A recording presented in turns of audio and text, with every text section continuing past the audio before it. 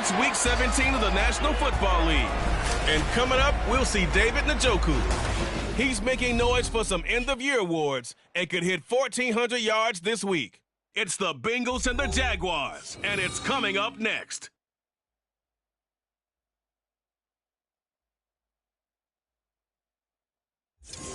On the banks of the St. Johns River, there's a good look inside Everbank Stadium here in downtown Jacksonville. Today, Week 17 is upon us, and we've got a good one in store here, as it'll be the Cincinnati Bengals taking on the Jacksonville Jaguars. With Charles Davis, as always, I'm Brandon Gaudin. Charles, you talk about storylines in this one. I think it begins and ends with our two quarterbacks, certainly two of the best in the business. And nowadays, I don't think you can get by for long periods of time without a top-flight quarterback. The way the game is played, with all the responsibility he has and how the game flows through him, if he's not on the...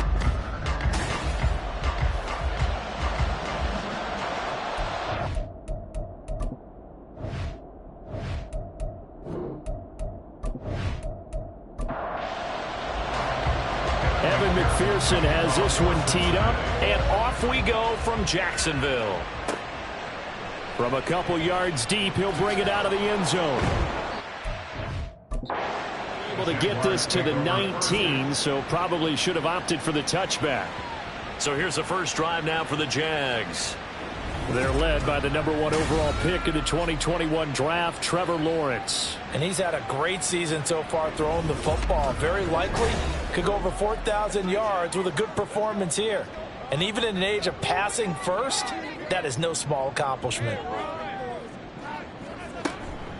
They started on the ground with Eckler, and nothing much materializing there on the first down run. He'll get a couple, and that's it. The numbers for him from a week ago: 11 carries, 65 yards. And they've already clinched a playoff berth, so I'm eager to see how they approach this game, because some teams' philosophy is to go ahead and get guys out. Other teams' philosophy, continue to do what you're doing best. I expect them to go ahead and use their top guys all the way through this one. And they'll get to him quickly here as he'll get a yard, just a yard to the 22. A tough spot here on their opening drive. This is 3rd and 7. Throwing there, but this pass is going to wind up incomplete.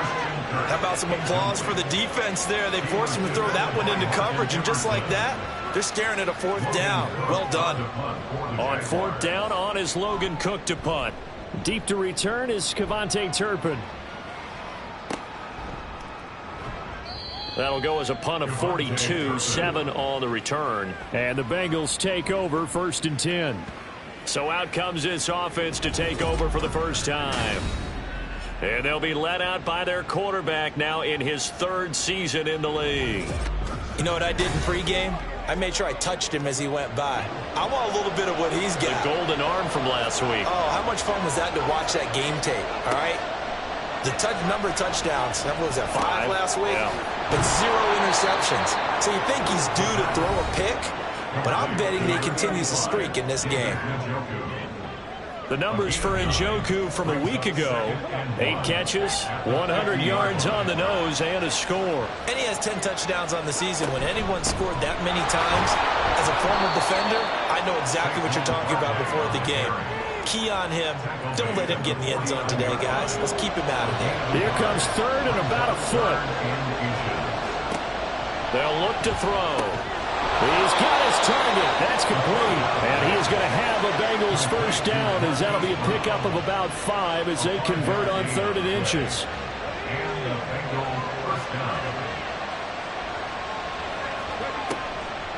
Here's a play fake as they set up to throw. And this is caught. It's Brown.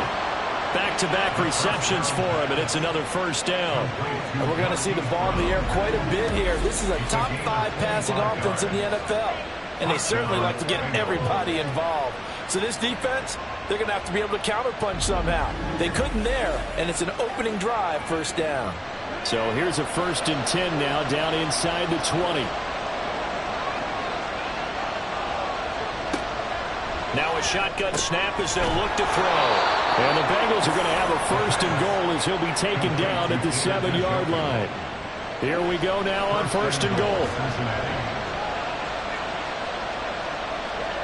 They'll stick with the passing game as he looks to throw. That's to Chase. He's got it. Touchdown, Cincinnati.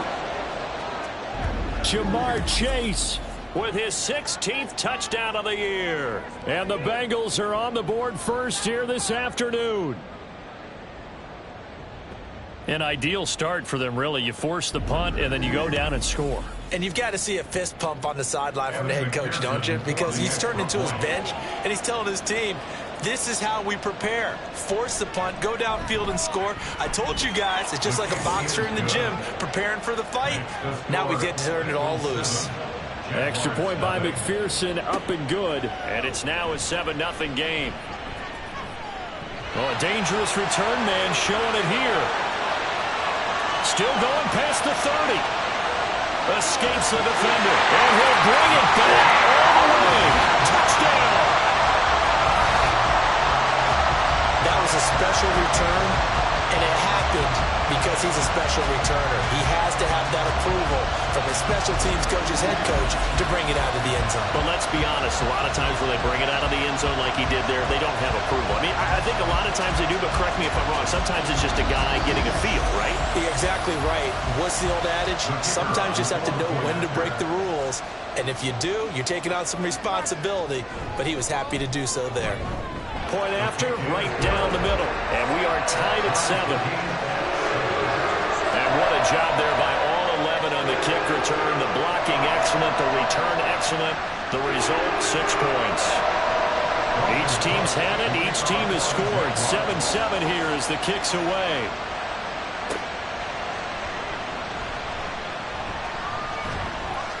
And able to get this across the 20, but not much further as he's dropped it to 23-yard line. Cincinnati coming back onto the field here for their second drive. And there, of course, was a lot of talk about this ball game coming into play. 2 division leaders in the AFC. Could this be a potential playoff preview down the line? Yeah, I think when you talk about the talk about this game coming into play, you're talking about me because I blew up your phone all week prior to this one. I was so excited about this game because to me, it's not out of the realm of possibility that these two teams see each other again down the road. I like this matchup. They match up very well against each other. Complete. Smith has it. And they take him down, losing yardage back at the 27. Now a 3rd and 6. He'll look to throw. And a throw there going to be incomplete. We've got ourselves a ball game, and those guys on defense, they came to play. Slipped up on their first series, but they're definitely settling in now and letting it be known that points won't come so easy again. And he was called on 3 times in the win last week as his first one here's away. 45 yards, that's what the punt goes for. 5 on the return. And the Jaguars go on offense, 1st down and 10.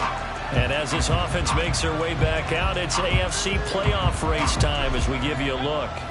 Well, including this week, 3 weeks remain in the regular season, Charles, and it is going to be interesting to see how this playoff picture sorts itself out before we head into the postseason. Competitive, entertaining postseason, that's what we're always striving for. I think we get it during the regular season, too, because you never know how things are going to go during the final weeks of the season.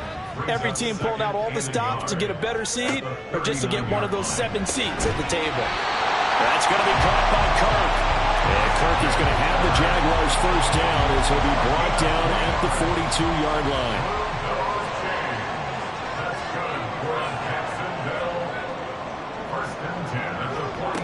Here's Lawrence to throw. A hit as he throws there, incomplete. You talk about this Bengals defense.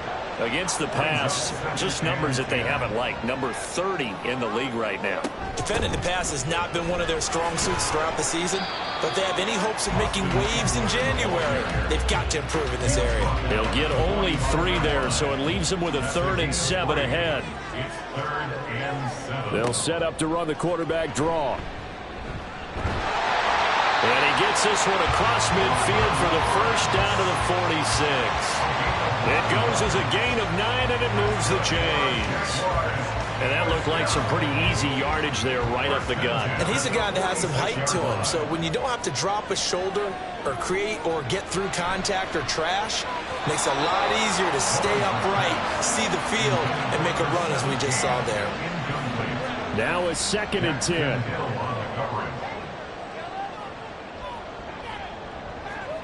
Lawrence. And this one taken in on the right sideline, but not in the field of play. They say it's incomplete.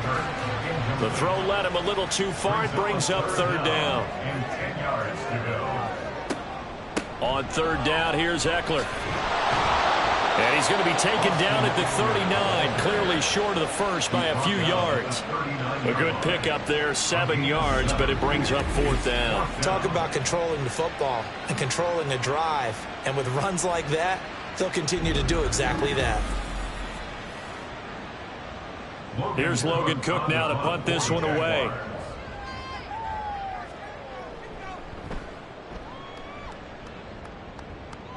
And they won't risk defending a return here. That one's out of bounds, and it'll be spotted at the 14-yard line. Cincinnati set to take over once again.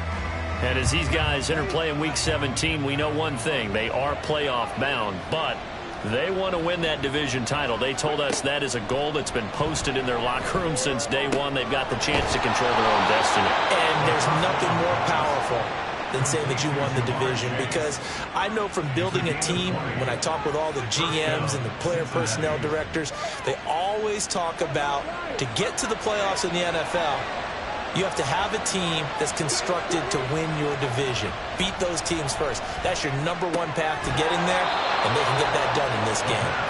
And they've got it well across midfield, down to the 40 before it's all said and done. And 26 big yards on that one. It's another 1st down. Well, I think when they look at their offense, they think to themselves, weapons, weapons everywhere, and they want to move the ball around. They want to spread it to different people, but you absolutely know they want to get this man involved as well, and that's what they just did on that play. So in Jacksonville territory now. Here's a 1st and 10 right at the 40.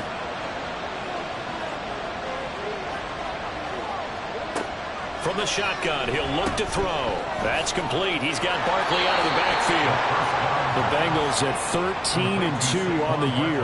And they come in feeling pretty good after back-to-back victories, CD. And I thought that they played pretty well last week. Their execution, their discipline, their resilience, all on display in that victory. So give him 2 yards there on the completion. And now 3rd down and 6 to go. They are in need of 6 yards here if they hope to move the chains. Back to throw again. Forced out to his left. And down to the 20 he'll go before heading out of bounds.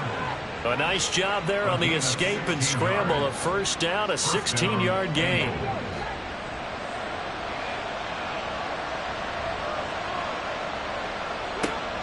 Back to throw. Going down the middle, and it's complete. And the Bengals are going to be set up with a 1st and goal on a pass play that moves them all the way down to the 1.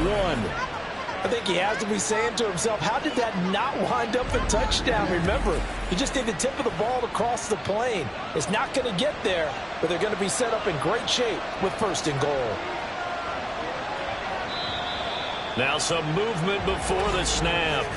And we'll hear from our referee for the first time this afternoon. So they accept the penalty, of course, and push the offense backwards a bit. Boy, they had it at the 1. The false start moves it to the 6 now for 1st and goal. They'll set up to throw. And he's got it. Touchdown, Bengals. David Njoku. Halfway to 100 now with career touchdown number 50. And the Bengals go coast to coast and finish the drive off with 6 points. We're still in the 1st quarter, but it's apparent they're going to have to come up with a different defensive game plan for him, because right now he's kind of having his way against that defense and has added a touchdown to the list. How do you slow him down? They're going to have to mix up some coverages, maybe change who's guarding him. Extra point by McPherson, up and good. And that makes the score 14-7. This taken in at the goal line. And not much happening on the return as he'll get this to about the 23. And out now comes Jacksonville as they get ready to go. They've had it twice. They've punted twice. Not the start they were hoping for. Not at all, and let's face it, every facility we visit, everyone talks about converting on third down, how big that is. In this situation, they've had to punt it away twice, so they're furiously going over things on the sidelines. What do we need to do to pick up a first down and change our momentum? On second down, here's Lawrence. And completes it to Kirk over the middle. And Kirk is going to have the Jaguars first down as the tackle made up near the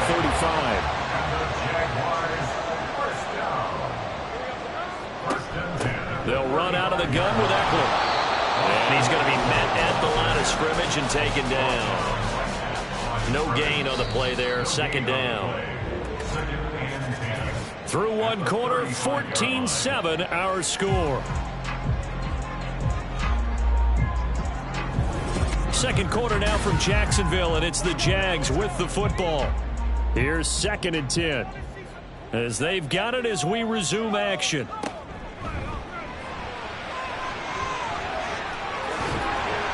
And he'll be taken down, but not before he works it past the 50. 16 yards that time on the pickup for the Jags and a first down. Okay, take us to school here, Charles. On a play like that, pretty successful RPO. What's the quarterback looking at? Basics, he's looking at the defensive end or the outside linebacker. If that player crashes down to take the running back, quarterback pulls it, runs to the outside end. Some teams, though, will read different players depending on defenses, but basically it's that outside player. Throwing now, Lawrence on first down. That is caught. It's Williams. And all the way inside the 15 before they drop it. A good pickup there at 22. Boy, everything clicking on this drive. He's 4 for 4 now, and that throw, maybe the best of the bunch.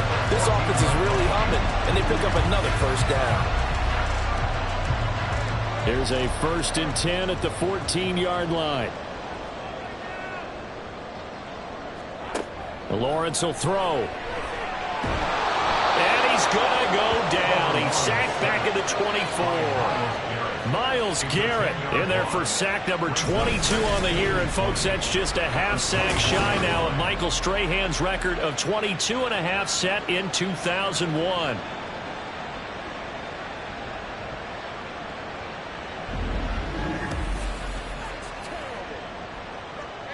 So now 20 yards to go on second down after the sack. Work to be done.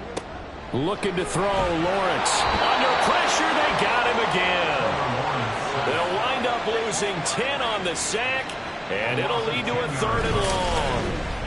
And another long drive from the offense, but the defense is denying them the end zone. Nothing to show for the last drive offensively. They can't come away empty-handed again.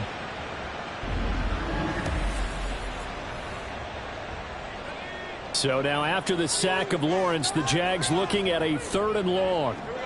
Now on 3rd and long, they'll look to throw. He's got some room to operate. Touchdown, Jaguars! Christian Kirk, 33 yards. And the Jaguars are an extra point away now from tying this ball game. Well executed there offensively. Defense looked a little confused, but he found his receiver, and that one good for 6 points. And the payoff we just saw there tells us how many times they ran this play in practice over the past few weeks, because they executed that flawlessly right here on game day when the situation arose. Extra point right down the middle, and we are tied at 14. That time a 9-play drive, and it results in a touchdown for Jacksonville. This one tied at 14 now as he sends this one away. And he'll be brought down right on the chalk of the 20. Their quarterback leading this offense back out. He already with a couple of touchdown throws in this first half as his guys start 1st and 10. They'll start out on the ground at Saquon Barkley. And they'll get 8 out of this before being stopped at the 28. They'd love to just strike back with a touchdown right here, and if it's a long play, so be it. But the main goal, get a couple of first downs, run some plays, run some clock, allow their defense to get a chance to catch their breath, settle down. Jaguar pressure and a Jaguar sack.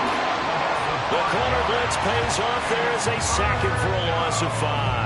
Well, that's what they have to do more of defensively, not just getting sacks. They have to keep getting in his face, not let him get his feet set and deliver. He's been carving them up previously. Yeah, already has a couple of touchdown passes. About time that they have pressure coming, and they got him once again. It's a loss of 10 on the sack, and it leads to 4. And that sack certainly just strengthening his candidacy for Defensive Player of the Year. You think he's got that one in the bag yet? I'm not willing to vote quite yet just because I want to wait till the season's over, but he is really tracking towards it. Just look at all the great plays we've seen from him throughout the season. Strength plays that you referenced there, as well as agility plays. They just have not found a way to block him consistently.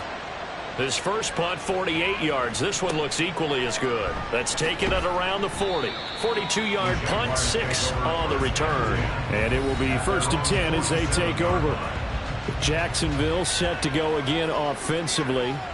A long drive last time out for this offense, Charles. If you remember, they started basically in the shadows of their own end zone, marched it down the field, and a lot of that was through the passing game. And, partner, as a former defensive back, I'm having almost a physical reaction watching what's happening right now. But let's give credit where it's due because they've done an excellent job moving the ball through the air. Secondary getting picked apart pass by pass. Obviously, they need to make some adjustments there on the back end. And because offensively, we know that they're not going to be shy about throwing that football. From midfield now, Lawrence. A short throw there to Strange. And they'll get him down as he's inside the 40.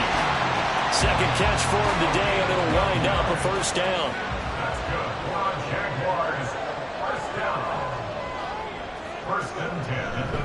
Eckler now between the tackles. Just a yard on the first down carry, so it's 2nd and 9. No doubt about it. A really nice job there by the defense, not allowing him to get to the perimeter. But that means your defensive ends, your outside linebackers, the guys that you pay big money to sack the quarterback, they also have to have interest in the running game as well. And they did a nice job there holding the point of attack and not giving ground. A 14-yard first down pickup for the Jaguars. Seemed like they picked an excellent time there, Charles, to go with the draw play. They certainly did. Caught them a little over-eager trying to get into the backfield and get to the quarterback. They used their speed and their aggressiveness against them, didn't they? On first down, Lawrence. The throw here right sideline falls incomplete. This could be the start of a nice stand from this defense now after getting walked backwards on this drive. Come through with another one here, and you have them staring at a 3rd and long, and that puts the defense in a position to dictate to the offense. They'll get this out wide to Eckler. And he's taken down after a gain of 3 as they move it from the 22 to the 19. Here's play number 7 on the drive. This is 3rd and 7. From the gun, it's Lawrence.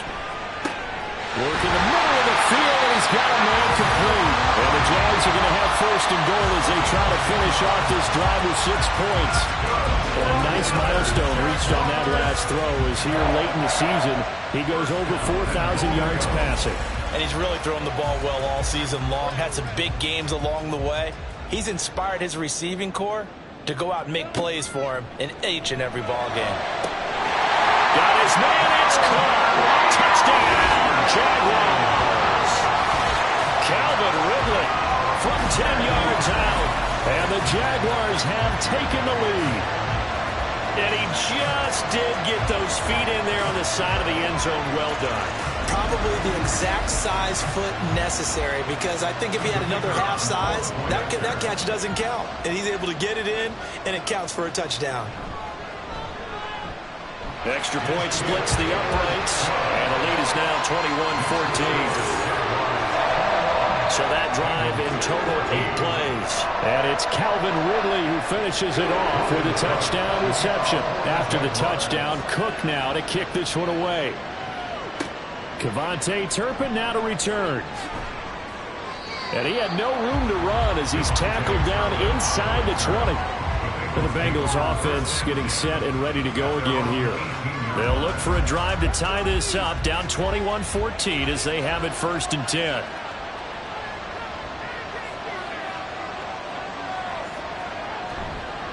On play action, they'll throw. And this one complete to Smith. And that's good for a pickup of 10 yards. And that'll leave him with a second and just a few inches left. It's second and inches at the 28-yard line. They're going to look to throw. That one taken in by T. Higgins. And he slips up past the 45 before being tackled. First catch of the game by Higgins, and he's got his guys a first down. Good, strong throw and catch right there. And so far in this game, the alleys have been open for them to get completions, and they're taking advantage of it. Back-to-back good plays have them on the move on first down. Now back to throw. Throwing over the middle, but it's incomplete. That certainly appeared to be a play call where they were just trying to make second down, second and short. I think they thought the coverage was off a little bit more than it was. Nice job there pressing up on it and forcing the incompletion. Another throw on second down, and this one incomplete as well. You know it's not an easy job to go out and catch passes when people are trying to tackle you and knock the ball away. But the bottom line is that's a pass he's got to have and a pass he should have caught. Now a shot taken on third down, but it's going to wind up incomplete. One first down here, and that's all, folks. Good work by this defense to hold things in check and force a punting situation. On now to punt, Brad Robbins. This is away, but boy, headed straight for the sidelines. And this will be out of bounds, and they spotted it at the 15-yard line. Not too bad. The Jags offense now gets set and heads back onto the field. This drive here beginning probably with a pair of motivated groups. Remember, the offense scored a touchdown on their last time out, looking to repeat that in Charles's defense. They were very frustrated after giving up 6 the last time on the field. And frankly, it's just a battle of wills in a lot of ways because you know they're both motivated. They both game plan for this drive, and they both have specific outcomes in mind. To me, it just comes down to who can execute better and which side can step up and assert its will over the other. A loss of a yard there to start out. That leads to a 2nd and 11. Lawrence now off the bootleg. And he will find Ridley. That's complete. The result, only 4 yards there on the play. 3rd and 7 now. They don't need to run another play here before the 2-minute warning. Let's see if they do it anyway. On 3rd down, Lawrence. And that will be incomplete. So touchdowns on their first 2 drives, but looking like that won't be the case here. Yeah, it looks like someone put their dukes up a little bit, doesn't it? Maybe decided to finally make a stand because those first 2 drives, they got run over. Now, finally, got their feet under them, got a little bit of balance. They're getting off the field. A 40-yard punt, no return. And the Bengals will take over here 1st and 10. Game clock at 2:01. Time for one final play before the 2-minute warning. They'll come out throwing here on first down. This short pass into the hands of Njoku. Here's 2nd and 3. They'll look to throw here. A quick throw, but incomplete. To this point, I've been impressed with the work defensively. They have not allowed a lot of receivers to run free. And there's another example, another incompletion. On 3rd and short, they'll try and pick it up through the air. They'll set up the screen to Barkley. And he is going to have the Bengals first down as they're able to get the 3rd down conversion. They'll stick with the passing game as he looks to throw. It's Barkley once again bringing in the catch. And they'll wind up getting this to the 37. Gain of 9. 2nd down and a little more than a yard here. At the 37-yard line. Back to throw again. This is caught. It's Brown. And he's going to have another first down as the tackle's made at the Jaguars' 21. The Bengals passing game finding a rhythm. They've got another first.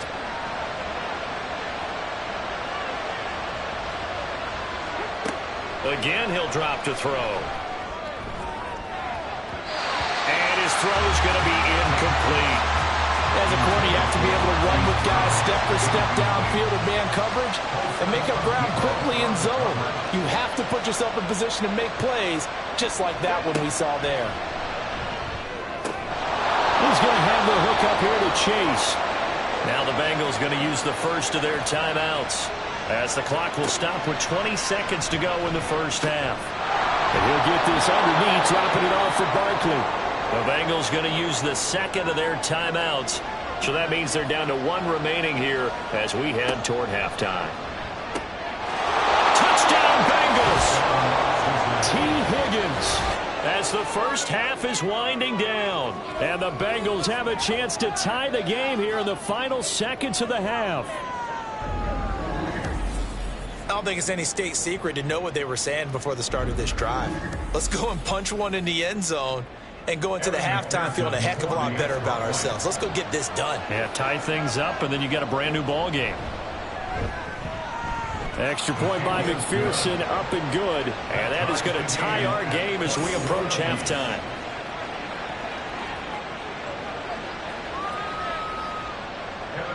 So not much time to speak of remaining in this first half as the kick's away.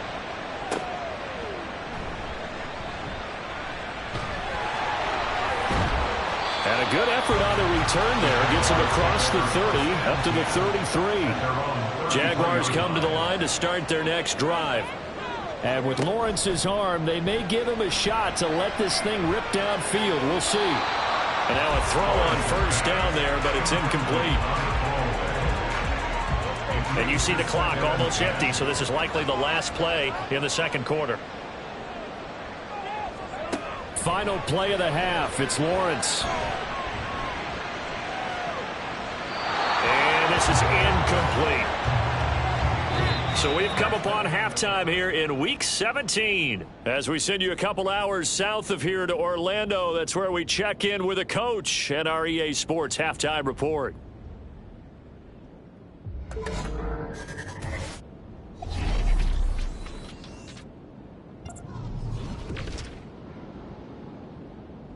We'll begin up in the Steel City, Acrisure Stadium in Pittsburgh. And it's the Steelers who are out in front. The Steelers trying to gut this one out, as it would be a good victory for them if they could get it. Next, we'll head over to check on the Giants at home at MetLife Stadium. And you can see, currently they trail in that ball game. Elijah Moore, a touchdown reception. Lastly, we head to Southern California to check on the Rams at home at SoFi Stadium. And they fall in that one to the visiting Indianapolis Colts. Jordan Love, a touchdown pass in the victory. We thought this one would be a close battle coming in, and we have not been disappointed. They're all even to this point. This has the feeling of a game that could go right down to the wire. One mistake or one big play could turn out to be the difference. All right, Coach, thanks. Yeah, both teams likely to make some changes in what's been a closely fought battle to this point. Now a hit and a loose football. And it looks like one of the DBs has it. And they're going to set up shop at the 27-yard line. As that ball got away from him and he saw the opposing team recover it. You felt his pain? Oh, I felt his pain, and you know what was going through his head. Tuck it away. Take care of the ball. All the things he hears all week in practice, he didn't carry it over into the game. The tackle made by Boye Mafe. From the 25, here's a 2nd and 8. Now Lawrence. He dumps it to Eckler underneath. This will be a short gain of 3 before he's brought down at the 22. They had great starting position to begin the drive, but now they look up at a 3rd and 5. Now Lawrence. These guys running back out of the backfield. And he will have the Jaguars first down as they're able to get the 3rd down conversion. They certainly had success throughout this contest, getting him the ball in the passing game, and there he picks up another first down. Whatever they saw going into this one, they've been able to capitalize on it, and no adjustment has been made to take it away. Quick slant caught by Kirk. It'll be a gain of 5, and it's 2nd down. Was that a design pass, or what was that? It was built into the play call. He had the opportunity to either hand it inside, keep it himself to run it, or do what he just did. Throw that pass inside, hitting a receiver on the run. And the stop will come inside the 5 and the 4. just a gain of a couple there. And now it's 3rd and 3. Coming up here looking for 3 yards to pick up the first. Again, it's Lawrence. And that is caught. Touchdown, Jacksonville. Christian Kirk with touchdown number 2 in the game, and now 11 on the year. And the Jaguars have moved out in front. So this game tied at the half, but we are tied no more. A touchdown there on the opening sequence of this 3rd quarter. And what a great drive put together by their offensive coordinator. He had a plan, and they executed it almost to perfection, coming right out of the locker room. Now they're feeling good about their chances here in the second half. Point after, right down the middle. And they will take a 7-point lead. After the touchdown, Cook now to kick this one away. On the return, this is Turpin. And beyond the 20, but not by much. In fact, just a yard pass there to the 21. Cincinnati now ready to take the field. And they'll just simply be looking to build off the confidence of the last time out where they scored a touchdown. And confidence is powerful, isn't it? When you've scored once, you feel like you can go back out there and get it done again. Doesn't matter what the defense throws at them. They feel like they're in a groove right now, and they want to get out there and show them. Yeah, hoping to stay in that groove here this go-around. That play going for 16 yards to start the drive. First down. First down, Cincinnati. They'll look to throw. And they're not able to hook up there. Incomplete. They don't get the hook up there, but you really have to marvel at how precise he's been throwing the football these last couple weeks. Oh, that's a perfect word for it, precise, because if you're at 70% or better 2 weeks in a row, you have a job as long as you want one in this league, won't you? I mean, let's face it, it's not just West Coast offense either. He's putting the ball downfield as well. They get 6. That'll leave them with 3rd and 4. In search of 4 yards here to pick up the first down. Back to throw. Pass taken in by his big tight end. And he's got enough for the first across midfield to the 48. That one goes for 8 yards. That's not the first time they've looked his way when they've needed a big play. He's been the go-to guy all game long. And they get the hook up again on 3rd down to keep this drive alive. So in Jacksonville territory now. Here's a 1st and 10 at the 48-yard line.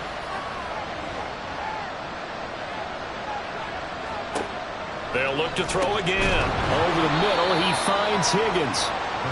Call it a gain of 3 on the play, and that'll make it 2nd down. It's a pickup of 3. Brings up 2nd and 7 at the 45-yard line. Now a shotgun snap as they'll look to throw. Give him a gain of 5 on the completion. And now 2 yards to go on 3rd down. They'll come to the line, needing only 2 yards to gain the first here. They'll go to the air here on 3rd and 2. And his guys are going to get the football at the 37-yard line. A few things better than a big man interception. You can always tell right when they get the football, there's that level of excitement and nervousness, and also like, what the heck do I do with this thing? And you say, no better sight? Well, not for the quarterback who just threw it. It's bad enough to throw a pick, but to throw one to the big guy? But you're right about that. Now what do I do with it? But what's fun about it is, you know they're going to be in the film room after this ball game, telling all their teammates, maybe I should shift over to offense. I've got skills. What do you think? Oh, absolutely. I always find myself cheering for them after they intercept it. Unfortunately here, he couldn't make it into the end zone. 45 yards rushing for him now as he's run it 11 times.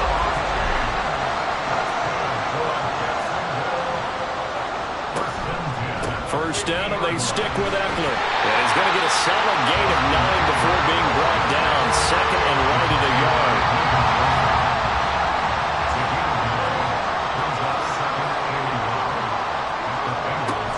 It's Eckler again. And he'll get it inside the 40 to the 39. 2 yards on the pickup, and that's all they needed to move the sticks.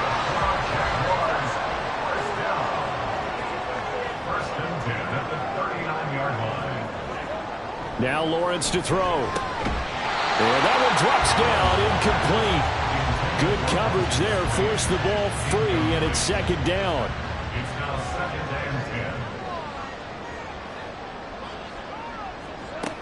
from the shotgun. Lawrence. That's caught on the left side by Kirk.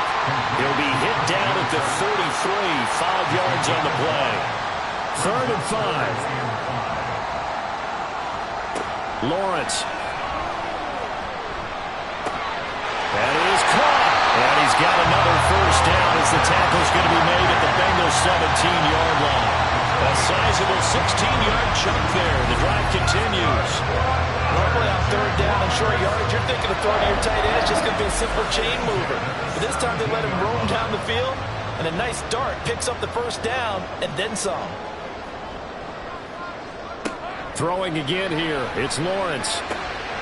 Got his man. It's the tight end Strange with it. And the Jaguars are going to be set up with a 1st and goal coming up as they get him down at the 6-yard line.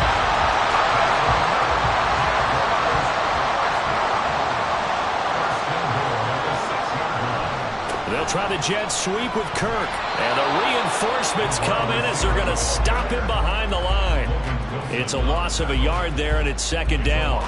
Well, as a wideout, when you take that handoff and you're coming around the edge, you're expecting to see nothing but empty space in front of you.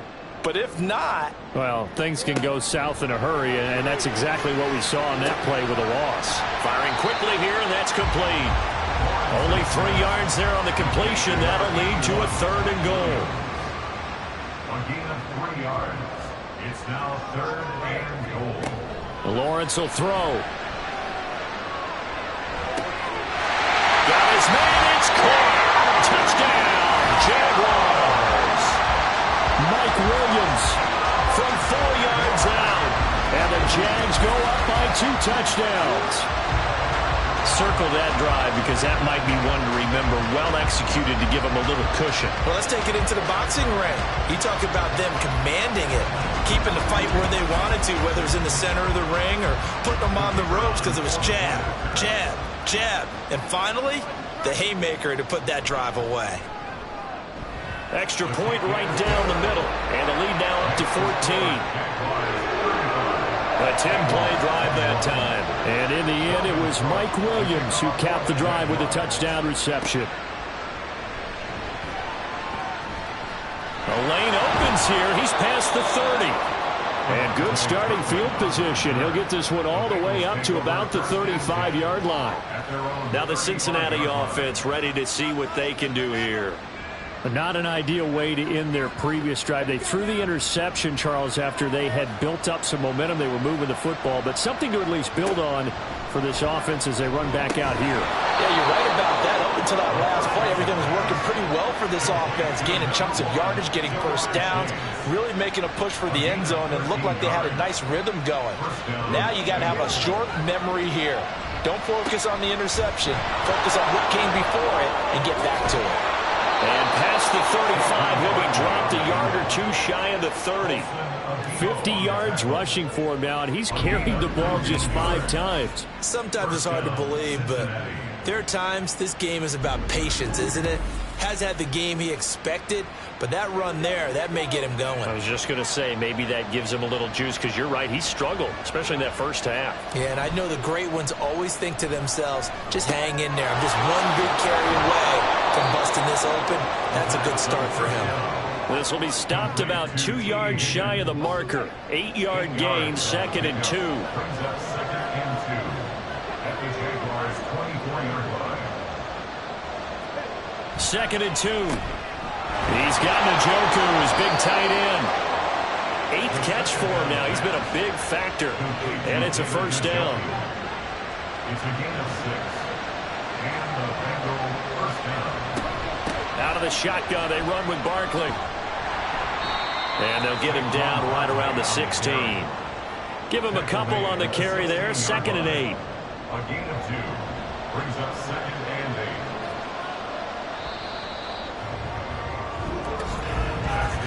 And as they come to the line, they will not be able to get off another play as time has run out on this 3rd quarter. This is the National Football League on EA Sports. This is 2nd and 8. Back now in Jacksonville. It's the Bengals. They've got the football, but they trail here as we get rolling in quarter number 4. And the Bengals are going to have a 1st and goal coming up as the tackle made at the 3-yard line. 1st and goal, and they got to be thinking a chance to get right back into this football game. They'll set up to throw. And this one too low. So I'm not quite sure how to judge that. Maybe didn't have enough legs underneath him. Mechanics might have been off. Maybe some fatigue. That one came up short. Yeah, 4th quarter. Maybe you do start to watch as the arm there, the leg's still there. This has been a tough game. Barkley is into the end zone for a Bengal touchdown. So how about that for an answer? They get the touchdown there, and it's back to a 1-score game here in the 4th. And that's what these guys have done all game long, because they've scratched and slashed their way to stay in this game. And by now, we should all realize they're not going away. Now the pressure again swings to their defense, because they're going to need to find some way to get the ball back. McPherson now for the extra point.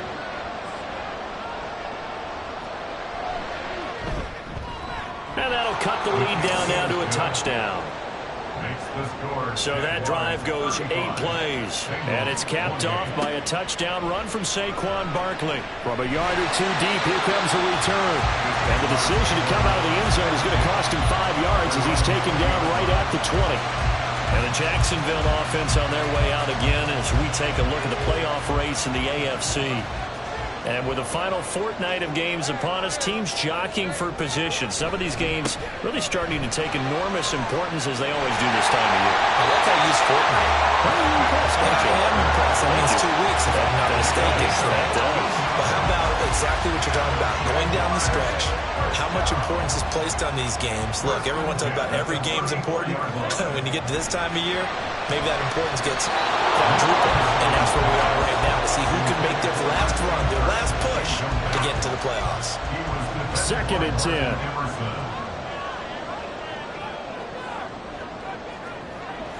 Play action. It's Lawrence.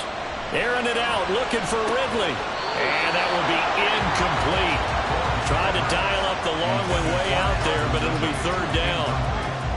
Right where this set of downs started, they need a full 10 here to pick up the 1st down and move the chains. On 3rd down, Lawrence. The Bengal pressure gets him that time. Down he goes. It'll be a loss of 8 on the sack, and it's going to lead him to 4th down. Even keeping the back end for extra protection on 3rd down, they still couldn't prevent the sack. Now it's 4th and long thanks to a terrific individual effort on defense. Here's Logan Cook now, as he'll punt it away for the 4th time today.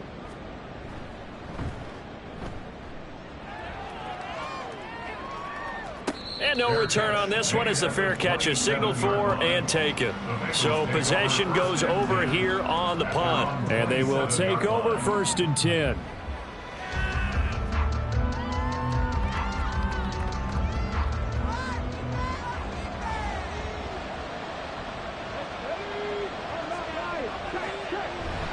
They begin with a run by Barkley. And he takes us up to the 40-yard line before being corralled. 67 yards rushing now on 8 carries for him so far. Well, partner, I know this type of running back. I mean, this size, this intensity usually gets better as the game goes on. I can just tell you from experience, the first few quarters, oh, you're eager. You come running up there. I'm going to tackle this guy. By the 4th quarter, you're coming up and thinking about it. And D-line wearing down 4th quarter. Yeah, that's not a guy they want to see consistently. It's a gain of 5. Brings up 2nd and 5. At the 45-yard On 2nd down, here's Barkley. And only a couple there as he'll take this up to the 47. Just not a whole lot of room to operate there on that carry. No, not at all. They did a really nice job staying in their proper places and not allowing any lanes to open up. He's got his target. That's complete. And he's going to have another 1st down as the tackle's made at the Jaguars' 43. A strong pickup of 11 keeps their drive alive. I like the design that we're seeing right there. This is what they need. Down by a touchdown here in the 4th. They just need to keep working their way downfield. And when they see openings, take their shots.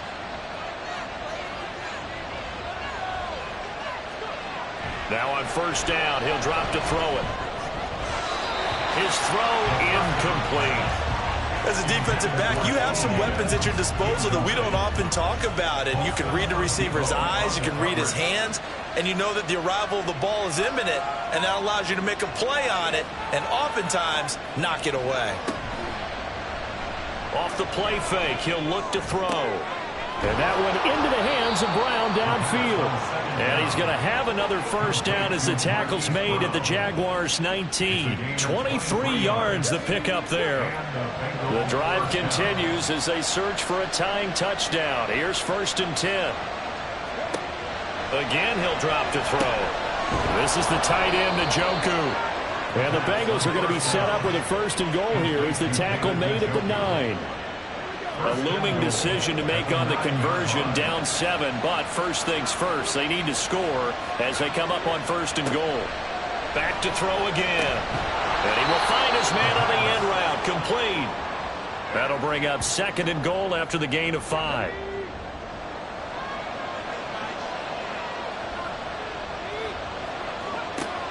They'll stick with the passing game as he looks to throw. Looking end zone, but it's incomplete. They may be snapping the ball really going wide, but all you're thinking defensively, keep them out of the end zone. Force the incompletion, force them into going for 3. Touchdown! Jamar Chase with his 2nd touchdown of the afternoon. And the Bengals are an extra point away from tying this game here in the 4th. We are set up for a fantastic finish now. A 4th quarter touchdown here, and we're an extra point away from a tie football game. And I know they're thinking about possibly going for 2, but I'd go ahead and kick this one and just get it back to level. McPherson on for the point after.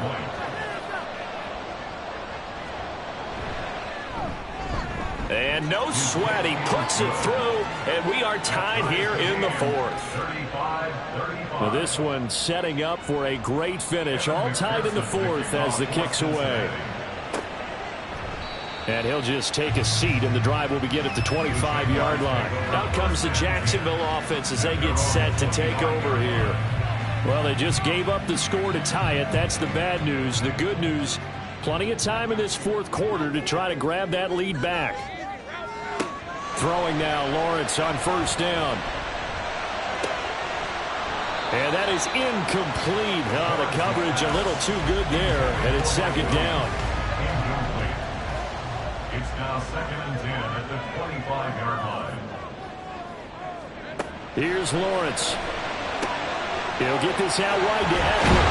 And they're able to get this one across the 35. That one good for a gain of 13 for Jacksonville and a 1st down. That's good for a Jacksonville 1st and 10 at the 38-yard line. Now Lawrence. And he gets this one to Ridley, complete. And the result here, a pickup of 8. Leaves him with 2 to go on 2nd down. 2nd and a couple. It's a gain of 8. Brings up 2nd and 2 at the 47-yard line. Up the middle with Eckler. Stiff-armed him. And he'll work it across midfield inside the 45. 80 yards rushing for him now as he has been tremendous all day long. Another carry for their leader and a good one. It's crunch time. They'll need him to continue being productive in both the run and passing game in order for them to try and snatch a victory. Running on 1st down, Eckler. Just a yard on the pickup there, and it'll bring up a 2nd and 9. And the big fella stuffed that one up in a big way. I think doubling him has to be a priority because you can't move up to the next level if you don't take care of him first. Here's a pass swung out left to his running back. Personal foul. Face mask. Defense. So it was already a gain on the completion, but tack on some more with that penalty. Absolutely, and no matter what angle you're making the tackle from, you can't grab the face mask, and that's just putting your defense on its heels just a little bit more. So now factoring in the face mask, here's 1st and 10. Now Lawrence.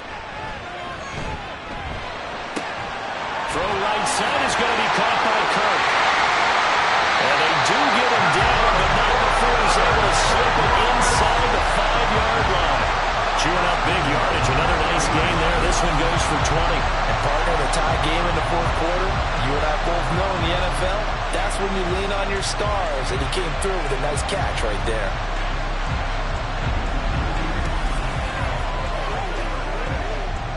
A field goal could get him the lead, but it might not be enough here as they come up on 1st and goal. Looking to throw, Lawrence. Touchdown, Jaguars! Brenton Strange from 4 yards out. And the Jaguars answer back with a touchdown of their own to break our tie and take the lead here in the 4th. So, Charles, I mean, this game feels like it has been punch, counter-punch all throughout, and that touchdown breaks our tie here in the 4th quarter. You're making me want to get back in the gym and start training again. You talk about those punches and counter-punches. I also think this is where you and I start thinking to ourselves, who's going to make the play to change that, right? Who's going to get out of this little cycle that they're in right now and make a play and give their team a firm advantage? An extra point splits the uprights, and they will take a 7-point lead.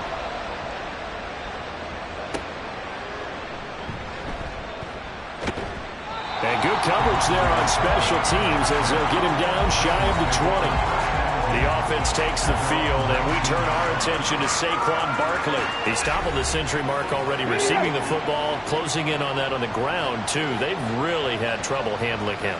I think from what we've seen in this game, his success through the air has started to open things up for him on the ground because now he's loosened up the defense, right? They've got to play just about every snap as if another receiver can get downfield on them, and he's been that receiver. Now they bring him back to the backfield. I think his yardage running the ball will increase as this one goes on. Well, they might need to devote some extra attention to him, something just to stop the momentum he has. Now this one complete downfield on the left side. And they get him down, but not before he takes it across the 40-yard line. That catch puts him over 70 yards receiving now as he's got a first down. And he's certainly been a huge factor in this when he's got the 2 touchdowns to his credit. Now they look to him again. He picks up the first. Yeah, I can hear everyone saying, well, why don't you cover him, double him, triple him, do what you have to do. But sometimes they get locked into such a groove and such a connection, it doesn't matter how many guys are in his area. He certainly looks to be in that groove right now. Over the middle here to Brown. They like going to him in the slot. He catches another one. I think this comes under the heading of until they stop him, why not go back to him? He has something going really well. Great working relationship with the guy throwing the ball, and they keep making the connection. A play-action fake. They'll look to throw. This pass complete to Higgins. And he's going to have another first down as the tackle's made at the Jaguars' 35. Nice. Well-coached. A team that understands what's going on. They still have time to work the middle of the field as they just did there. Back to throw. This one caught downfield by Higgins. And they'll get this one to about the 20-yard line. Plenty of time. All 3 timeouts still remain. Here's 1st and 10 now. Now here's a look for the end zone, but that one's going to wind up incomplete. Ooh, that's certainly not the worst thing. It stops the clock and lets your offense catch its breath and lets us exhale a little bit. Now I expect them to call a couple plays in the huddle, so they're ready if a tackle happens inbounds. Over the middle, he finds Higgins. It drives some people crazy to see those short throws underneath. They've got to find a way to gash the defense downfield.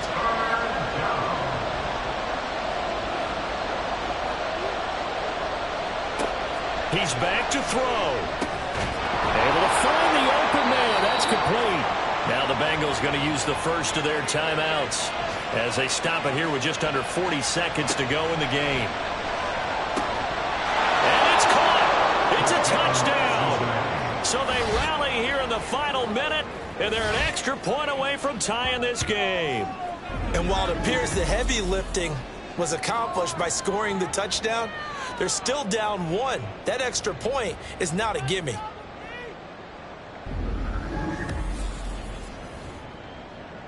And now remember, all touchdowns are reviewed, and in a tight game like this, they're going to take a good long look at it. They're taking a peek at whether or not those feet were in bounds, and obviously a big call here in the end zone. And not just the feet.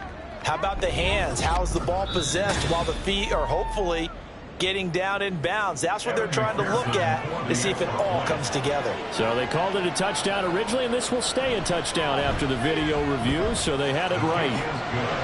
Don't forget the extra point. It's up and good, and we are tied here in the fourth quarter. This one, all we could have asked for. All tied, final minute as it kicks away here. And here comes a return from just beyond the goal line. And only able to get this to the 19, so probably should have opted for the touchback. The Jaguars getting set to go. Well, partner, here it is. They've got the chance to win the game. You'd have to think they need to get it near the opposite 40 to have a chance to kick a game-winning field goal. We'll see what they can do. And you're right about that, because if we look at it in macro, that's what it looks like. But I think in micro, the head coach has already asked the special teams coach, what is he feeling? What does he think? Where does he want the football? What's the yard line we have to get? And he's already relayed that to his quarterback and his offense. They know what the goal is. Now the key, can they get there? And we need overtime to decide this one after 4 quarters of play. We're all even. The extra session in a moment. This is the NFL on EA Sports. And here in overtime, if the team that receives the ball scores a touchdown, it's over. If they don't, we can still have some more football. That's exactly right. If they go down and kick a field goal, the other team gets a possession to either match it or score a touchdown to win the ball game. If both teams kick field goals, the next team to score wins.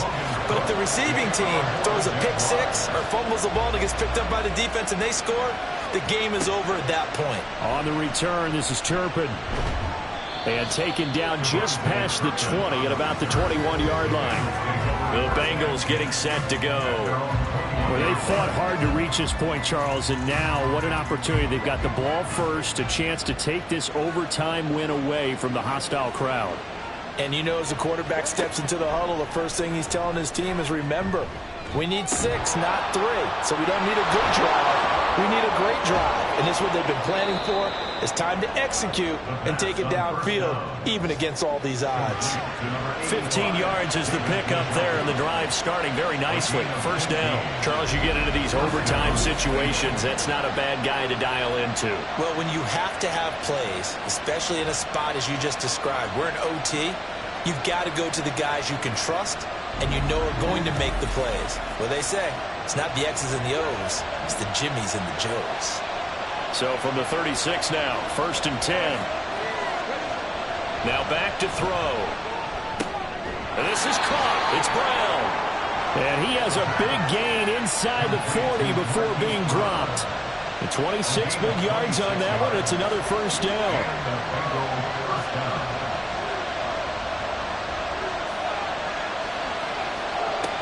They'll set up a throw. Got a man open. It's Chase. And they'll get him down after a pickup of 8. 2nd and 2. They kept the receiver in the short field, but that let his quarterback get the ball quickly to him before either guy in double coverage could react. They'll try the right side here. Barkley. And he is going to be stopped cold behind the line of scrimmage. He'll lose a yard on the play, so now they need 3 yards on 3rd down. They'll drop to throw.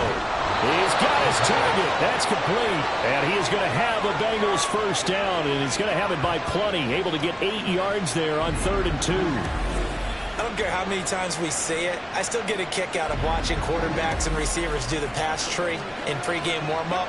But I always remember that when we go to practices, we see that after practices as well. They really tune it up, don't they? They tune it up. They know why they do it for these situations. First down. And they build that trust, and that's why they're able to find him in this type of a situation. That's to the right side and complete to Njoku. The pickup goes for 13 and sets him up 1st and goal.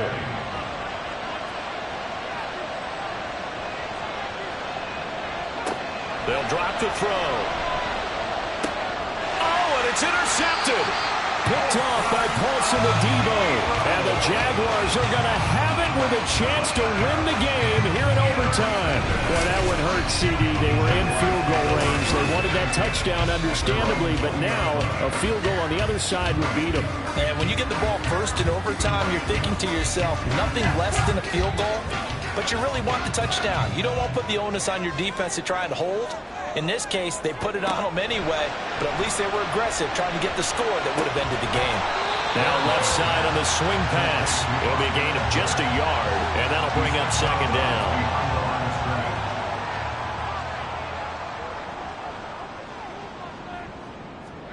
Now Lawrence to throw. And he's taken down. Back in his own 7. Dexter Lawrence. Give him the credit for the sack and a loss of 14 yards. And this dominant defensive performance continued on that play. This poor quarterback has now received the protection he needs and has had to pick himself up off the turf far too often. So now after the sack of Lawrence, the Jags looking at a 3rd and long. Now on 3rd and long, they'll look to throw. Airing it out, looking for Ridley. And it's knocked away and incomplete. Two things you can do in that situation: run and punt the football, or try and take your shot at getting the first down. They chose the latter, but they'll have to punt all the same. Here's Logan Cook now, on for a very important punt here in overtime. And a fair catch signaled for and taken successfully. So a change of possession here on the punt. And that will come the offense as they take over. So good starting field position for him here as they come up 1st and 10 at their own 46. They'll start this drive out on the ground. And he's going to take this across midfield into Jacksonville territory. Foyesade Oluwakan made the tackle there from his safety position. 2nd and 6. Got a man. It's Brown. And he is tackled inside the 40, not quite to the 35. So from the 36 now, 1st and 10. Up the middle with Barkley. Able to power through. A good gain of 9 before he's brought down at the 28th.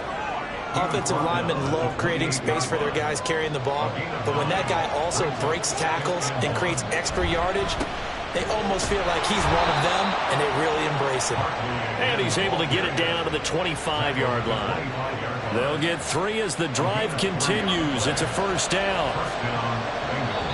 And the defense is going to let him think about it a little as they use their 2nd timeout here.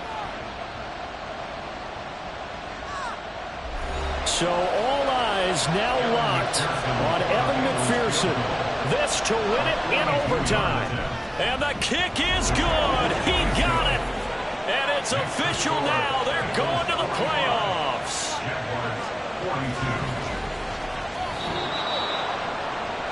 Charles, normally when you see a group score this many points, it's a complete blowout. But instead, they needed every single one of those in this close, high-scoring affair. And Brandon, I'm still on the edge of my seat after that one, because when you have that much scoring and it still comes down to a one-possession game at the end, that's not something we see very often. And in this case, these offenses, they brought it. The defenses, they're going to need some work going forward.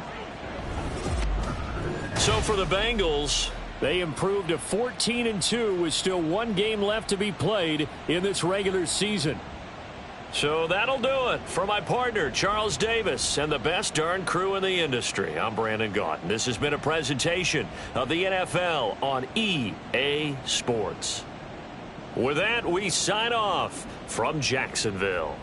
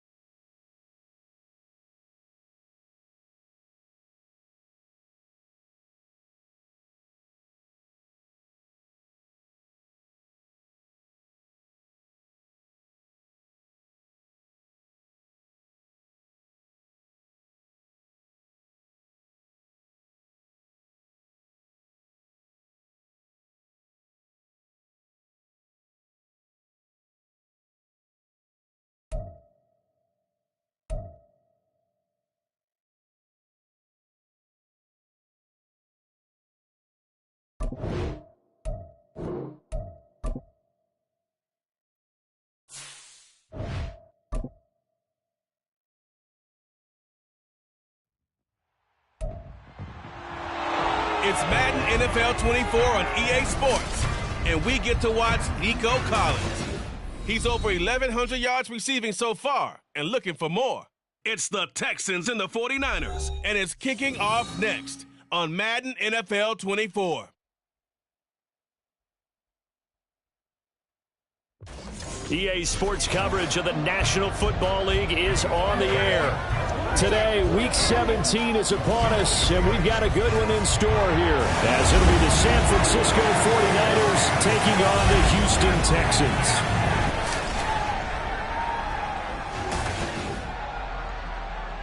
With Charles Davis, as always, I'm Brandon Gaudin. Charles, you talk about storylines in this one. I think it begins and ends with our two quarterbacks, certainly two of the best in the business. And nowadays, I don't think you can get by for long periods of time without a top-flight quarterback. The way the game is played, with all the responsibility he has and how the game flows through him, if he's not on the top of his game, your team's not.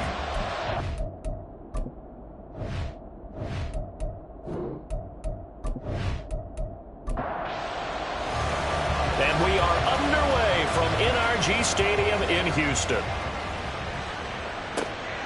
Hill is going to take it out of the end zone. The 20 as his guys will set up shop at the 23-yard line. So here's the first drive now for the 49ers. And a look at a guy, definitely got a little razzle-dazzle to him. Can do it with his arm or his legs. Their mobile QB. I think his task in this game is really simple.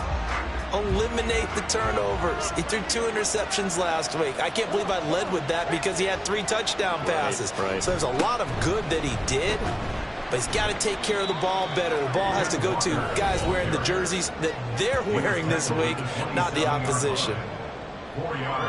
The numbers for Walker last week: 19 carries, 57 yards, and a touchdown as well.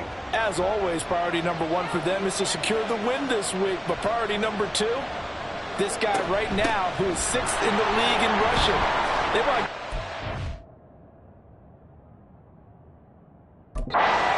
into the top 5 and really earn the status of being one of the best ground games in the NFL, as well as him being one of the lead backs too. So they'll come up 1st and 10 now from the 33. He'll look to throw. And this will be incomplete. Physical play on the football there, and it's 2nd down. 2nd and 10 from the 33-yard line. Straight ahead, Walker dancing away at the 35. Oh, nice move. And he gets us to the other side of midfield across the 45 before going out. Good yardage as he rumbles for 24 and a first. They had a chance to limit his yardage, but he was able to fight off that tackle. So it's not just the responsibility of the guys who missed the tackles along the way. It's all 11 on defense, able to stop this guy, unable to do it on that play. They've got to find a way. How about his ability to break through and gain that yardage? On 1st down, he'll drop to throw. Throw left side, take it in by Jefferson. The Niners at 14-1 now on the year. Charles, they were losers last time out. What do you think they need to do differently here? Well, I don't think it needs to be as drastic as burning up last week's game tape or not watching it, but the attitude. And this is caught inside the 5. Touchdown, 49ers. George Kittle with touchdown number 12 on the year. And the Niners get the upper hand as they're on the board first here this afternoon. On paper coming in, you'd say that these guys are the better team by far, and they sort of showed their superiority there on the opening drive. Yeah, they came in the heavy favorite in this game, and even though they're on the road, they just wiped it away, didn't they? They've just said to everyone, we're the better team. We just showed it to you on this opening drive, and we expect to do it all game long. Moody good with the extra point, and that makes the score 7-0. And he brings us out past the 20 to the 24. So out come the Texans for their opening drive. They'll be led out by a first-round pick back in 2021 from Ohio State. It's Justin Fields. And last week's loss came despite a clean game on his end, throwing the ball with 2 touchdowns and 0 interceptions. His job this week is simple. Do it again. Continue to avoid turnovers and hope that what sunk them last week resolves itself this time around. Looks like he's going to get a couple here on this first down carry, and that'll make it 2nd and 8. Well, the numbers for Pierce last week: 14 carries, 52 yards, and a touchdown. And they've already clinched a playoff berth, so I'm eager to see how they approach this game, because some teams' philosophy is to go ahead and get guys out. Other teams' philosophy, continue to do what you're doing best. I expect them to go ahead and use their top guys all the way through this one. Call it a gain of 5 there on the run, but they'll remain a yard or 2 short here with 3rd down coming up. Back to throw, Fields. A good decision in the end to pull and run, gets him 9 yards and a first. He's a talented runner, and that means he's always looking for bigger and bigger gains when he takes off. Certainly found some bonus yards there beyond the first down marker, and this early drive will continue with that extra jolt from his legs. Fields throw here, taken in by Ingram. And taking it across midfield and just shy of the 40. A big one there for the Texans, 18 yards. The first drive here and the first time that we've called the big tight end's name, but I can assure you this, Charles, it won't be the last. No, it won't, because when he gets going, now it opens up opportunities on the perimeter, because that'll draw the defense towards him in the middle of the field. Now your wide receivers will get involved as this game goes on. And he'll take this ahead for about 4. 2nd down coming up. You look at this Niner defense. There are 32 teams in the NFL, and they're just better than 50% of them at defending the pass, number 16 in the league. I think if you talk to their head coach, you'll get a nice answer about how much he likes his team and what they're doing. But at the end of it, he would admit there's definitely room to improve. And they go out of bounds inside the 15-yard line. That time they pick up at 24 yards on the keeper. First down. Here's Fields. They'll complete this to Ingram as tight end. So just 3 yards on the completion there. And it'll be 2nd down. 2nd and 7 at the 10-yard line. From the gun, they'll try to run it. And they'll lose yardage here. They go backwards to the 13-yard line. This will be a loss of 3, and now a much tougher 3rd down looming.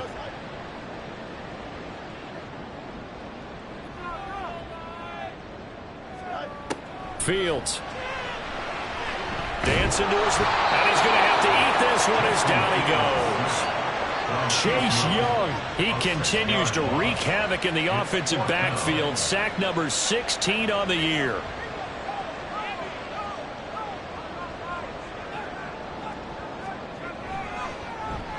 And this one is right through. And they are on the board, but still trailing. It's 7-3. So both teams come away with points on their opening drives. Now they still trail. They answered the touchdown with a field goal, but at least able to break that goose egg here early. And that is what's important, right? Because they didn't let that initial touchdown go unanswered. Took the ball themselves, moved it downfield, and put it through the post for 3 points. Game on. Back out there comes the 49ers offense, ready for their 2nd drive. Their dreams of an undefeated season shattered with the loss a week ago. Now, look, whenever an undefeated team goes down, you always hear some say, well, they needed that. I don't know, Charles. Is that a narrative that you buy into? Well, I haven't met a coach yet that feels like they needed that loss. You know, that's not something that they're in favor of. But I do know this. People like us, our colleagues, all of us in the media, constantly hammering a team that's undefeated. Hey, do you think you can do it the whole season? Can you carry it the whole way? That does wear down a bit. And sometimes that loss, get us off your back, you can move forward from there. 62 yards rushing for him now in this one as he is closing in on 1,800 yards for the year. So the big play gets him across midfield now for 1st and 10.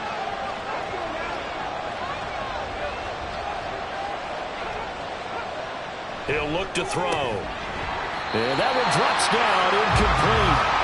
Good coverage there, forced the ball free, and it's 2nd down. down and 10. Up the middle, here's Walker. They do get a yard there, but only a yard. Leaves them with 3rd and 9 looming. You look at the defense for these Texans. They enter this one 18th in the NFL in stopping the run. And the focus now is making sure that they're hitting on all cylinders as they head into the playoffs. And that means they've got to stop the run better. Because playoff football often means running football. So they've got to be prepared for that. Second catch for him today, and it'll wind up a 1st down. Someone sharp in this game. I mean, a touchdown pass on the first drive and comes right back, and he's flinging it around really well here. Really nice throw there to pick up the 1st down. You kind of just feel a laser focus and confidence about him, and I think we saw that this week, didn't we? Talking to him and the coaches, they felt good about his performance coming up. Yeah, I was really impressed with that last practice we saw when they went to... And he's going to take it in. Touchdown, San Francisco. Ken Walker. That's his 19th rushing touchdown of the year. And the Niners are able to widen their advantage. I thought as that was developing that he might actually keep it, but the right decision, obviously, to hand the football off. And some teams do a really nice job of taking a little bit longer at the mesh point, meaning where he's going to hand it off or keep it. Sometimes they ride it maybe a step longer than others. That allows him to make the proper decision and have the right person end up with the ball. And it paid off with a long touchdown run. Moody good with the extra point. And that pushes the lead up to 11. Mitch Wishnowsky to kick off for San Francisco. Taken at the goal line. And his guys will get the football right at the 20-yard line. Out now comes the Houston offense as you take a look at the playoff picture in the AFC. And a methodical drive last time, but they couldn't get that knockout blow. They had to settle for 3. But you got to like what they've been doing along the way, right? It's almost like the body blows, the setup punch. As you said, they didn't get the knockout blow here, but that doesn't mean it can't come later in the game on another possession. And the defense on the other side, maybe a little gas, yeah, right? a little tired. And if nothing else, they just feel relieved getting upfield, only giving up 3. They don't exactly feel like they've handled the offense. Going up top. And that will be incomplete. Would have been a big hitter if they had connected. Instead, it's 2nd down. It's now 2nd and 10 at the 30-yard line. Now Fields going to keep it running left. And they'll get it up just short of the 45 at the 44. And that one will go for 13 yards on the keeper and a 1st down. Well, he is certainly dangerous when he spots a lane, and he keeps it himself there and worked out well. And how about the moving parts on a play like this? You know you have to practice it over and over because it's almost like a ballet that has to be choreographed. But how about once he made the decision to go, he committed to it and went. Let's face it, most teams are going to defend the running back much more than the quarterback on that type of a play. 2nd and 10. Fields again. Open man left side. Shaheed has it. And he's able to take it across midfield before going out of bounds. A yard all they need, but it's 3rd down. Pierce will try to pick it up. And he gets this one across midfield for the 1st down to the 46. We ought to come up with a T-shirt and sell it that says no indecision on 3rd and 1. And we didn't see it on that run, did we? Got his shoulders square, just got right into the line of scrimmage and picked it up. Absolutely. Picked his lane, went with it, and converted. On 1st down, it's Fields. And that is incomplete. Oh, the coverage a little too good there, and it's 2nd down. It's now 2nd and 10. To throw is Fields. Oh, it's a screen pass. That's complete. Yeah, he will go out right near the 35-yard line. Texans passing game in rhythm right now, picking up another 1st. 1st and 10 at the 35-yard line. 1st and 10, it's Pierce. And he'll work his way inside the 30 now to the 28. It's a 7-yard carry to set them up with a 2nd and 3. The gain of 7 brings up 2nd and 3. Fields now to throw. This one left side, caught by Collins. That one good for 7 as this long drive continues and the chains move again.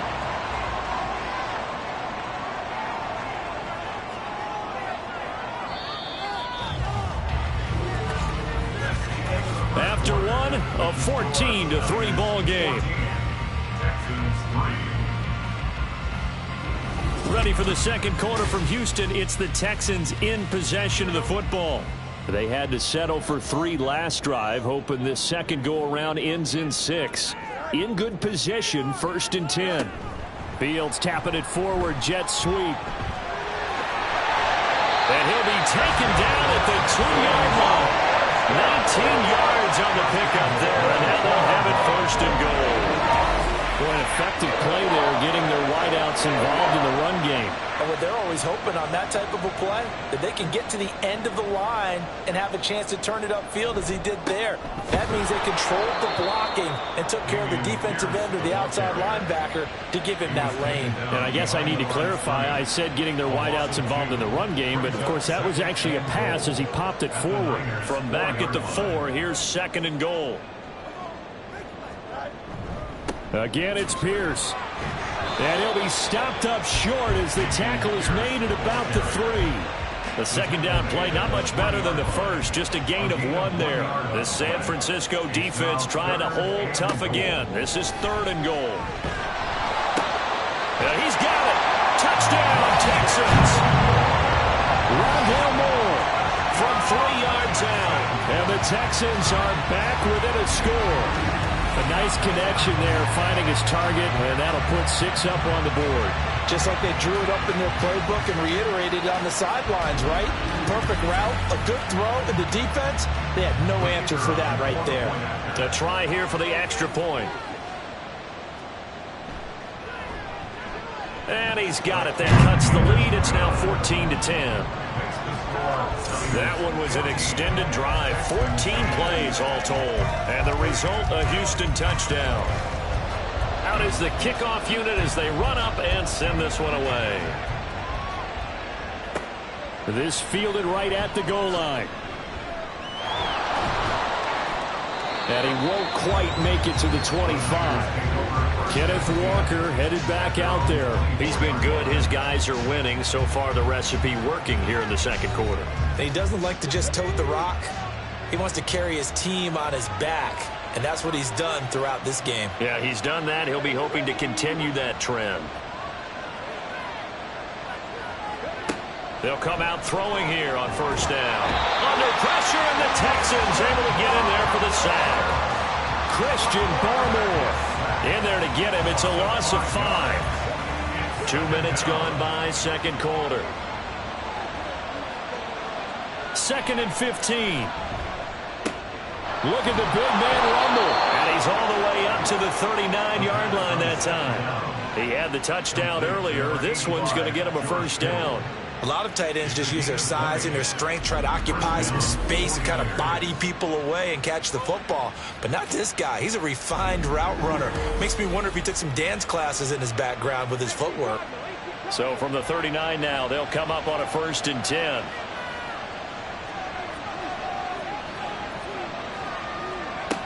Back to throw here. The same target, same result. It's Kittle. And he gets this one to midfield before he's brought down. Another catch for him there. This one good for 11. 1st down.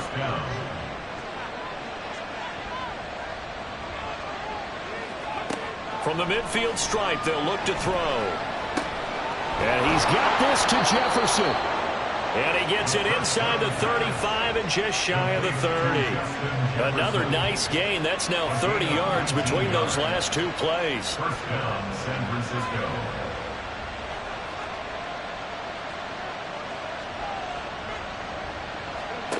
They'll look to throw again.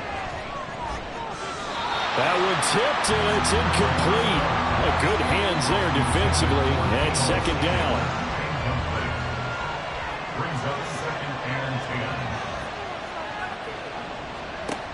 10. Give to Walker on the read option. And room there to work it inside the 25. 91 yards rushing for him so far as his terrific season continues here.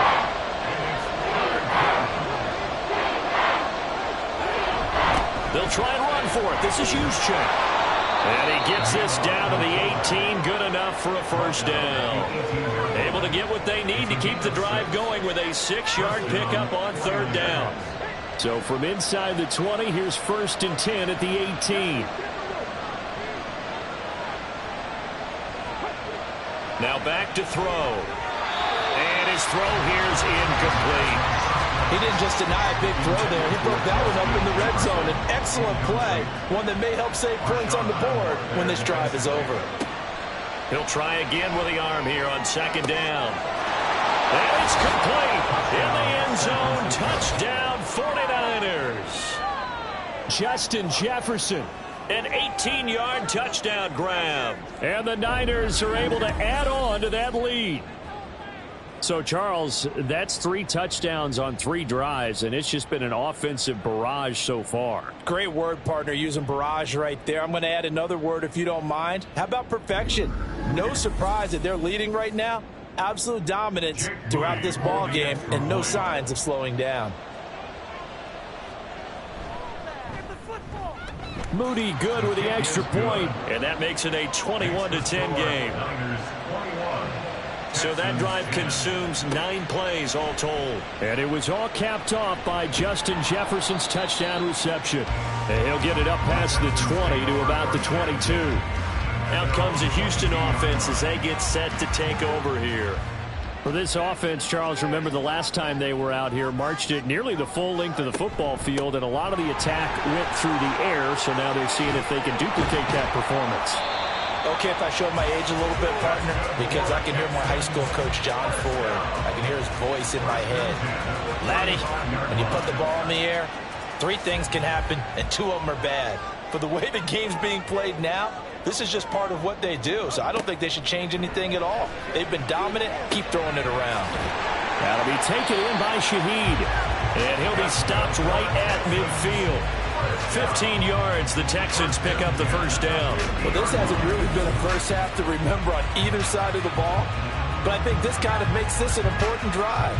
You'd love to get this back to a 1-score game if you can, and that's good work there to get some yardage here and pick up the first down. Back-to-back good plays have them on the move on first down. From the 50, here's Fields. And he works his way past the line of scrimmage and then slides to a hole. Give him a couple on the scramble. It's 2nd down. At the 48-yard line. Now Fields. Throwing the out route, incomplete. That's Collins. And this will move the chains again as the tackle's going to be made at the 49ers' 22-yard line. That'll wind up a gain of 27 on the catch and run.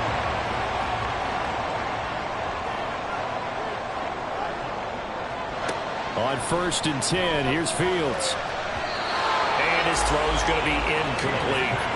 So it looks like they still have some fight in them on this series because it seemed like things were headed for the red zone. But this defense gets 2 more stops. They can keep them out of that area. Now it's Fields. And he can't get rid of it. He's taken down. Nick Bosa. Credit him with a sack, and it goes as a loss of 6. 7th play of this drive coming up, but a long way to go on 3rd down. Here's Fields. And that is incomplete, but a penalty flag coming in. This could be a first down. Defense. So instead of 4th down, first down. Well, so much for winning the down you put a lot of emphasis on because 3rd down is key for offense and defense. Instead, you're going to stay on the field and start a new set of downs. And he'll be stopped after a gain of only a couple down to the 15-yard line. 15-yard line. 2nd down and 8. It's 2nd and 8. Back to throw. Fields. Over the middle, he gets it to Collins. So give him 5 yards there on the pitch and catch. And now we've got a 3rd and 3. That's a gain of 5. Brings up 3rd and 3. A shotgun snap, Fields. To the end zone, but it's incomplete. Fourth down now as San Fran's defense was strong in coverage. What an excellent defensive stand there in the red zone. Nice tight coverage. They certainly recognized how important it was to bring up fourth down here. And his kick is good. And that'll make this an 8-point game. So the margin shrinks a bit as back-to-back drives here for him in with field goals. Yeah, we know no one's turning down 3, especially in the first half, but you've got to finish these drives in the end zone. That's got to be a priority. Nice to have a reliable kicker, but outside of his agent, you know you'd rather him kick 1-pointers instead of 3-pointers. And the tackle going to be made right there at the 25-yard line. The 49ers offense now, they work their way back onto the field. Right now, everything they touch turns to gold. This is their 4th possession. Touchdowns on their first 3 possessions. I mean, this defense, they can't seem to stop them. It's like they're on skates. Great analogy, Brandon, because they are pushing them back and winning everything at the line of scrimmage. They've just been laying down tracks towards the opposite end zone. So, to themselves, all they're saying is, if we don't make a mistake, there's no way they can stop us. Now, meanwhile, a pass that should have been intercepted, but it winds up falling incomplete. An incomplete pass on second down. It muddles things a little bit here. This is 3rd and 10. They'll drop to throw. Work in the middle of the field, and he's got a man complete. And he is going to have a Niners first down as they're able to get the 3rd down conversion. That's a play that will likely be forgotten when you talk about big moments in this game. But plays like this are critical to keep drives going. And if points result, we'll call this play significant. They don't need to run another play here before the 2-minute warning. Let's see if they do it anyway. Walker now on 1st and 10. That's a pretty strong running there as he'll take this across the 50 and down to the 44. 103 yards rushing for him as he has been tough to stop here this first half. So a 1st and 10 now in Houston territory at the 44-yard line. The throw over the middle taken in, and he works it past the 30, almost to the 25. 17 more yards on that one as they keep the drive rolling.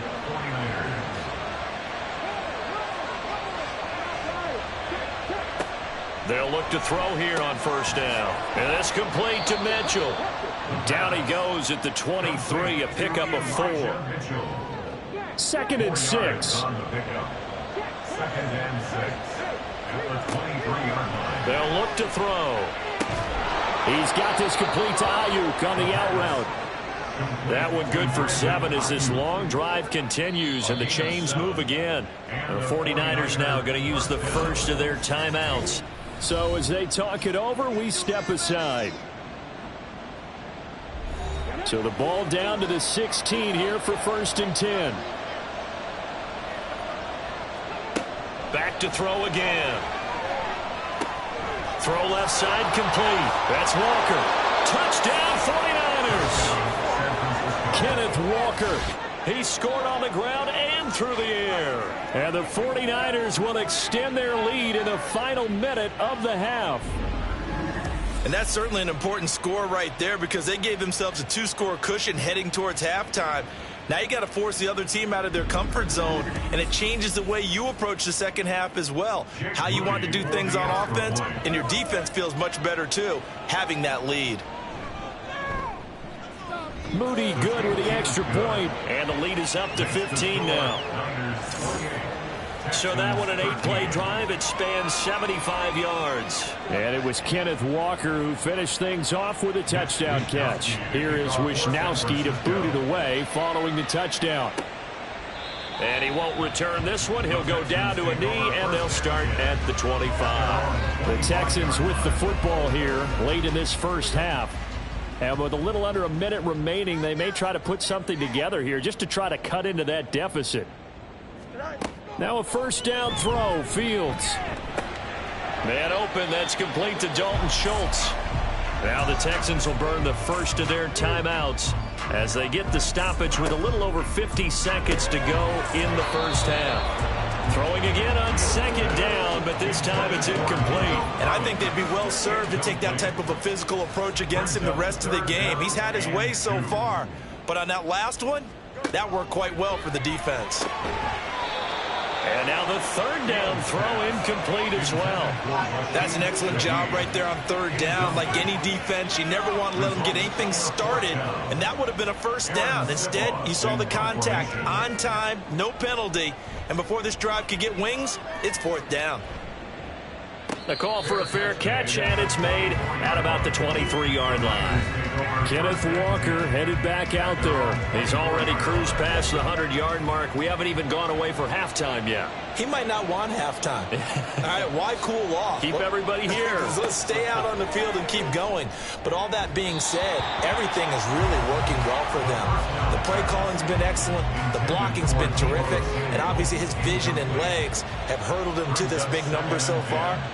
We could be seeing something really special here. And we'll see how much they give him the ball here. Got a man. That's Ayuk. Now San Francisco going to call their second timeout as the clock will stop with 33 seconds to go in the first half. That is caught, and he'll be taken down, but he does have first down yardage. And now the Niners going to signal for their third and final timeout. Again, he'll drop to throw. And with now a diving effort right sideline, he's got it. And that's how you throw for a whole heap of yards in a game. You get efforts like that from your receivers. How about him laying out for that catch? Yeah, excellent. Makes the quarterback look a whole lot better. They'll throw now on the final play. And that one too high and incomplete. So we've come upon halftime here in Week 17. As we'll get you over to Orlando, where standing by is Jonathan Coachman. He has our EA Sports Halftime Report.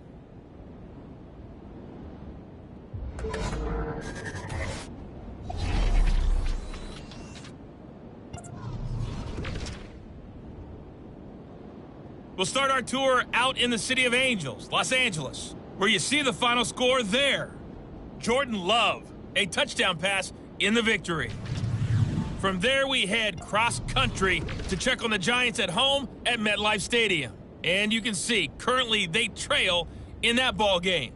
Elijah Moore, a touchdown reception. Lastly, let's get to Pittsburgh to check on the Steelers at home in Acrisure Stadium.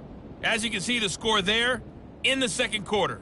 The Steelers locked in a tight one, but this is a game you feel they've got to have. It was a strong first half for the former Spartan, Kenneth Walker. He found the end zone twice, once on the ground and once in the passing game, as he proved he's anything but a one-dimensional running back. All right, Coach, thank you very much. As we welcome you back for quarter number 3. The Texans down on the scoreboard, but they do get the first crack here as we are back underway in the second half. And able to get this across the 20, but not much further as he's dropped it to 23-yard line. The Texans going to take over here to start quarter number 3. And right out of the gate, they face what you think could be a pretty important drive. I would say so. You know, they're down 2 scores. That's not the end of the world. It wasn't the strongest of first halves, but for them to start clawing back, they've got to start putting a little pressure on that defense, start cutting into this deficit. You can't have 3 and outs and expect to get that done. On second down, here's Pierce. And not much there. Maybe a yard up to the 24. Well, that's a good start to this drive on the defensive side of the ball. Force the incompletion on first down. Then you're able to shut down the running play on second. Yeah, I wouldn't be surprised now. A little bit of pressure going at the quarterback in an expected passing situation. And he is going to have a Texans first down as they're able to get the third down conversion. From the 34 now, here's 1st and 10. Pierce takes it straight ahead. This will be stopped about 2 yards shy of the marker. 8-yard gain, 2nd and 2. You know what really fires up offensive linemen? When the guy that is carrying the ball behind them can create his own space and break a tackle along the way. And Pierce gets it again on second down. And not much there at all. Maybe a yard up to the 43. That play reminded me a lot of a former teammate of mine. We used to call him the trash man. His ability to sift through traffic and make plays was uncanny. And that's exactly what you want from your Mike linebacker. Ball start, offense. Expect this from the visiting team when playing indoors, but not the home team. They're supposed to get all the advantages, right? The home crowd's supposed to help them. They forgot where they were, perhaps. Throwing on third down, Fields. He's got his target. That's complete. And this will move the chains again as the tackle's going to be made at the 49ers' 41-yard line. So on the other side of the field now, it's 1st and 10 as they've got things rolling on this drive. Now a throw here to his running back. They'll wind up getting just a yard out of it, and that's going to bring up 2nd down. Brings up 2nd and 9 at the 41-yard line. From the gun, here's Fields. Gets this complete to Shaheed. And past the 35, he'll be dropped a yard or two shy of the 30. 63 yards receiving for him now. And that last catch good enough for a 1st down. Houston Texans. 1st and 10. Again, Fields. Yeah, he short arms that one just a bit. It's low and incomplete. Well, a momentary speed bump there with that throw, partner. The defense had other ideas, and they're trying to mount a small stand before this drive reaches the end zone. Pierce now up the middle. And he's going to have this pretty close to a 1st down as the tackle is made at the Niners' 21. 53 yards rushing for him now to this point. This offense in desperate need of a conversion as they come up on 3rd down. Going for it with Pierce. And he'll have the 1st down, getting this one to the 14-yard line. They give him 7 yards on the play, and they do pick up the conversion on 3rd down. There's a 1st and 10 at the 14-yard line. Fields. Over the middle, complete. It's Collins. And he's taken down at the 7 after a gain of 7. 2nd down and 3, ball on the 7. At the 49ers' 7-yard line. Now a handoff for Pierce. And they'll get this from the 8 to the 5. Pickup of 3. He's hit pay dirt a lot this year, but not that time. Yeah, I'm tracking right there with you. You're exactly right. He's found the end zone plenty of times. No way I can find any fault with the call. He may not have scored there, but of course you're going to give it to him. And got his man. It's caught. Touchdown, Houston. A 5-yard touchdown. And the Texans are able to cut into this lead as they score on the opening drive of the 2nd half. That's a score you felt they had to have here in the 3rd quarter to get back in this game. And you know that there's an emphasis on their side. Hey, we know this. We know where we are. But sometimes that binds you up so much that you try too hard, you don't get the score. A perfect combination of urgency, yet relaxed enough to get it done. Point after, right down the middle. And this is back to an 8-point game. The kickoff unit is out on the field, and they will send this one away.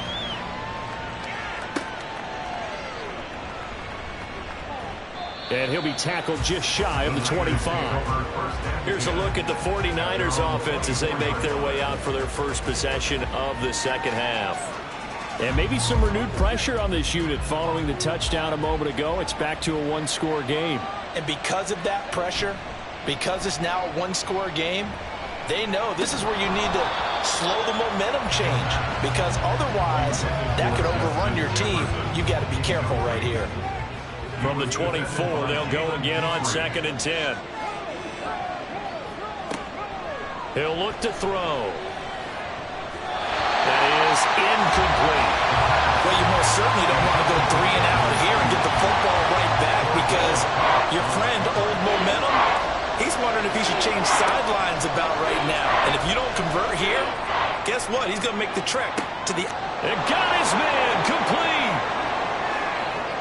Yeah, they're into the end zone, but it's not verified yet. Hold on, there is a flag down.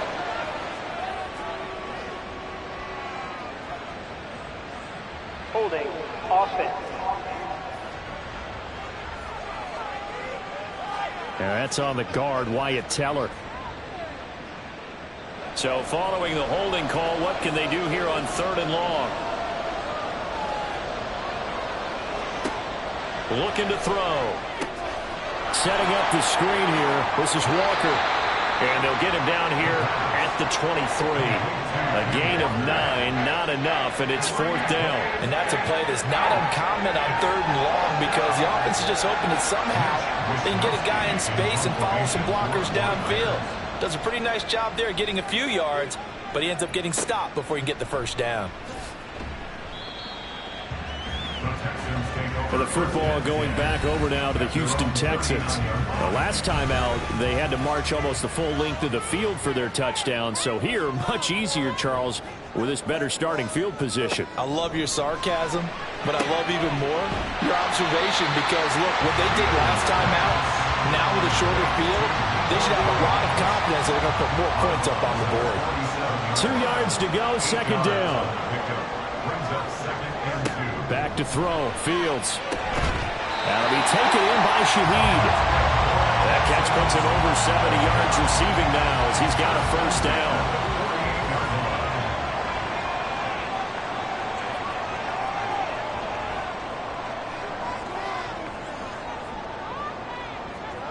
Out of the gun, Fields. Over the middle and into the hands of his receiver, Moore. Short completion, just 4 yards, and it'll be 2nd down. At the 44-yard line. Running it out of the gun with Pierce. And a pretty good burst right there as he'll take this down to the 33. A pickup of 11 and a Texans first down. I don't know what this says about me, but I love successful runs up the middle when the blocking is so well executed like that. And it doesn't matter whether it's zone blocking, whether it's a power scheme.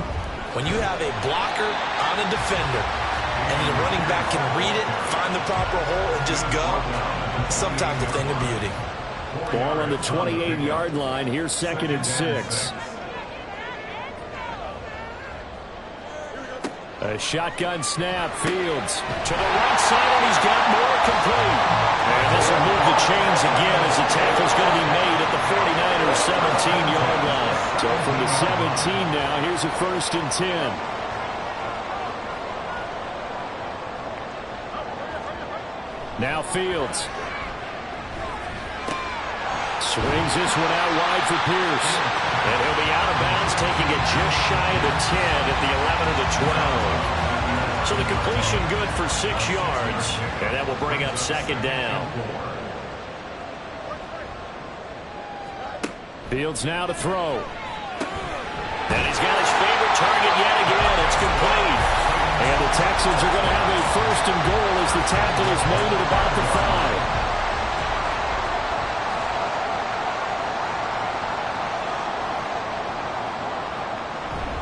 They'll run here with Pierce.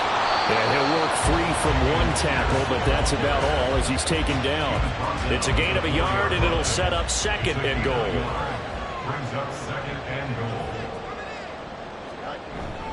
Pierce. Going to take this down just short of the goal line. He got 3, but could not get the ball over the chalk. Well, they've been so good on 3rd down all day long. Can they convert another here on 3rd and goal? They'll run for it with Pierce. He's not going to get there. That won't even be close. It was blown up in the backfield.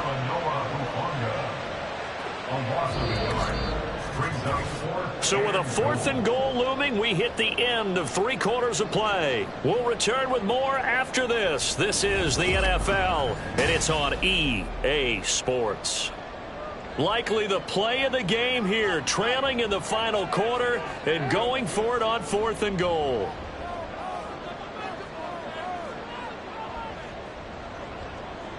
They'll bring a tight end in motion. Now they'll bring one of their tight ends in motion right. And he's in. Touchdown, Houston.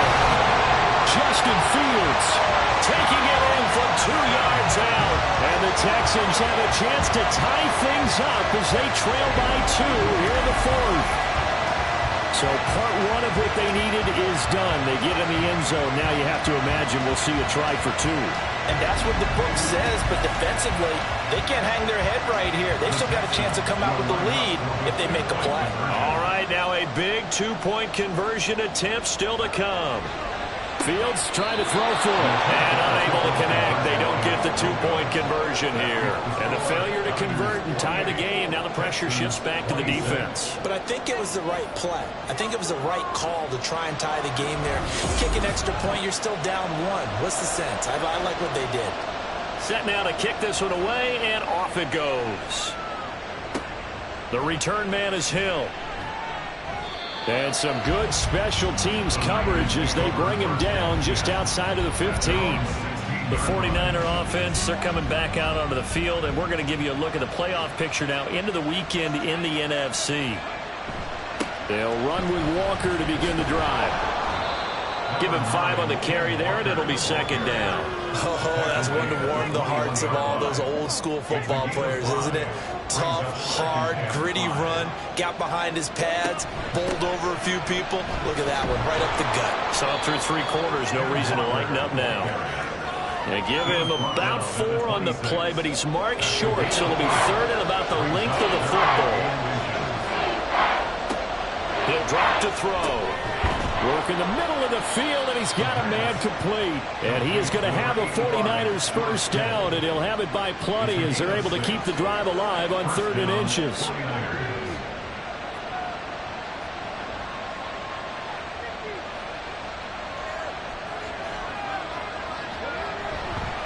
Running right, here's Walker. 5 yards is the tally on first down. That brings up 2nd and 5. I'm sure that's going to be the formula. Just keep the ball on the ground. Keep that clock moving. And when you have the lead this late in the game, above all, stay in bounds. Yes, take care of the football. Yes, gain yardage, but stay in bounds and let that clock tick. 22 yards there, a first down. And these guys certainly are not hiding what their intention is. They're absolutely showing it. They're definitely not going to sit on this lead here in the 4th quarter. So a 1st and 10 now in Houston territory at the 42-yard line. They'll drop to throw. He's going to find Jefferson open downfield. And he gets this one inside the 15, just a yard or 2 shy of the 10. Give him 30 yards there. Despite writing it down on my notes, I never give enough credit to the offensive line, and we have to here. The protection, that's what made this play a success. Quarterback had to wait for his crossing route to develop, and that takes a little bit of extra time. Excellent job by the big fellas up front. Back to throw now on first down. Throw out wide to Walker. And he's able to work it here to the 8-yard line. They'll give him 4 yards there, and it's second down. 2nd and 6 at the 8-yard line.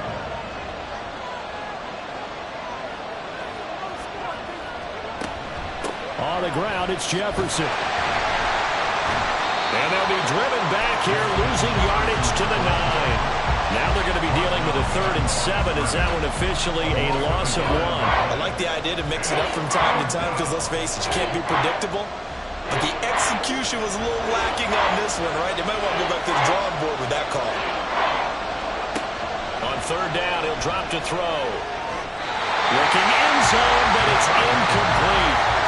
He's smart enough to avoid the taunting rule, but I guarantee he quietly has told them, you might want to stop coming after me downfield because I just broke up another pass and took away a big shot that you were trying to succeed with. And his kick is indeed good, and it will push the lead up to 5. So they get the 3, but you wonder now, is that going to be enough?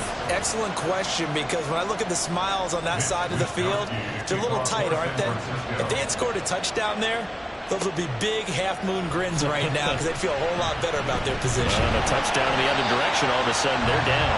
And he brings us out past the 20 to the 24. The Texans offense now, they get set to head back on the field here.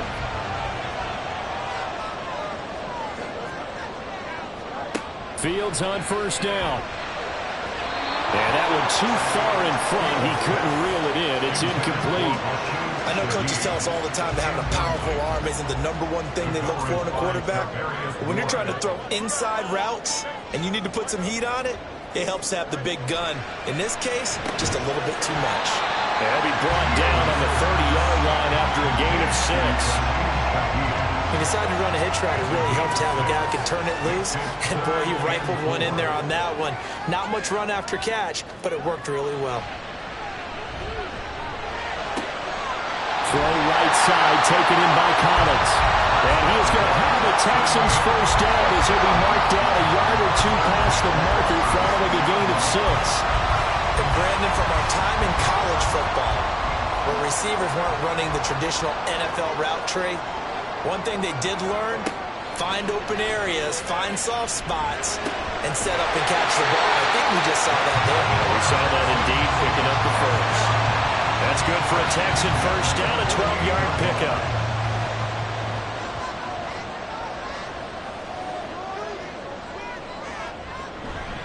Here's Pierce on the counter. And the second wave of tacklers is going to get him as they stop him behind the line.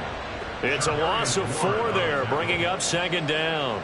That was well played there defensively. 2 tight ends in the formation, which essentially gave them 7 blockers up front. Hard to imagine with all that size and beef that they could let a tackler through. But that's exactly what happened. A loss resulted. And he's going to bull his way forward to the 48.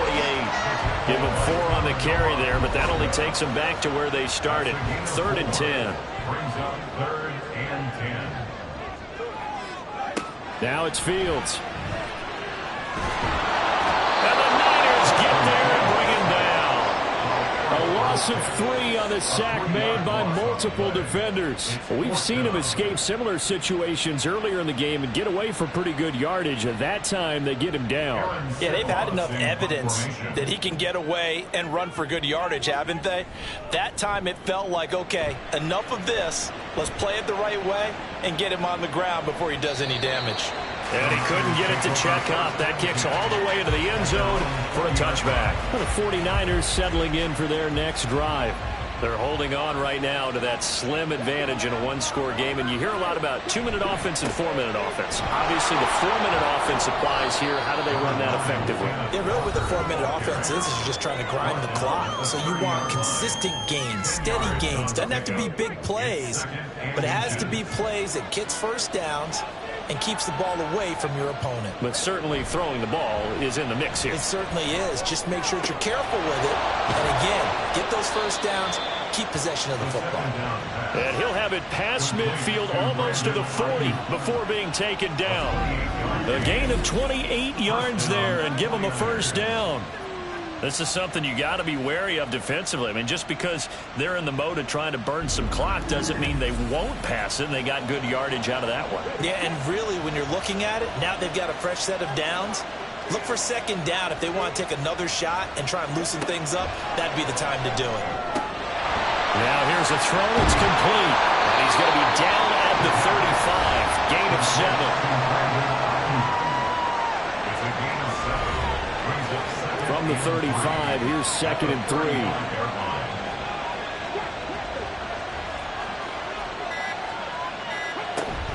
Up the middle they run. It's Walker. And he'll be taken down at the 34. I like a guy who understands the situation. I also like a guy who you look at him and you say, that looks like a guy who knows the coach is going to say, guess what? You drop this one, you'll be carrying around a training facility for an entire week. Maybe flashback to high school or college, carrying it around campus, right? The old gauntlet drill, right? Anyone get the ball out while he's sitting in class and bring it back to the coach? He's in big trouble. Able to find the open man. That's complete. And he's going to be taken down with another first down as the stop's made at the Texans' 12-yard line. Out of the gun, Walker with it. And across the chalk into the end zone. It's a 49er touchdown. Ken Walker with another touchdown, number 24 on the year. And the 49ers look like they're going to get back in the win column as they extend their lead here in this 4th quarter.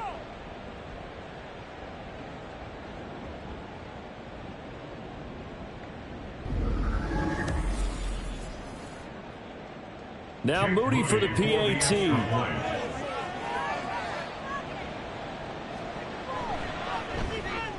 And he's been a busy man, 5 for 5 now as he knocks another one through to extend the lead. That time a 6-play drive. And it was Kenneth Walker finishing things off with a touchdown run. Here is Wisnowski to boot it away following the touchdown. And it'll come out to the 25 as he will not attempt a return. So now the Texans down by 12. A minute 51 on the clock. And they're in danger of a third straight loss as they come up on 1st and 10.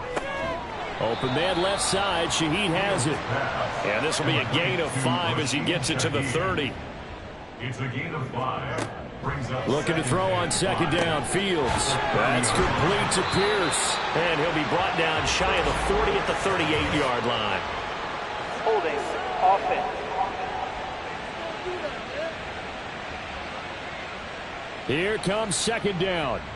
That's on the former first-rounder from Ole Miss, Laramie Tunsil. To throw is Fields. And he's got his man in stride, complete. Now the Texans will use one of their 2 remaining timeouts as they'll talk it over here before what will be an important 3rd down. He'll get this complete to Collins. And he'll have it past midfield almost to the 40 before being taken down. Well, they need to score and score quick. 1 timeout remaining. Final minute. 1st and 10. Over the middle and complete to Shaheed. And he gets it inside the 35 and just shy of the 30. 10 more yards. Now a 1st down throw. Fields. Got his man complete over the middle. It's Moore. He'll be dropped at the 25 after a gain of 6. It's a pickup of 6. Here's Fields. And 4 at the Niners' 25-yard line. And that's going to be incomplete. Good effort there trying to take a shot, but it's 3rd down. Brings up 3rd down and 4. Throwing again is Fields. He's got his running back out of the backfield. And he is into the end zone for the touchdown. So they still need a miracle with a clock where it's at, but they get one piece to the puzzle done. Still have hope. Coming from where they were, they knew this was going to be tough, but they got the touchdown. Now they need the miracle, the onside kick and a little extra. Yeah, and you have to get the onside kick and not have the ball bounce around a lot and eat up time. You want to be able to grab it, possess it, and get your offense out there for what you just termed a miracle last chance. Extra point right down the middle. And now things get a bit more interesting here in this 4th quarter. And this is going to be recovered by the hands team.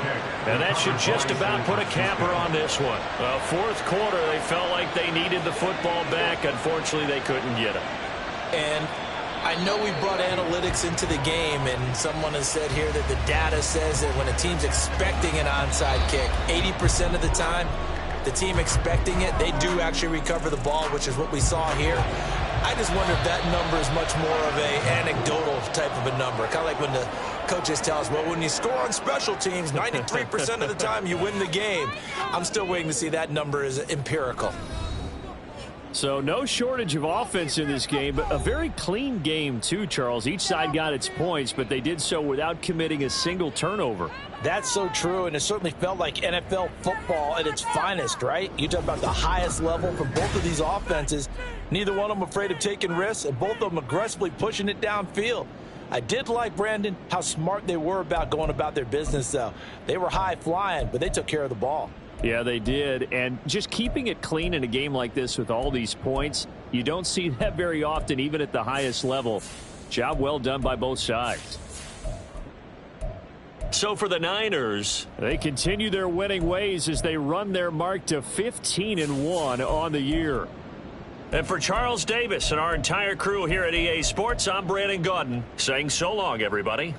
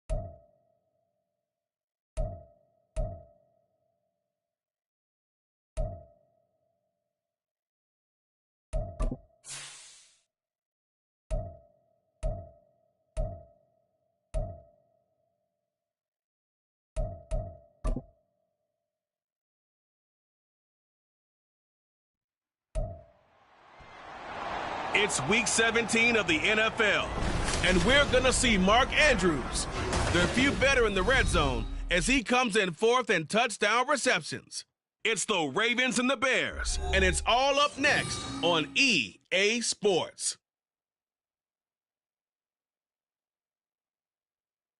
Some might say it's cold. Others, like myself and my partner, we say this is football weather as we welcome you to chilly M&T Bank Stadium near the Inner Harbor in Baltimore.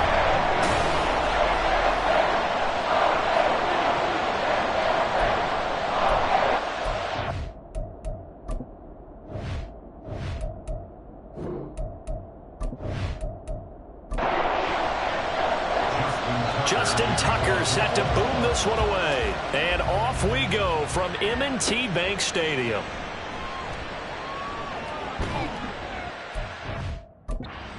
Across the 25 and down at the 28. So here are the Bears now for their opening drive. And trotting out there leading them is their fourth-year quarterback. And what I loved about meeting with him before the game was talking to a guy who takes ownership of his performance. 2 touchdowns, 2 interceptions last week, but all he focused on was the loss, okay? And he did say, if I change my stats a little bit, not necessarily for me to look better, but that'll help my team. And he's going to take this ahead for right around 3 yards, but no more than that. Second down. Snap will come from the 31 on 2nd and 7. And, Charles, you wonder about this defense coming in. I mean, look, it's no secret they're playing a team that's down on its luck right now. Losers of 5 straight. How does that change how you prepare for a game? Well, to me, the first thought is you just get after them early, right? Take away any chance of them building any confidence. But the second thing is you prepare a little bit differently. You've got to expect this team to take chances, go for it on 3rd and 4th downs, run a lot of trick plays, anything to try to break their losing streak. So you must stay alert and stay aware. 3rd down turns to first with that 5-yard pickup.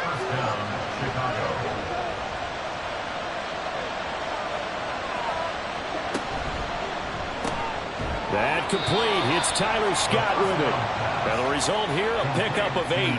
Leaves him with 2 to go on 2nd down. Ball on the 47-yard line. Here's 2nd down and 2. Pollard gets it off the option. And he is met in his tracks behind the line of scrimmage. He winds up giving a yard back there, and now it's 3rd and 2. And they'll try and run the option to pick it up. And he gets it down to the 48, enough for the first. Give him 6 yards, and they do convert on 3rd. And this is one of those plays that if you can use it to keep the chains moving, it's a good play. And not only that, it tends to tamp down the pass rushers because they have to recognize this play and stay at home. The quarterback uses it well. Read option, keeps it, and picks up a first down with some nice running. Here's 2nd and 10. Option play, here's Pollard. And he's going to get this one down near the 45-yard line. After getting stuffed on first down, not much better there. 2-yard gain. An 8-play drive to this point. So here's play number 9 on 3rd and 7. That is caught. And he'll be touchdown here, but not before he does pick up the first. A strong 8 yards will keep this drive rolling. Solid opening drive so far, Charles. They've moved this football into field goal range, but you know that they want to cap this off with 6 and not 3. Absolutely. As one of the better coaches in the league always tells me, on offense, I want their body blows all game long and finish it with uppercuts. Ritter cannot escape, and they bring him down. Multiple players combined for their team's first sack of the game. And the sack parade continues. Remember last week, they had an astounding 8 sacks, another one there on the opening drive. And they have the mentality of just attacking the quarterback in the pocket, no matter what. They're one of those teams that says, we play the run on our way back to the quarterback. And that philosophy works for them very well. What do they have for this? 3rd and 11. Ritter from the gun. And that is incomplete. I just see Morgan trying to get him the football out of the backfield. They love what he can do in open space, and they believe that he creates mismatches they can exploit.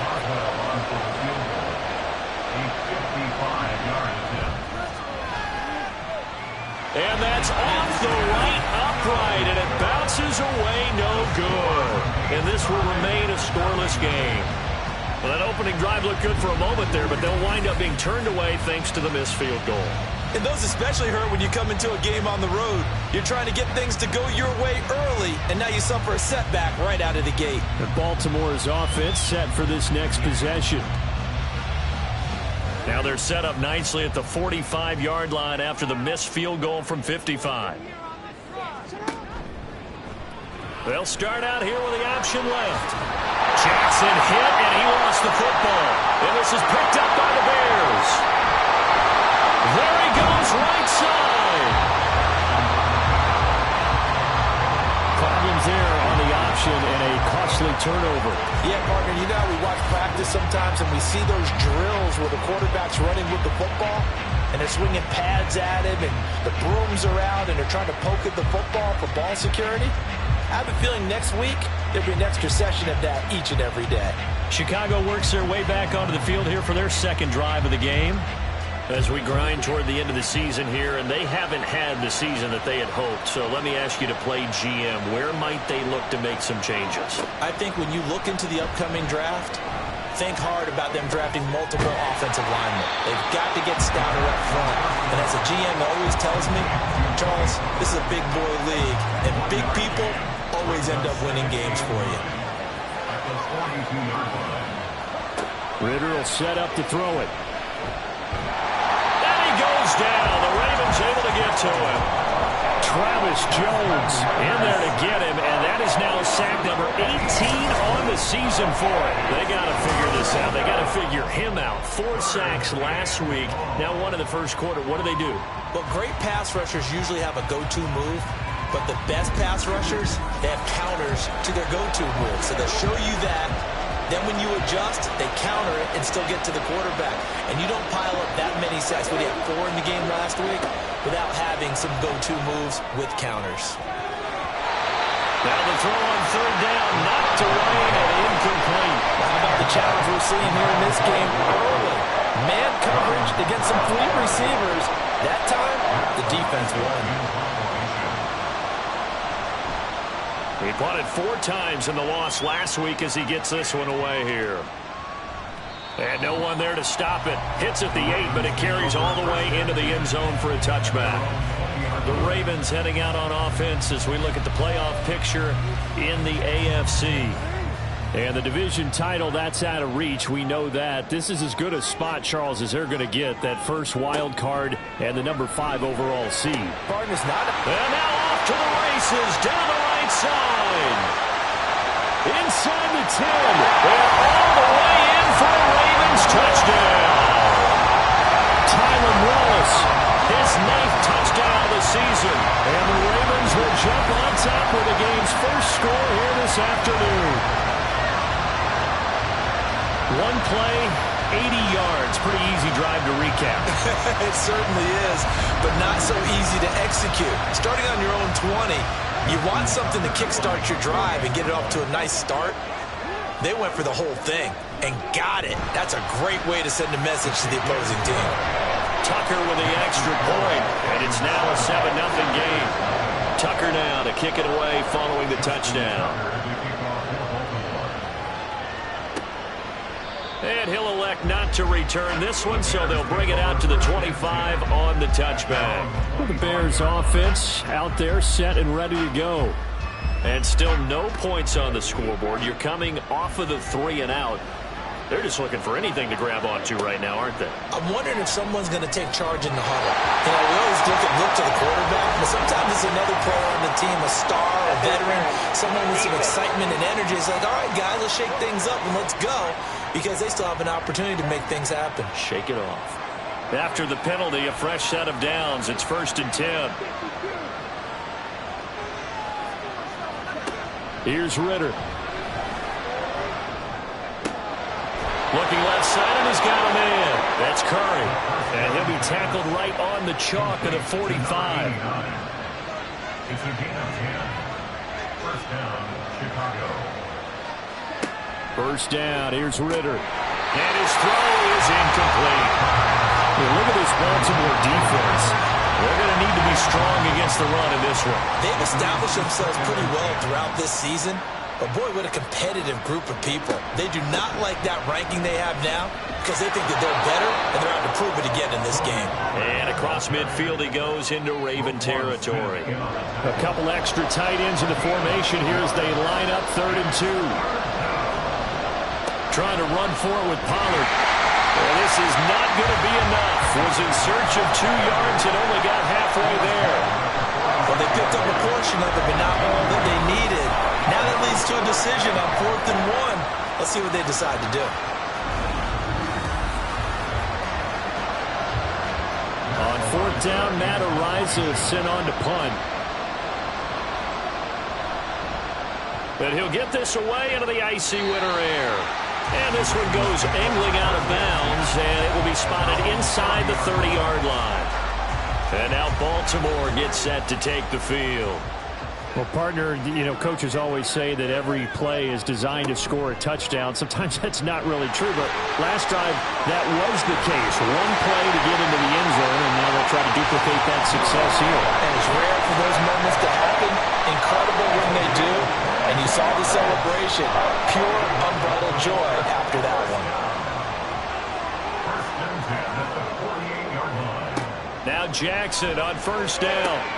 Got his man there. It's Wallace complete. And all the way in for the Ravens touchdown.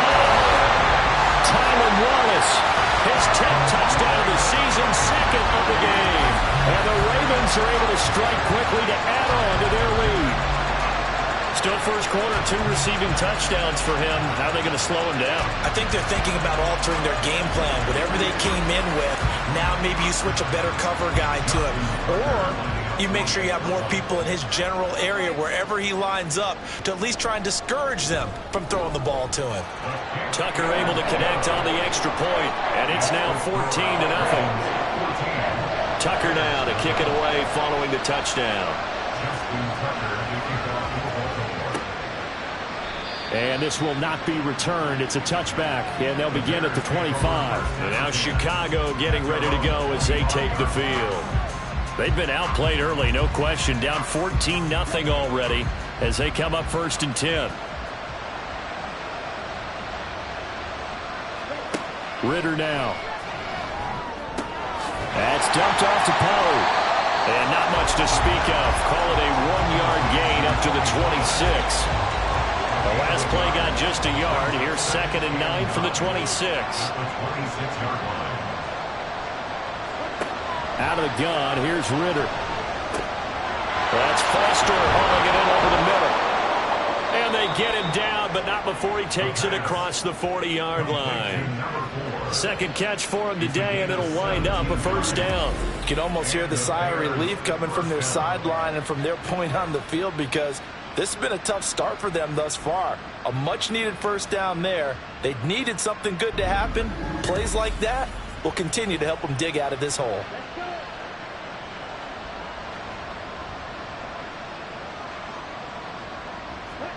Now Ritter to throw on 1st down. Finding room at midfield. And he's got it across the 50 to the 47-yard line. 10 more there and another 1st down. It's a gain of 10. 1st down Bears. Ritter. Looking middle, and that's complete. Well, this defense for the Ravens, they were very strong last week in that win over Cleveland. And no matter what's done throughout a ball game, it always comes back to blocking and tackling. That's the essence of football. But I think it's hard for people to understand just how difficult it is to tackle, especially open field. Very few missed tackles on tape that I saw last game. This team does a nice job of getting their opponents on the ground.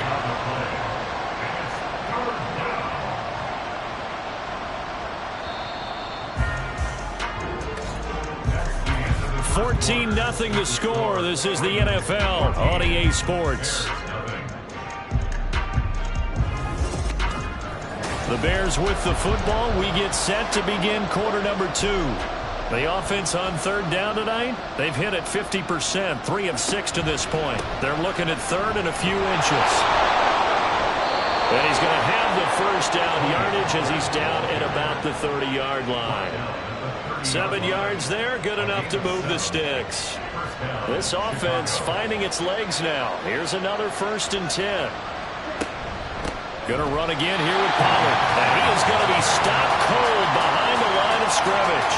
2 yards the loss, 2nd and 12. This defense is really flown around in the 1st half. They've gotten to the ball carrier before they can really get started. Offense going to have to come up with something else in order to try and get this running game going. And that play is blown up, losing yardage back at the 35. They lost 4 there, and it's 3rd down. Defensively, he has been a presence in their backfield in the 1st half. Had a sack earlier, and now he comes up with a big tackle for a loss. Now throwing on 3rd down there, but he cannot connect. My first thought is surprise, because that's one of the better tight ends around, and I've seen him pull in balls like this before. But how about a little credit to the defense forcing that incompletion? Boswell's kick is good, but now there is a penalty marker on the field, so let's see what this is about. Roughing the kicker. Defense. And they'll accept that penalty. Automatic 1st down. A lack of discipline defensively on 4th down, and now that leads to a 1st and 10. Pollard will take it up the gut. And a couple of yards as they move it from the 21 to the 19. Well, they certainly had success throwing the ball on this drive, and not as much running it as we just saw once again on that last play. Stopped after a very short gain. But I wouldn't abandon the run totally, because otherwise, pass rushers just tee off on your quarterback. It makes it very, very difficult for him in that situation. Will go down as a gain of 6, and this will wind up being a 3rd and 3. They run straight ahead here with Pollard, fighting him off. They're able to convert on 3rd down, and that sets up a 1st and goal. Even though they gave up more than they wanted to on that play, it actually illustrates how well they bottled them up throughout the game, because that was his longest run of this contest. Ritter back to throw. Got his man, and it's caught for a Chicago touchdown. Tyler Scott, a 5-yard touchdown. And the Bears have cut it back within a score. They went empty backfield, all their weapons out wide, so there really was no secret here to what they were going to do. No secret, but they still had to execute it, and they still had to protect the guy throwing the ball, because oftentimes when you empty the backfield, people bring pressure at you. They managed to hold in there and successfully complete the touchdown pass. Boswell good with the extra point, and that'll make our score 14-7. Here is Tyler Wallace and company set to begin this next series. He has certainly made the most of his catches so far, both of them going for touchdowns here in half number 1. And we've never met a team that doesn't talk about getting off to a fast start and featuring guys that they want to have the ball early. We're seeing both of those come into play here. Up to an incredible start, got their feature guy going, and now everyone else should have opportunities. They'll wind up getting 7 on the play, and it'll be second down.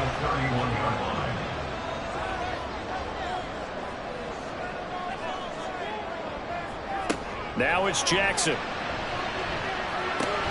And he'll go right back to Andrews. And they get him down, but not before he takes it across the 40-yard line.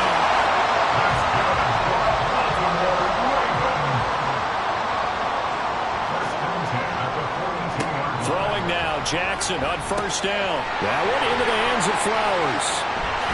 And taking it across midfield and inside the 45. 15 more there, and they're on a roll. It's another first down. So many times in my career, I've heard coaches talk about completions are work thing. But as long as we're there at the catch and we get guys on the ground, we can live with that. But if you're going to give up 10, 12, 15 yards after the catch, then your defense is going to be in a lot of trouble. So into Bear territory now. This is 1st and 10 at the 44-yard line. From the gun, it's Jackson. A short throw caught by Andrews. That's good. The completion there for 7 yards. And it's second down.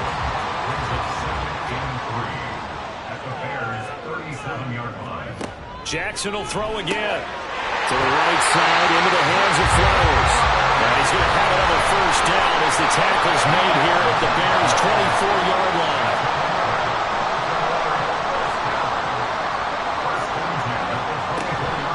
On 1st and 10, it's Hall. And not much. Maybe a yard down to the 23. Vision is so important for the man in the middle, because his ability to look through all the clutter that's happening in front of him, diagnose a play, and then go make. And in for the Ravens touchdown. Sam Laporta, 23 yards for the touchdown. And the Ravens have taken a 2-touchdown lead now. Touchdowns on their first 3 possessions, and they're a PAT from going up 21-7. Yeah, very impressive the way that they moved the football. Full command of their playbook, full command of the way they wanted to attack.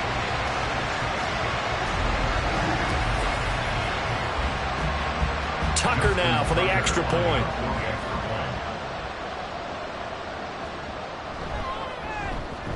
It's good, and it is now 21-7. So that drives 7 plays in length, and it's capped off by the Baltimore score. From a couple yards deep, he'll bring it out of the end zone. And out a little across the 25 to the 27. The Bears offense now getting ready to take over. A strong showing their last time out. They scored the touchdown, but Charles, they look up and they're still down double digits, so you feel like just to keep pace, this drive probably needs to end in the end zone as well. Yeah, and I think the best move for them is to not worry about how far they are down on the scoreboard, but to just remember the last drive and how it ended. Go ahead and try and repeat that. Then you can look at the scoreboard and see where this game is. 2nd down and 4. Back to throw, Ritter. And that one too wide and incomplete.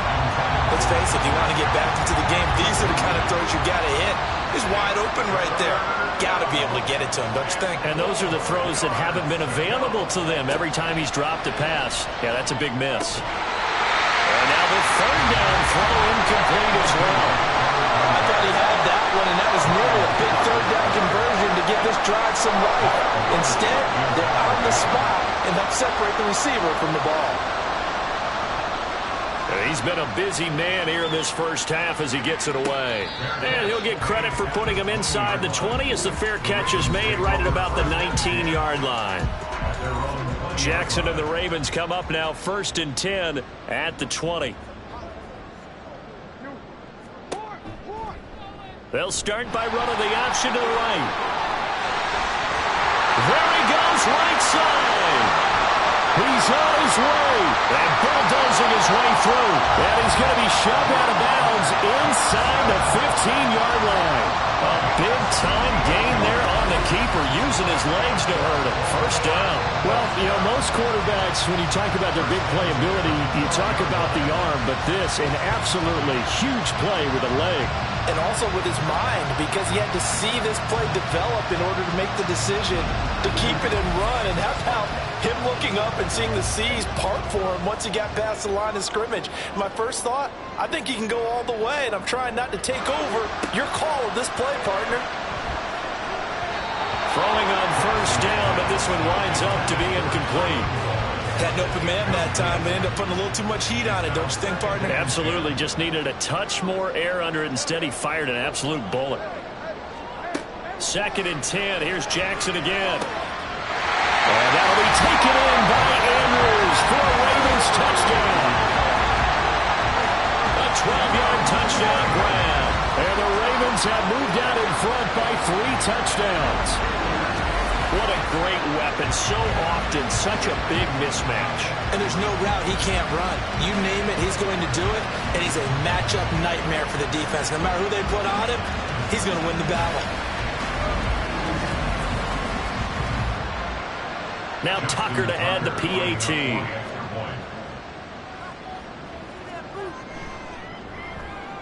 He knocks it through. It's 28-7.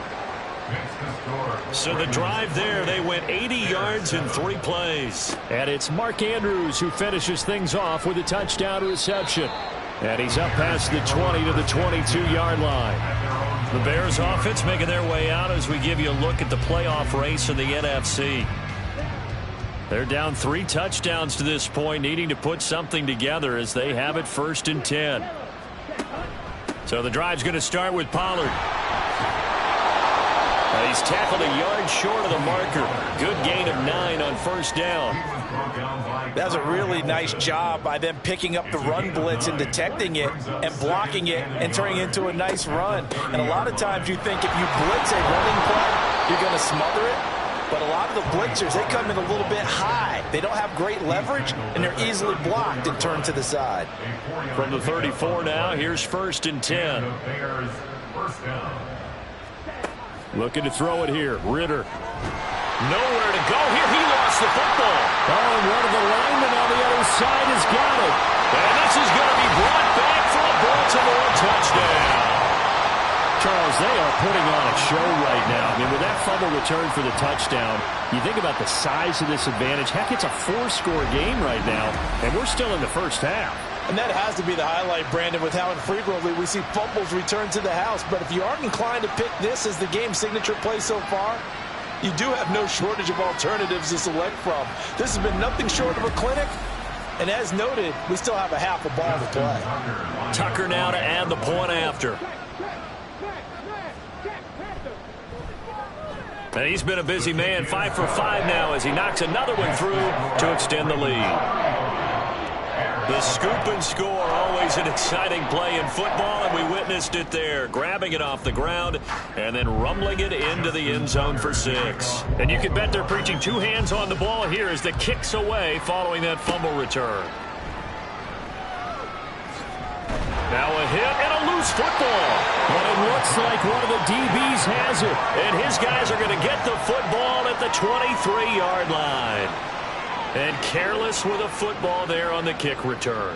And one thing I love about going to practices is trying to get around coaches and hear their catchphrases and what they really emphasize. We haven't been to a single one yet this year where a guy fielding a kick, you don't hear, tuck it away, tuck it away, tuck it away. And this time, they turned it over. Ball security eluded him. On 2nd down, Jackson. And this is caught. Touchdown, Baltimore. Amon-Ra St. Brown. yards for the touchdown. And the Ravens continue to pull away here in this first half. Well, you know he can be explosive, and he's ultra-explosive there on the fly route. And you know how many times we've talked to coaches and we've had quoted back to us, well, you know something? When you execute really well, it doesn't matter if they know it's coming or not. Well, sometimes athleticism beats you as well. He just took off and went. And that's almost like one of your Turkey Bowl games, isn't it? Just go long, Backyard. man. I'll hit you. And it worked really well for them.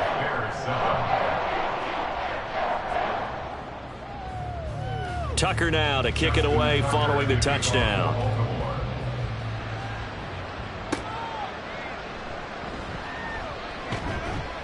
And he will make it to the 20-yard line and no further. Offense back out there, and we shine the spotlight on the Memphis man, Tony Pollard. They're behind in the first half here, CD, but it's not through any fault of their running back. He's had a strong start to this one. And you're right about that, partner, because watching him play, you would think that his team is in the lead. He has been a lot of fun in this contest. Now let's see if they can actually make something happen and put more points on the board behind his efforts. Yeah, I'm curious to see, Charles, if they can play complementary football and get that passing game going as well. From the 22, here's 2nd and 8. Ritter to throw it. And a quick throw here, that's complete. So 5 yards here, 5 on the play. And now it's 3rd and 3. A 5-yard pickup on the play. 2 minutes remaining in this first half of football.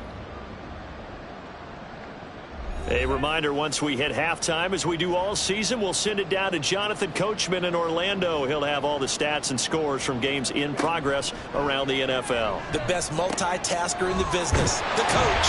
And oh, he's just going to be short here, barely, maybe by a half a foot. It'll be 4th and inches.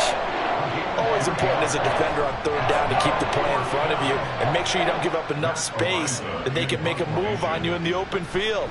Try as he might, he wasn't able to get to the first down marker. Excellent defense, good tackling. It's a 40-yard punt, 4 yards on the return. And the Ravens, they'll take over. Now the Baltimore offense heading back out onto the field. Still more than a minute to go, so there is time if they want to mount something here. Not only time, but they have 3 timeouts at their disposal as well. So that changes everything that you're doing here. Without those timeouts, you can only work the sidelines, hoping to get out of bounds. Here, the middle of the field's still available because you can call timeout and regroup. Again on 2nd and 10, it's Jackson. This one caught by his tight end, Andrews. 4 yards the gain, and it'll bring up a 3rd down. Brings up 3rd and 6.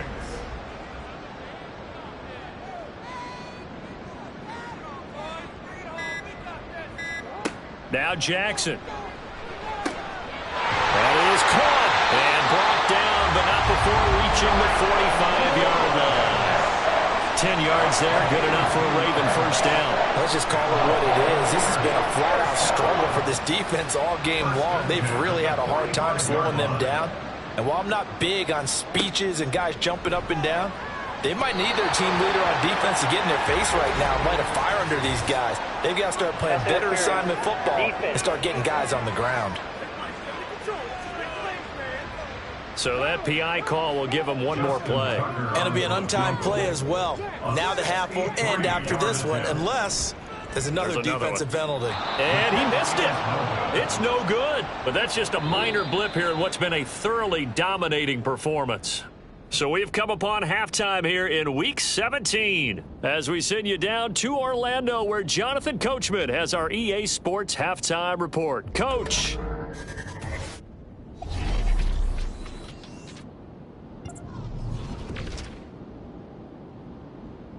We'll begin up in the Still City, Acrisure Stadium in Pittsburgh.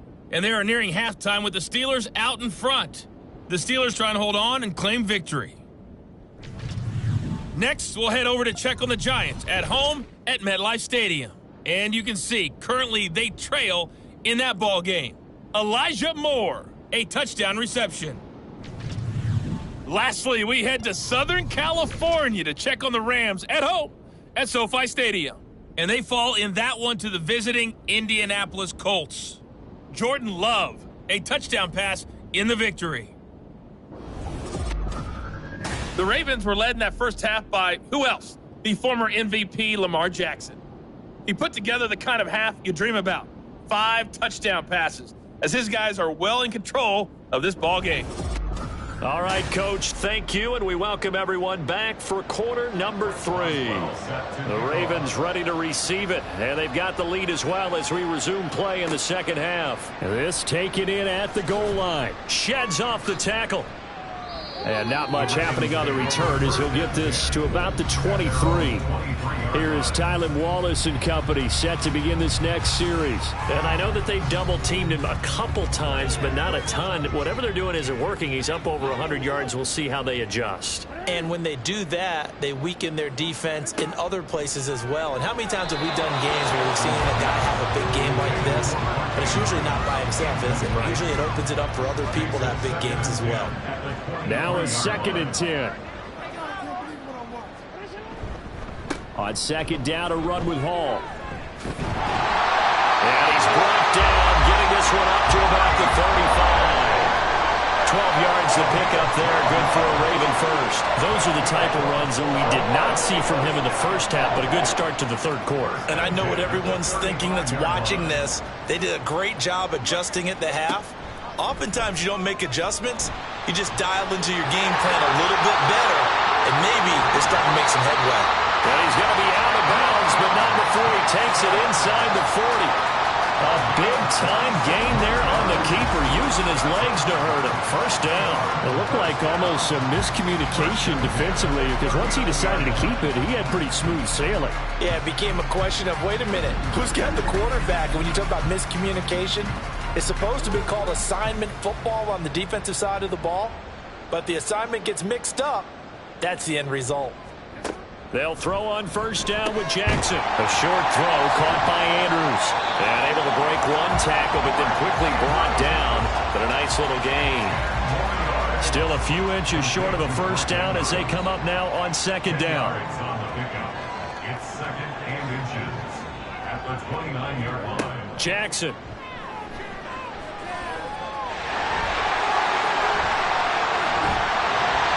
And he takes it down to the 10-yard line. Lamar Jackson, such a threat with those legs, able to improvise and get the first. And Brandon, this is the time of the game when Jackson could really take over. He's got the defense's legs a little bit tired. He's got them on the run. Yeah, this defense looks gassed, and you're exactly right. Second half with the lead, this is when Lamar Jackson seems to thrive. Play action. Now Jackson. And that'll be taken in by Andrews for a Ravens touchdown. A great play there. A beast in the red zone with his 2nd touchdown of the game. And the Ravens take the opening kickoff of the third quarter and drive right down the field to extend their lead.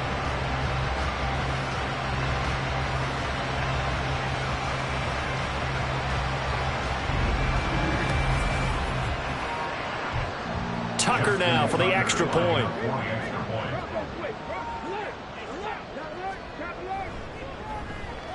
And the lead grows even larger here in the third quarter. A drive that time of 6 plays. And it's Mark Andrews who finishes things off with a touchdown reception. And not willing to risk another fumble, he'll sit on this one. It's a touchback. So here are the Bears now as they get set for their first possession of the second half. Throw left side, complete to Scott. And they're able to get this one across the 35. Right off the bat, it's a first down to start the drive, 12 yards. First down, Bears. Now a give here to Pollard. Yeah, boy, this defense again really making things tough on him as they stop him for no gain. Here's 2nd and 10. Brings up 2nd and 10 at the 38-yard line. Ritter will set up to throw it. All that gets him is just a yard, and now it's 3rd down. Oh, partner, just a second earlier, and they might have had him because they certainly thought they were going to close in and drop him behind the line of scrimmage, but he had just enough time to dodge the pressure. Ritter cannot escape, and they bring him down. The sack there by Roquan Smith.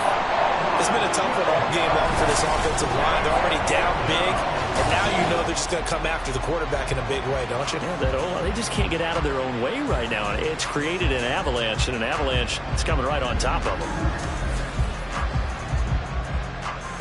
Here comes the Bears punter now, as he's on for the 5th time here today.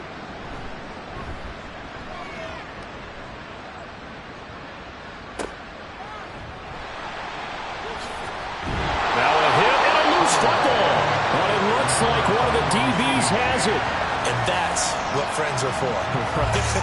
As the returner, you know who you're buying dinner for later. Oh, without a doubt, because he just took care of you and your team in a big way. You know, you turned it over there. That's a big momentum changer and put your defense in a bad spot. Baltimore about ready to go on offense. Jackson and the Ravens come up now 1st and 10 at their own 26. They'll come out throwing here to start the drive. On the throw led him too much that time. It's incomplete. And those two just haven't been in sync thus far. They've done a nice job against him, but still, with his talent, you would expect them to have more completions to him in this game. Here's Jackson to throw. That's into the hands of Wallace over the middle. 5 yards. Now it's 3rd and 5. They'll need 5 on this play to move the sticks. 3rd and 5. To throw is Jackson. Able to find the open man. That's complete. And he will have a Ravens 1st down. They needed 5 there on 3rd down. He winds up getting 7. 1st down. 1st and 10 at the 38-yard line. Give to Hall running right. And he has a big gain inside the 40 before being dropped. Good yardage as he rumbles for 24 and a 1st. They just look like they're having fun out there. Big lead. There's another big play on the big run. I mean, they can't be stopped. I'm a little bit older than you, as you well know, partner, and you tend to tell me that all the time. But there used to be a big-time song, and the lyric was, "Summertime and the living is easy." Right now, it's football time, and the running is easy for this crew. Open man right side is St. Brown. That'll go for a gain of 7, and that'll make it 2nd down. A 7-yard pickup brings up 2nd and 3 at the Bears' 31-yard line.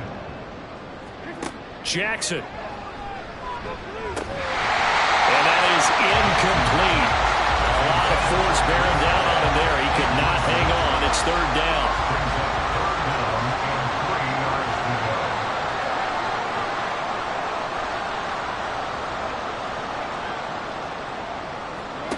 Jackson now. He's got his running back out of the backfield. And he will have the Ravens 1st down. They needed 3. He doubled that. He got 6. Caught that look from you there, partner. I think we're on the same page on that one. Just his first catch. I think we both thought he'd be a little more active in the passing game. Let's see if that's the start of them trying to get the ball to him a little bit more here in the 2nd half. And that's good for a gain of 6, and that'll bring up 2nd down. Number 6 brings up 2nd and 4 at the 18-yard line. Now it's Jackson. And that'll be caught by St. Brown. And the Ravens are going to be set up with a 1st and goal here as the tackle made at the 9. And a good quarterback facing zone coverage. If he has just a little bit of time to survey the scene, that's what's going to happen. No doubt about it. If there's no pressure, he's going to continue to pick them apart because he'll have all that time to find someone open downfield. He can only cover for so long. So maybe they want to go to a zone blitz scheme, get a little bit more pressure. Remember when Carolina did that against Denver? They lost the game ultimately. They dropped the defensive end out, and he ended up with an interception in that game in Super Bowl 50. Maybe some sort of scheme like that to try and get more pressure at the passing. 5 yards that time on the completion, and now it's 3rd and goal. 5 yards brings up 3rd and goal. Again, Jackson. Touchdown! Mark Andrews from 4 yards out, and the Ravens have got it on cruise control. And, Charles, they continue to have trouble stopping him as he's into the end zone yet again. Yeah, that's multiple series now that have ended with him in the end zone. A perfect plan on how to utilize him best when they get in close.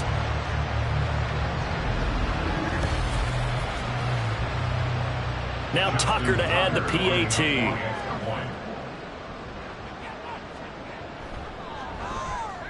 And the lead grows even larger here in the third quarter.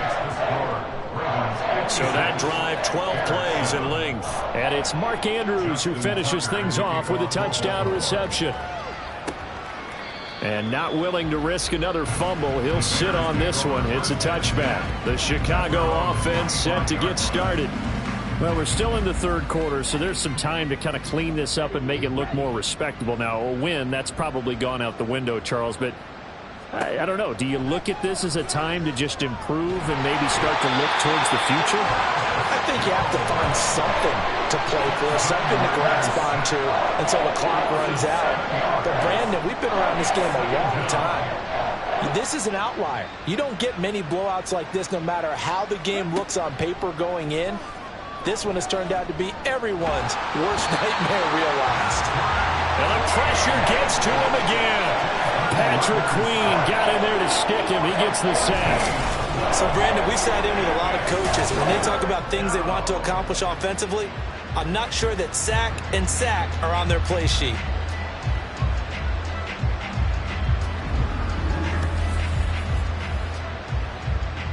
These guys have punted 4 times already, and they're staring at a 5th, barring a conversion here on third down. It'll be a handoff to Pollard, and he's able to get this one up to the 8-yard line this time.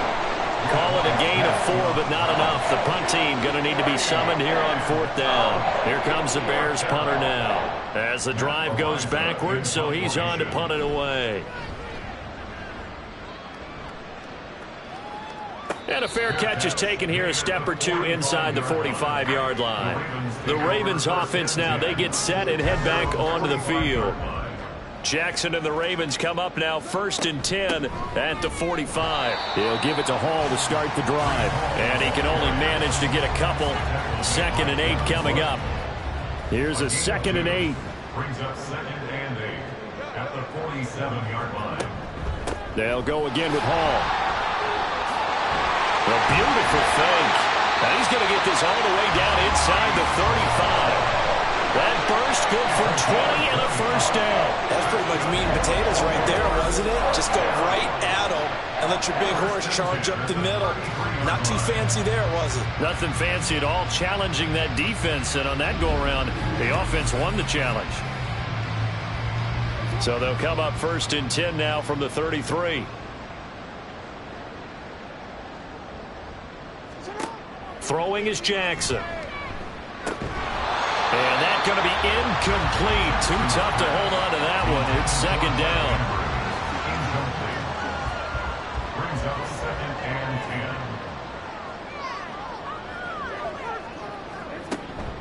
10. Out of the gun, they run it with Hall. And that'll hurt the average a bit, as this time they're able to get him behind the line. It'll go as a loss of a yard, so now they deal with 3rd and 11. 3 quarters in the books. We'll return with more after this break. You're watching the NFL on EA Sports. Back now in Baltimore. The offense on 3rd down, a perfect 4 for 4 thus far. This is 3rd and 11. Jackson options out left. And they will stop him short. They get him to the ground at the 27, no 1st down. He'll get 7 yards there on the keeper, but still 4th down. So Jackson will head to the Ravens sideline, and on comes Justin Tucker for the field goal try. This from 44 yards out, left hash. Tucker's kick is good, and that will extend their lead even further. Well, ultimately not really sure that they're going to need those 3 points, but they'll take the 3 and they pad that lead. Yeah, this one's already wrapped up, but you and I both know if you're an offensive coordinator, you never let up on the gas unless the head coach tells you to do so. And maybe you've actually clicked him off in your headset so you can keep calling plays and trying to add to this lead. And he'll get it up across the 20 to the 21-yard line. And now the Bears coming out as they get ready. It's now appearing that this losing streak is going to continue. You know, the coaching staff was confident that this was going to be the game to stem the tide, but that just has not been the case. They lead big, and a major part of that has been how they've taken their play to a whole new level this second half. No points allowed since the break, and you can add another incompletion to the total number that they forced in this runaway contest. Here's Ritter. And he's going to have the connection to Foster. They get 7 out of that, so they're left with a 3rd and 3. One thing I think that's safe to say defensively, the tackling's been really good. And because of that, it's been very, very hard for them to move the ball because you're not getting the benefits of run after catch. They're tackling them almost on the spot. That means you have to run extra plays, harder to move it. And he's taken down, but able to slip across the 35. A Chicago first down there on a gain of 11. First down, Chicago. Working from the gun, Ritter. Oh, the ball comes out on the hit, but they'll say it's incomplete. They work again from the 38 on 2nd and 10. Ritter now. There's a short throw. It's caught by Kmet. And they bring him to the ground just shy of midfield. A Chicago first down there on a gain of 11. And the Bears first down. Ritter. Oh, he dropped it. And that's pretty indicative of the way this one's gone. So after the incompletion on first, now 2nd and 10. Ritter from the gun. And that's going to be incomplete. That's coverage you'd expect to see in a tie game late. Not in a lopsided game like this. They are not letting up.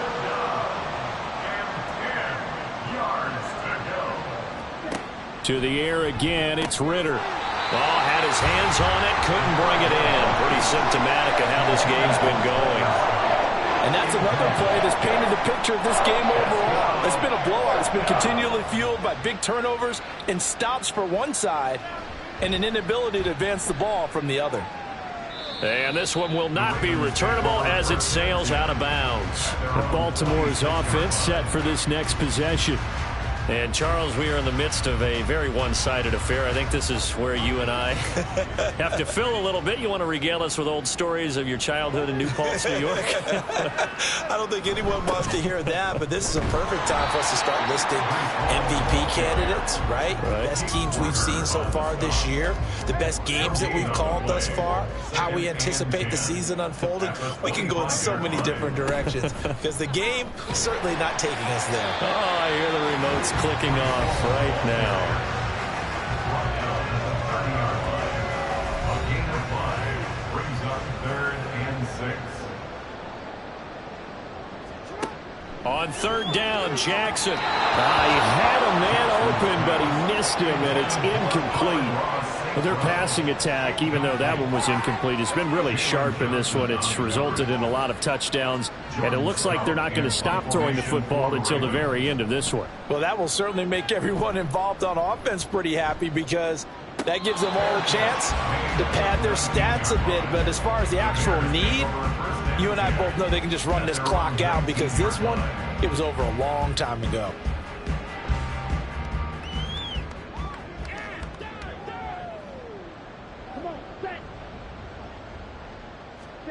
Now Ritter to throw on 1st down. Got a man, and he hits him in stride. He'll be dropped at the 25 after a gain of 6. From the 25, here's a 2nd down and 4. At the 25-yard line. Ritter to throw it. That's going to be complete on the sideline, but, you know, that throw left him no room to run, and the good footwork nearly all for naught. Here comes 3rd and about a foot. Brings up 3rd and inches. Out of the gun, here's Ritter. Work in the middle of the field, and he's got a man complete. And he will have the Bears first down as they're able to get the 3rd down conversion. So from the 39 now, they'll come up on a 1st and 10. Back to throw, Ritter. Open man, here's Foster. And he's brought down. 17 more yards on that one as they keep the drive rolling. So in Raven territory now. Here's a 1st and 10 at the 44-yard line. Now Ritter. Going to throw right side here. Complete. They'll wind up getting 7 on the play, and it'll be 2nd down. It's a gain of 7. Brings up 2nd and 3 at the Ravens 37-yard line. And we've got movement. I think this is against the Bears here. Let's find out. They were looking good on 2nd down, but now they're backed up 5 yards by the false start, and it's 2nd and 8. Ritter back to throw. And the Raven pressure too much. Down he goes. Travis Jones getting him once again, his 3rd sack of the afternoon. 7th play of this drive coming up, but a long way to go on 3rd down. Looking to throw it here. Ritter.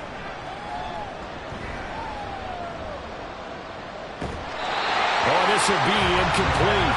The rush gets home just as he was letting that go. That could have been worse. Instead, it's 4th down. Here comes the Bears punter now as he's on here to punt it away.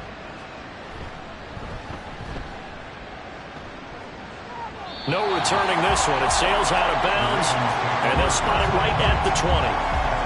The offense for the Ravens returns to the field. We find ourselves here in the midst of a one-sided affair. A lot of fill time down the stretch, Mr. Davis. So we could talk about food because that is something that you and I we enjoy our time at the table. So maybe the best steakhouses in the city, but in all seriousness, the performances that we've seen this year, we've seen a bunch of great ones, and it's going to be hard to parse who's going to win the MVP. Yeah, it really is. Is it going to be a runner? Is it going to be a thrower? Can a defender finally win it this season? Those are the things that we can probably discuss. And collectively, this is about as dominant of a performance as you could have hoped for on both sides of the football. Might have to put it number 1 for what we've seen this season. And he takes us beyond the 35 before going out of bounds. A nifty bit of scrambling there. 12 yards, 1st down. First and 10 at the 37-yard line. They run it with Hall off the option. That's a good acceleration there as he's across midfield to the 48-yard line. 15 more there, and they're on a roll. It's another 1st down. First and 10 at the 48-yard line.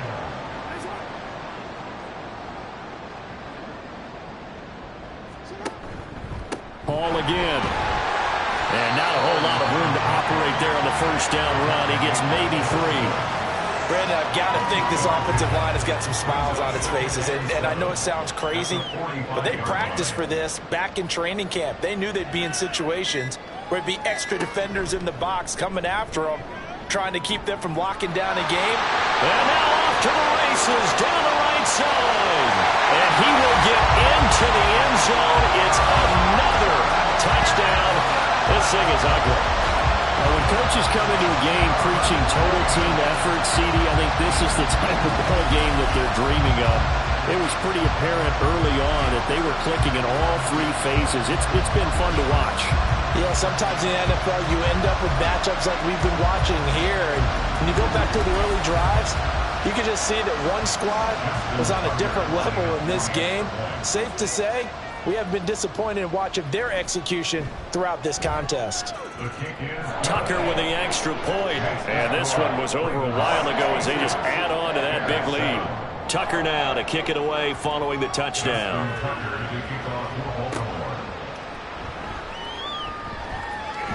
And he returns this to the 22. Onto the field now come the Bears. Well, we said it at halftime that they would need a nearly perfect second half to erase that deficit that they were facing, CD. But unfortunately, the second half has pretty much been a carbon copy of the first. Yeah, that early lead was almost insurmountable the way their opponent was playing. And, partner, they do have some good news, though. This one is getting close to being over, and they can try and hit the reset button starting tomorrow. 2nd and 10. Brings up 2nd and 10 at the 22-yard line.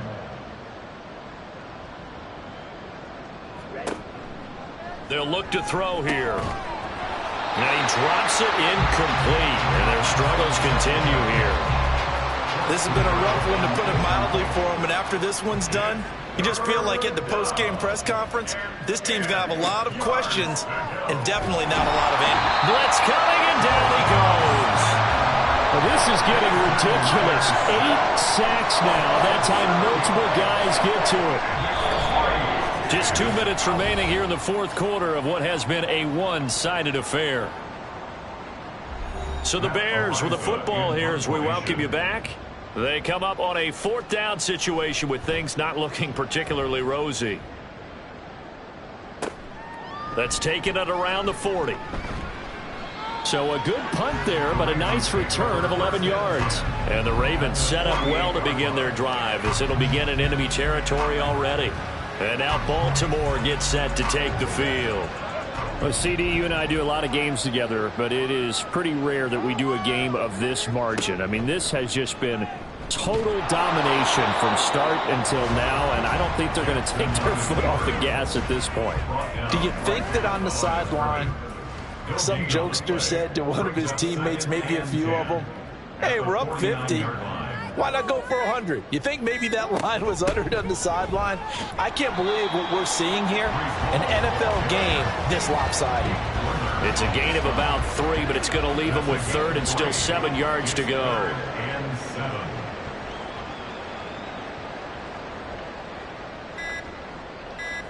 Here's Jackson. And that's hauled in by St. Brown over the middle. And he'll get this to the 40, but that's still going to be a few yards short of the first down. Call it a gain of 6 on the play, and that's going to make it 4th down.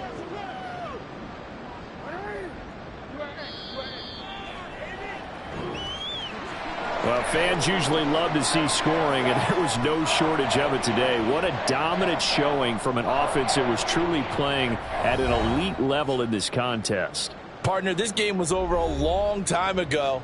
And you noticed they did not want to slow down anything. Absolutely a dream scenario for everyone on that offense, and they took advantage of every second. Guaranteed popcorn for everyone in their film session. So for Baltimore, they continue to show they'll be a tough out in the playoffs as they move to 14-2 on the year. So that'll do it for us. For Charles Davis and all our crew, I'm Brandon Gaudin. You've been watching the NFL on EA Sports. The Ravens are victorious here as we say so long from Baltimore.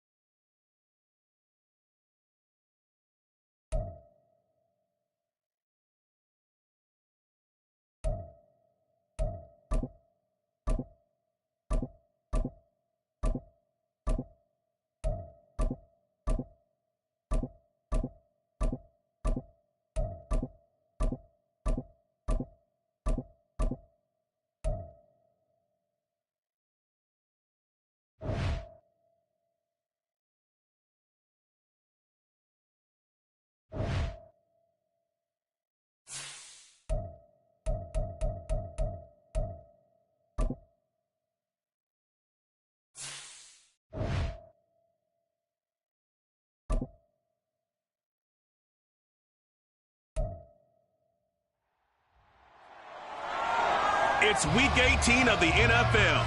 And coming up, we'll see Dallas Goedert. No one's been busier this season as he currently paces the NFL in receptions. It's the Eagles and the Chargers, next on Madden Football.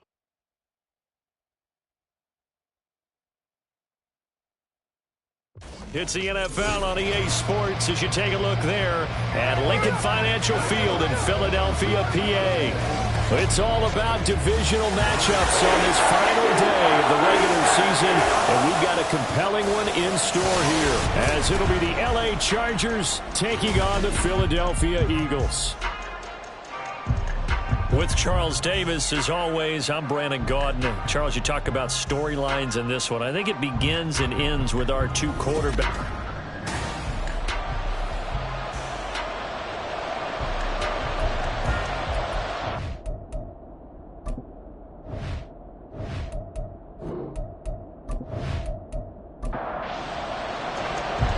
Here's the kicker, Jake Elliott, ready to get this one started. And off we go from Lincoln Financial Field.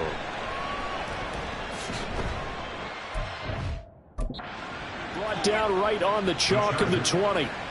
So here's the Charger offense making their way out. And they'll be led out by their third-year quarterback. I like this guy. And the reason I do, he tends to stay on an even keel. Doesn't let too much ruffle him. He will manage the game the way it needs to be managed, take what the defense gives him, and then he can strike at times. Had a touchdown pass. Yes, he had an interception last week, but he found a way for his team to win.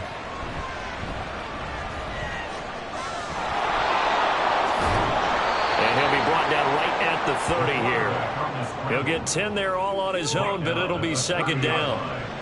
And, CD, you look at this defense, what kind of pressure are they under trying to stop a team that has won 5 games in a row? Well, to me, it makes their job harder because you know you're going up against an offense that's playing at an elite level, and sometimes you can get too caught up in trying to play the perfect game. You're trying to be too precise, too fine, instead of just letting it rip. And I think that's more the priority than trying to be absolutely perfect. That is caught. And he'll be taken down, but he does have first down yardage. Personal foul. Face mask. Defense. So the hand got inside the face mask that time. Looked like a pretty easy call. And it was, and we saw this in their loss last week. Penalties at inopportune times that led to their demise. So a big penalty there on the face mask leads to 1st and 10. They'll drop to throw. A little short pass. This is Everett. So the completion good for 6 yards. And that's going to bring up second down. Now, this defense for the Eagles, they played extremely well last week in that win over Green Bay. And what I saw on film was a nearly unstoppable pass rush. 5 sacks last week, plenty of hurries given up. So now what do you do on offense? You just max protect, keep everyone in and run the ball, or maybe just 1 or 2 receiver routes in order to try to keep your quarterback up there. Now they face a 3rd down and 4 after that incompletion on second down. Looking to throw. Pressure comes, and down he goes. The Eagles get there for the sack. Gregory Rousseau in there to drop him for a 6-yard loss, and that will lead to 4th down. On 4th down, J.K. Scott ready to punt it away. He was called on 3 times in the win last week as his first one here's away. And that one hits a little too close to the goal line, and it continues into the end zone for a touchback. Philly's offense getting ready, and Jalen Hurts ready to lead them. The second-round pick who started his career at Alabama, then finished with an electric senior season at Oklahoma. His game last week reminded me of the old song, Accentuate the Positive, because that's about all he did, right? Yeah. 3 touchdown passes, over 300 yards in the air, receivers happy. And they got the win. Got the win. If you're running back who likes to catch passes, they're happy as well. Big-time game. And now a throw on 1st down there, but it's incomplete. After the incompletion, they'll try once more from the 20-yard line on 2nd and 10. Throwing from the gun, it's Hurts. Open man, that's Devontae Smith. And they're going to get this beyond the 40 before it's taken down. A gain there of 21 yards. And the big question on this final Sunday, Week 18, could he run up enough pass yards to set the single-season all-time record? It's held by Peyton Manning at 5.477. He's within shouting distance, so we'll see what happens and how much they let him throw the football here in this finale. And he'll be taken down, but not before he gets into enemy territory. Another strong gain on the last two plays. They've moved it a combined 33 yards. So from Charger territory now, here's a 1st and 10 at the 47. Once again, it's Swift. Now they nearly sprung him that time as he takes us all the way down to the 37. They get 10 more there, and I believe that'll be enough for another 1st down. It will. 1st and 10 at the 37-yard line. They will run straight ahead with Swift. And nothing much materializing there on the 1st down run. He'll get a couple, and that's it. This is 2nd and 8. 2 yards on the pickup. It's 2nd and 8. Here's Hurts to throw. He'll get this one complete. That's A.J. Brown. And he's brought to the ground with another 1st down at the Chargers' 24-yard line.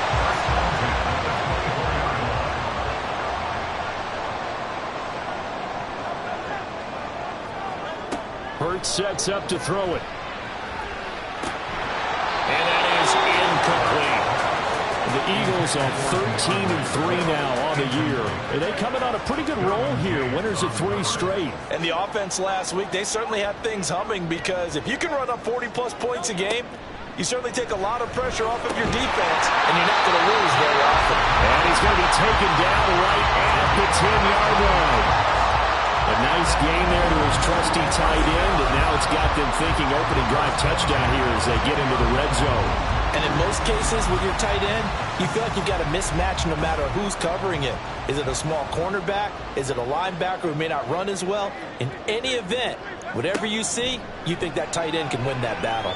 Buying time to his left. He'll get 3 yards on the scramble there at 2nd down.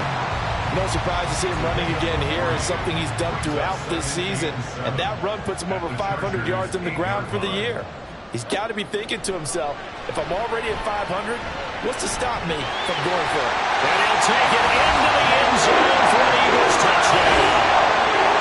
Jalen Hurts, an 8-yard touchdown run. And the Eagles are on the board first here this afternoon. Well, these guys have won 3 straight ball games, and another good start to this one out to the 6-0 lead. And I've talked with so many different coaches, as have you, along the way, and they always talk about winning streaks and the mood of a team and how much easier it is to actually prepare during that time. Guys are sharp, guys are focused, everyone's feeling good, and we're seeing it early in this one. Elliott good on the extra point, and that makes the score 7-0. Now after the touchdown, here's Elliott on to kick it away.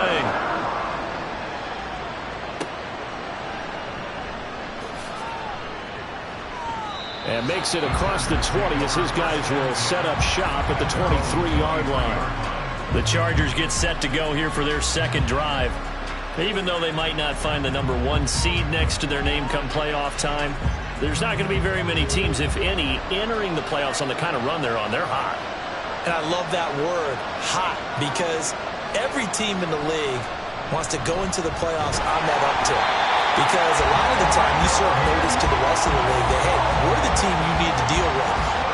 We're the team that's going to be a real problem for you. And if they can continue this streak, they could very well be that team and gain that confidence that they're seeking as they head to the playoffs. And confidence, that's the word I would use from our meetings with them. They said we're playing our best football right now. It is showing.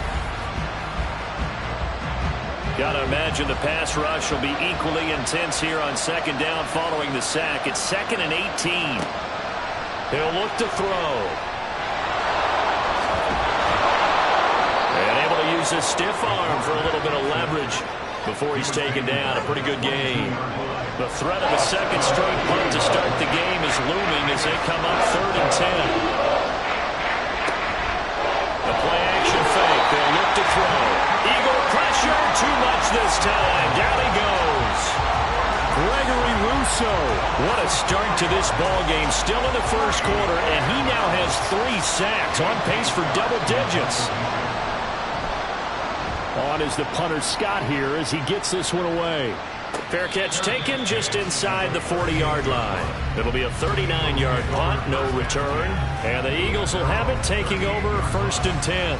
The Eagles offense making their way back out as we take a look at the playoff picture in the NFC.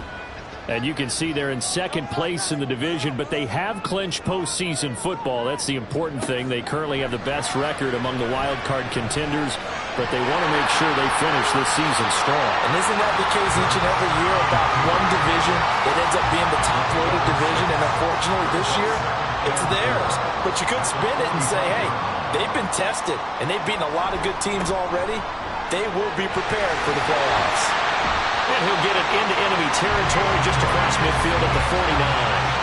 Consecutive runs of 6 yards gives him a 1st and 10. He was solid last week, over 100 yards in their victory on the ground. They want to get that going again. Absolutely. What they also understand is that from week to week, it's not necessarily the same, but they want it to be, right? What they saw last week on the ground, they want to see in this game as well. It's complete to Brown, right side. And he's out of bounds as he gets this down to the 45. Ball spotted at the 45. Here's 2nd and 6. 2nd and 6. Hurts. Room to maneuver at the 35. And he's brought to the ground with another 1st down at the Chargers' 32-yard line. A good gain of 14 there, and it moves the chains. Well, as a coach, you absolutely love seeing your offense find their rhythm early. That's exactly what we've seen so far. They had a touchdown on their opening drive, and now they connect here for another nice gain for a 1st down. This offense is moving the ball well, exactly as he drew it up in practice. They'll throw on 1st down with Hurts. Firing quickly, but it's incomplete. He was trying to get it to A.J. Brown that time, and that'll bring up 2nd down. But you talk about the defense for these Chargers. Against the pass, they're hoping to trend in the opposite direction because right now they're ranked number 26 in the NFL. And even though that's not the greatest ranking in the world, one thing you can say, they get after the quarterback. They're the top 10 in the league in sacks. Play number 7 now coming up on the drive. 3rd and 5. Throwing is Hurts. Pushes past him. And he'll be taken down, but he does have 1st down yardage. Calling a gain of 7, and it gets him a new set of downs. So here's a 1st and 10 now, down inside the 20. Again, he'll drop to throw. Over the middle here to Brown. And a good gain here of 9 from the 19 down to the 10. Ball resting on the 10-yard line. It's 2nd and 1. From the gun, here's Swift. And here he'll get it down to the 7. 4 yards on the play, and that leads to the 1st and goal. Well, they came into this game saying it was important that they set the tone and show that they can run the football. I believe that they've done that here in the 1st quarter. They're going to look to throw. And he'll take this beyond the line of scrimmage as he slides to a hole. After 1, 7-0 on EA Sports. Now 2nd quarter action from Philadelphia, and it's the Eagles in possession. 2nd and goal from inside the 5 as they've got it as we resume action. Swift. It'll be a loss of a full 3 yards there, and it also brings up 3rd down. That's a really alert defense there because they saw the heavy look come in from the offense, countered it with extra linebackers who brought a little bit of speed and heft, and able to really make a big-time play for. Open man, he's got him. That's Smith for the Philadelphia touchdown. Devontae Smith hitting double digits with his 10th touchdown of the season. And the Eagles go up by 2 touchdowns. Another impressive drive, so they're 2 for 2, 2 touchdowns. Charles, a great start to this ball game for them. And one of the words that's really worked its way into our lexicon is stacking. They've stacked momentum each time out, and not only on offense. Between those touchdowns, defense held, forced a punt to get the ball back, and they've played awfully well in this one. Both sides playing at optimum level. Elliott good with a PAT. And that'll make the score 14-0. Taking it about the 1. And his guys will get the football right at the 20-yard line.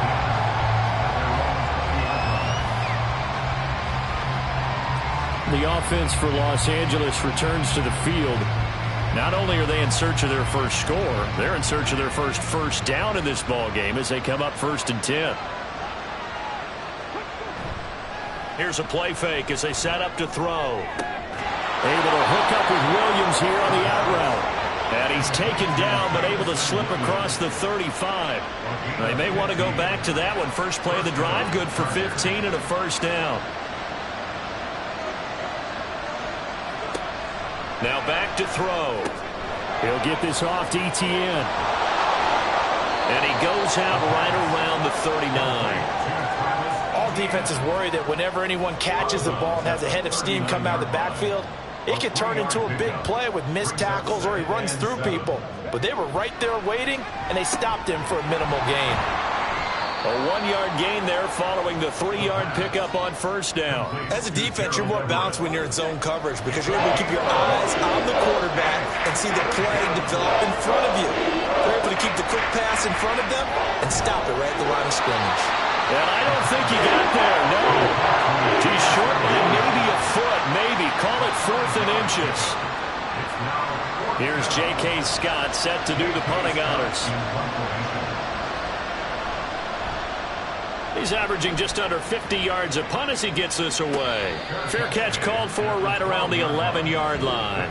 So a change of possession here on the punt. And the Eagles will be backed up deep to get the drive started as they take over 1st and 10. Hurts and the Eagles come up here 1st and 10 at their own 12-yard line. Off the play fake, he'll look to throw. Throw left side complete. That's Elliott. And this will leave him a yard short. Nice pickup of 9 yards on first down. 2nd and 1 now from the 21.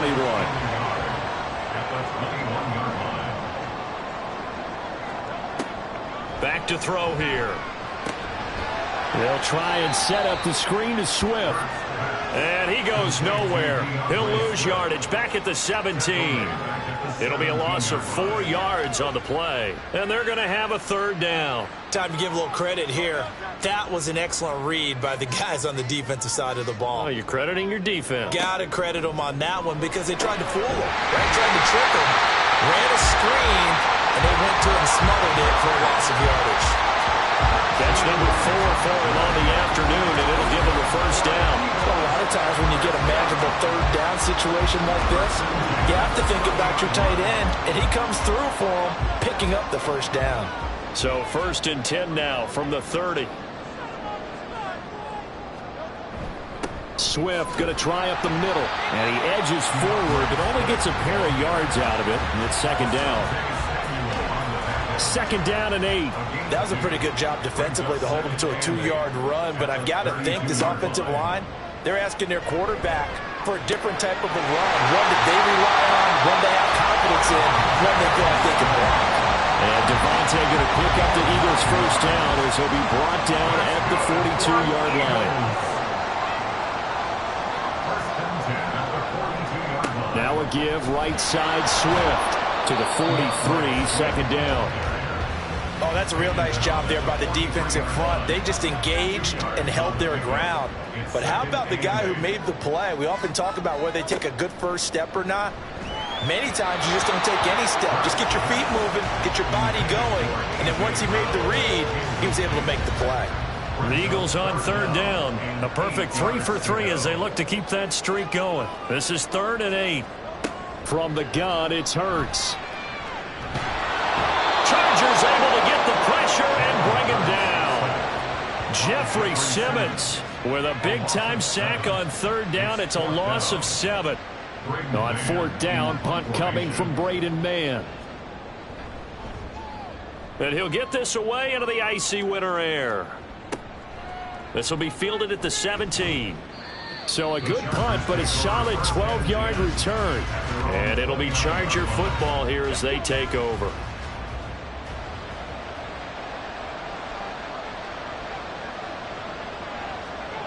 They'll come out throwing here to start the drive. He completes that to Garrett Wilson. Gets through, and now an opening.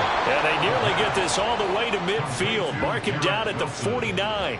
That one good for 20 on the catch and run. Well, these guys have definitely been outplayed in the first half, but I like their countenance. I like the way that they haven't panicked out there, the way they're carrying themselves.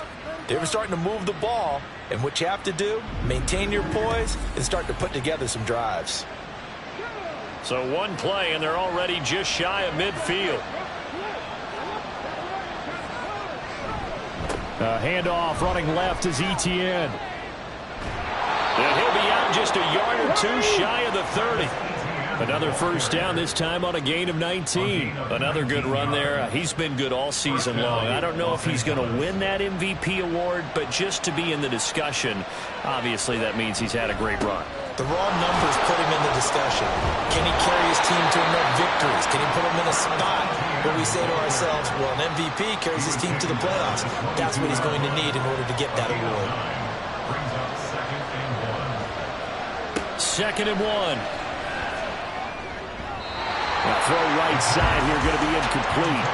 That was well played, but that was also an example of a corner who understands his coverage, realized he had support behind him, and can be a little more aggressive in the shorter zone, and did exactly that, knocking that pass away. And that one going nowhere from the start as he's met in the backfield and goes backwards. Nothing doing on second and third down after that 9-yard gain on first. Just a simple run play there on 3rd and 1, but this D was up to the challenge and stopped him, bringing up 4th down. Well, the offense is not leaving the field. They're going to stay out and go for it on 4th and 3. Now a shotgun snap as they'll look to throw. And he is going to have the Chargers first down. And they pick it up rather easily. A gain of 9 on 4th and 2.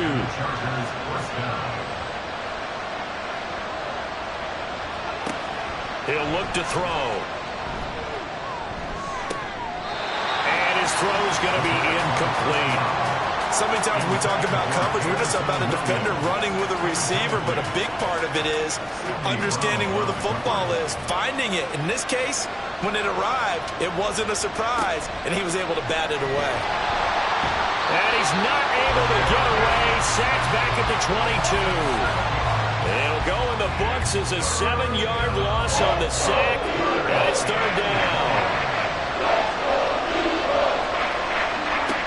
They'll set up a throw. Under pressure, they got him again. And the defense coming through on 3rd down. A loss of 7 to bring up 4th. Cameron Dicker on now to try the field goal. From the right hash, it's a 46-yard attempt. And his kick is absolutely perfect. And they will get themselves on the board here at 14-3. So from an offensive perspective, at least able to get on the board here right in front of the 2-minute warning. Yeah, now it's time to talk about complementary football, isn't it? Because if the defense can force a 3-and-out, there could be enough time on the clock that they can get the ball back for their offensive guys and maybe put some more points on the board before the half. And he'll get it up past the 20 to about the 22. And out now come the Eagles. Obviously not the intended goal last drive. They had to punt the football, but still they've got the lead here and now a chance to add on to that lead if they can get points on this drive. 1st and 10 upcoming. On 1st and 10, it's Hurts. He's got Smith here. So the completion good for 7 there, and it'll be 2nd down. Second quarter action with 1:59 remaining. Here's 2nd and 3.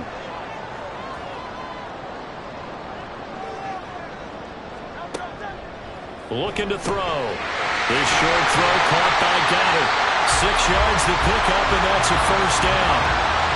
5th catch of the game for him there. Yeah, the tight end position is now becoming a volume pass catcher. It used to be occasional, right? Safety valve. Throw one to him every so often, but mainly they want him out there to block. Nowadays, an integral part of the passing game, and they create such great mismatches that they often become the leading receiver. 2nd and 9. Throwing from the gun, it's Hurts. This short throw caught by Goddard. And down he goes at the 45 after a pickup of 9. The Eagles going to take the first of their timeouts as they'll stop it with just over a minute to go before halftime. Here comes third and the length of the football.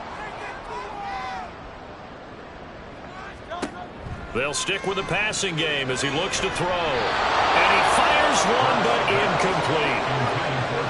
That might be the third down stop that they needed because they've had a lot of trouble slowing down this offense in the first half. This might be their opportunity to get off the field. On is the punter man as he boots this one away.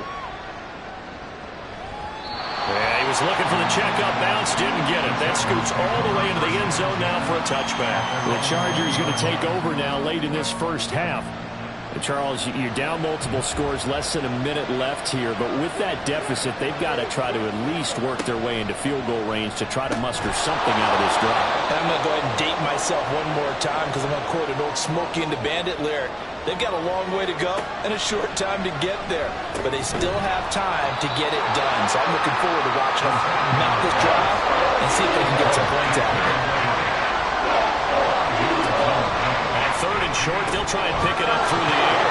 And he'll be taken down, but he does have first down yardage.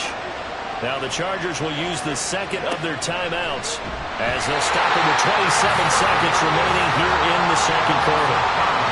I'm starting to wonder if this offensive line just simply doesn't like him. I mean, they've given up 6 sacks in this game.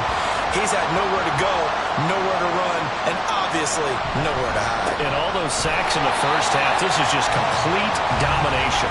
And they're going to be waiting for him as they get him behind the line. So we've come to halftime here in Philly with the Eagles on top. As we'll get you down the coast to Orlando for Jonathan Coachman at our EA Sports Halftime Report. Coach! All right, Brandon, thanks very much. It's all down to this. Week 18 of the NFL regular season. Lots to be decided, so let's get right to it. We'll start in the NFC East. This one, always a battle. New York taking on Washington. And it's the Giants who are out in front in the second quarter. Joe Mixon, the lone touchdown there as he's cashed one in on the ground. From there, we head down to the Sunshine State to check on the Jaguars at home in Jacksonville. And they've got the lead over the visiting Denver Broncos. Trevor Lawrence with a couple of touchdown passes there. Finally, let's get up to the place they call Titletown, Green Bay, Wisconsin, to see what's happening with the Packers. As you can see, the score there in the second quarter. Tony Pollard with a touchdown run. We just watched a fine first half out of the mobile quarterback. That's Jalen Hurts. He had a touchdown both in the air and on the ground to help push his guys into the lead at the break. All right, Coach, thank you, and we welcome everyone back for quarter number 3. Ready for the second half. 14-3 our score as we are back underway on EA Sports. Taken at the goal line. And he will make it to the 20-yard line and no further. Out come the Eagles now as they'll go on offense first here in the third quarter. Hurts and the Eagles come up here 1st and 10 at their own 20-yard line. They'll try and start this drive in the air. And that is incomplete. He couldn't hold on through the contact. Brings up second down. Brings up 2nd and 10 at the 20-yard line. They run out of the gun with Swift. And he's brought down at the 24 after a gain of 4. That second down play call was not to pick up the first down. It was to accomplish what they did to get them into a manageable third down because they had incompletion on first down, so they were behind the sticks, so to speak. They need to make up some ground, and they did. And he is going to have an Eagles first down as they're able to get the third down conversion. And that's one of those where it feels like backyard football in a sense. You say, forget about the route. Just run to the open spot in the middle of the field, and I'll find you. Good throw, good concentration on the catch, and they pick up the first down. On 1st and 10, it's Swift. And he's going to take this ahead for right around 3 yards, but no more than that. Second down. From the 33, here's a 2nd and 7. Here's Hurts to throw.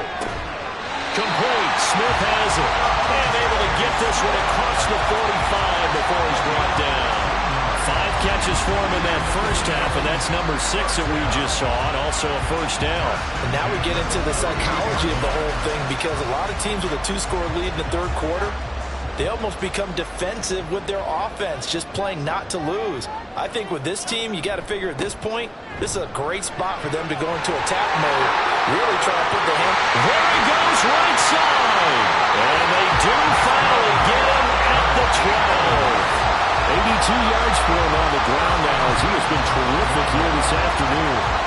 We've seen him break off a big run already in this game, and for a second, that would look like it might be another. Yeah, I think that any defense would say, look, we can't let him get to the second level, because sometimes he'll break off the big run on his own, but oftentimes you get additional blocking at the second level, which gets you deeper into the secondary.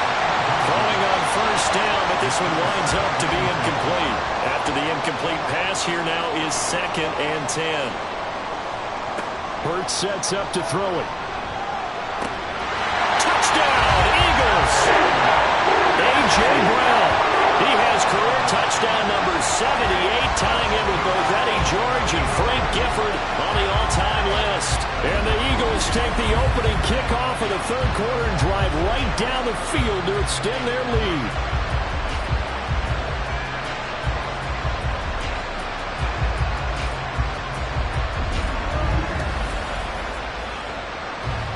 Elliott on for the extra point.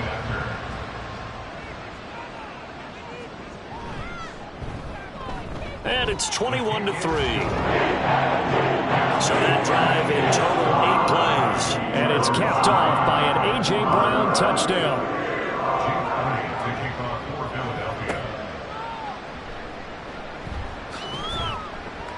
And he won't quite make it to the 25. Now we'll look at the Chargers offense. They get ready for their first possession of the second half.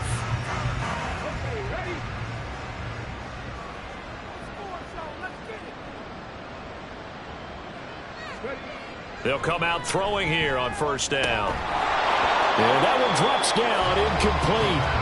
Good coverage there, forced the ball free, and it's 2nd down. Brings up 2nd and 10 at the 24-yard line. They'll look to throw. And this time he's got the hook up. It's complete. They get 7 out of that, so they're left with a 3rd and 3.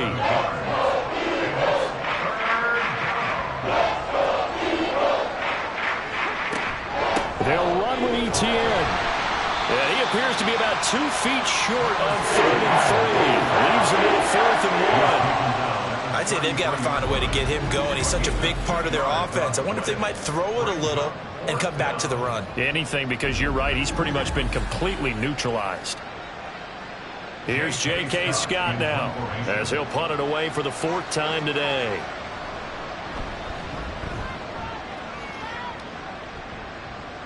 And a fair catch signaled for and taken at about the 18-yard line. So possession goes over here on the punt. And it will be Eagles football, 1st and 10. On first down, Hurts. That's complete. Terry McLaurin with it. A big play there for Philly.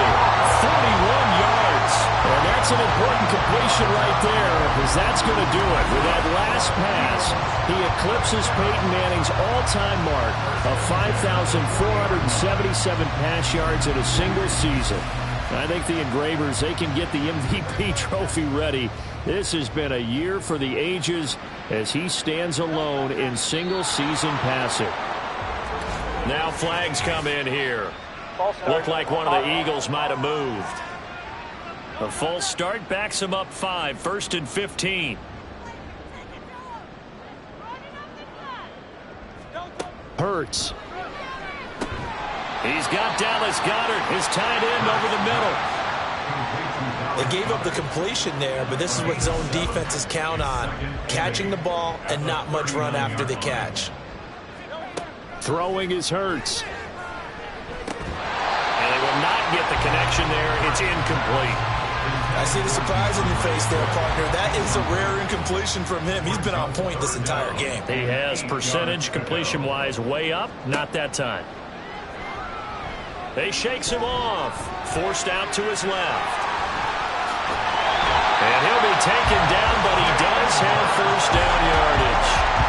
That gain of 9 buys them a new set of downs.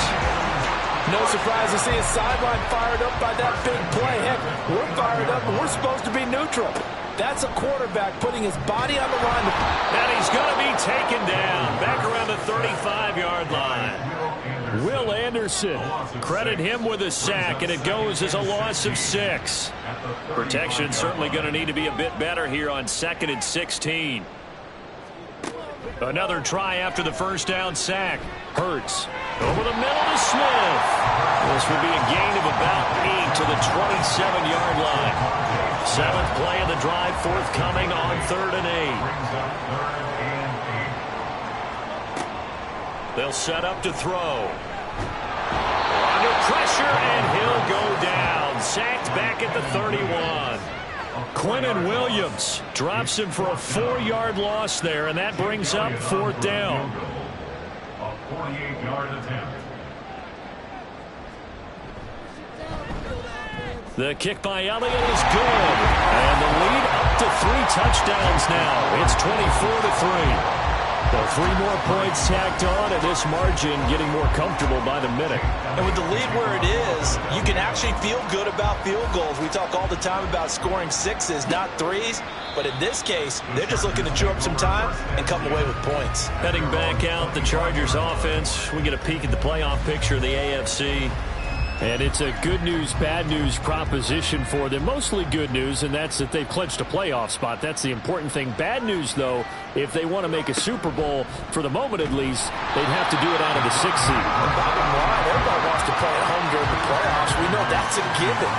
But nothing builds character for a ball club quite like winning on the road in the playoffs, especially when no one thinks you can do it.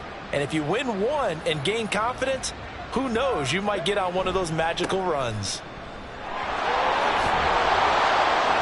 And he'll go down right at the 30-yard line. 8 yards on the run, and that cuts this down to a 3rd and about 5.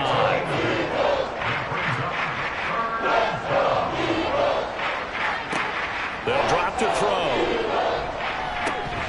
Ball had his hands on it, couldn't bring it in. Pretty symptomatic of how this game's been going. And there's another stop. One of the league's best defenses is certainly bringing it again this week. Here's J.K. Scott now, as he's on for the 5th time here today. Now Brown. Now a hit and a loose football. But this will fortunately wind up out of bounds. Philadelphia getting set to take the field. They're just looking to do more of the same. They were good in the first half. They've extended their lead so far here in the second half. I don't know, they're just looking good on hitting on all cylinders right now. And sometimes that means a head coach who really has a finger on the pulse of the team may not have anything to say at all. May tell the rest of the coaches, just back it off a little bit. This team has it under control. I remember hearing about Bob Knight years ago in basketball, getting ready to give the final speech before the gold medal game in '84. And on the board, Michael Jordan had written, "Coach, after all we've been through, there's no way we're losing tonight." He didn't even give a pregame speech. Wow, interesting. Well, right now, no speech is needed. And he's able to take it across midfield before going out of bounds. 2nd down and 3. It's a gain of 7. Brings up 2nd and 3. A handoff, Swift running to the left. Despite the strong run, he'll be hit and dropped shy of the 45. 2 yards on the carry there, and it's going to lead him to 3rd down. Brings up 3rd down. Now back to throw. Able to find the open man. That's complete. And he'll be taken down, but he does have first down yardage. 7 yards there. Good enough to move the sticks. So 1st and 10, and if they score on this drive, might have to start digging in our second half blowout material. They'll look to throw here. This short throw caught by Goddard. So give him 2 yards there on the completion, and that will bring up 2nd down. A gain of 2 brings up 2nd and 8 at the Chargers' 36-yard line. Play action. Here's Hurts. And he's going to get this inside the 30. Hurts dangerous when he runs that football. He's got a first. At least this time he's getting hit after a positive play for his offense. The pressure was coming through yet again, but he certainly didn't stick around for the sack on this occasion. Found an escape route and ended up getting the first down before taking the hit. Down to the 25. And Will Anderson gets to him for the tackle. They work now on 2nd and 9. He'll drop to throw. Throw right side, caught by Goddard, the tight end. That was the 8th play of the drive, so a somewhat fitting pickup of 8 yards. So they'll get a little extra time to come up with his 3rd down play as we play 3 quarters. We'll return with more after this. You're watching the NFL on EA Sports. And welcome back. We are in the city of brotherly love, Philadelphia. A lot of happy faces in the crowd at this point as their guys have a big lead here to start quarter number 4. Well, 4th quarter with a 3-score lead here, Charles, but they're still going back to the air and looking for more points. Well, with this game well in hand, it's an opportunity for the guys to come off the bench and get a chance to play. And a lot of coaches, they want to run their full playbook no matter who's on the field. Oh, the defense right there to stop him. Did he get the yard he needed? He did, says the referee. Barely. First down. That's another Eagles first down. 1st and 10. They'll stay on the ground with Swift. And he'll get 4 there, down to about the 12-yard line.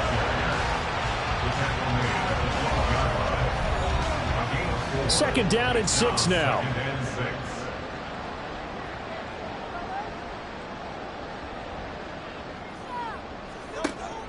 They're going to look to throw.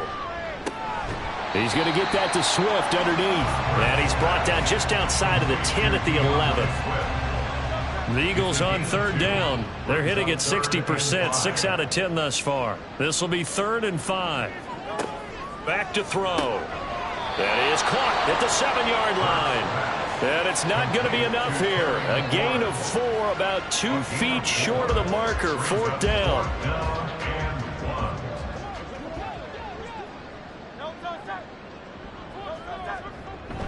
They'll try it now with Swift. Going absolutely nowhere. He'll wind up losing a yard or 2. They'll get neither the touchdown nor the first down. And this long drive is going to wind up yielding nothing. So we were looking at each other up here in the booth when they went for that saying, oh, wow, talk about trying to add insult to injury. Some teams are just like that. You know, some philosophies, some coaches are like, look, when I got a chance to put some more points on the board, I don't care what the situation, I'm going to do it. And they're also the same coaches as a general rule that if someone does it to them, you won't hear people protest out of them. That's just who they are. And throwing here to start the drive as they connect left side. A big play there on the catch and run. 57 yards. And the offense is saying to itself right now, if only they were all this easy because he was wide open. And once he made the catch, plenty of room to work his way downfield. That was a breakdown on the defensive side of the ball, one that they want to fix immediately. So how about this for a change in field position? From inside the 10, here's first down on the other side of the field. Now a throw here, hauled in. That's good. The completion there for 7 yards, and it's 2nd down. A 7-yard pickup brings up 2nd and 3 at the Eagles' 29-yard line. Back to throw here. He'll get that underneath Etienne. And he'll be a couple yards shy of the red zone here at the 22-yard line. 6 yards to pick up, and that's a first down. First down, Chargers. A give to Etienne running right. And he's got 4 down inside the 20 to the 18. He was brought down by Cole Holcomb. 2nd and 6. 2nd and 6 at the 18-yard line.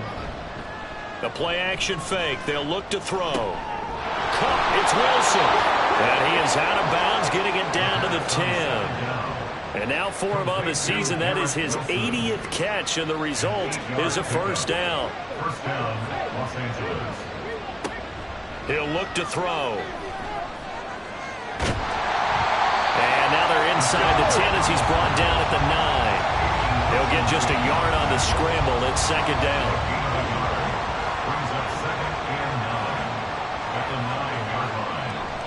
ETN up the middle. And he'll get about 4 there as he takes it from the 10 down to the 6.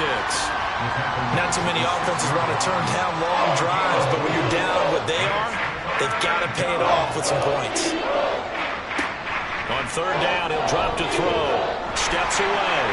And he takes it in for a Charger touchdown. A 6-yard touchdown run. And the Chargers go coast to coast and finish the drive off with 6 points. So a little bit of a letdown there defensively. I mean, look, you're still 2 scores to the good, CD, but things may be a little more uncomfortable than they had hoped. Yeah, if you kept them out of the end zone there, this game's over. You've locked the door on them. Instead, it's still open a little bit, and they've got a puncher's chance. Extra point up and good by Dicker. And that cuts the lead to 24-10. The kick unit on here for the Chargers as they will send this one away.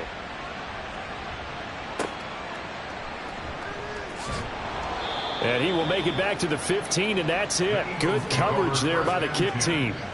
The Eagles offense now, they head back on the field.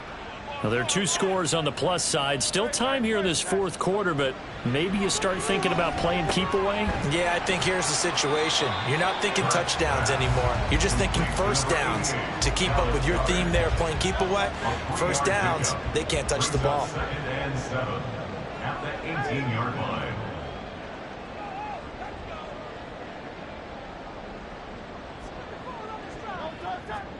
2nd down. Here's Hurts.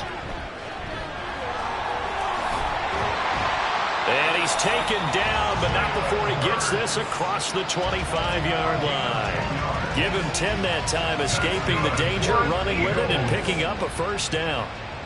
1st and 10 at the 27-yard line. Here's a handoff to Swift, running left. And he'll push his way forward to about the 32.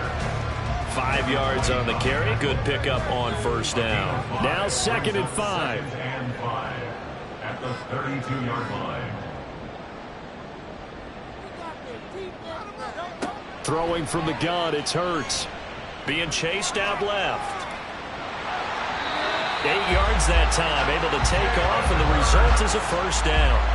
There he goes, and for good reason. Running with it has paid dividends earlier in this game and earlier on this drive. And until they prove they can stop him, I don't think he's going to be shy about continuing to run for first downs instead of airing it out. And now a throw on first down there, but it's incomplete. When you run in the slant, timing is everything. And against that man coverage, there was no space available, and incompletion as a result. Here's Hurts to throw. Quick slant to Brown. And he's brought to the ground with another first down at the Chargers' 44-yard line. Philadelphia picking up the first on a gain of 15. But when you're up by 2 scores in the 4th quarter and you're going to throw the football, expect to see a lot of man coverage, because usually what comes along with man coverage is pressure. So if you're a play caller and you want to keep throwing the football, that's fine. Just make sure your offensive line understands they're going to get additional guys running at the quarterback. Now he's going to swing this one out to his running back, and he'll get it down here to the 43. He'll wind up getting just a yard, and it'll be 2nd down. 2nd and 9 at the 43-yard line.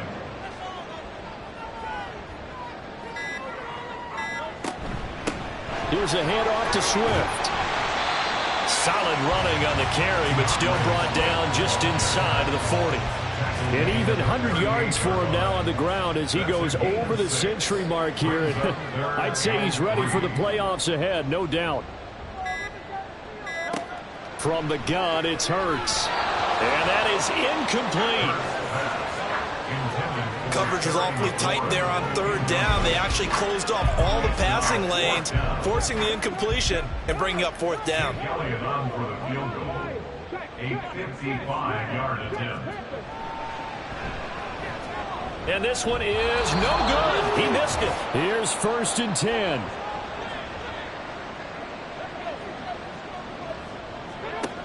They'll try and start this drive in the air. Goes out left. It's caught by Williams. And he's brought down. All 3 timeouts remain, but they've got to score quick. It's 1st and 10. That's pulled in by Wilson. And brought down, but before they're inside the 25. They'll look to throw now on first down. His throw caught at about the 5. And they do get him down, but not before he's able to slip it inside the 5-yard line. Eluding the pressure right. Stopped short. Down at the 1. Had the broken tackle, but couldn't get it all the way home. 2nd and 1. And this is caught now for a late touchdown. So hold everything here. This one's not over yet. Okay, game on. Don't go anywhere yet. You got a 1-score game now. Probably going to rely on the onside kick coming up. Yeah, they have to. It's not a high percentage play, but it's better than not having a chance at all. And that's when you put your leapers and your flyers on one side, get that high hop, and hope that one of the guys can come up with it. And on the other side, get that hands team ready. No doubt about it. Extra point up and good by Dicker. And now things get a bit more interesting here in this 4th quarter. So with just under 40 seconds to go, you figure this is going to need to bounce their way if they have any shot. And the Eagles are going to recover. And that might be enough to put a bow on this one. The risk-reward of the onside kick, when you don't get it, the risk comes out to play, and here they gave up great field position. And that's the key to everything, because you're trying your best to press advantages when you have them, and field position leads you to that type of play calling, and whether you want to blitz or whether you want to throw the ball deep, those types of things. Now that they've given up that type of field position, the advantage is switched to their opponent. So from the 39 now, they'll come up on a 1st and 10. On the handoff, this is Swift. And they will only muster a yard here to the 38. The Chargers going to signal for the first of their timeouts as the clock will stop with 34 seconds to go in the game. And he's brought down at the 34. Call it a gain of 4. Now the Chargers will use the second of their timeouts. That'll leave them with just 1 remaining in this 4th quarter of play. Now the throw on 3rd down, knocked away and incomplete. How about this defense? They came up with a couple big plays in this sequence, and none better than the one right there, forcing the incompletion and bringing up 4th down. They'll try and throw for it with Hurts. Oh, what a heck of an effort there as he'll make the diving catch. Chargers going to use their 3rd and final timeout. And as the two teams talk it over on their respective sidelines, we take a break. Well, taking that knee, maybe just a sigh of relief. They withstood a big 4th quarter comeback. Able to hold on, though. Certainly looked like they had things going their way, didn't it, in the 4th quarter? Had to just hold on, as you said. Furious assault on them, but they were able to get it done, take a knee, and head to the locker room with a win. A couple more minutes, and maybe the outcome of this one, Charles, would have been different, but ultimately time runs out on the comeback, so it falls short. And they hold on to win this by just 1 possession. Not the 4th quarter they wanted, but they did earn the win, and they'll be happy about that, and they should be. Now they're going to go back to practice, see what they can do to prevent a future lead from slipping away like this one was. So for Philadelphia, they get yet another victory to finish the year at 14-3 overall. And now they'll have the week off as they get set to go after a Super Bowl title. Meanwhile, for the Chargers, they lose a tough one here to close out the regular season as they finish at 12-5. And now they'll have to see how the final playoff picture will all shake out. Thanks for tuning in, everybody. Alongside Charles Davis, we thank our entire crew. I'm Brandon Gaudin. This is the NFL on EA Sports.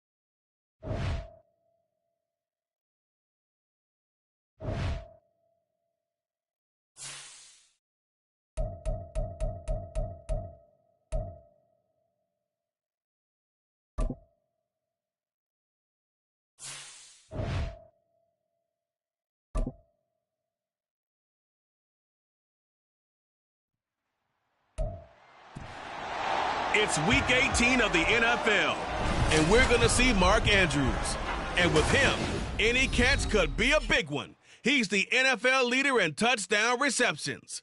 It's the Ravens and the Chiefs, and it comes your way next on EA Sports. With Chesapeake Bay gleaming in the distance, we are inside M&T Bank Stadium near the Inner Harbor in Baltimore, Maryland. It's all about divisional matchups on this final day of the regular season, and we've got a compelling one in store here, as it'll be the Kansas City Chiefs taking on the Baltimore Ravens. With Charles Davis, as always, I'm Brandon Gaudin. Charles, you talk about storylines in this one. I think it begins and ends with our two quarterbacks, certainly two of the best in the business. And nowadays, I don't think you can get by for long periods of time without a top-flight quarterback. The way the game is played, with all the responsibility he has.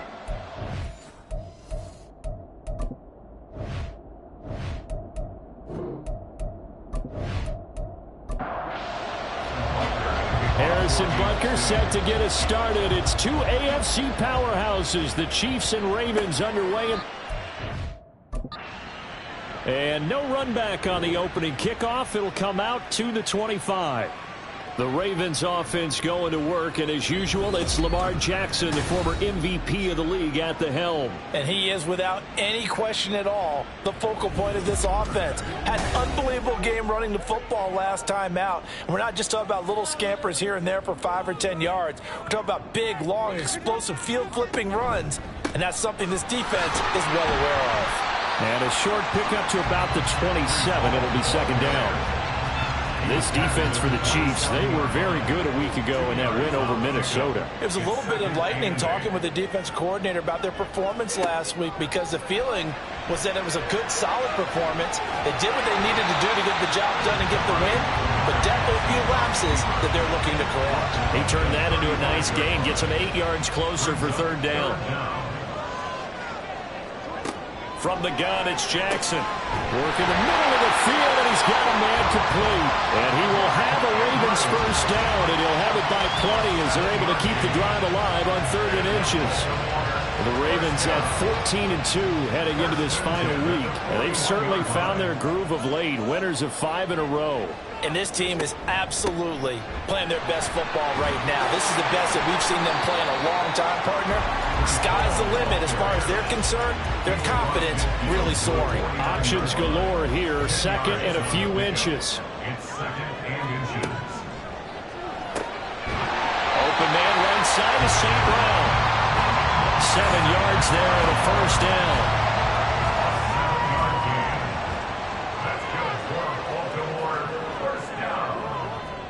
Throwing is Jackson. And this is going to be home in by the tight end Andrews. And in for the Ravens touchdown. Mark Andrews with touchdown number 20 on the year. And the Ravens get the upper hand as they're on the board first here this afternoon.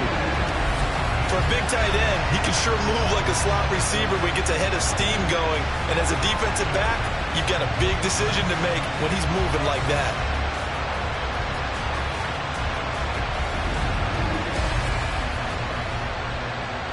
Justin Tucker for the extra point.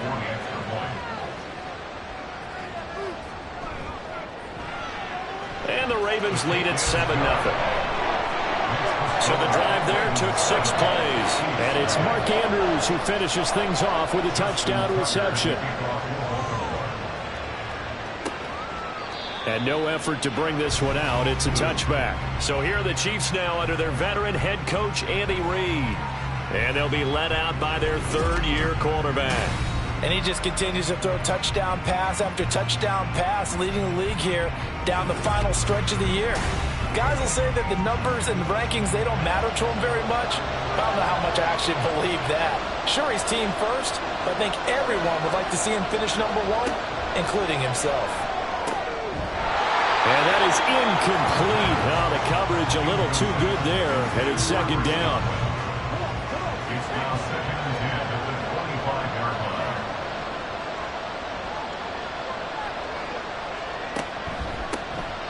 Headed straight, it's Pacheco. Yeah, this will be a gain of 5 as he gets it to the 30. So, CD, this defense, they know that they have to be at their very best when they're taking on a team here that's in the midst of a winning streak that's now stretched over multiple months, not weeks, months. I think the challenge they put upon themselves is we want to be the guys to end that streak. And what's working in their favor? The winning streak on the other side. Sometimes that carries a burden with it because they feel like they have to play perfectly as well. Let's just go out there and get them is the idea. On 1st and 10, here's Pacheco. And he'll grab a gain of 5 out of this up to the 41-yard line. That's a really nice, tough run inside, and they gained 5 yards on it. And to be frank about it, most offenses don't expect to get 5 yards on a play call like that. So when they do, they go back to their huddle with a little pep in their steps. They're starting to think that they're starting to dominate the line of scrimmage.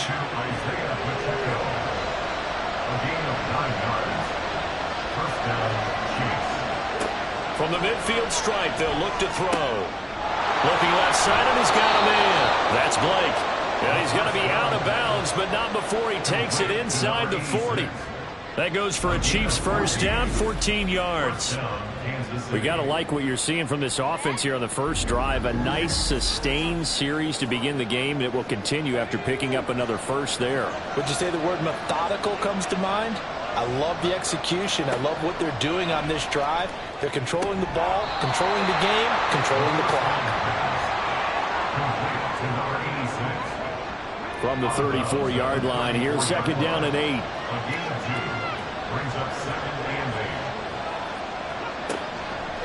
Here's a play fake as they set up to throw. A short throw pulled in by Kincaid. A pickup of about 3 yards as he's taken down at the 31.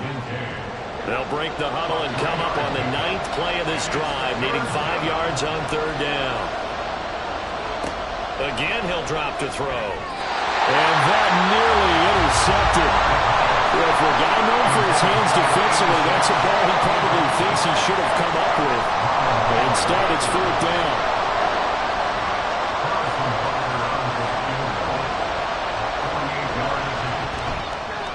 Butker's kick here is good. And they are on the board, but still trailing. It's 7-3. So they're able to end that drive with 3 points in this one-possession ball game. And ideally, you want to end every drive with points. Most quarterbacks would tell you, let's end it with a kick, right?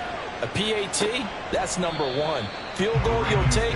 Punts, you really don't want to do that. In this case, they'll take the field goal and get prepared for the rest of the game. And as this offense makes their way back out, it's AFC playoff race time as we give you a look.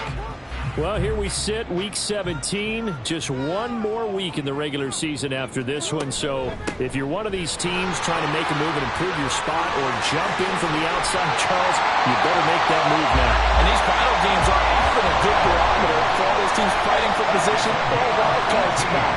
They have to be able to get the job done these last 2 weeks before things get even tougher when the playoffs officially begin. And they'll let the quarterback keep it here on 1st and 10. And a solid run here as he'll pick his way down to the 42-yard line. 15 more yards there and quickly another first down. Well, partner, for a few years there, we thought this read option play was going to take over the whole NFL. It seemed like everyone was using it. But it has been scaled back considerably in the last few seasons, mainly because people are worried about their quarterbacks getting hit. But when you call it at the right time and you use it properly, you see the type of gains you can get. A nice chunk of yardage there by the quarterback. Line of scrimmage, the 31 now on 1st and 10. On 1st and 10, it's Hall. And he'll manage to pick up about 4 at 2nd down. And that was a quality play to start a new set of downs. That was simply an offensive line winning the battle up front and winning in a big way and giving their guy in the backfield a nice lane to hit. And he can't find anywhere to go with it, and he goes down. Jeremiah Owusu-Koramoah able to get him for a loss of about 3. They got to get it to the 21 here on 3rd down. Now it's Jackson. And inside the 20 before he's brought down. Good coverage downfield while they're taking off, picking up the first down on a 13-yard run. After the sack, you can understand him maybe being a little bit nervous back there, a little skittish. He looked awfully decisive when he took off and ran. Very decisive and picked up that first down in the process. So from the 17 now, here's a 1st and 10. They'll give to Hall. And able to get him down, but he does reach the 5. Back-to-back nice plays, 12 yards that time and a first down.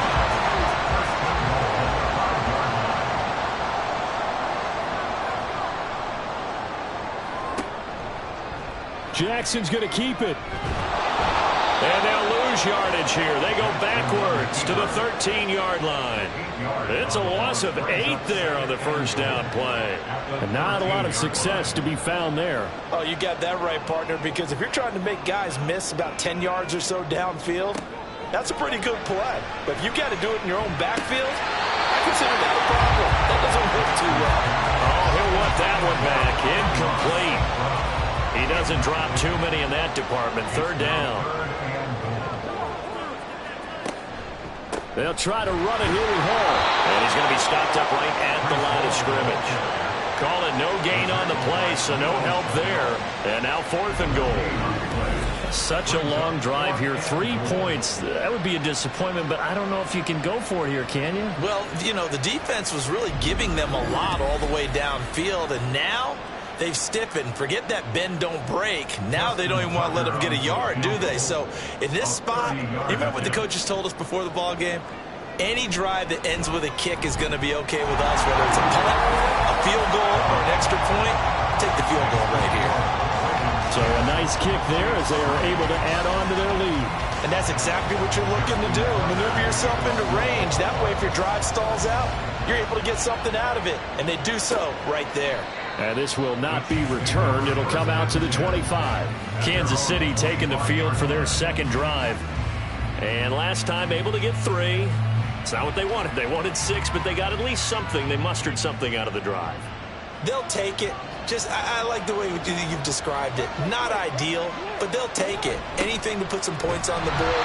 But this time on offense, they don't even want to see the field goal kicker trot on the field. They want that ball in the end zone. Yeah, they'll be going for 6. 2nd and 10. A very chilly day here, but no snow. And I got to say, if it's going to be this cold, and he goes down. The Ravens able to get to him. Roquan Smith leading the surge there as he drops him for a loss of 6. How to approach this. 3rd down and 16 yards to go. They're going to look to throw. Now the comes loose. And it looks like one of the DBs has it. And they will take over at the 29-yard line. Thank goodness for heaters up here.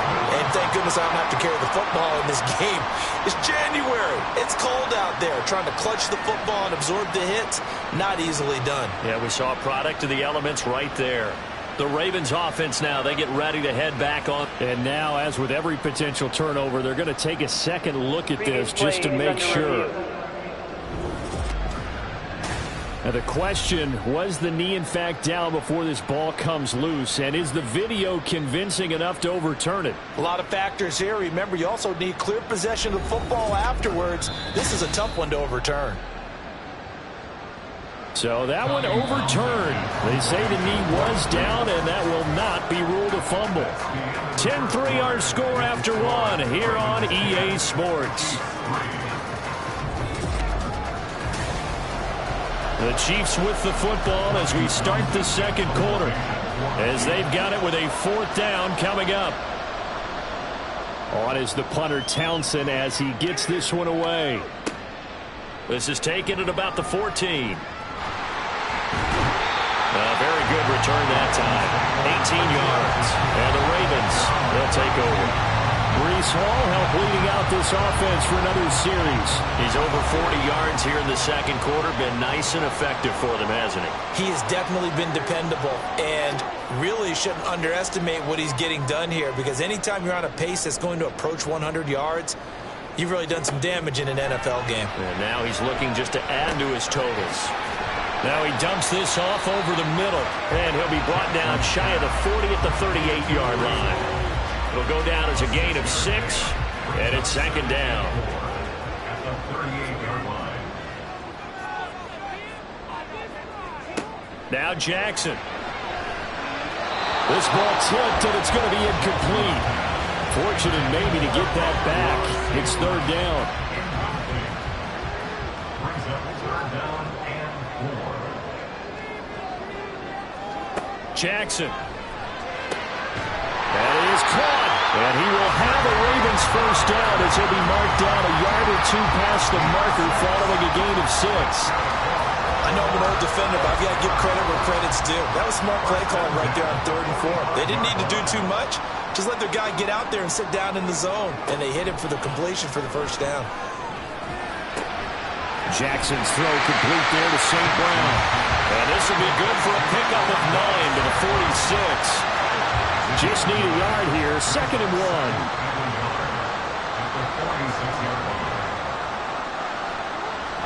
Jackson now off the bootleg. Well, he tries to force it in, and it's intercepted. Picked off by L'Jarius Sneed. And the Chiefs are going to have it here at their own 32-yard line. He has just been alone for opposing offenses to account for now. 8 interceptions on the year. I love that number because I always think of center field. You know, when I hear 8, because that's the position you write in the scorecard in baseball. And what do good center fielders do? Take away all the alleys, right? They range deep and make a whole lot of great catches. 1st and 10, and kind of tipping their hand at running the ball. 3 tight ends are out there. They'll start the drive here with Pacheco. And he will lose yardage here to the 31-yard line. Officially, it's a 1-yard loss. That's going to bring up 2nd and 11. I have a feeling they'll stay committed to running the football, especially on the early downs. They just haven't had a whole lot of success just yet. 2nd and 11. And he can't find a receiver, and he's brought down. Call it a loss of 5, a big sack to bring up 3rd down.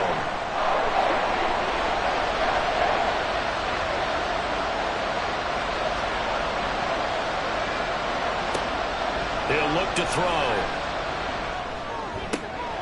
Pass taken in by his big tight end.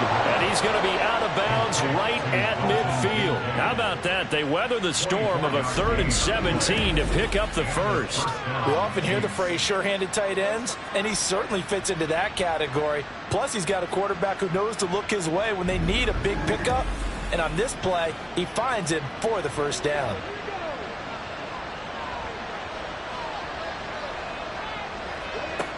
They'll look to throw here on 1st down. That one caught by Rice. And he's got this down to the 35. The catch and run there, good for 16 and a first. And this was a nice example of an offensive coordinator scheming his guy open. Just a little underneath route, just trying to free up some space, and it worked awfully well.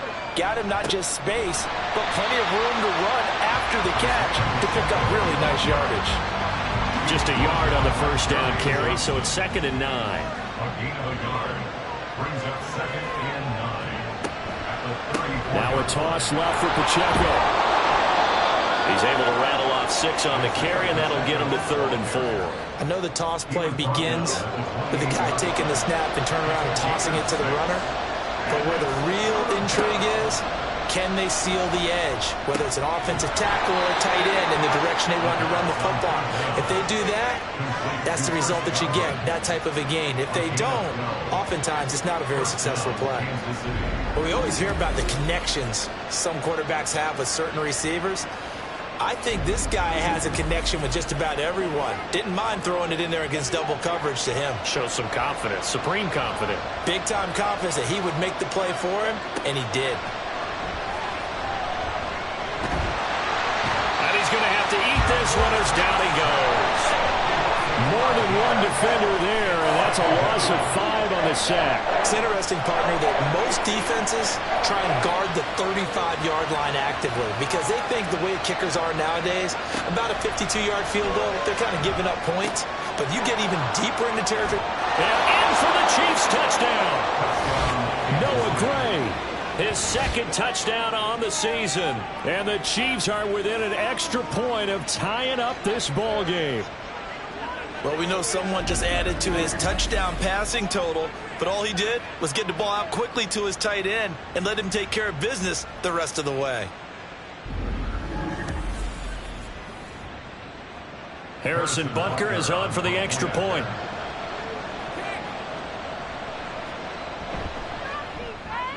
And he'll put it through, and that evens us up at 10 apiece. So that drive, 80 yards, 9 plays. And it's capped off with a Kansas City touchdown. All level now at 10 apiece as the kick's away. This fielded right at the goal line. And he'll be tackled just shy of the 25. Here comes the Raven offense now, ready for another possession. They had the interception on the last drive, which led to the tying touchdown. So 10-10 the score as they begin 1st and 10. Now Hall to start the drive. And he'll take this ahead for about 4. 2nd down coming up. Well, it's time for them to be good teammates right here. And what I mean by that is possess the ball for a little while. Get at least 2 first downs. Give their defense a chance to settle down a little bit after they give up a touchdown. Now a quick slant as the throw's complete. And they're able to get this one across the 35. So here's a 1st and 10 at the 38. Jackson. A throw taken in by Tylan Wallace. And he slips up past the 45 before being tackled. 10 more there and another 1st down. It's a game of matchups, and that's why you take your receivers and move them around a bunch, especially your best guys. And when they work out of the slot, you often hear the coaches talk about how great it is because it gives you a two-way go. You can break out or you can break in. That makes it hard to defend. So the completion gets him just a yard, and that'll make it 2nd down. And the big guy catches the ball out of the backfield, and oftentimes it's quite a surprise to the guys playing defense because not ordinarily thought as a pass catcher, it often works when they decide to dial it up.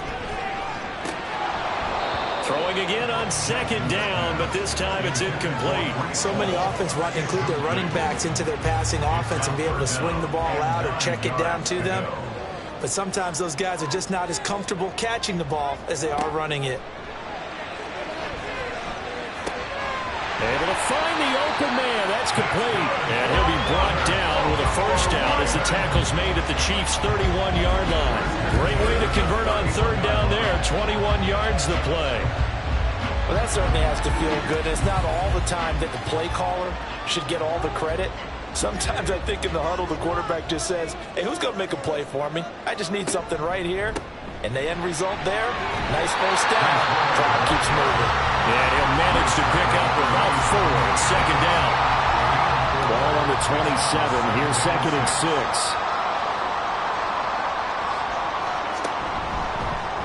Jackson, option right. And he probably should have given that one off as he's going to get hit and taken down behind the line. It'll be a loss of a couple on the play, so now 3rd down coming up. So 7 yards from the first down here as they come up to the line of scrimmage. On 3rd down, Jackson. And he can't get rid of it. He's taken down. Derek Brown drops him for a 4-yard loss there, and that brings up 4th down. So Jackson will head to the Ravens sideline, and on comes Justin Tucker for the field goal try. He was true on his first. This a tough one from 49 yards away. Tucker's kick is good, and they will take the lead at 13-10. So as it turns out, that sack doesn't wind up costing them, Charles. They at least get points, get 3 of them. Yeah, that's where your kicker can really come to your rescue because after the sack, there was a little consternation there. Are we out of field goal range? Are we going to be able to get 3? In this case, he stepped right up and gave them exactly what they needed.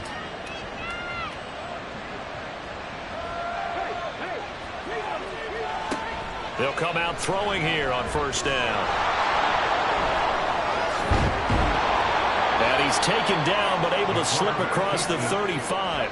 1st down now, but that clock rolling. They'll look to throw. They'll drop this off to Pacheco, and they will only muster a yard here to the 38. 2nd and 9 now. And that falls to the ground, incomplete. A nice job of bodying him up defensively, and now it brings up 3rd down. They'll drop to throw. And he can't find anywhere to go with it, and he goes down. Now the Ravens going to use one of their timeouts. It's just their first, so they'll have 2 remaining here before we get to halftime. And he couldn't get it to check up. That kicks all the way into the end zone for a touchback. The Raven offense going to take over late in this first half. And with a little under a minute to go, still time to try to put a drive together to add to their lead should they so choose. Throwing on 1st down, it's Jackson. A short pass here taken in by Laporta. And he's going to get 7 out of this before being taken down at the 27. Operating from the 27 now. Here's 2nd and 3. And this time they'll just keep this on the ground. And he's going to have a 1st down, but not sure it'll matter as the clock will continue to run. The Ravens going to use the 2nd of their timeouts as they'll stop it with a little over 30 seconds to go in the first half of play. From the 34 now, here's 1st and 10. Here's Jackson. Now that'll be caught by St. Brown. And that's good for a gain of 6, and that'll bring up 2nd down. My ex-teammate used to tell me all the time, I hate experienced quarterbacks because no matter what, you really can't hide what you're doing. And I think that right there, he knew right away where the blitz was coming from, where his primary guy was going to be, and he ended up going to a secondary target for a nice game. I was just going to ask you, that wasn't the primary target. He's so good at that, isn't he? I think he knew right away that he wasn't going to get to his primary guy. I think he read that as soon as he got to the line of scrimmage, knew where the pressure was going to come from, and said, I know how to beat that. And that's what he did. And defensively, they were in zone coverage there. Do you have to be a little careful? You're losing, playing against a good quarterback like he is, to not play too much zone?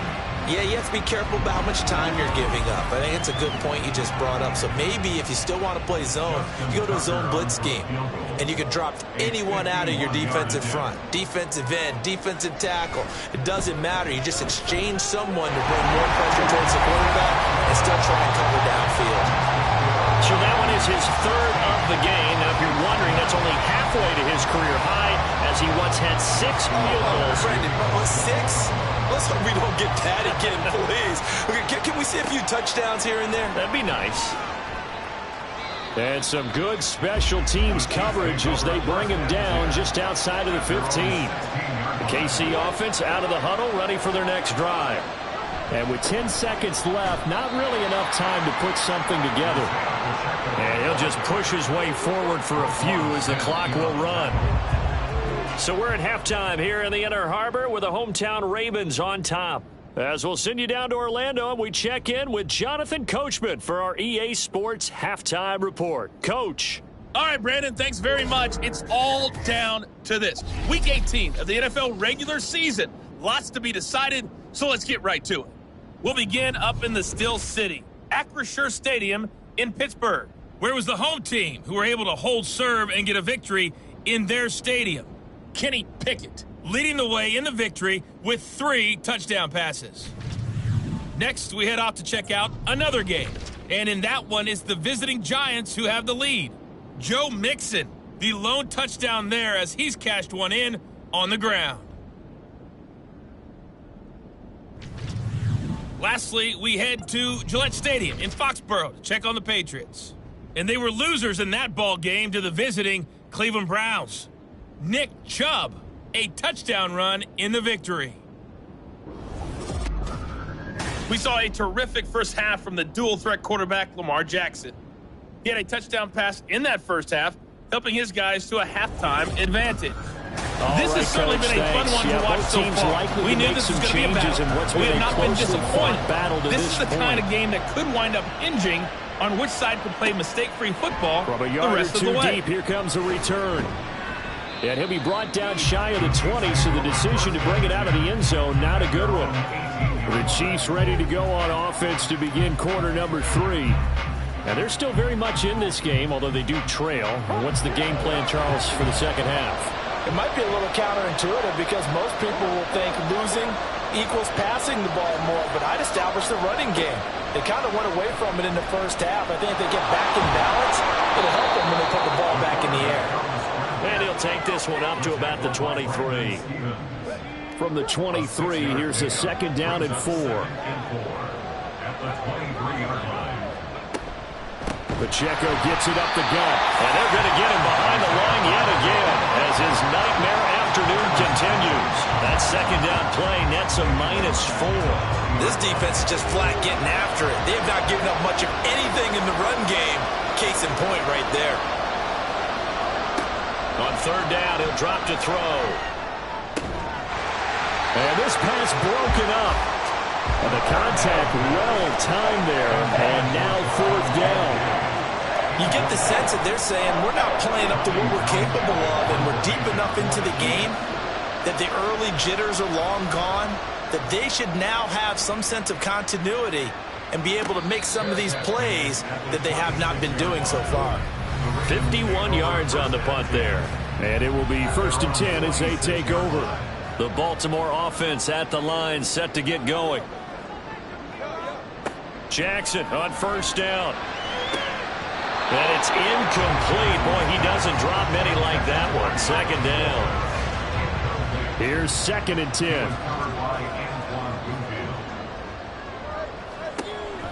On second down, a run with Hall. 5 yards. Now it's 3rd and 5. I really like the vision he displayed on that play because he saw there wasn't a lane to completely break off a huge gain. So he found where there was the most space and got what he could. A nice, dirty run that's a positive play for the offense. And he will have a Ravens first down by about a yard as they find a way to convert there on 3rd down and 5. Line of scrimmage, the 37 on 1st and 10. 1st and 10 at the 37-yard line. Option play, here's Hall. And he's going to be stopped up quickly here. Just a yard up to the 39. Here now, 2nd and 9 from the 39-yard line. At the 39-yard line. Jackson, options out left. And holding it may be the wrong decision as he stopped in the backfield. That's a big loss of 3, and it brings up 3rd down.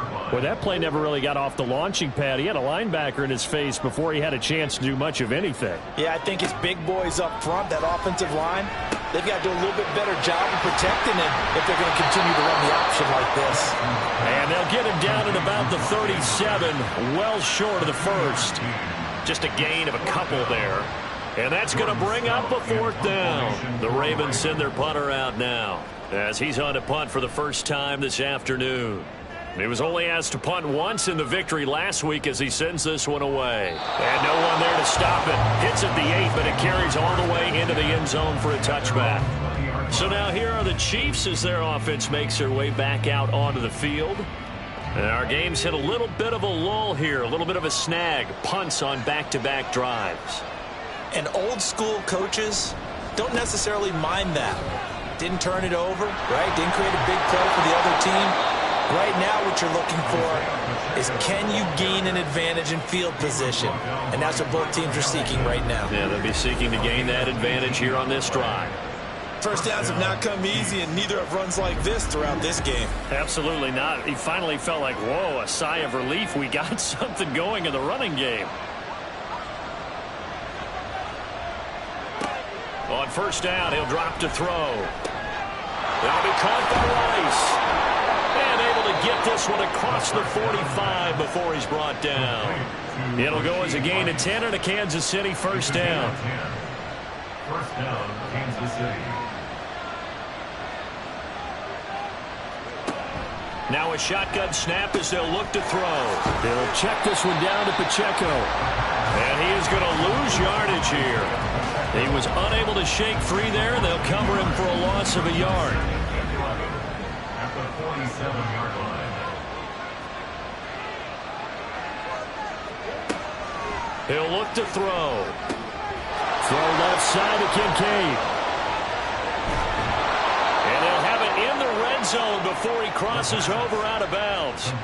Big yardage after the catch. That one winds up going for 36. When they've needed a play this year, he's certainly been the guy to deliver it. As this season has gone on, he's been awfully consistent and sometimes spectacular.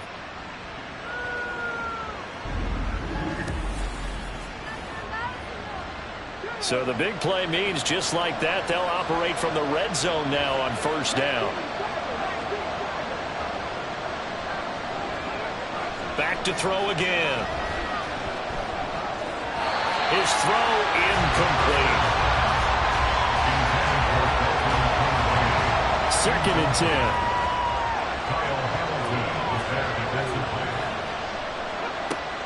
Again, he'll drop to throw. This is caught. Touchdown. An 18-yard touchdown grab. And the Chiefs have tied the ball game with a chance to take the lead. An excellent, long, sustained offensive drive. And now they can look across the field and see a defense that looks a little bit beaten down. Right now, as an offensive coordinator, you're thinking to yourself, can I dial up the knockout punch? Butker now to add the extra point.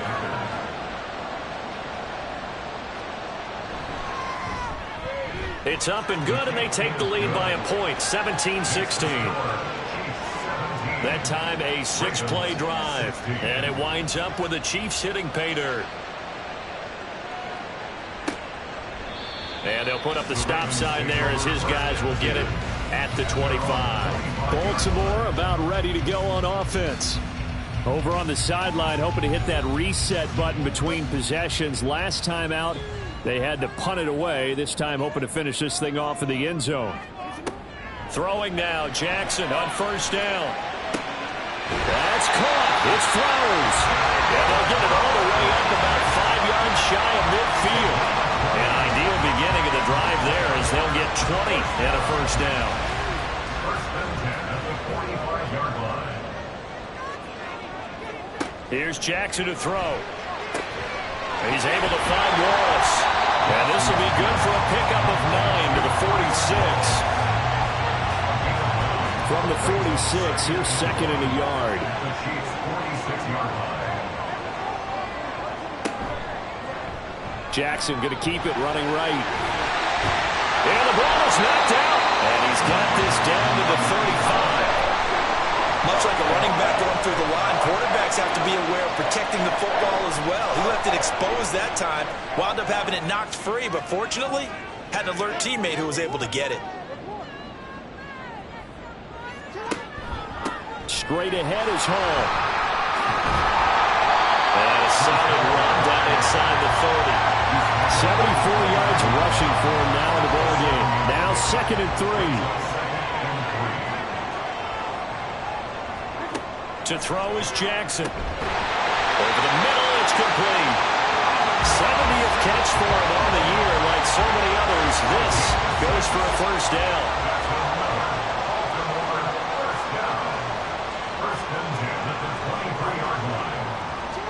Throwing is Jackson.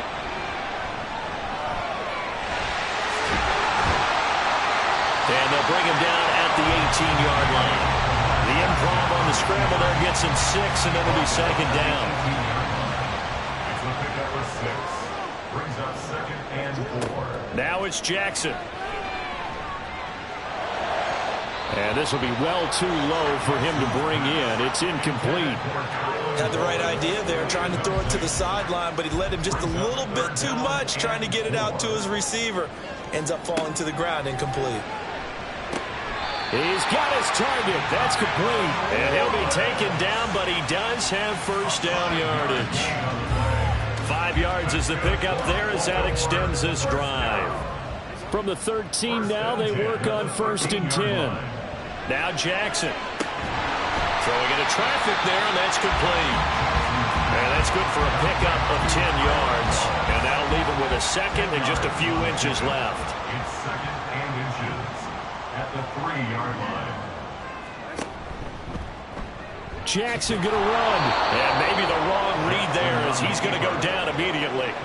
The tally there, -2 yards, brings up 3rd down. No question, he's so dangerous down here near the goal line. The safeties, they have to be involved in run support against a quarterback like this. And in turn, they're going to ask their teammates to be involved as well. 3rd and 2, here's Jackson. And this is caught. Touchdown, Baltimore. Tyler Wallace, a 5-yard touchdown. And the Ravens have answered back with a 3rd-quarter touchdown of their own to retake the lead. And all about timing there on that short slant, Charles. Exactly right. That was timed up so well. The route, the throw, touchdown. John Harbaugh thought about it, and now his guys are going to go for the 2-point conversion.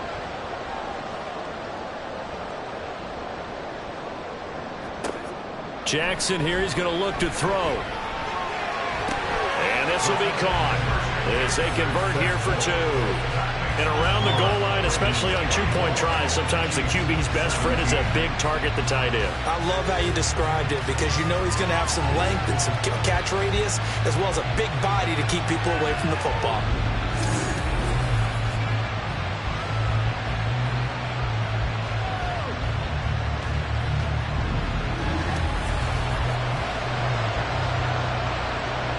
Tucker now to kick it away following the touchdown. And he'll just take a seat, and the drive will begin at the 25-yard line. Here's the Kansas City offense now as they get set to take over. As this offense comes back out here, Charles, they're trailing in this ball game, and they've been on the sideline for a while. They did score their last time out, but they just had to watch that long, sustained drive, so we'll see if they can shake the rust off. Yeah, and that's always a question that you have when you have to come off the bench after having sat there for a long time. Are you ready to go? Are you loosened up? But even more so, are you mentally alert and ready to put your best product out there? 2nd and 5. Quick hitter here, it's complete. 6 yards to pick up, and that's a first down. That was a pretty favorable situation there. What would you call that? 2nd and manageable? Smart play, too. Didn't force it downfield when he didn't have it. Just checked it down, let him get the first down, and that's exactly what he did. And he'll lose yardage. Brought down at the 32. It's a loss of 4 on the first down play.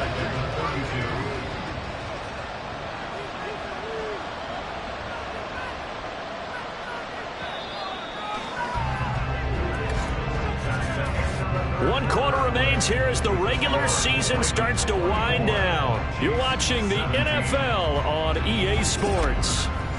Back now in Baltimore. It's the Chiefs with a football, but with work to do on the scoreboard, they trail as we start quarter number 4. Pacheco gets it again on 2nd down. And takes this one across the 35 to the 36, a gain of about 4. The tackle made at the 36-yard line. It's a The Chiefs on third down. They've hit it 50%, 3 of 6 to this point. This is 3rd and 10. And looked like some movement there. Let's get the call. Ball start, offense. That's on the tackle, Penei Sewell. Every penalty so critical at this stage of the game as now they've got it 3rd and long. Back to throw. Pass taken in by his big tight end. They'll take this to the other side of midfield before going out of bounds. Boy, a nice play there as they wind up converting on 3rd and 15. This is going to be a corner route to their tight end, and I'll tell you what, it's man coverage, so that makes it hard for a linebacker to stay with him. And he's able to make the catch on the right side of the field and pick up the first down.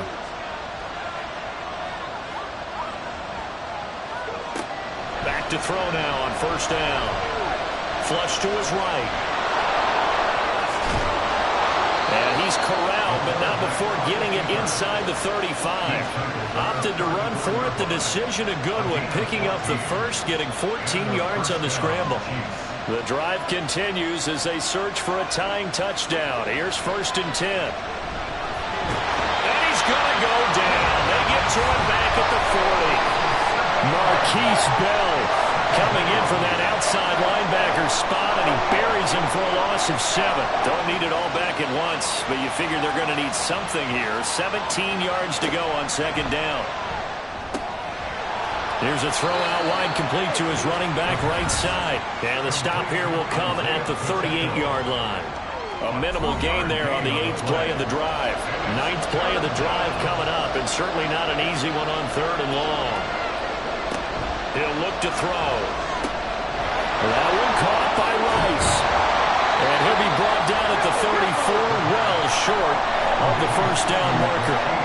The result, only 4 yards there on the play. And it'll be 4th down. So a big one coming now for Harrison Butker. He's going to need a little mustard on this one. It'll be a 51-yard attempt. Butker's kick here is good, and that'll bring him back within 4. So an interesting call there to take the 3. I mean, I guess they're thinking that their hands were tied, but, 4th quarter, that field goal might not help them that much in the end. Yeah, eventually they're going to need the touchdown. The thinking must have been they didn't feel confident about picking it up there, hoping maybe on defense they can get better field position, get a turnover, get a better play, and then they'll have a chance to attack the end zone. The Raven offense set at the line for this next drive. They have the lead, obviously, late in the game. I guess the good news for them is if for some reason they would make a mistake, a field goal does the opposition no good. Everyone loves to have a little bit of a cushion, and that helps you immeasurably. But the bottom line is, do all the things that you're taught in order to close out the game. Don't even let that become... Ball has it knocked loose. And it's picked up by the Chiefs. And his guys will take over at the 30-yard line. Well, partner, here's where team football gets tested a little bit, because I know the defensive guys were over there chilling on the sidelines, and all of a sudden, they heard the sudden change call because that fumble puts them right back on the field, and they've got to go out and finish the game now themselves. Absolutely. Nursing that slim lead here in the 4th, a costly turnover.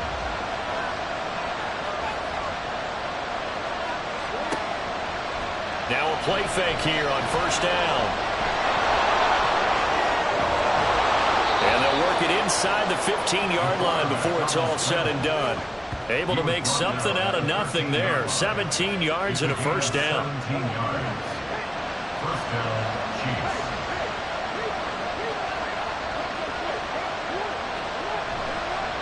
On the handoff, it's Pacheco. And he'll fight his way down right around the 12. Linebacker Patrick Queen bringing him down. Now 2nd and 9.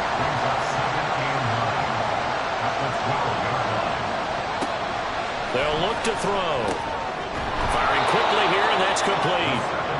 It'll be a gain of 5, and it's 3rd and 4 now. 5 yards on the play. And it's 3rd down. They're going to look to throw. On the move to his left. And he will take it on in for a Chiefs touchdown. Taking it in from 7 yards away. And the Chiefs have taken a 4th quarter lead. A late turnover, so often the difference in a ball game, and here the turnover leads to the go-ahead touchdown. So repeat after me, partner. You have to take care of the football. In order to protect a lead, you must take care of the football. Ball security. How many times do they have to say it? They've been preaching it since day one of camp, and it came back to bite them right there. Extra point by Butker is on target, and that gives them a 3-point lead. Now after the touchdown, here's Butker on to kick it away. This taken in right around the goal line. And he brings us out past the 20 to the 24. The Ravens ready to take over. And they will be looking to answer the touchdown. Their defense just surrendered. Still a good chunk of time remaining here in the fourth quarter and a chance to regain the lead in a tight one. They'll start on the ground. Hall. Give him 5 on the carry there, and it'll be second down. That's a nice run to get himself back on the horse after his fumble. Nothing spectacular, but a good confidence-building run. Now Jackson on second down. Now into the hands of Flowers. And down he goes, but he takes it up to the 40.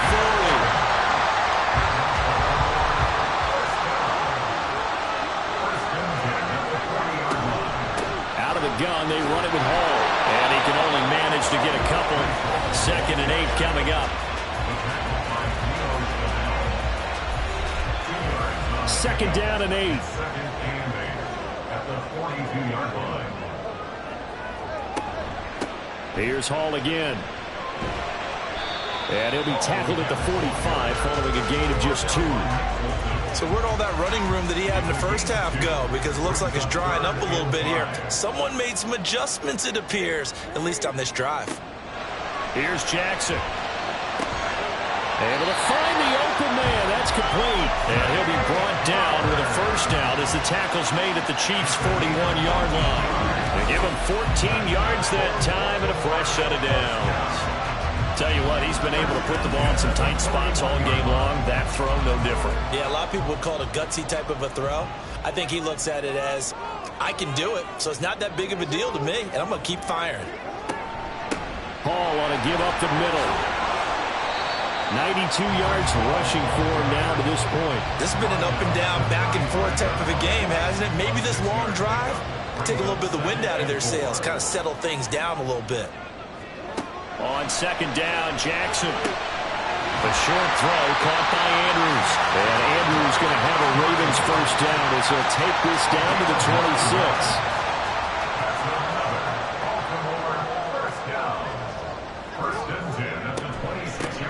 26. Jackson with a handoff to Dobbins on the option. And they'll get him down after a pickup of 8, 2nd and 2. That's a strong pickup right there on first down. And as this drive goes on, we're seeing an offensive line and running game imposing its will. On second down, here's Jackson. That's into the hands of Wallace over the middle. That one good for 7 as this long drive continues and the chains move again. Now a 1st and 10 at the 11. 1st and 10 at the 11-yard line. Jackson. That is caught at the 7-yard line.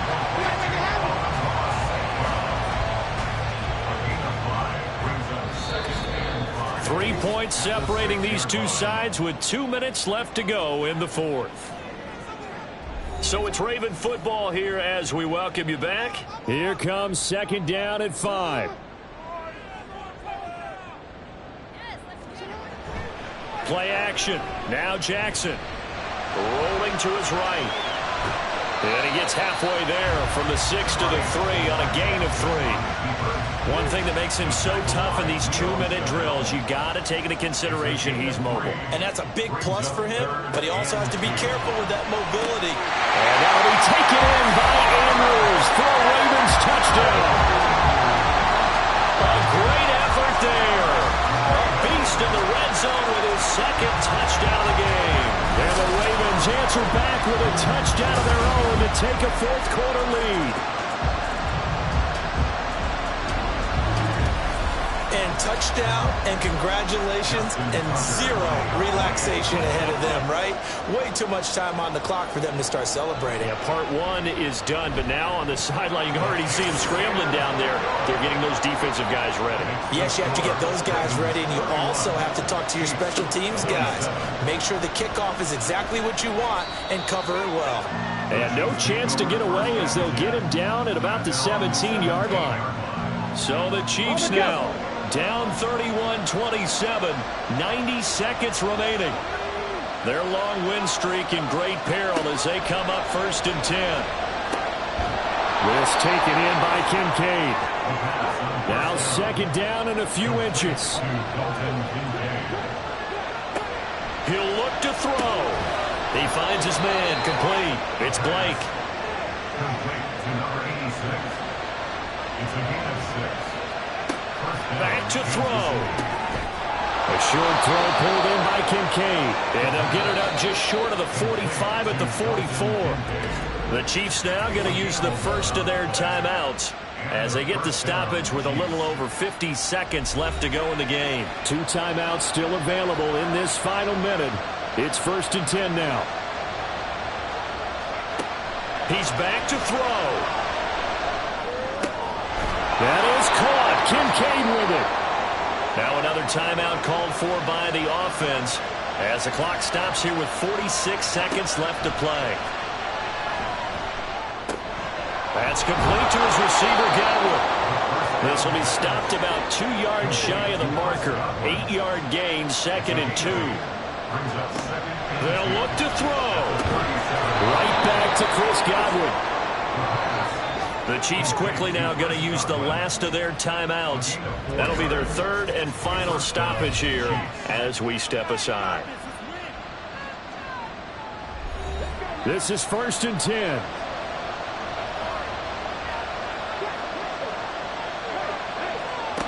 Back to throw. And that is incomplete. Down to 15 seconds now. Couple extra defensive backs out there in the dime, and because of that, really not many places to throw the football if hit it. And typically, what would you want to do against that dime? Run the football. You want to run the ball, but you can't do it in this situation. Not nearly enough time on the clock. You having to really navigate against a tough defense presented against you. Well, this crowd is making an impact right now. 3rd and 10. He lets this one fly toward the back of the end zone. And that will be incomplete. Well, they weren't scared to let it fly, but it falls to the ground and brings up 4th down. No choice but to go. Here's 4th down now.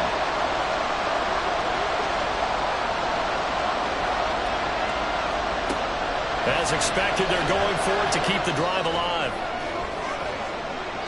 And it's knocked away and incomplete. They had to go for it with such little time remaining, and this 10-play drive winds up yielding nothing.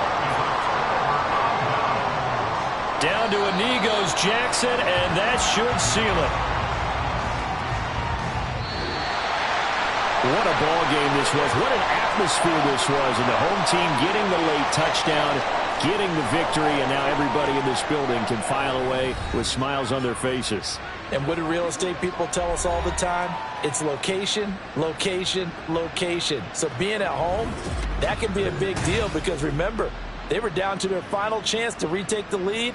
That home field advantage, I think it helped fuel all of what happened for them down the stretch. A huge win.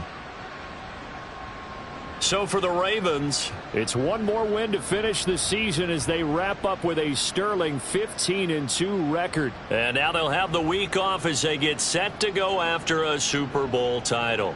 Meanwhile, for Kansas City, this was basically just an exhibition game for them as they'd already clinched home field advantage. And the playoffs will run through their house as they'll get the week off and get set to host a divisional round game in 2 weeks' time. And for Charles Davis and our entire crew, I'm Brandon Gaudin. You've been watching the NFL on EA Sports.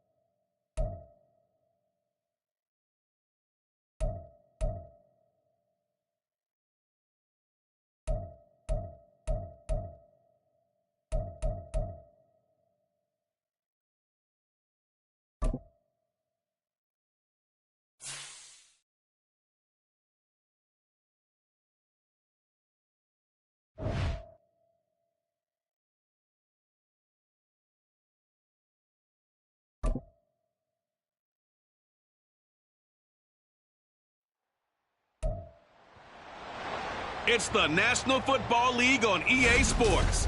And we'll get a look at the Penguin, Jalen Waddle. He's making noise for some end-of-year awards and could hit 1,400 yards this week. It's the Dolphins and the Saints on Sunday night. From beautiful South Florida, there's a look at Hard Rock Stadium in Miami. Tonight, it's the 272nd and final game of the regular season, and we've got a good one to finish things off, as it'll be the New Orleans Saints taking on the Miami Dolphins. With Charles Davis, as always, I'm Brandon Gaudin. And Charles, you talk about storylines in this one. I think it begins and ends with our two quarterbacks, certainly two of the best in the business. And nowadays, I don't think you can get by for long periods of time without a top-flight quarterback. The way the game is played, with all the responsibility he has and how the game flows through him,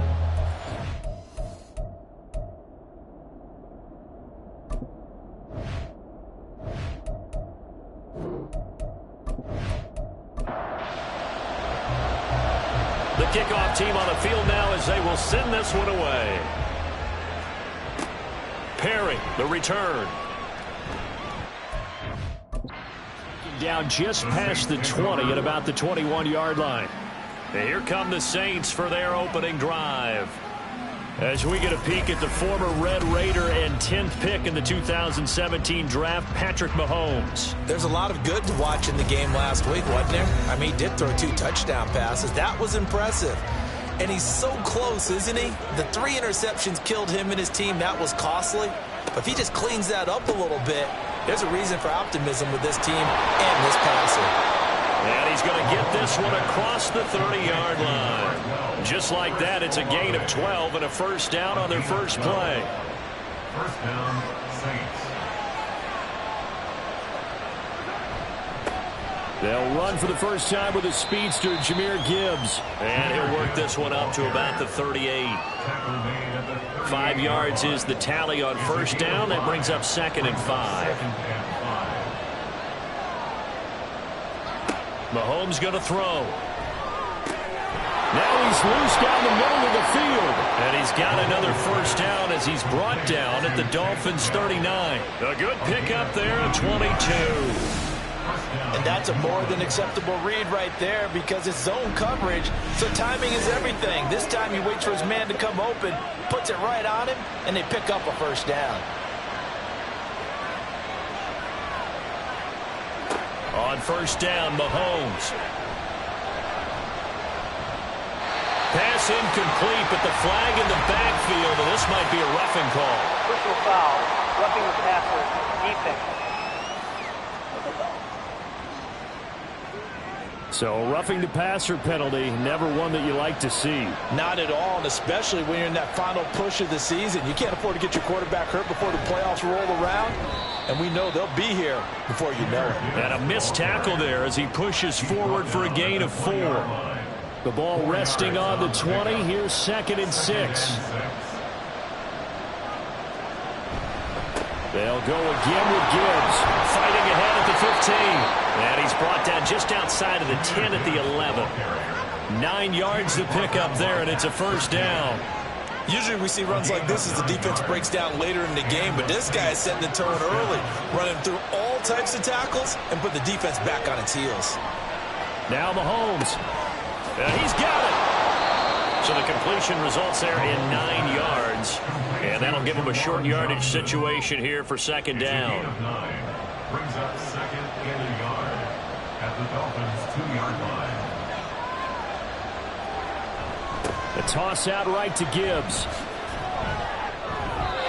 Officially, it's no gain on the play, and they'll remain a few inches shy of a first with 3rd down looming. 8th play of this opening drive coming up. This is 3rd down. Gibbs will try and pick it up. He's not going to get there. That won't even be close. It was blown up in the backfield. They end up getting stuffed twice after that 9-yard gain back on first down. This defense is a difficult one to prepare for, one of the best in the league. They'll come at you from all angles, and they did a nice job there stopping him for a loss. Line of scrimmage, the 2. They can still get a first down if they just get a yard out of this on 4th and very short. They'll try and run for it. And not only did he not get in the end zone, he didn't get the first down either. They'll get neither the touchdown nor the first down. And this defense holds on the night's opening drive.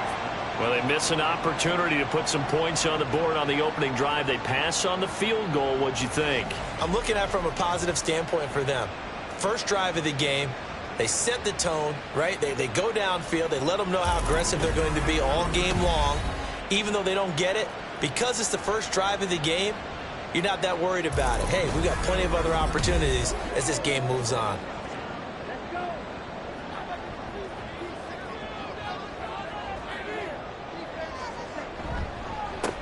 Here's Achane to start the drive. And able to break one tackle, but then quickly brought down. But a nice little gain. So not quite out of danger just yet. Still backed up a bit, but only need a few inches here on 2nd down. Achane gets it from the gun. And able to get it here to about the 16-yard line. 4 yards the pickup, first down. First down. 1st and 10 at the 16-yard line. Looking to throw. Tyler. In trouble here, and down he goes. Back at the 8-yard line. Kalijah Cansey. It'll go as a loss of about 8 as he gets in there to drop him. But found his way into the backfield, and he simply would not be denied. Well, they say that life's all about opportunities, and that holds true when you're playing defense as well. How about him seeing that chance, making the most of it, did a great job of wrapping him up and bringing him down. So that complicates things a bit here. 18 yards to go now on second down. A throw there, but that's going to wind up incomplete. Well, partner, guaranteed they approach this play with the idea of making up ground to make third down manageable. Unfortunately, with that incompletion, right back where they started on the last snap. Now they need a big third down play in order to pick up the yardage needed. Kalijah Cansey, now 2 sacks for him already here in this first quarter of play. It always helps for a visiting team to come in and set the tone on defense. In fact, when we talked with them prior to the game, they said they wanted this home crowd to feel like they had to hide their valuables when they were in town. Well, the home crowd quiet now early. See if their offense can take over and get some points on the board. It'll be a 44-yard punt, 6 on the return. And the Saints will have a short field in front of them. They take over here, 1st and 10. New Orleans Saints, they get ready to set up shop for their second drive. A kind of a lucky break on the prior drive, Charles. The turnover on downs that the offense had didn't come back to bite them after the other side. Their defense came through, was able to hold them without any points. I would agree with you, partner. A little bit of a lucky break indeed, but you know what they'd say to us? No luck, just pure skill. We rose to the challenge, and we didn't permit a score. That's how we roll. Well, I'm kind of curious, Charles, if they might temper their aggressiveness now offensively if they get in that 4th down spot again. Yeah, one would think so, but maybe because they held them, they might go for it again. And they'll need to get to the 35 if they want to keep this drive going on 3rd down. Now here's Mahomes. And he will not be able to hang on through the contact. It's incomplete. The coverage strong, and now it's 4th down. Oh, that's going to hurt a bit because they needed to come through with a completion there. Now a drive that started with great field position is facing 4th down. He punted 3 times in the loss last week as he sends this one away. So the Dolphins offense heading out as we give you a look at the playoff race in the AFC. And they will be in the playoffs as champs of the AFC East, but as it stands right now, Charles, they still would have to host a game on Wild Card Weekend because they're still looking up at that #1 seed. And that's when you tell your team, remember, guys, at the beginning of the season, what was our deal? Let's win our division and get to the playoffs. That was job 1. Let's not get greedy about the whole thing because whether or not they end up with a first-round bye or not, you and I both know this team's going to be a tough out in the playoffs. From all the way up at the 38 now after a good start to the drive. Achane here, they stay on the ground. And that play went nowhere. Losing yardage. It'll be back at the 36. 2 yards the loss, 2nd and 12. 2nd and 12 at the 36-yard line. Back to throw. Tyler, this ball tipped, and it's going to be incomplete. Fortunate maybe to get that back.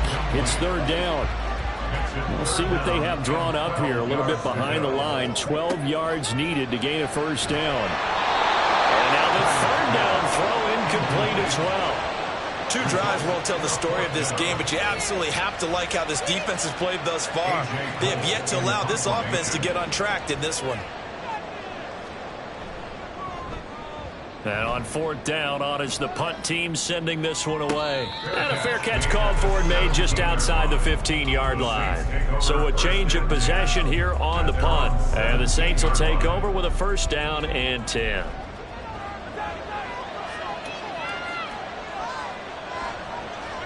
Mahomes now on 1st down. Left sideline, a dive, and it looks like he's got it. This drive starting off on the right foot, 18 yards.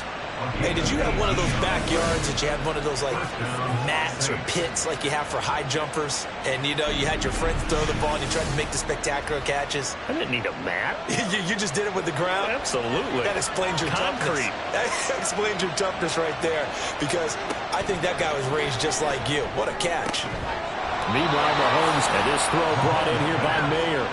The Saints passing game in sync and moving the football. It's a first down.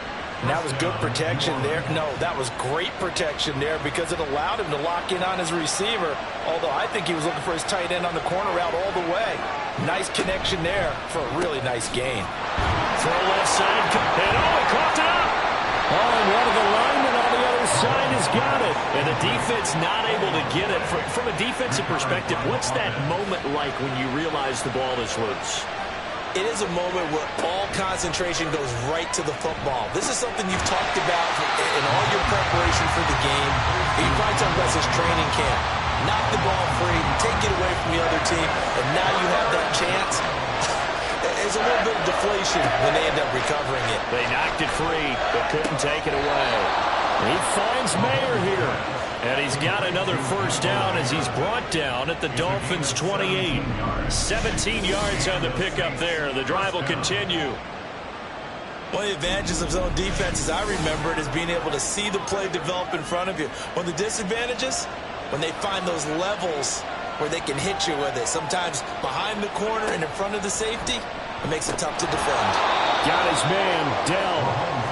Call it a gain of 6 on the play, and it'll be second down. The pickup was 6. Brings up second and 4 at the 22-yard line. Mahomes to throw once more. And that'll be incomplete. Took a pretty good shot as he tried to pull that one in. Couldn't hang on, third down.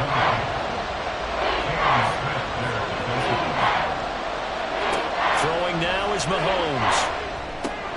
Work in the middle of the field, and he's got a man complete. And he is going to have a Saints first down as they're able to get the third down conversion. Now we're first and 10 at the 11.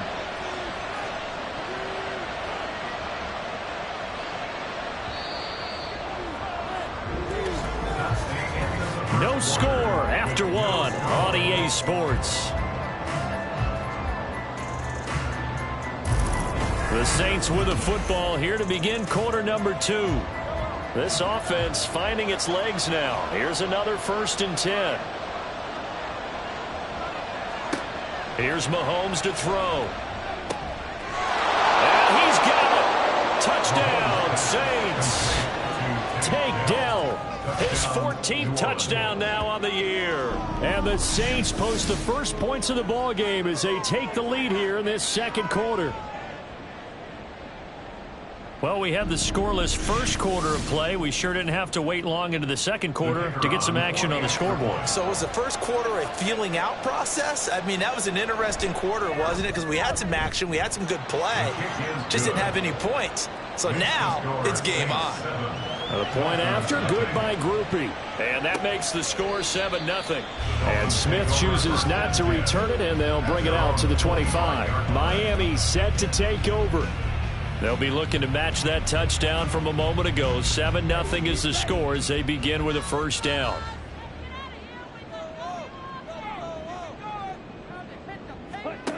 Throwing to start the drive.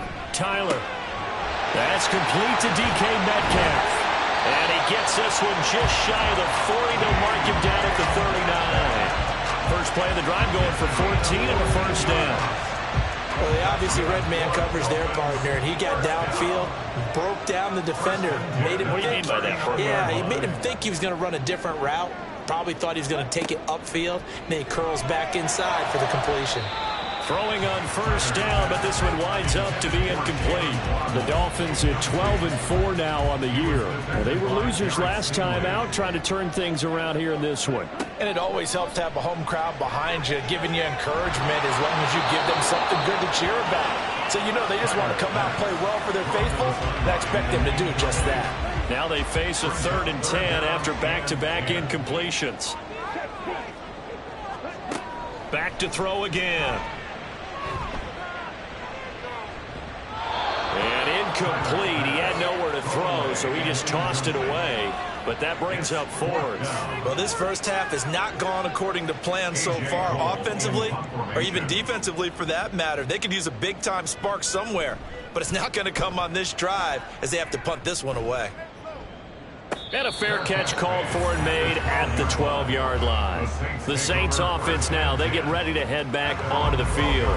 Things progressing to plan so far. Their defense has been solid, and they've got themselves a 7-0 lead after the touchdown the last time they had the ball. And this is no time to even think about, hey, are we going to milk the clock? Hey, are we just going to do ball control?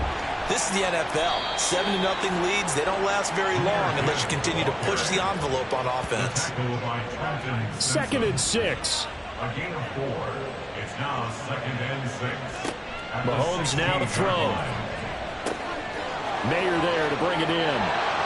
And they work this well upfield across the 45. That'll go as a pickup of 32 on the catch and run.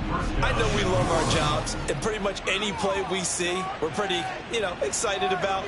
But big plays, let's face it, that's what we absolutely live for. How about that one? That was great. And what our camera missed was the fist pump from the sideline after that catch. They're fired out. That's a big game.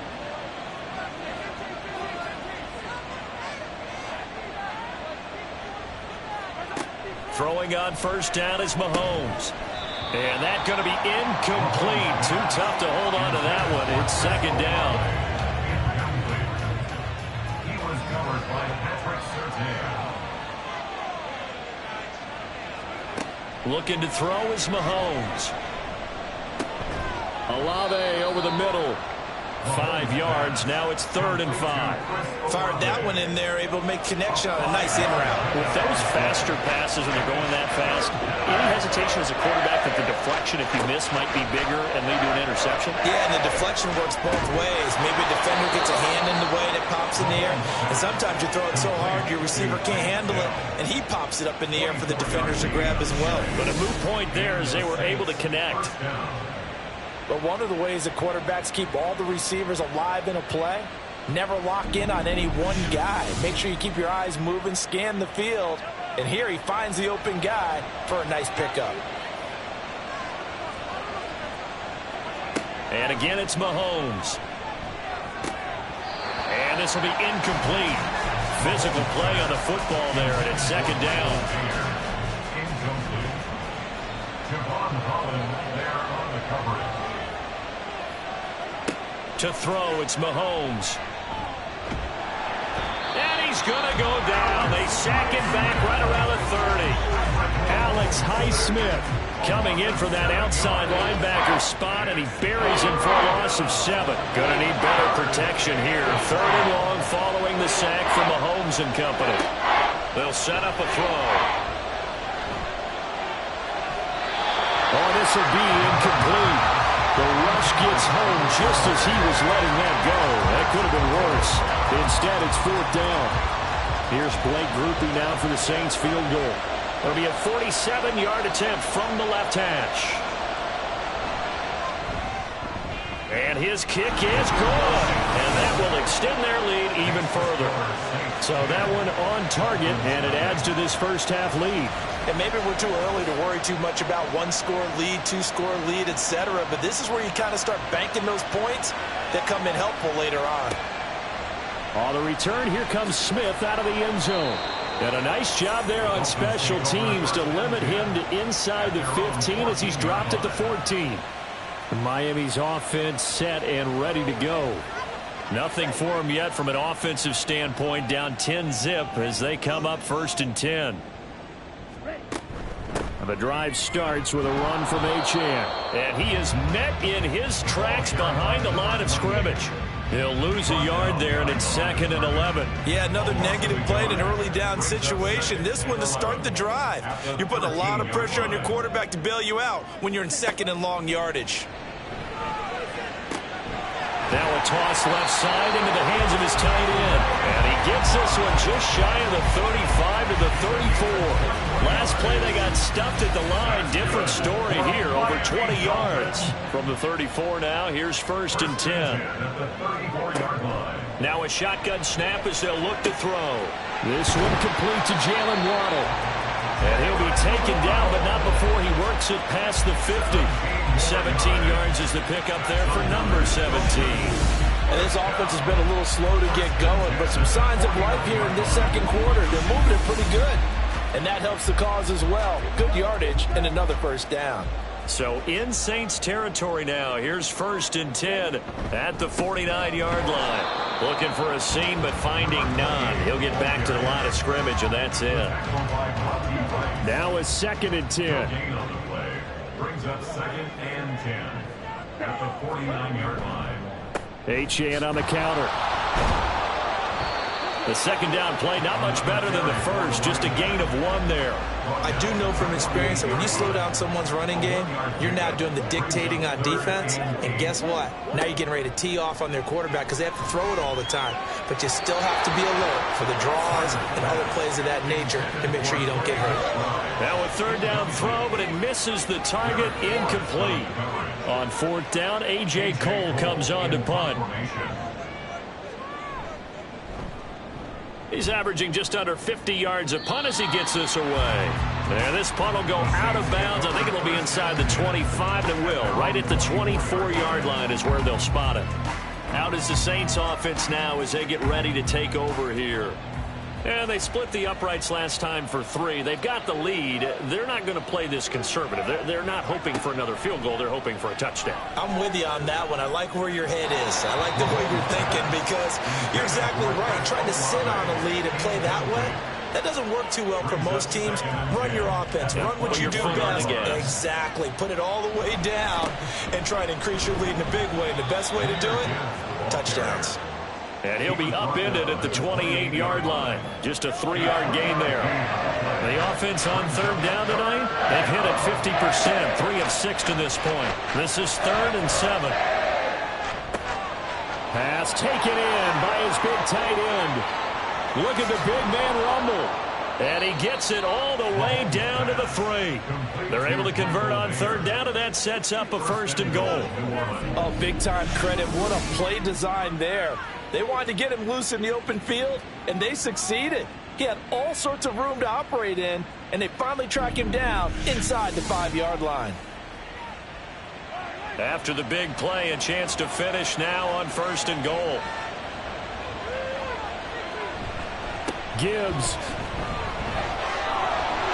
showing off the elusiveness as he's in.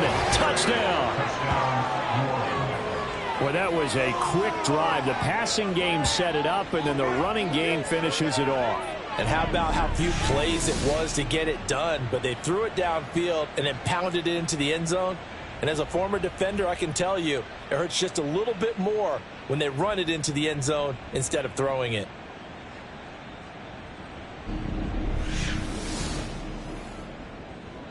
Here's Groupie for the PAT.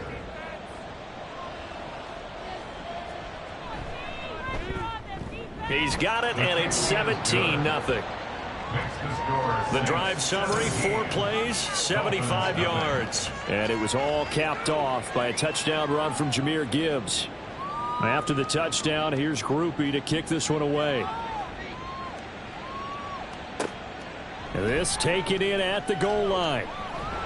And he returns this to the 22. Out comes the Miami offensive unit now. They get set to take over. And we don't want to call this desperation time, especially in the 2nd quarter, but you're down. You don't want to. No, but let me finish. Okay, my bad. You're down 3 scores already. You've done nothing offensively, nothing on the scoreboard. That's not a good combination. I think you just called it desperation time. I think you did. But let's face it, you mentioned this to me in a break earlier in the game. The energy level hasn't been there right from the start. We've noticed that. They've got to find a way to get on their toes and start punching instead of retreating, to use a boxing analogy. So the line of scrimmage moves all the way across the 50 now as they come up 1st and 10. A run straight ahead with Achane. Shifts by him. And a good job of finding the open space to run as he's down close to the 30 here. And they get 17 more on that one and another 1st down.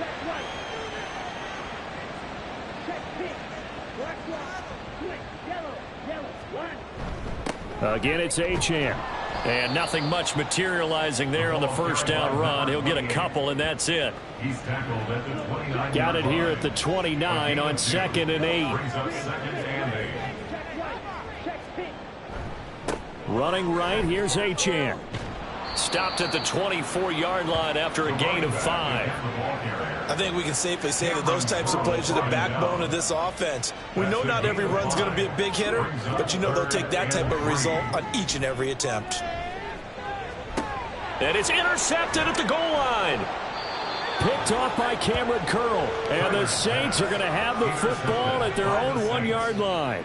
CD, I know it's just his second year in the league as a quarterback, but that's going to be one when he flips on the tape. He's like, I shouldn't have thrown that ball. No doubt about it, and his coaching staff will be emphatic about he shouldn't have thrown that ball. But remember, second year, as you noted, on-the-job training. So he's got to take this feedback that he's getting, negative or otherwise, and turn it into positives moving forward.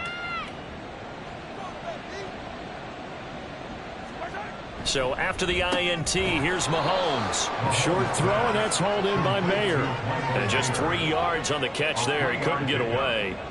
And it'll be second down. At the 3-yard line. And we've hit the 2-minute mark in this first half of action. Here's 2nd and 7.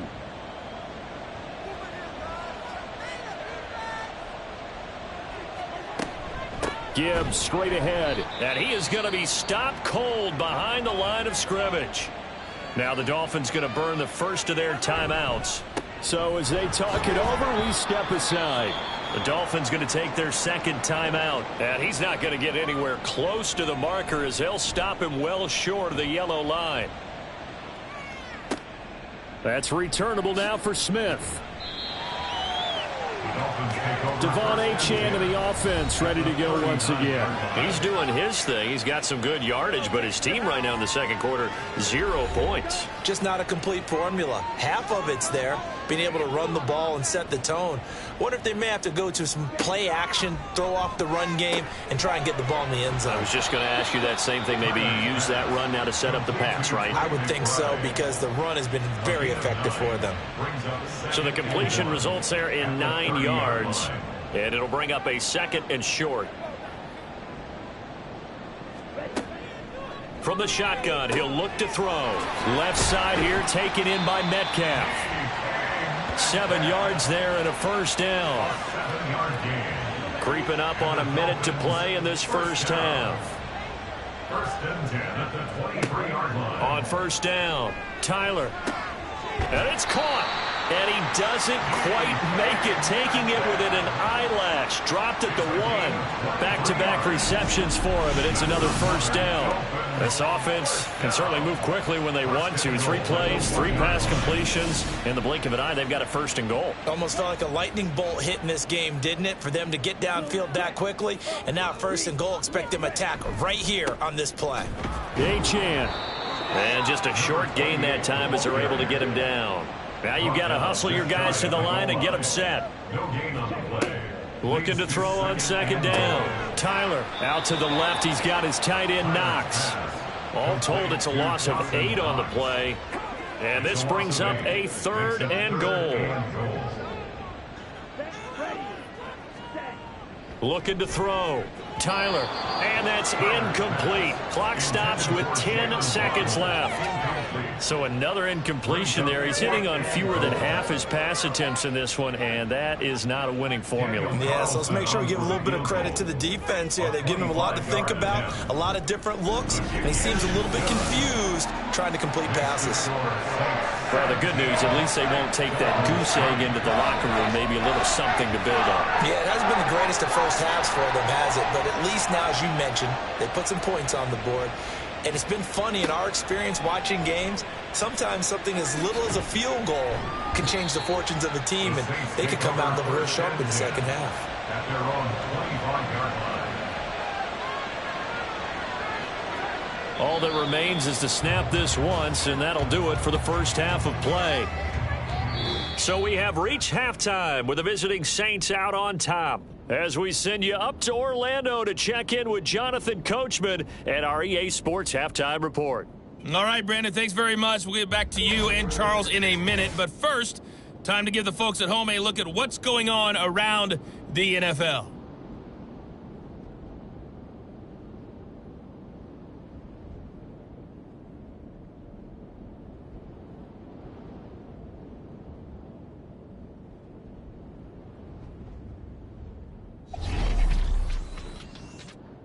We'll start up at MetLife Stadium in New Jersey, where it was the visiting Bills who were able to come away with the victory on the road. Alvin Kamara, what a game. 3 touchdown runs in the victory. From there, we'll head to Pittsburgh to check on the Steelers at home at Acrisure Stadium. And they were winners in that one over the visiting Raiders. Kenny Pickett leading the way in the victory with 3 touchdown passes. Lastly, we head to Gillette Stadium in Foxborough to check on the Patriots. And they were losers in that ball game to the visiting Cleveland Browns. Nick Chubb, a touchdown run in the victory. In the first half, it was the Alabama man, Jahmyr Gibbs, who had it cooking. He had a touchdown run that helped get his guys this halftime lead. The highlights are fairly one-sided to this point. It's a 2-touchdown difference here at the break. But I wouldn't call this one over just yet. I think there could still be some fireworks yet to come. Okay, Coach, thanks as always to you and the gang in Orlando as we welcome everyone back in for quarter number 3. 17-3 the score as we resume action for the second half on EA Sports. And this will not be returned, so the second half begins with a touchback. The Dolphins getting set to go back to work here in quarter number 3. And Charles, some things to like about that first half, ultimately trailing here, but certainly this deficit is manageable. So curious to see what adjustments they may have made at intermission. As am I, because I think things bode well for a possible comeback, because I thought a lot of their best reps in the first half came through the passing game. They were hitting the open receivers, taking whatever the coverage gave them and making it work well for themselves. Now, they just want to pick up the pace of scoring a little bit. So I expect them to come out and continue to throw the ball effectively. No gain on the play that time, and they'll look to convert on what will be a 3rd and 4. Now 3rd and 4. Back to throw. Tyler. They set up the screen. Achane has it. And he is going to have the Dolphins first down as he'll be marked down a yard or 2 past the marker following a gain of 6. I'm not sure that was necessarily a safety valve or a check down throw on 3rd down. Sometimes just try and find the open guy and get him the ball. He did exactly that and found a way to pick up a first down. They will get 4 yards here on the first down run, and that'll make it 2nd and 6. 2nd down and 6 now.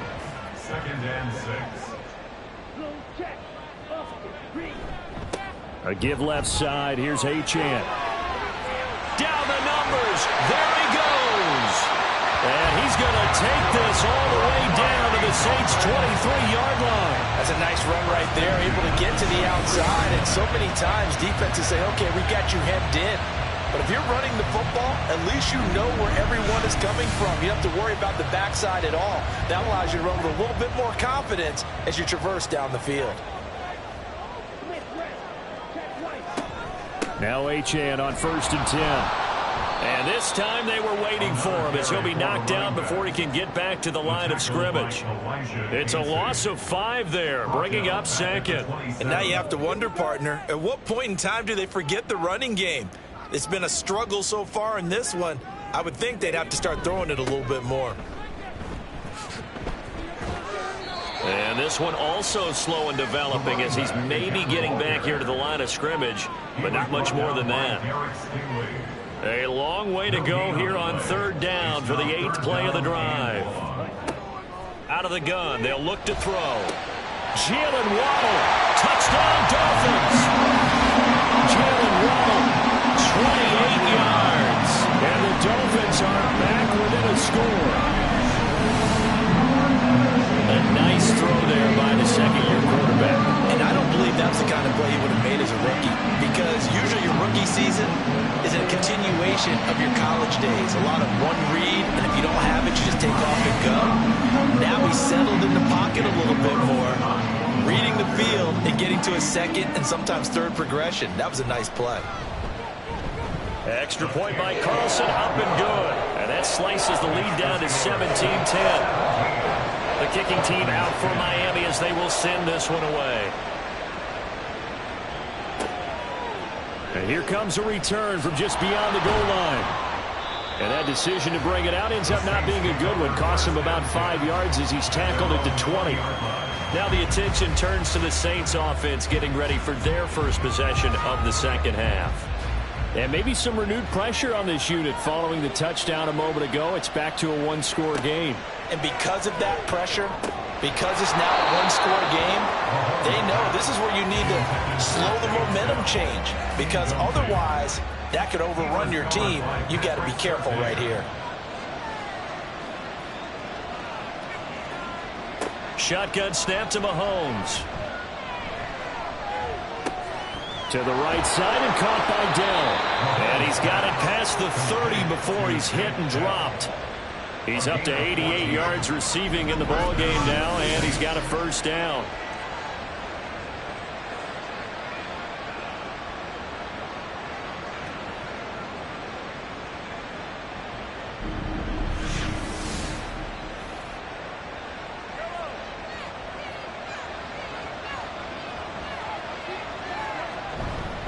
Straight ahead with Gibbs here. He'll get a nice chunk there on the first down run, and it's 2nd and 4. If you're in the offensive huddle, you're smiling after that play because you've certainly got them guessing now. 2nd and short, could they just hand it off for another big gain? Or did they take advantage of this spot to take a big shot downfield? And he is met in his tracks behind the line of scrimmage. Dolphins bring on an extra defensive back on 3rd down. Now Mahomes. He's going to get that to his running back out of the backfield. And he'll have it past midfield almost to the 40 before being taken down. Give him 22 there on the 3rd down conversion. A great job there, and that old cliche, taking what the defense gives you, comes right into play. Nothing too out of the ordinary about the throw. Just a little dump off over the middle. But what is out of the ordinary is what he did with it after the catch. Not only did he grab the ball, but how about the significant yardage he picked up after he pulled it in. And now a throw on first down there, but it's incomplete. Yeah, their back's up against the wall a little bit, and they come through by forcing an incompletion. Now they've got to continue to ratchet up the intensity a couple more times and get off the field before giving up any more yardage. Mahomes had this throw brought in here by Mayer. And he's got another first down as he's brought down at the Dolphins' 31-yard line. Give him 10 yards there as this offense is on a roll. This drive continues to plunge forward. On first down, Mahomes completes it to Perry. He'll be dropped at the 25 after a gain of 6. 2nd down and 4.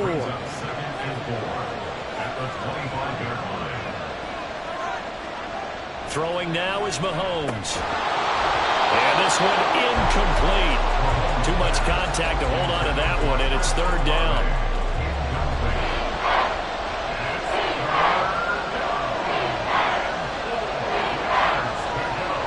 Here's Mahomes to throw. That's complete to Dell. And he won't get to the marker. He's a yard short. A pickup of 3. It leaves him with 4th and 1. If this were baseball, we'd call this small ball. Instead of pushing it downfield, they throw a short pass trying to pick up the first down, but the defense rallies to the football and stops him short, bringing up a 4th down. So 3 points, response there to that opening touchdown of this 3rd quarter. And that's an important 3, both in terms of adding to your lead, but also letting the other guys know you're not going to just come out in the second half and take over. Here's Smith to return it. And he's up past the 20 to the 22-yard line.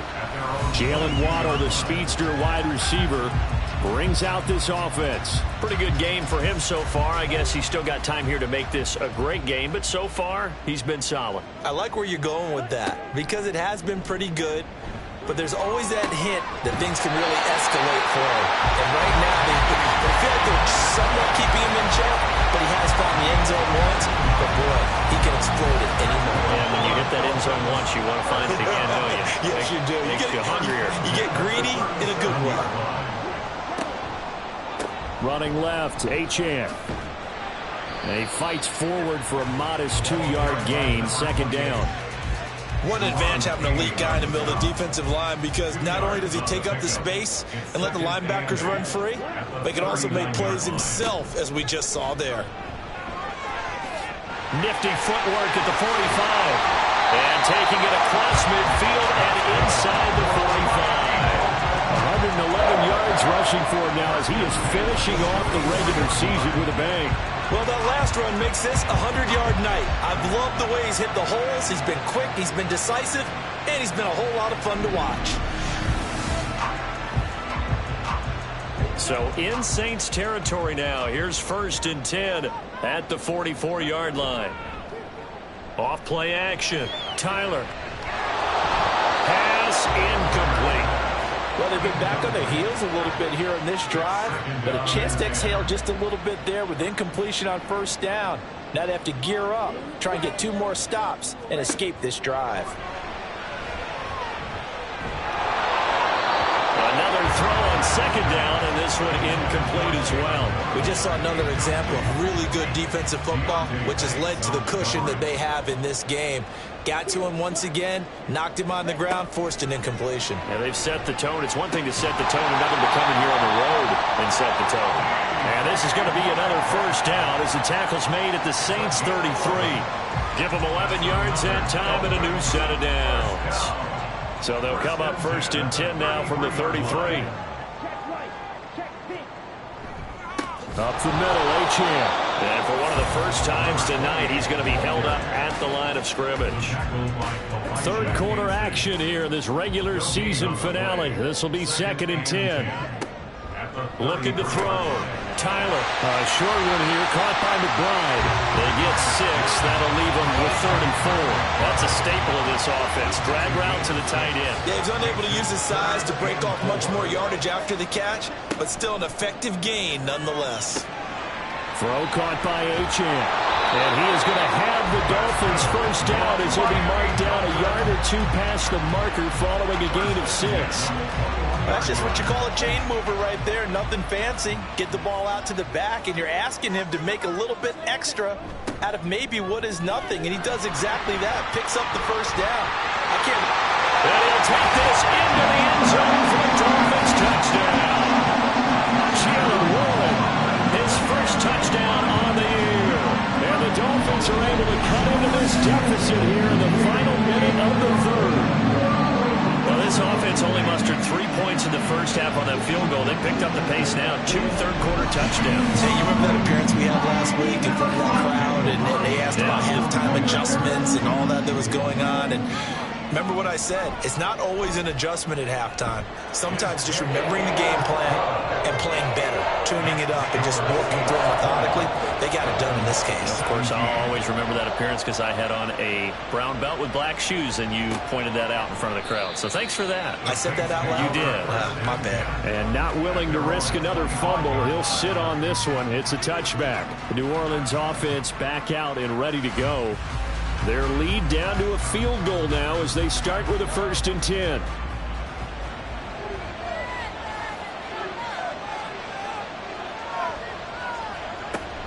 Drive starts with a run from Gibbs. And he stopped immediately there. No gain on the play. It'll be 2nd down. No gain on the play. Brings up 2nd and 10. At the 20. Now here's Mahomes. Into the hands of Perry, complete. And he's going to get a good gain of 9 here up to the 34. A gain of 9 brings up 3rd down. 1 quarter remains here on a Sunday night. This is the National Football League on EA Sports. Back now in Miami. It's been a very hotly contested game to this point. Just a field goal separating these two teams as we get set for the 4th quarter. Mahomes to throw on 3rd and 1. Working the middle of the field, and he's got man complete. And he is going to have a Saints 1st down as they're able to convert by plenty there on 3rd and 1.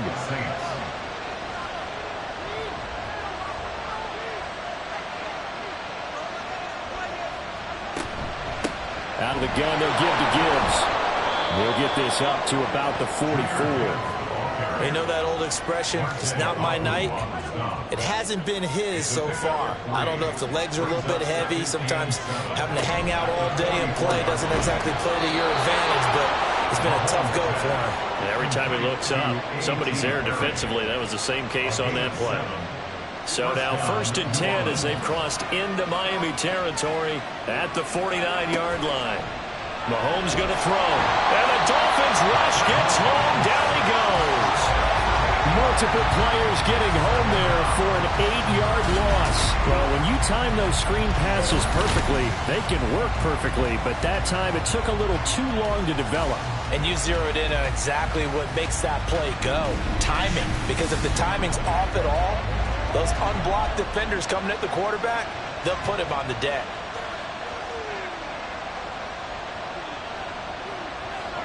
On 2nd down, here's Mahomes. And he couldn't get that one to his man. Short of him, it's low and incomplete. A long way to go here on 3rd down for the 8th play of the drive.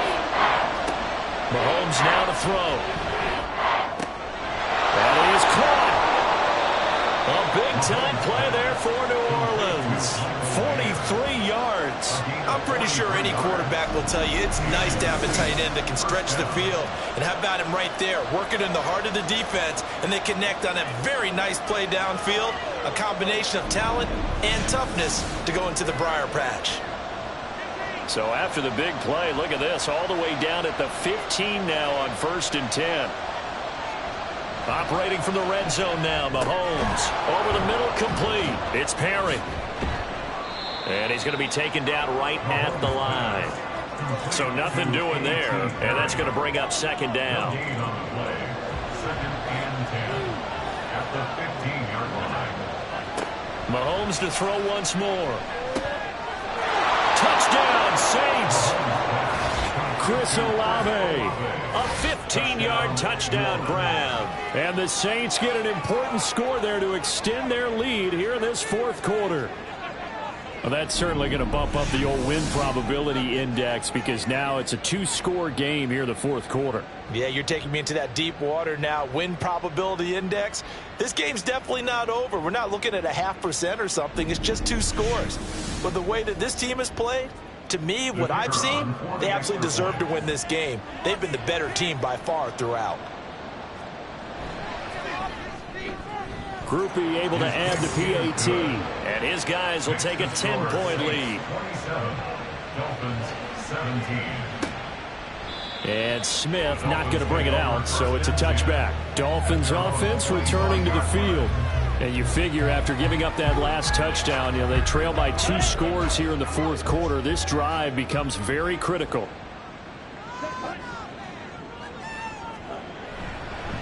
They'll start this drive out on the ground. And he's going to be dropped following a pickup of 7 past the 30 to the 32. But no matter how they phrase it, staying on schedule, staying ahead of the sticks, whatever you want to call it, 7 yards on 1st down, that fits the bill. And he's able to take this one up to the 35-yard line. They'll get 3 as the drive continues. It's a 1st down. 1st and 10 at the 35-yard line. Out of the gun, here's a give to Achane. And maybe a measure of revenge there. He's had his way in this one, but this time they get him behind the line. 2 yards the loss, 2nd and 12. Well, that was one of the few times they've been able to contain him thus far. He's over 100 yards for the game, but he lost a bit off his total on that carry. Now they'll switch it up here and look to throw. And this one incomplete. Threw it down at the feet of his receiver. I'm not even sure I know who this guy is out there playing right now. This is very unlike him, one of the most accurate guys in the league. Totally off his game right now. I don't know. I was going to ask you what you pin it on, but defensively they've been pretty solid. Oh, wide open, complete. And he will work his way out of bounds here at the 25-yard line. It's a big play there for Miami.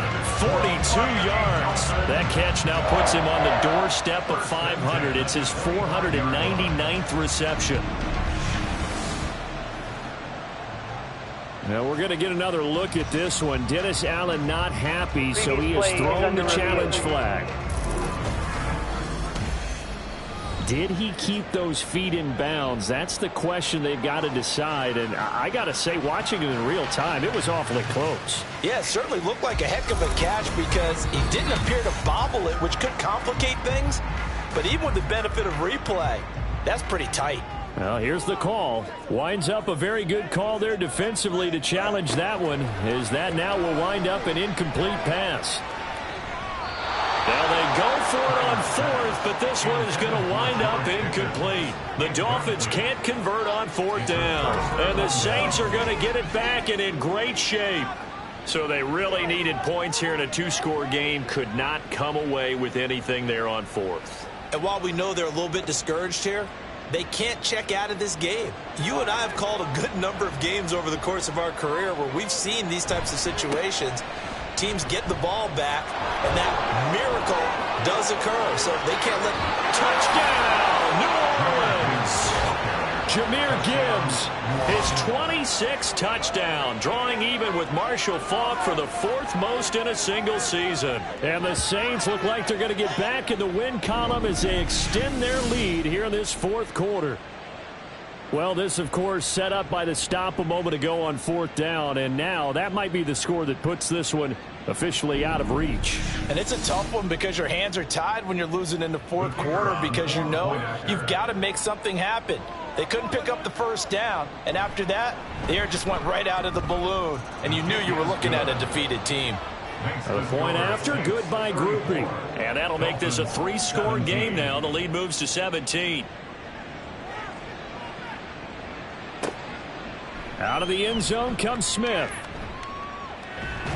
And ultimately, he stopped right where he would have been if he had simply gone down to a knee at the 25. And out come the Dolphins now. Well, this game, it has had no shortage of offense. They've been able to put up a decent amount of points on this side, Charles. They just have not been able to keep pace with the other offense they're going against here. Yeah, it's a good way of pointing things out because now it's not a total loss because, as you said, they've scored some points, so there's some plays they can build on, moments where the game plan actually worked. But overall, though, they were just out-personnel. They were going up against a team that's playing at an elite level. On first and 10, Tyler. Over the middle and complete to Waddle. And he'll be taken down, but not before he gets into enemy territory. So in Saints territory now. Here's first and 10 at the 49-yard line. Back to throw. Tyler. They'll try and set up the screen. It's complete. And he'll lose yardage here. Back at the 47. Not what they had in mind there. That's going to go as a loss of 4. Second and 14. They'll stick with the passing game as he looks to throw. Now they go screen. It's complete. And he maybe makes it back to the line of scrimmage. That's it. Nothing on the screen that time. Now it's third down. Going to need a crafty play call here. 14 yards is what they need to try to convert this thing. Now on third and long, they'll look to throw. Pass taken in by his big tight end. And this is going to be another first down as the tackle's made at the Saints' 32-yard line. That's good for a Miami Dolphin. They'll look to throw again. Targeting the out route, and he completes this to Metcalf. So the completion good for 6 yards, and it'll be second down. Brings up second and 4 at the 27-yard line. Again, he'll drop to throw. Little pitch and catch to the tight end, Knox. And he'll go out of bounds inside the 15-yard line. 13 yards down to the 13. From the 13 now, they work on first and 10. And they'll give this to Achane. A tough run gets him just inside the 10 to the 9, but no further. Looking to speed things up here, going with some tempo. To throw on second down. Tyler to the goal line, but it's incomplete. Well, the trials and tribulations of being a quarterback in this league, it's tough. It's got to be wearing on him out there. Well, he has been sacked a number of times. He had an interception, so I'm going to give him a skosh of credit for hanging in there and trying to make something happen, despite the amount of pressure he's been under this entire game. And he's going to go down. Sacked right around the 17. And they're indeed going to go for it here on fourth down. So trailing here in the last quarter. Let's see how this plays out. And it'll be intercepted. picked off by Cameron Curl. And the Saints are going to take possession here. It's a touchback, and they'll take over at the 20-yard line. Well, field goals probably aren't going to cut it at this point. This was touchdown or bust, and unfortunately for them, it turned out to be bust. Yeah, they're feeling like they've got to force the issue here. Maybe take some chances they wouldn't have earlier in the game. But give credit to this defense. They've really stood tall throughout, and they come up with the interception in the end zone.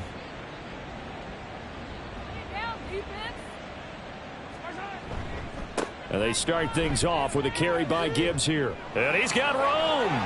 And they'll get it all the way up about 5 yards shy of midfield. 95 yards on the ground for him now as he has gotten better, really, as the night's gone on. The big play to start him out has him at the 45 already.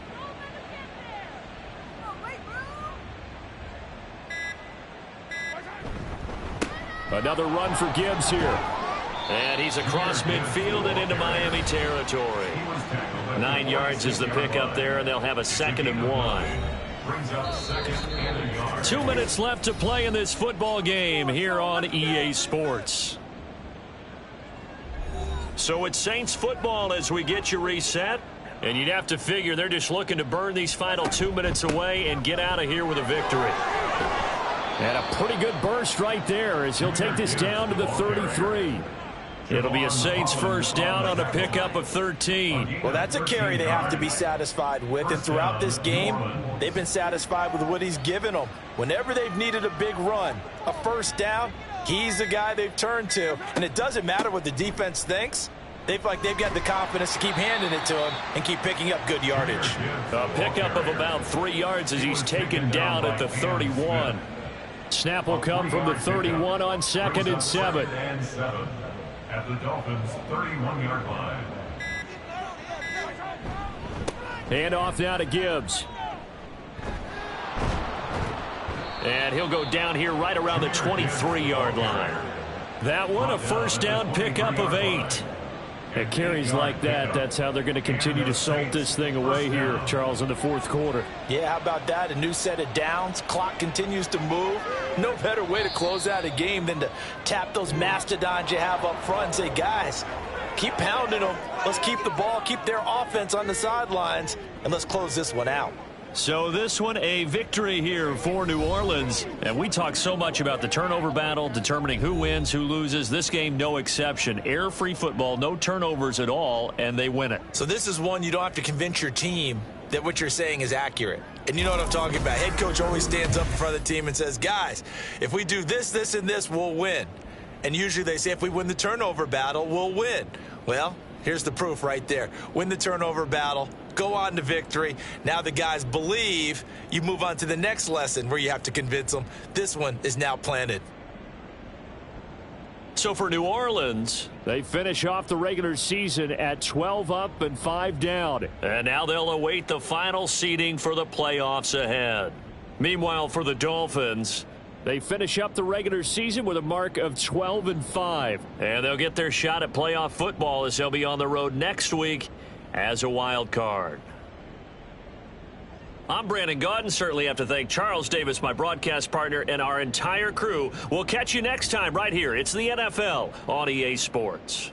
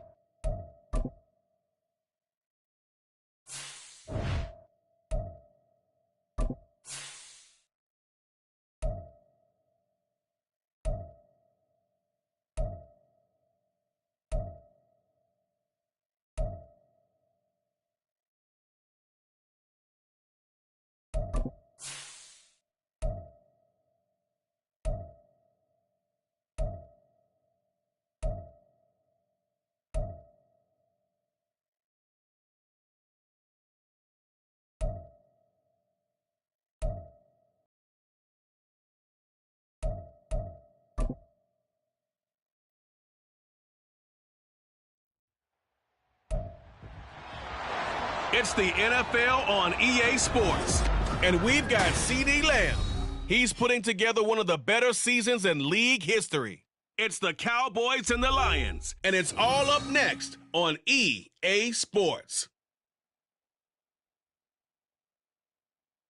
EA Sports coverage of the NFL brings us to the Lone Star State and the very mammoth AT&T Stadium in Arlington, Texas. It's all about divisional matchups on this final day of the regular season, and we've got a compelling one in store here, as it'll be the Detroit Lions taking on the Dallas Cowboys. Hello again, everyone. I'm Brandon Gordon, joined as always by Charles Davis. And Charles, you take a look at this Cowboy team entering play. It's been a good season for them so far. They're just looking to keep that momentum going forward. They like their record. Now they want to increase it. A win here could really get the momentum going in the right direction. Meanwhile, for the Lions here, they come into this one knowing it's been a while since tasting victory. They've dropped 4 in a row. Can they remember what it was like to win a game in these types of situations?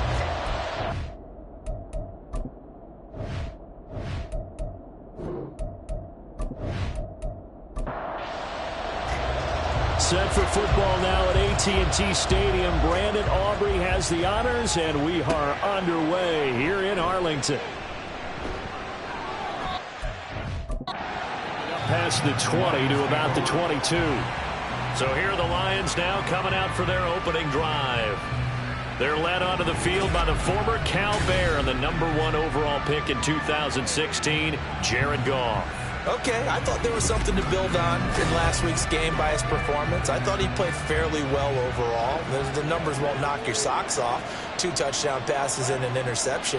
The bottom line, though, they lost. Yeah.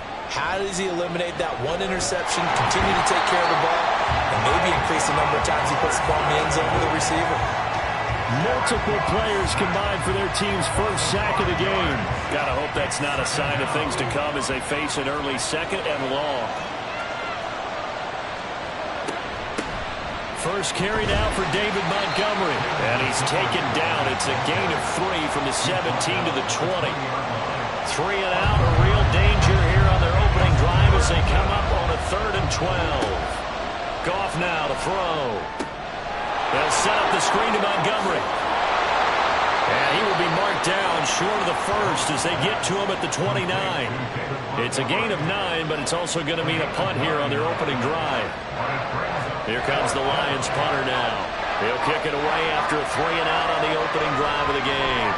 Oh, it's a wobbler here.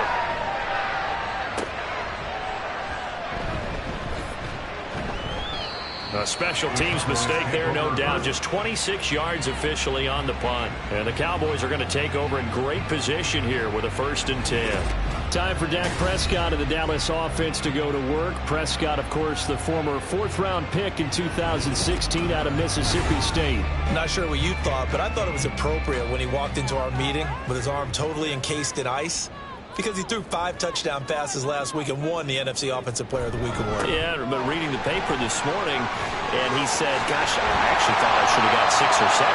But still, it was an amazing performance a week ago. Well, I tell you what, he thought he should have had 6 or 7. That's a guy who's an absolute perfectionist, not just greedy. Line of scrimmage, the 37 on 1st and 10.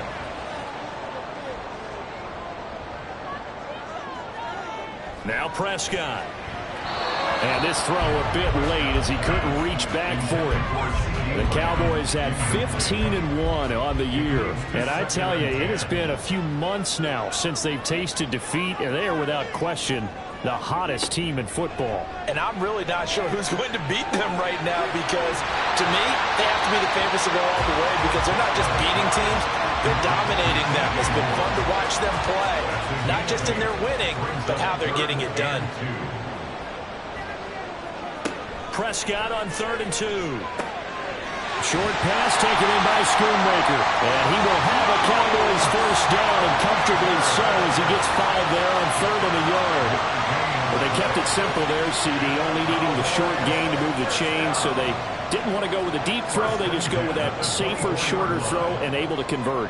Nothing wrong with that at all, partner. Check the box, right? Make sure you pick up the 1st down. Offense is getting established. You're moving the ball. You're not turning it over. Check, check, check. They like what they're doing early in the game. This 2nd and 4.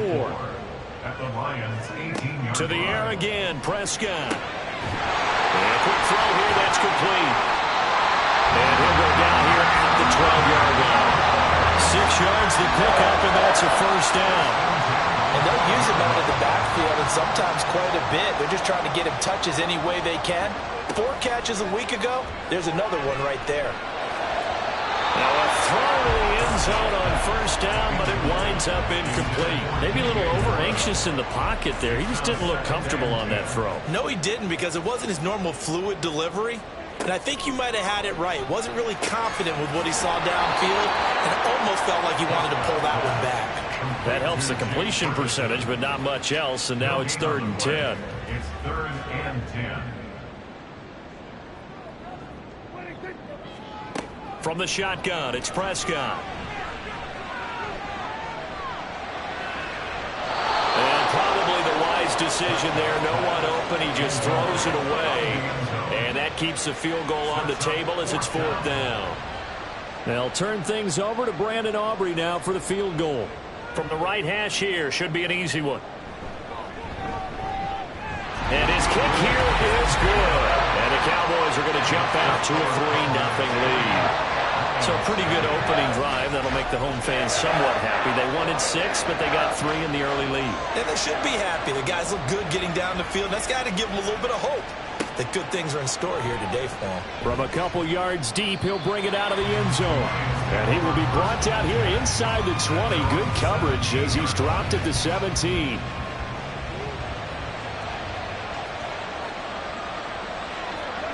Goff on 1st down. It's taken in by Quentin Johnston. Will go down as a gain of 6, and that will bring up 2nd down. Well, this defense for the Cowboys, they were terrific a week ago in the win over Washington. Yeah, and what stood out to me on tape, the way they were flying to the football. So that tells me that they've got all their assignments down, and they're playing with extreme confidence. Now a throw out to his fullback is complete. And he'll wind up losing yardage here back at the 21-yard line. It'll go down as a 2-yard loss, and it brings up a 3rd down.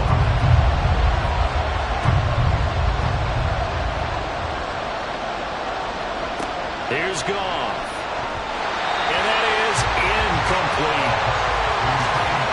Every offense tells you they want to come out and start fast. That's not unusual at all. But this group, they've yet to get much rolling through their first 2 drives. It looks like they have to give up the football again after this one. On 4th down, the punt team is on as this is sent away. And a fair catch taken here right at about the 40-yard line. Just 34 yards on the punt there, no return. And the Cowboys will take over the football with a 1st and 10. About set for this next drive by the Cowboys offense. And if you just look at this game, Charles, on paper, they've got the edge, no doubt. They're hanging around the top of the NFC. On the other side, you got a squad that's towards the bottom of the NFC. But when we mentioned that to the coaches, they were having no part of it. Yeah, and I like how you said when we mentioned it. In fact, I mentioned it, and I upset them a little bit, didn't I? Because they wanted no part of that one, and I was reminded, like a 5-year-old, this is the NFL. Any given Sunday, anything can happen. They are guarding against the upset. They'll come up facing 3rd and 5. Prescott to throw it. Able to find the open man. That's complete. And he's going to get this all the way down inside the 35. A good pickup there, 21 yards. And he's top 5 in the league in terms of receiving yardage because of plays like that. What have you seen from him on film that you like so much? Well, I'll strip away everything else and get to what we call the moment of truth. When the ball's arriving and there's a defender there, he just comes down with the ball. He competes and takes it away. Great hands, great ability to finish the catch. And only able to get 2 here. Stopped at the 30. You talk about this Lions defense. They are the 22nd ranked unit against the run in the NFL. One thing players always tell us is that they never really pay attention to numbers. I don't believe them for a second. They know where they rank, okay? They're not quite at the top, but they're far from the bottom. But let's face it, they want to move up. In order to do that, they've got to look at each other and make sure everyone's taking care of their assignments in order to play the run better. 3rd and short yardage. Prescott. Into a sea of defenders, had intercepted. Now he's hit on the return. It's a loose football. And this is scooped up by the Lions. And the Lions are going to take over once again at their own 25-yard line. Always costly to cough up that football. These defenders, they become so adept, though, at jarring it free. Yeah, it's amazing that there aren't more fumbles caused because now, if you're an offensive player, you go through ball security drills every single day. It's really not out of line to think you should take the ball to bed with you and just hold on to it. But the bottom line is, no matter how much you try to protect it, these guys are pretty good at finding ways to knock it out. It's a 6-yard gain on the ground, and that'll make it 2nd and 4. A quick burst there, and he nicely bit off a pretty decent gain. And the ball on the 30. Here's 2nd and 4. Goff. Got his man complete over the middle. It's Montgomery. And he'll get it out near the 40 to the 39. 9 yards to pick up there, and it's a 1st down. We've seen quite a bit of the short passing game here early on first quarter, haven't we? We have, and I think it works a couple of ways for this team because, number one, you throw the short game until they stop it. And if they're not going to stop it, you keep throwing it, and occasionally you break a tackle and turn it into a bigger gain. Also, if they start to creep up, start to pressure receivers, now you go over the top, take it deep, and now you get some of those big shots downfield. So from Cowboy territory now, here's 1st and 10 at the 42-yard line. Now a first carry for the brother of Dalvin. It's James Cook. And a very determined run there as he'll take this all the way down to the 27. Good effort. 15 more there, and they're on a roll. It's another 1st down. Here's Goff. And that is incomplete. He couldn't hold on through the contact. Brings up 2nd down. He was covered by Alexander. Now a run with Cook. Eventually wrangled down before reaching the 20, but a strong run. 5 yards. Now it's 3rd and 5.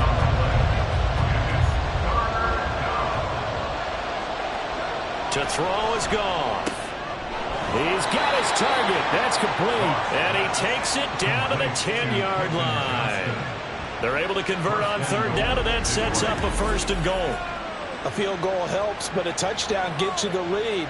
That had to be the message transmitted in the huddle. And they delivered there as that throw is going to keep the drive alive. And even better than that, set them up with a 1st and goal. They'll run with Montgomery. And he's going to be hemmed in and brought down right at the line of scrimmage. Calling no gain on the play as it takes us to the end of the 1st quarter. 3-0 after one on EA Sports. The Lions with the football here to begin the second quarter. As they come up now, 2nd and goal. Now it's Goff off the bootleg. And he's got his man. It's caught for a Lion touchdown. Brevin Jordan, his first touchdown on the year. And the Lions have taken the lead. That's almost just not right. You cover everybody, but those tight ends, they can be awfully reliable. Very reliable. The defense just has to hate those guys. This drives them crazy because oftentimes you can't match up with them. They have you either with size, speed, or maybe even just strength. Now the try here for the extra point. And this is up and good to make it 7-3. That time a 9-play drive. And it's capped off by a touchdown for the Lions.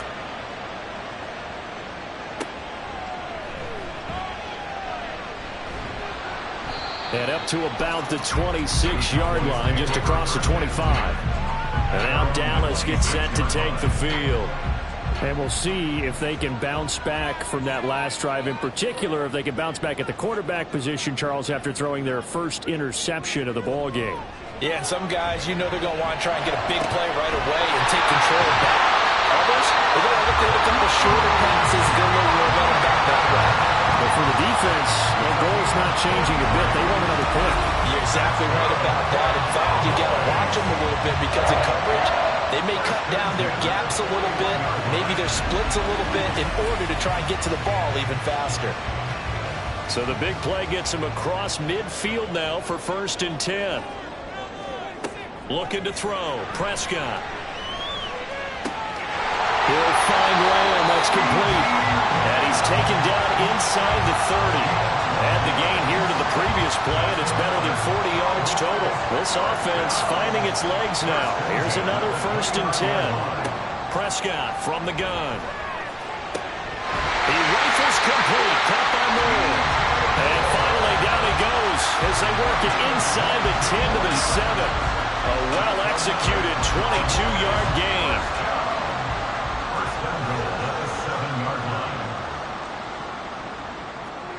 Here's Prescott.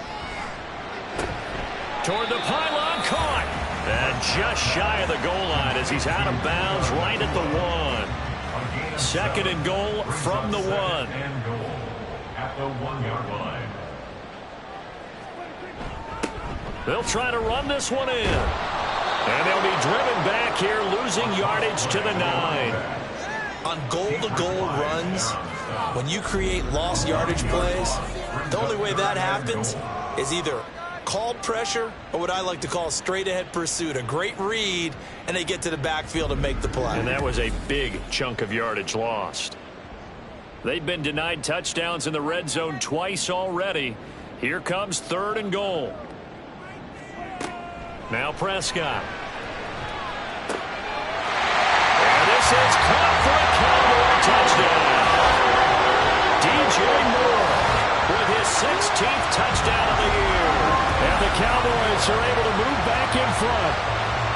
And in the red zone, I guess this is why you have a guy like that on your roster. Without a doubt, and if you have him, you use him because he's a guy who's going to win just about every time. I don't care what the coverage is. The extra point up and good by Aubrey. And the lead is now 10-7. Lions 7.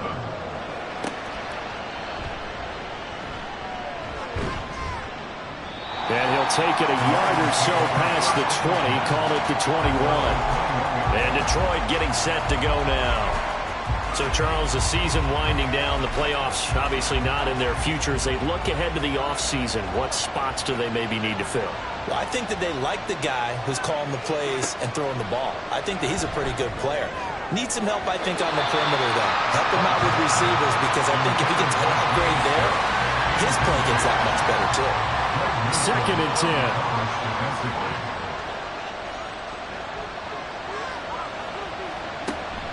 Play action. It's Goff. It's wheeled in downfield by Johnston. And he'll be taken down, but not before they work it across midfield. That goes for a gain of 31. That is the exact right play call against that defense. So a hat tip to the offensive play caller because he won that part of the chess match. But give credit to his players as well. They won the execution part of it. So the line of scrimmage moves all the way across the 50 now as they come up 1st and 10. Goff now looks to throw. Short pass caught by Henry. They'll wind up getting just a yard out of it, and it's 2nd down. Brings up 2nd and 9 at the 48-yard line. Goff. Right back to Henry, and Henry's got it again. And a 5-yard gain gets him to the 42. The completion was given up, but that's why you play zone defense, so that you can have people around the ball when it's caught, and you don't give up much run after the catch. Now on 3rd down, that pass knocked down in the backfield and incomplete. Well, we've seen him catch a few passes out of the backfield in the first half, unable to connect on that one. Certainly seems like getting him the ball in a passing game there is part of their game plan. It certainly is because he catches it well, creates a mismatch. You're going to cover him with a linebacker, a corner, a safety. They thought he can win every battle. And he's going to get this down near the 30-yard line. A big pickup of 12 yards on 4th down to keep this drive from stalling. 1st down is right. Goff throwing again. Oh, and that is incomplete. Nice progress down the field was halted by that incompletion. They could try for some safe yards here to get things moving again, or keep throwing it and pushing it downfield to try and pick up bigger yardage. Back to the air. Goff on 2nd down. Under pressure, and he will go down. Sacked back at the 38. Multiple players getting home there for an 8-yard loss. Yeah, some real defensive resistance there, saying not so fast to a good drive. They had marched to the end zone the last time out.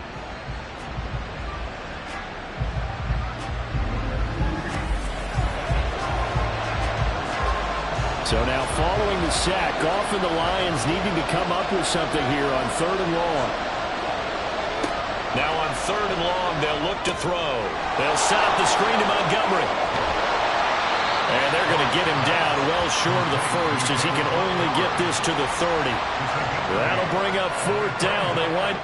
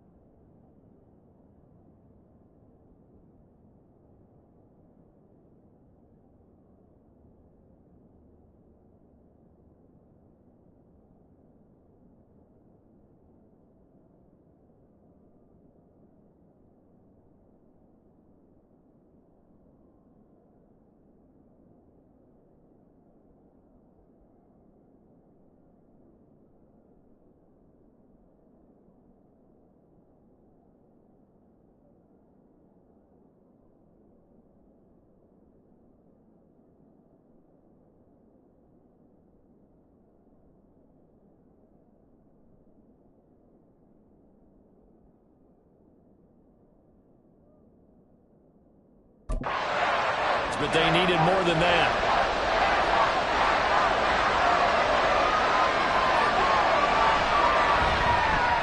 And this one is right down the middle, and that will knot us up at 10. So in the end, they had the ball for 10 plays, but the drive gets them 3, not 6. Is it okay if I give credit to both sides on this one? Absolutely. All right, let's start defensively. They hung in there. 10-play drive, but they stiffened when they got close to the goal line, made them kick a field goal. And for the offense, 10-play drive. They might be a little disappointed they got a field goal, but they moved the ball down the field with dispatch and came away with points. Dak Prescott on the offense heading back onto the field.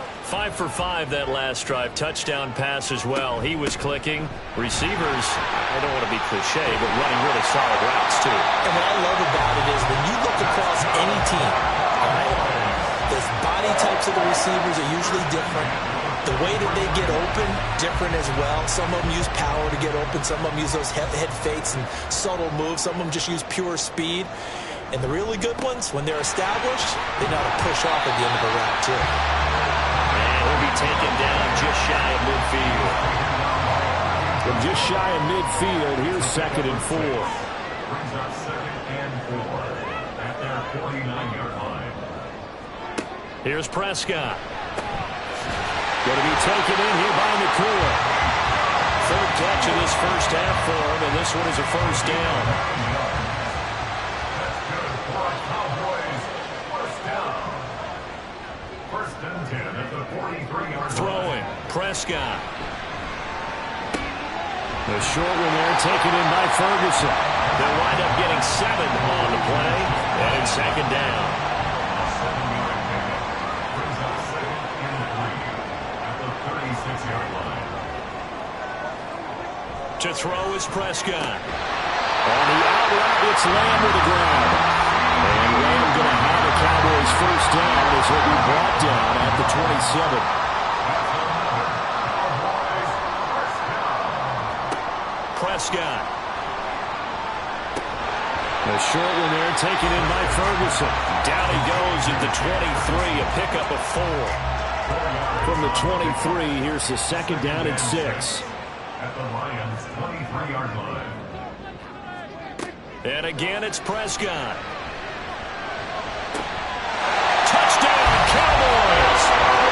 2 first-half touchdown passes now for Dak Prescott. And the Cowboys have broken the tie. That's an old-fashioned death march there, partner. Took them a lot of plays, but hey, they did the job. And the defense always preaches getting off the field, making a play, and turning it back over to their own offense. Unable to do so. A long, sustained drive by the offense. Aubrey now for the PAT.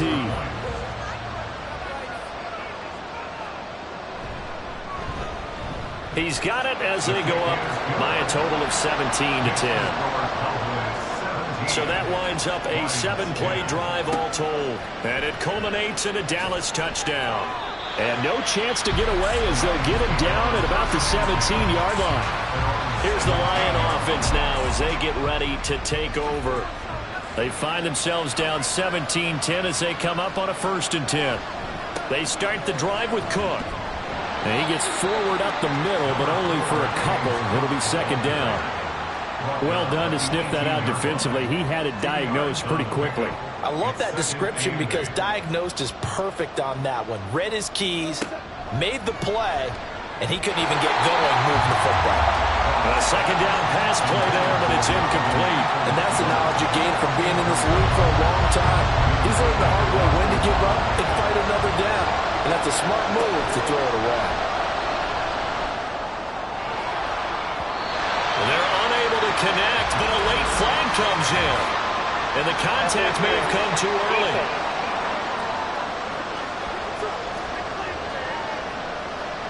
After the penalty, a fresh set of downs. It's 1st and 10.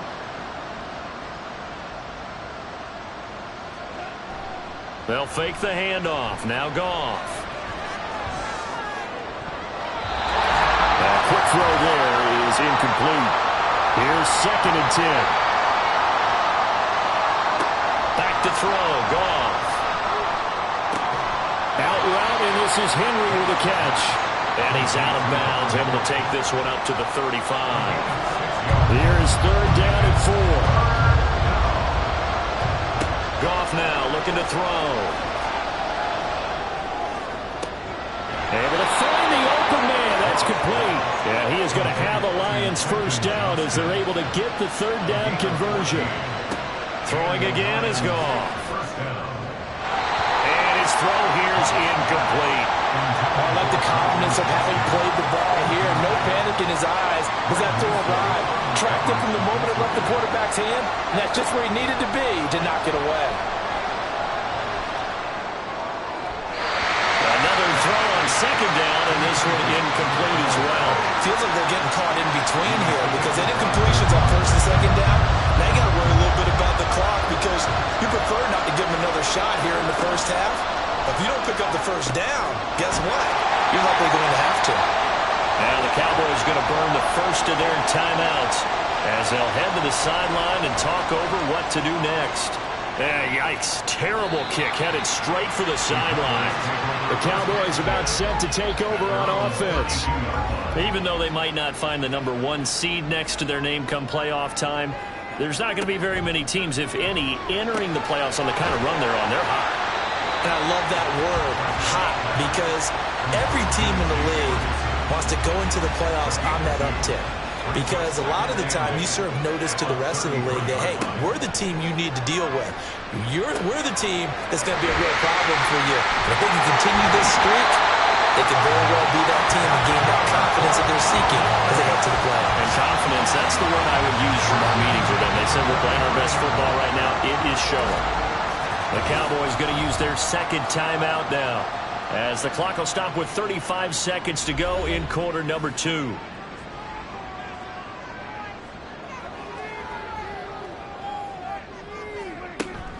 Play fake. Here's Prescott. He's got the connection to Moore. And they'll get this well past midfield before being stopped just before the 35. A good pickup there, 21 yards. And unless this is a quick incompletion, this is likely the last play here of this first half. Prescott now. The short one there taken in by Ferguson. And we're going to get a timeout with 2 seconds remaining in the 2nd quarter.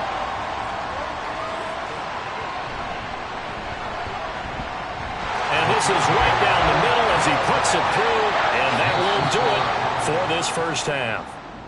So we have come to halftime here in Dallas with the Cowboys out in front. As we send you on over to Orlando for Jonathan Coachman in our EA Sports Halftime Report. Take it away, Coach. All right, Brandon, thanks very much. It's all down to this. Week 18 of the NFL regular season. Lots to be decided, so let's get right to it. We'll get started up at FedEx Field in our nation's capital. And it's the Giants who have the lead as they approach halftime. Joe Mixon, the lone touchdown there as he's cashed one in on the ground.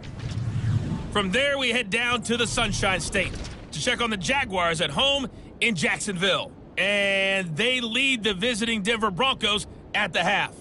Trevor Lawrence with a couple of touchdown passes there.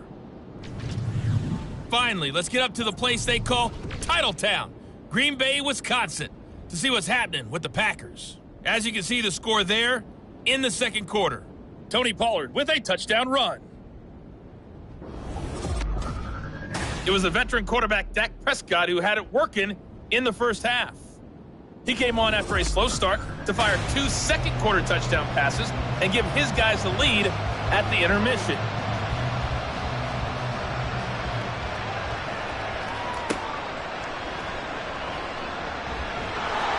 And he won't quite make it to the 25. The Cowboy offense set to go to begin this 3rd quarter. This offense set to begin the 3rd quarter, and Charles, if they had a checklist of things they wanted to accomplish in the first half, certainly at the top of that list would be having the lead, and they've got that here. That's always the most important box to check, isn't it? But also, they've had some success in their passing game, so probably an empty box, establishing the run. They're on pace for fewer than 100 yards in this one, so now they want to make sure that they get that going so they truly have a control in this ball game, and down the stretch, being able to be balanced, either throw it or run it, and try and win this ball game. 8th catch for him now. He's been a big factor, and it's a first down. And they'll run on the inside handoff. Trying to run inside, but nothing there. That stop made by Jack Campbell. Officially nothing on that last run. They'll try again, 2nd and 10. At the 39-yard line.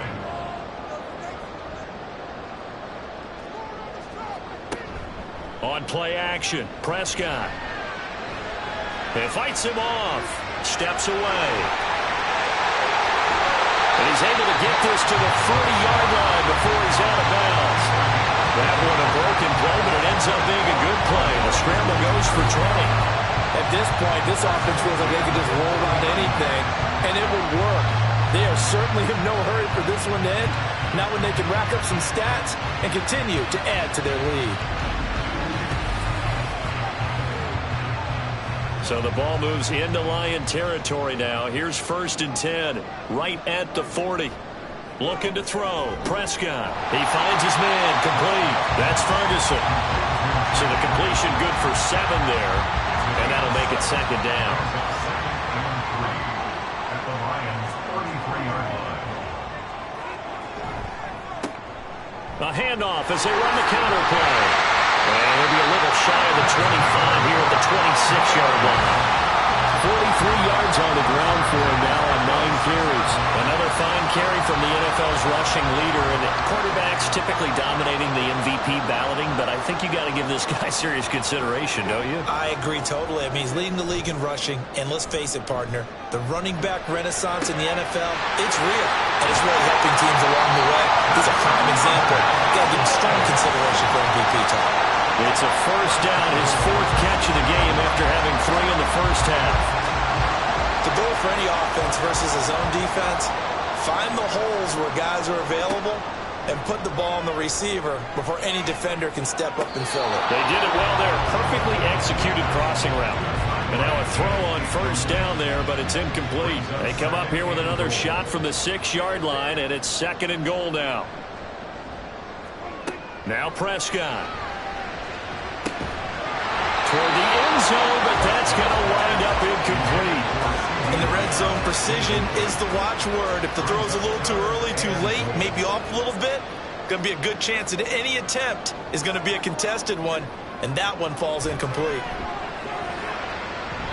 Meanwhile, on 3rd down, they take a shot at the end zone, but it's incomplete. Give them credit for excellent coverage, tight coverage. They're doing a lot of things that we talk about in basketball. They're causing disruptions in the passing game. And as long as that continues, it'll be tough for them to gain any momentum throwing the ball downfield. Well, they picked up right where they left off in the first half. First drive after the break, they come away with 3 and increase that lead. Yeah, and you just want to keep building on that lead, don't you? Whether 6 points or 3 points, take everything you can get, keep maneuvering, keep adding to it, keep making it difficult for them to come back. So we get a look at the Lions offense as they get ready for their first possession of the 2nd half. And their deficit a little wider now than it was at halftime following the field goal a moment ago. But the goal is still the same because you know they want to come out, establish a rhythm in the 2nd half, and get going. Make no mistake about it, though. Kicking field goals, not in their game plan. They need to get the ball in the end zone. And that play going absolutely nowhere as he's belted before he could get out of the backfield. Yikes, a 4-yard loss really sets him back now for 2nd down.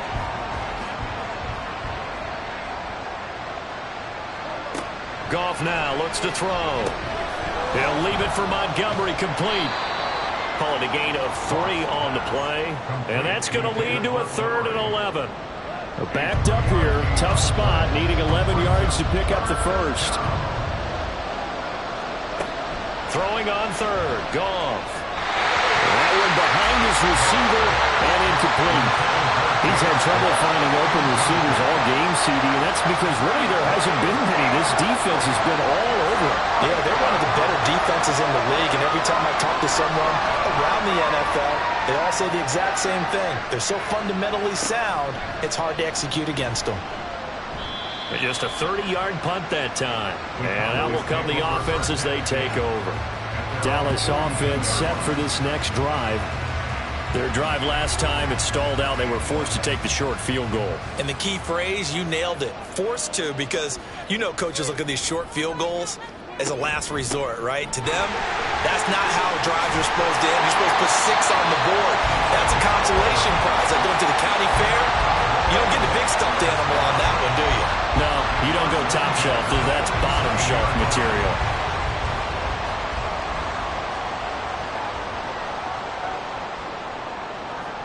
Prescott looks to throw on first. Rifles one, and that's going to be intercepted.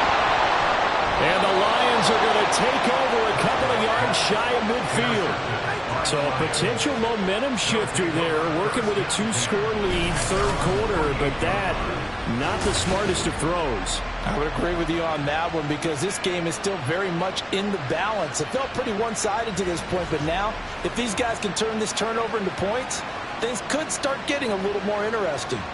The Lions offense, they get ready to head back onto the field. They start near midfield following the interception as they begin 1st and 10. Goff's throw into the hands of Henry here. And down he goes at the 49, a 3-yard pickup. From just across the midfield stripe, here's a 2nd and 7. Now it's gone. Looking middle, and it's incomplete. At this point in the game, in the situation they're in, partner, these incompletions that we're seeing, they need to turn into positive snaps, and soon. To throw is gone. Good throw there, but it's going to be incomplete. The passing windows are just not there. That's just another example of how great this defense has been all game long. And that's exactly what a top 10 defense can do. They can really change the game tempo and frustrate you as you try to execute offensively. And this punt sails over the sideline. And the spot, it looks to be right at the 25-yard line. Here's the Dallas offense now heading back out onto the field. So now, Charles, this drive maybe a touch more important, trying to erase the memory of that interception they had the last time out. Yeah, and everyone goes through this because even the best in the game, you're going to have games where it just doesn't go right for you, and interceptions result. So, frankly, to me, it's all about how you respond, not just the types of plays that you call, but how you carry yourself, how you show your team that you're still with it, and how you continue to lead. They run the option on 2nd down. And getting this just shy of midfield, they'll spot it at the 49. 14 yards that time, and a 1st down on the keeper. Well, you certainly have to give a little credit here because they're playing this game now at their pace. This is ball control football, sustained runs, taking their time, and making it work. Prescott on 1st down. He'll find Lamb. That's complete. And running with power here. They'll get this one down near the 20-yard line, just shy of the 20. Good yardage after the catch. Is that play good for 30 and a 1st? Already over 1,000 yards receiving this season. That catch is just going to add to his total. Certainly not resting on his laurels. He's trying to continue to gain as many yards as possible and continue this big season. So the big play gets him all the way down to the outskirts of the red zone here for 1st and 10. One back in the backfield, he'll get the carry. And a couple of yards as they move it from the 21 to the 19. 2nd and 8 coming from the 19. It's 2nd and 8. Prescott off play action. And this is caught. For the moment, it's a touchdown, but multiple flags down, so let's sort this out. Triple foul. Roughing the passer. Defense. So obviously they will decline the penalty there, and the result is 6 points.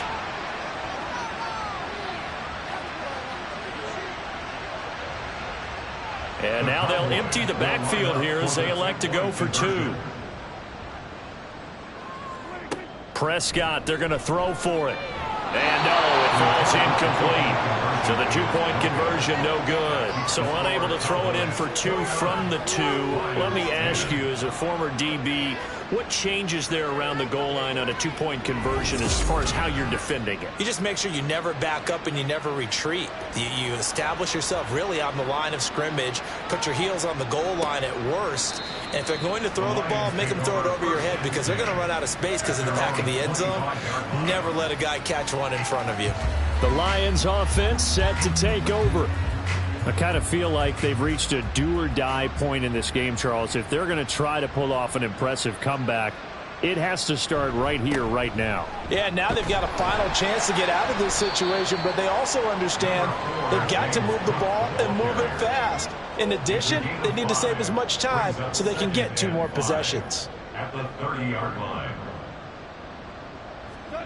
On second down, here's Goff. Under a heavy rush, and down he goes. Damone Clark fought his way through and buried him behind the line. So one quick, easy analysis about why they've struggled so far. They keep putting themselves in 3rd and long situations. They just took another sack right there. And the offensive film session tomorrow may be a little longer than a normal. Under pressure, and they got to him again. Micah Parsons providing a little deja vu, back-to-back sacks, and now they're staring at a 4th and long. I think we've seen this before. If someone's down 3 scores, that situation there, it's just going to add to their growing frustrations, don't you think? Yeah, a bad number 3 right now. 3-score game, 3rd quarter, 3 and out, not what they wanted. And you can tell on the sideline, those faces are getting a little bit longer as this one goes. Here comes the Lions punter now. As the drive goes backwards, so he's on to punt it away. Now a fair catch is called for and taken a few yards across midfield. That'll go as a punt of 34 yards that time. And they will take over 1st and 10.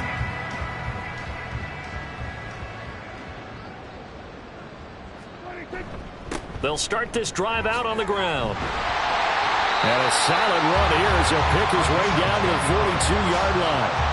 76 yards rushing for him now as he's carried it 13 times. Most of their damage has been done through the air. I mean, they've rung the bell 3 times with passing touchdowns, but guess what? Ground game has not been neglected. Nice little burst right there. Play action now. Prescott. Targeting Moore, and he's got him on the crossing pattern. And he gets it all the way down inside the 10 and mark him at the 5. That one good for 37 yards. Another big play right there, and this is where, as an offense, you can really put the hammer down. You've got a double-digit lead, but those other guys, they've been hanging around. A touchdown here could put this game out of reach, and that's a strong step towards getting it done. They'll try and run for it on 1st and goal. And the hole closes quickly here. He can fight only to about the 4. Only a yard that time. 2nd and goal. Brings up 2nd and goal. And they'll give him another shot here on the ground. And he'll get this one back to the 5-yard line, but no further than that. A chance to really put this game out of reach. Here's 3rd and goal. Here's Prescott. And that is caught. Touchdown, Cowboys. Dak Prescott now 4 touchdown passes on the afternoon. And the Cowboys are able to extend their lead in the final seconds of this 3rd quarter. Well, that's just how they drew it up, CD. His first read was there, got it to him quickly, and into the end zone. Absolutely excellent execution by all involved. And the coordinator, gotta give him credit, found the perfect play call. Quarterback let it fly as soon as the target came free, and his guy made a nice catch. Just how you draw it up in practice and then execute it in the game. Aubrey good with a PAT. And that will bump the lead up to 26. The Detroit offense ready to begin their drive. Well, we haven't exactly been treated to a nail-biter in this one, CD, and if they cannot score here, this one's pretty much all but over. Are you saying that you feel like people are starting to think about getting out of here, maybe beating the traffic in order to get home or to their final destination? Yeah, I don't think there's a whole lot of reason to hang around, especially if they can't score here. Yeah, you're right about that, because it has been pretty clear who the better team has been in this one. And in a league that we talk about every game being a one-score game as we go into it, watching this blowout, let's just say it's been unusual. Throwing again on second down, but this time it's incomplete. At this point in the game, they've got to continue to try anything they can. They're still working at it, even though this one feels like a lost cause. Here's Goff. Pass taken in by his big tight end. And he is going to have a Lions first down as he'll be marked down a yard or two past the marker following a gain of 6. On first down, Goff. Finds Johnston. And he'll be stopped right at midfield. First down Lions on a pickup of 13. First down, Detroit. From the 50, it's Goff. Well, he tries to force it in, and it's intercepted. Picked off by Jamal Adams.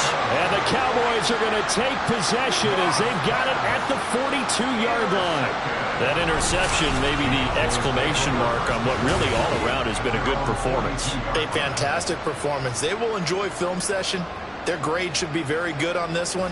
And I think the next time the offense gets the ball, I just think about running it and getting the clock done and getting the heck out of here. And by the way, semantics here, but before the grammar police come after me, I think it's exclamation point, not mark, right? You're asking me? Seriously? Yeah, you're smarter than me. Everybody knows that. Listen, I go with what you say, my man.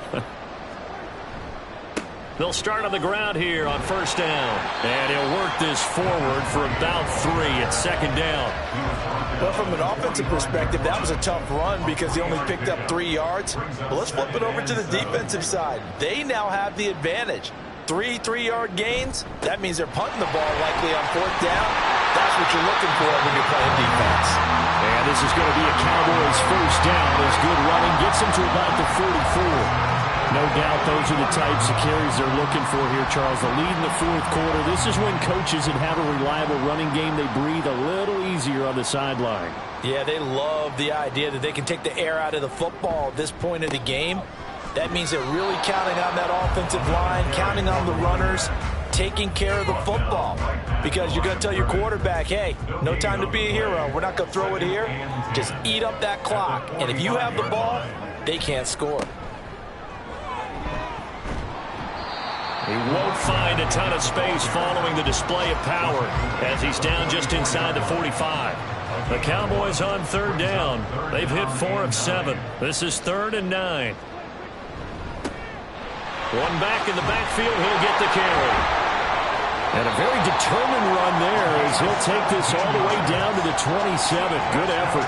109 yards rushing now for the NFL leader coming into this ball game. Brandon, when a defense just simply can't get off the field on third down, and we all know how important that down is for both sides of the ball, you often feel like you're just a step behind whatever they're doing offensively. And one of the differences in this game, no doubt, third down conversion, and that is going to be a story they'll talk about after this one. Now here's a pass on first down that's knocked away and incomplete. 2nd and 10 now from the 27.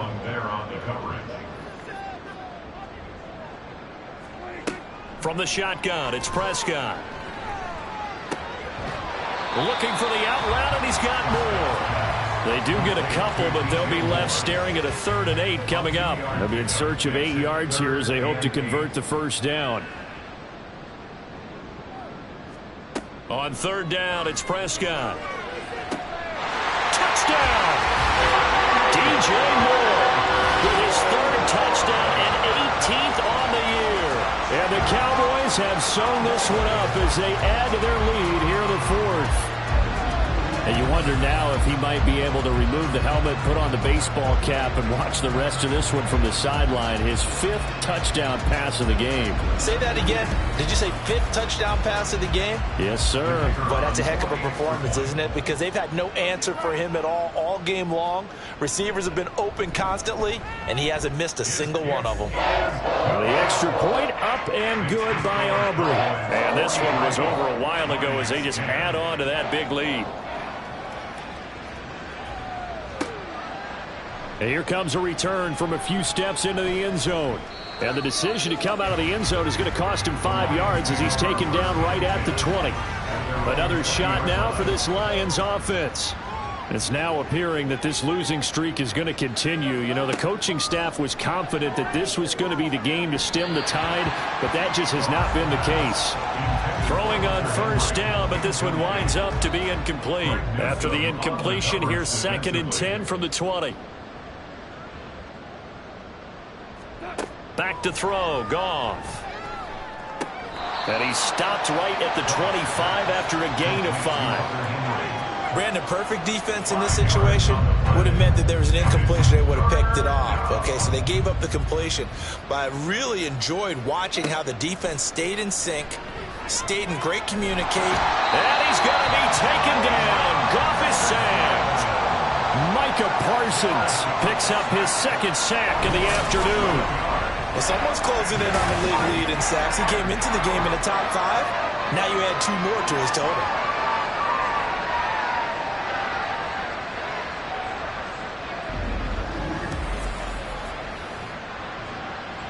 Here comes the Lions punter now, standing just about on his own goal line.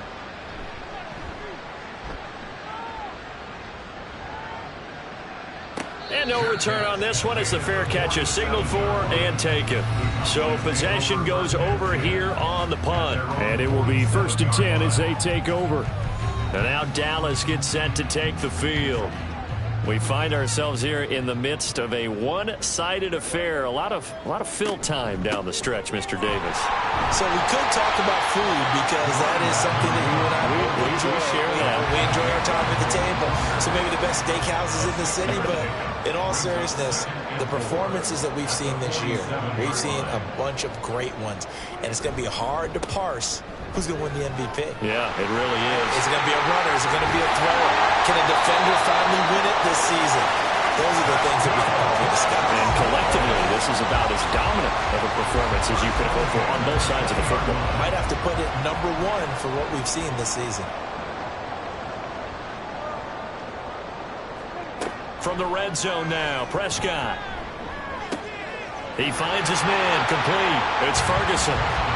And that's good for a gain of 6, and that'll bring up 2nd down. Nice rhythm throw there on 1st down. He located his tight end, made it a nice, easy pitch and catch. Hoping he can break a tackle or two. Wasn't able to do that there, but still good yardage. This will be caught just inside the 10. Well, the Cowboys are going to be set up with a 1st and goal here as the tackle made at the 9.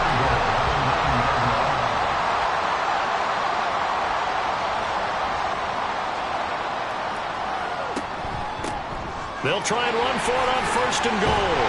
And he'll work his way closer to the goal line as he's got 5 down to the 3.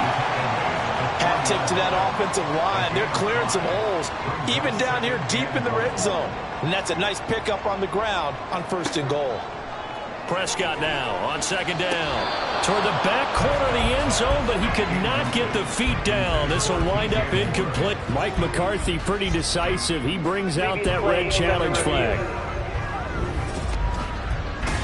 They're taking a peek at whether or not those feet were in bounds, and obviously a big call here in the end zone. And not just the feet. How about the hands? How is the ball possessed while the feet are hopefully getting down in bounds? That's what they're trying to look at to see if it all comes together. Well, Mike McCarthy correct in his assessment there to challenge that ruling. Aubrey good with a PAT. And this one was over a while ago as they just add on to that big lead.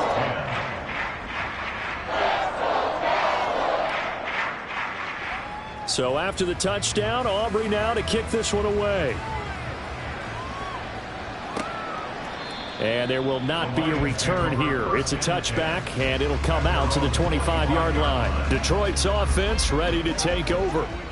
We certainly had a sense coming in here that these guys were in for a tough one on the road. That has been how this ball game has played out. They trail big as we continue on now here in this 4th quarter.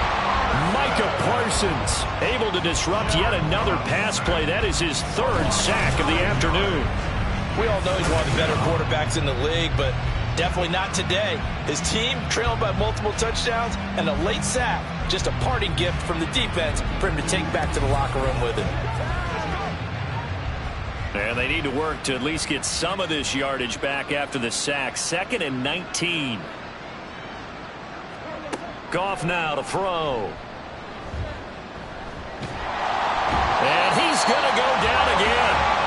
multiple rushers break through to drop him for the 7th time this game. But one thing I do know, these guys on defense, they don't want this game to end. They're winning by multiple touchdowns. They've shut down the opposing quarterback in a big way, and they're still picking up sacks as we approach the end of this one.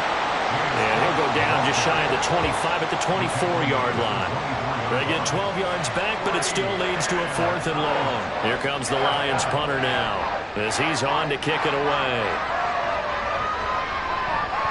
And here's a very low-line drive, almost whiffed on it. And a fair catch is taken here a step or two inside the 45-yard line. Officially just 27 yards there on the punt. And we have reached the 2-minute warning.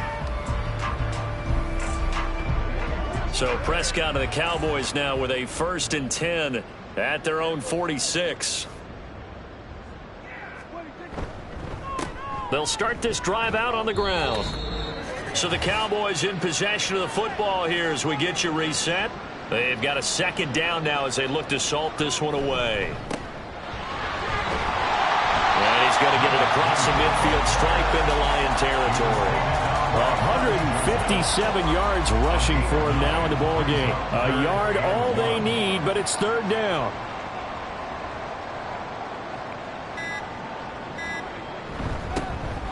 They'll try and run some clock here as they keep it on the ground. And he will have a Cowboys 1st down as they're able to get the 3rd down conversion. Brandon, every great running backs coach I've talked with has always talked about when you have great vision, you're not consciously thinking about your cuts and your moves. You're just doing them. And I think that's what we're seeing tonight. He's about run them into submission, hasn't he? You took the words right out of my mouth. I was just going to use that phrase. He has run them into submission. Wave the white flag. And room there to work it inside the 25. A solid run on 1st down. Gain of 7 leaves him with a 2nd and 3. A 7-yard pickup brings up 2nd and 3 at the 24-yard line. Well, fans usually love to see scoring, and there was no shortage of it today. What a dominant showing from an offense that was truly playing at an elite level in this contest. Partner, this game was over a long time ago, and you noticed they did not want to slow down anything. Absolutely a dream scenario for everyone on that offense, and they took advantage of every second. Guaranteed popcorn for everyone in their film session. So for the Cowboys, they finish oh so close to perfection in the regular season, but this win in the final weekend gives them a final mark of 16-1. And now they'll have the week off as they get set to go after a Super Bowl title. Meanwhile, for Detroit, they go out with a bit of a whimper as they wrap up a very trying 4-13 campaign. And this front office will have plenty of work to do in the draft and through free agency to turn this ship around. And for Charles Davis and our entire crew here at EA Sports, I'm Brandon Gaudin saying so long, everybody.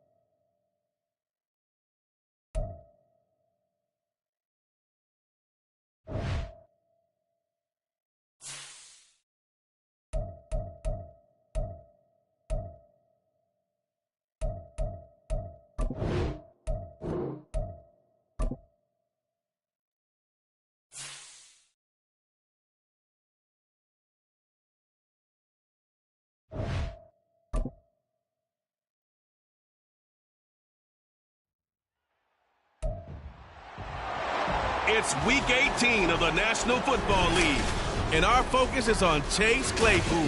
He's putting together one of the better seasons in league history. It's the Falcons and the Panthers, and it's coming up next on EA Sports.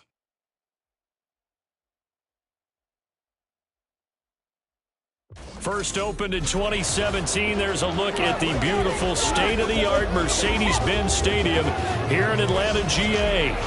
It's all about divisional matchups on this final day of the regular season, and we've got a compelling one in store here, as it'll be the Carolina Panthers taking on the Atlanta Falcons.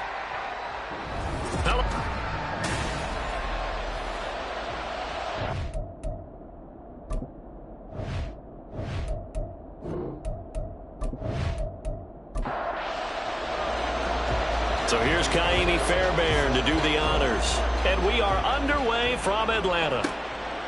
From a yard or two deep, here comes a return. Sheds off the They'll get him down right at the 25-yard line, so the same result, and he opted for the touchback. So here come the Falcons now to get the football for the first time. And leading them out there, we get a look at their 6'3" quarterback. I tell you what, when he's on schedule for that week, secondaries take notice because you've got to stay alert back there on every snap. A truly powerful arm, one that's capable of challenging any level of the defense on any given play. That's why so many scouts preach arm time when preparing for the NFL draft. A quarterback with arm strength to make every throw in the book, he's an asset to have in any offense. 2nd and 6, just inside the 30. Robinson with another carry. A short gain here, maybe a yard to the 29. You look at this Carolina defense. They're going to need to be strong against the run in this one. Stopping the run, that's been an issue for them all season long. Aren't you glad that you're not coaching the defense right now? I'm very glad. They said that they've seen it in doses, but very, very small doses. Yeah, you've got to be consistent. It's down in and down out. Being able to play it, understand what you have to get done, and finally stop some people, put them on the ground. Those are the kinds of plays right there that show you why he's the number 3 man in the NFL in terms of receiving yards. Also tells you there's a full combination of what he's got going in his game. You name it, from route running to catching the football. That's why he's able to produce those types of numbers.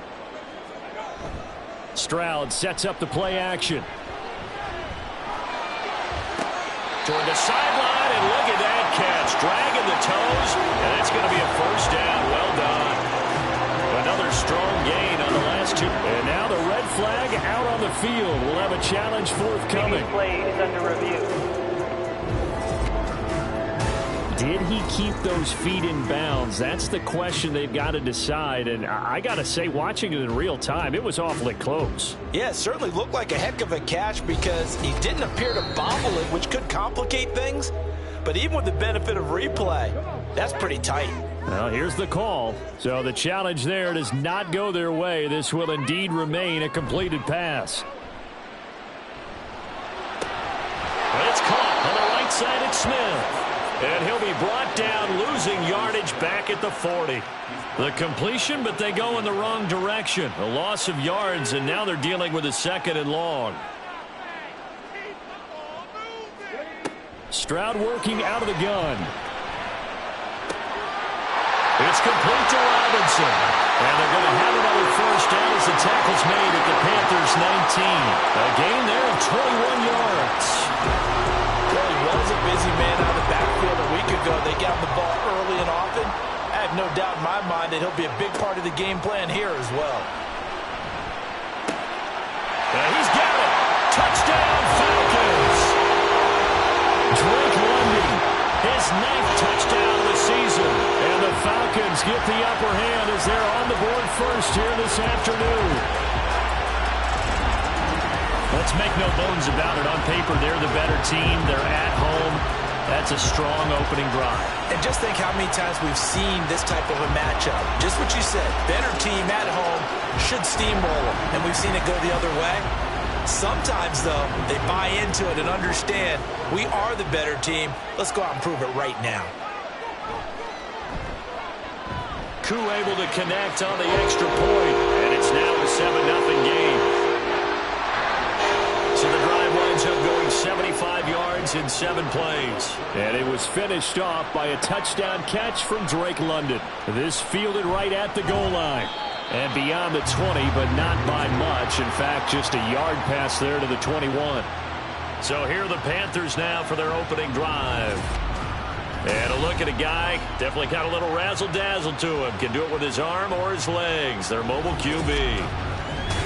And he's had a great season so far throwing the football. Very likely could go for 4,000 yards with a good performance here. And even in an age of passing first, that is no small accomplishment. And he probably should have given that one off as he's going to get hit and taken down behind the line. 2 yards the loss, 2nd and 12.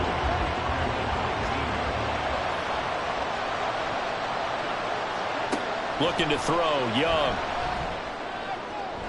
And that is going to be incomplete as he let him a bit too much. You know, Charles, for this defense, look, it's no secret. You're facing a team that is really, really struggling. They haven't won in what seems like forever, but sometimes a desperate team can be a dangerous team, right? You're exactly right about that, but they shouldn't be. When they're on that type of a losing streak, it's incumbent upon you to take charge of this game early and not give them any reason to hope. Get out and attack them and make sure you knock them back on their butts. I know at the end of games, coaches always tell us that no one play won or lost a game. But this seems pretty important early, doesn't it? Their ability to pick up that first down on 3rd down, I thought that was key. Well, you're already in the hole after the touchdown on the other side. How will you respond? We talk about that a lot. And they responded pretty well there. You go 3 and out, I think you give up a lot of momentum. You get down 2 scores, could be an entirely different game. So they've got a nice drive going now. They're in good shape. What's interesting to me is they're also in that spot of the field where you would take a shot. Do you change that up just because you're down a touchdown? And he'll be taken down, but not before he works it past the 50. 60 catches for him now on the year. This last one, a first down. Young now. He'll get this complete to the running back, Hubbard. And he'll be out just a yard or 2 shy of the 30. 16 yards, a little deja vu from the previous play where they got 16. From the 32 now, here's 1st and 10. Young. He'll air one out deep for Mingo. And he bats it away, and it falls down incomplete. You talk about this Falcon defense. They were very good last week in the win over the Saints. And the big thing for them was the interceptions. And you hear teams all the time talk about establishing themselves against the pass. You know, no-fly zones and things of that nature. This group had a bunch of them in last week's game. It'll be a loss of 6 yards on the play. And they're going to be staring at a 3rd and long here. To throw, Young. Pass to the sideline and pulled in. And he'll go out of bounds inside the 15-yard line. That was no 3rd and 2. That was 3rd and 16, but they get the conversion anyway. And this has been a nice answer to the touchdown drive against them a few minutes ago because they've come out and reestablished the tempo. A nice throw there, and they're putting together a very strong drive as a response. From the 13 now, they work on 1st and 10. Straight ahead with Hubbard. And he'll be taken down here at about the 11. Give him a couple on the carry there. 2nd and 8.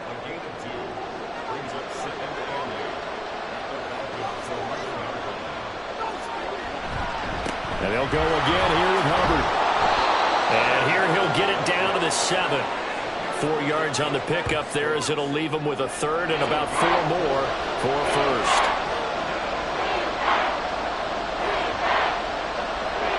Young to throw it. Steps away to his left. And he'll take this into the end zone. Touchdown, Carolina.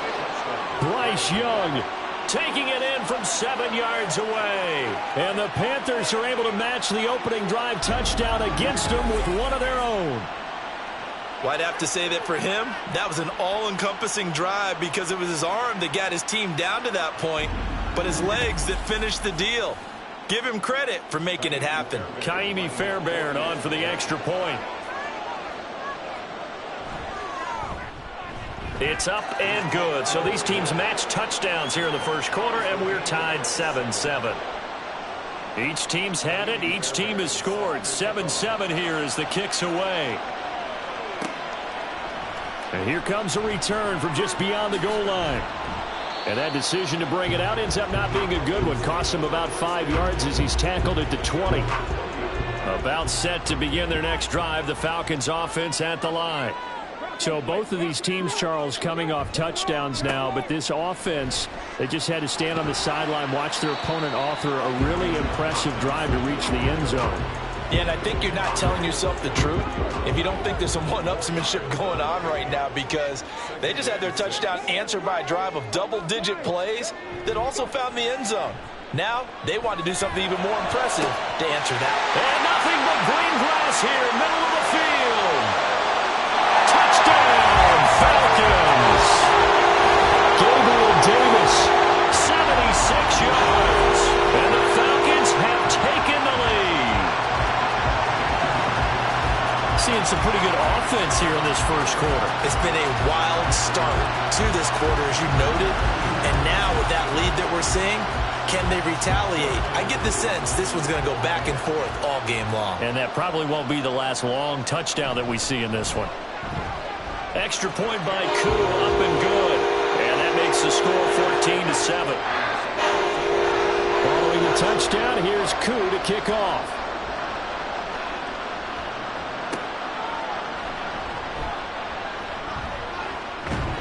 And able to take it past the 25 and up to the 28-yard line.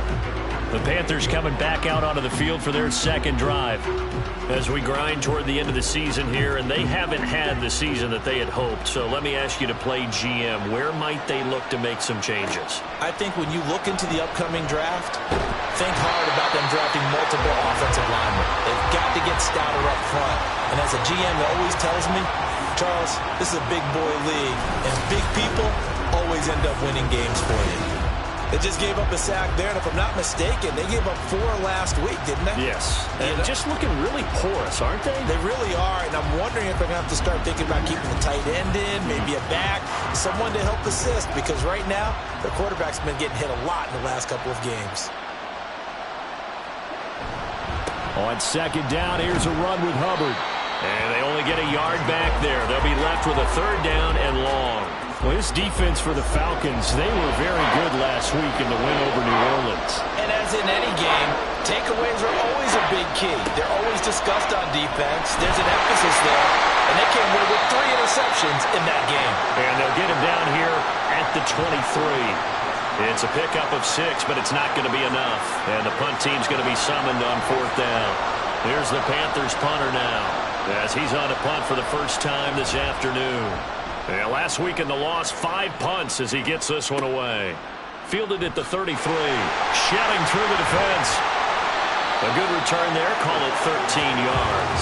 And the Falcons will be taking over 1st and 10. And here now come the Falcons.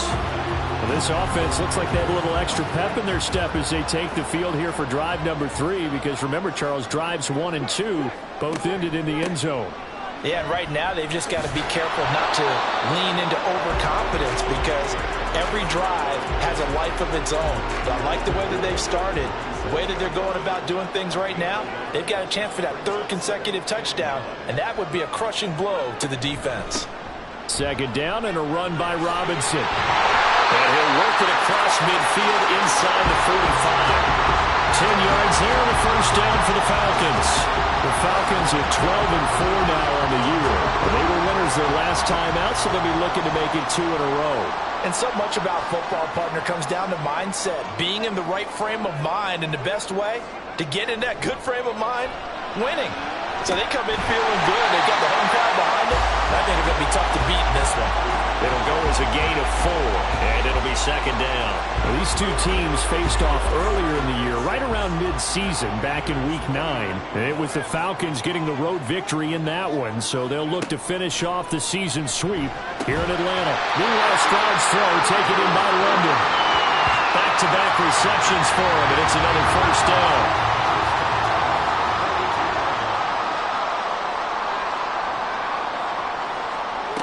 Throwing now is Stroud. Able to hit his target, Claypool. Give him a gain of 5 on the completion, and it'll be second down.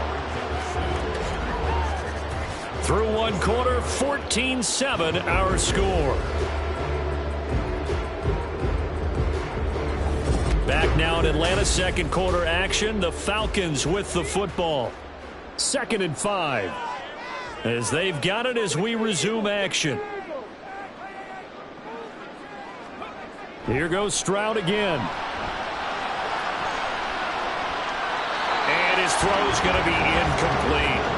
Well, he certainly thought he had a window to push that ball downfield, but as soon as he released the throw, the corner was there to slam that window shut. As Stroud now to throw. Over the middle, that's caught by Claypool. And he is going to have a Falcons first down as they're able to get the third down conversion.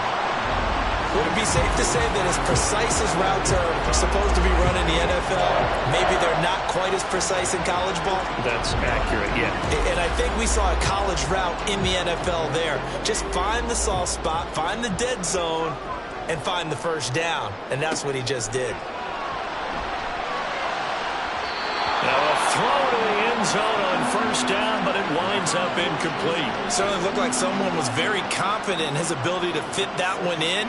I would say he was overconfident because there wasn't a whole lot of separation there. Had that one covered pretty well downfield and knocked it away. Well, it's caught. And the Falcons are going to be set up with a first and goal on a pass play that moves them all the way down to the 1. That's the third time on this drive that these two have connected with each other. They've got a real rapport going. And right now, it's paying off with big chunks of yardage, as shown by that last play. Madison is going backwards here, all the way back to the 5-yard line. Call it a full 3 yards in the wrong direction there. Brings up second down.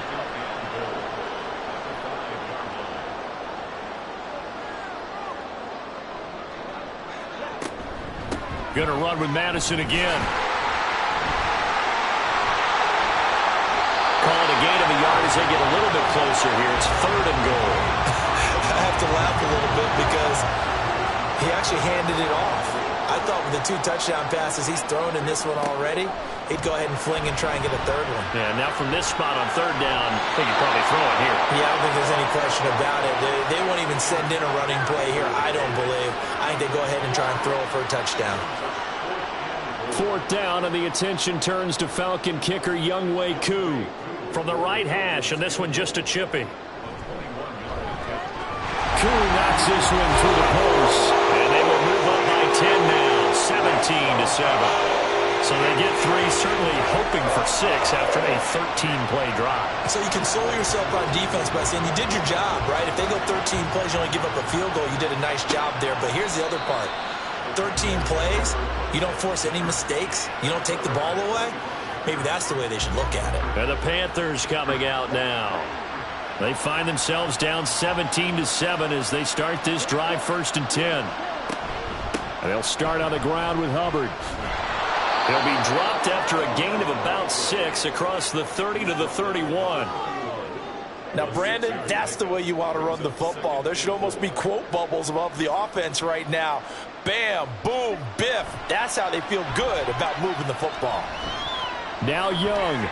And this one is going to be off the mark, too far out in front. He shook his head right when he released that throw. He knew it was going to be a little off target. Yeah, the excitement got him on that one. Wasn't able to control the fact the receiver was open, and it would have been an easy throw. And the Falcons get there. The Falcons get the sack. Down he goes. Aleem McNeil in there to drop him for a 6-yard loss, and that will lead to 4th down. Here's the Panthers punter now, as he'll kick it away for the 2nd time. His first punt, 45 yards. This looks good as well. Taken from just outside the 30. Call that a 41-yard punt, 6 yards on the return. And it will be Falcon football. Atlanta now coming out on the field. And last time they got 3 points, but it was a chip shot field goal. And when you go to the sideline after a chip shot field goal, maybe the offense not too happy. It's a balancing act, isn't it? Because you're exactly right. They're none too pleased that they didn't punch it in for 6 points. But they also have to remember they did put points on the board. 3 points is 3 points. And in this league, you take points when you can get them. Not easily done. from the 41. Here's 2nd and 6. On the draw, Robinson. A strong running there as he's across midfield and down to the 49. A gain of 10 as they look to add on to this 10-point lead.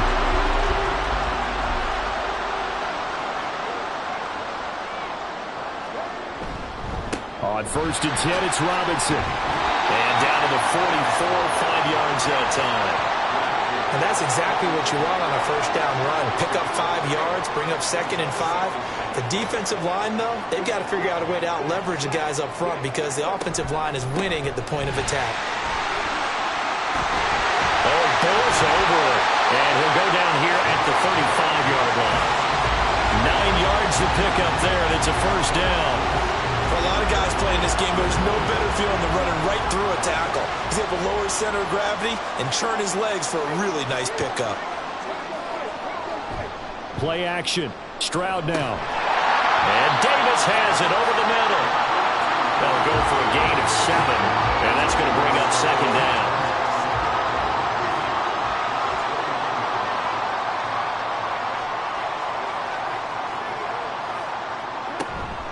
Straight ahead, it's Robinson. And they'll be inside the 25 now at the 24. 4 yards to pick up, first down.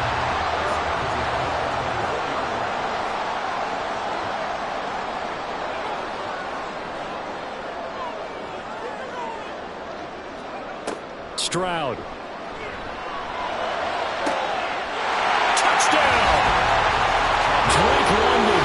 His 10th touchdown of the season, 2nd of the game. And his guys now an extra point away from taking a 3-score lead. In the 2nd quarter and already his 2nd touchdown reception. Absolutely the definition of a difference maker here in this first half. Clearly one of his quarterback's favorite targets in this game. And I figure he's going to draw a little more attention and coverage moving forward. Coup for the extra point.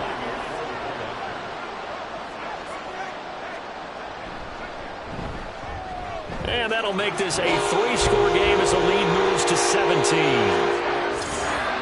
So this drive spans 7 plays. And it was finished off by a touchdown catch from Drake London. Following the touchdown, here's Koo to kick off. Taken at the goal line. Fighting his way through contact. And they got to be pleased with this. He brings it all the way up to the 40-yard line.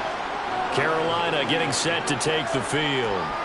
And Charles, a very uninspired effort the last time we saw them out there. It was a quick 3-and-out, then they punted the football. Yeah, and you never want to get stopped so soundly during a series, but what would be even worse now is letting it happen again right here. They've got to get going. Able to fight through 1 tackle. This will be stopped about 2 yards shy of the marker. 8-yard gain, 2nd and 2. On the tackle. 8 yards on the pickup.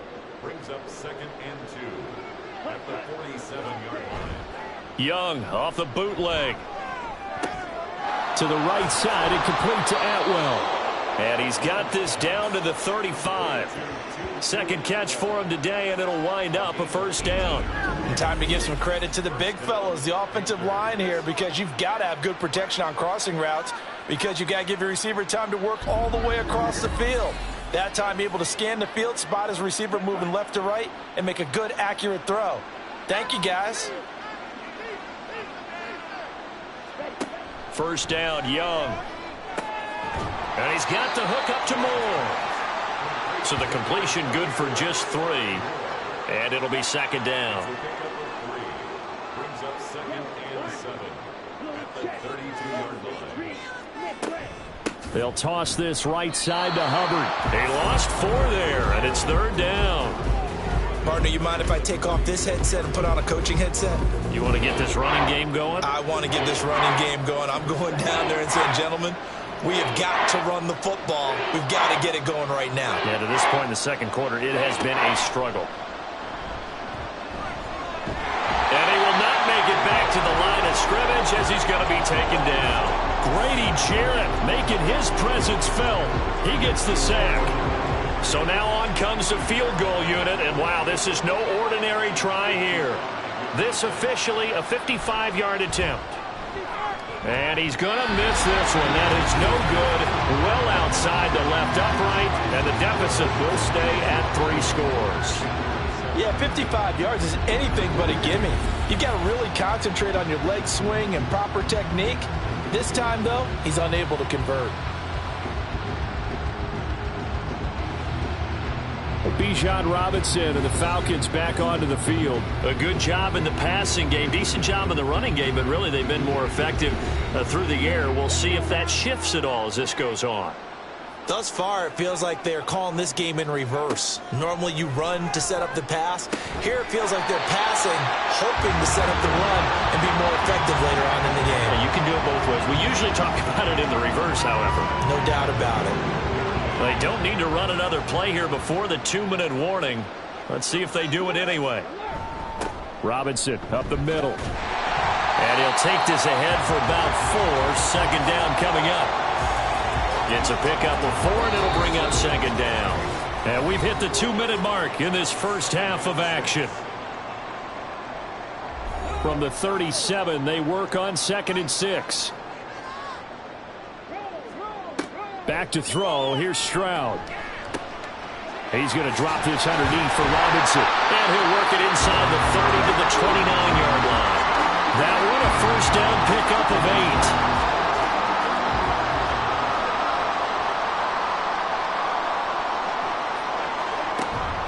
8. Play action. Here's Stroud. Targeting Pitts on the out route, and he's got it complete. And inside the 20 before he's brought down. The Falcon passing game looking good on this drive as they get the first down. Stroud to throw it. It's caught on the right side by Robinson. And able to break one tackle, but then quickly brought down. But a nice little gain.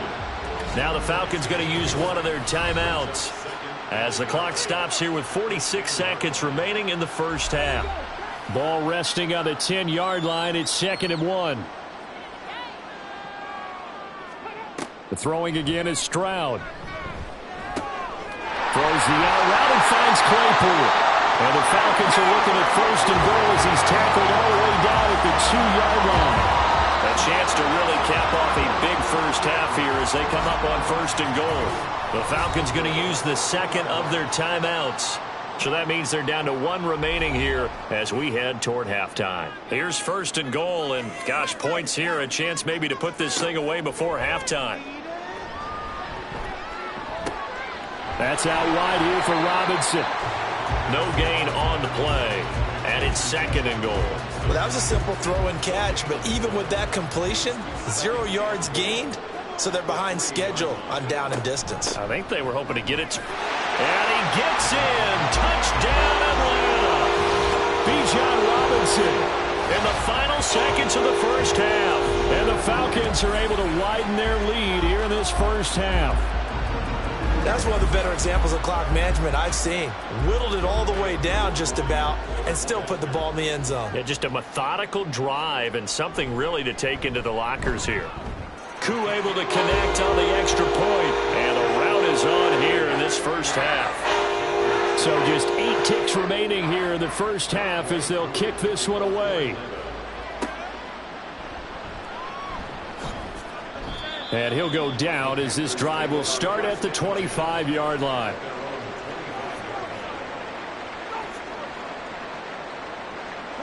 And with time running short here, they'll simply take a knee, and that should do it for half number 1. So we are at halftime here in Atlanta with the Falcons out in front. As we'll head down to Orlando, that's where we find our man Jonathan Coachman at our EA Sports Halftime Report. Coach. All right, Brandon, thanks very much. It's all down to this. Week 18 of the NFL regular season. Lots to be decided, so let's get right to it. We'll start over at Raymond James Stadium in Tampa. And it's the Seahawks who are out in front in the second quarter. The Seahawks trying to gut this one out as it would be a good victory for them if they could get it. From there, we head up to MetLife Stadium to check on the Jets. And you can see, currently they trail in that ball game. Alvin Kamara, 3 touchdown runs. Lastly, let's get to Pittsburgh to check on the Steelers at home in Acrisure Stadium. and they have the lead in that one over the visiting Raiders. Kenny Pickett with a couple of touchdown tosses. We just watched a very good first half out of the Ohio State man, C.J. Stroud. He connected on 3 touchdown passes in those first 2 quarters as his guys have built up a sizable lead here at the break.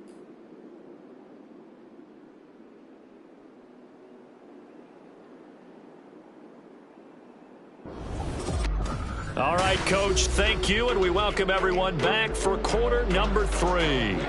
The Panthers going to get the football first, trailing here as well as we resume play in this second half.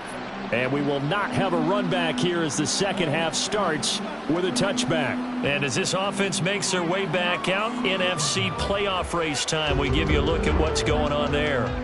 Well, here we sit, week 17, just one more week in the regular season after this one. So if you're one of these teams trying to make a move and improve your spot or jump in from the outside, Charles, you better make that move now. And these final games are often a good barometer for all those teams fighting for position or a wild card spot.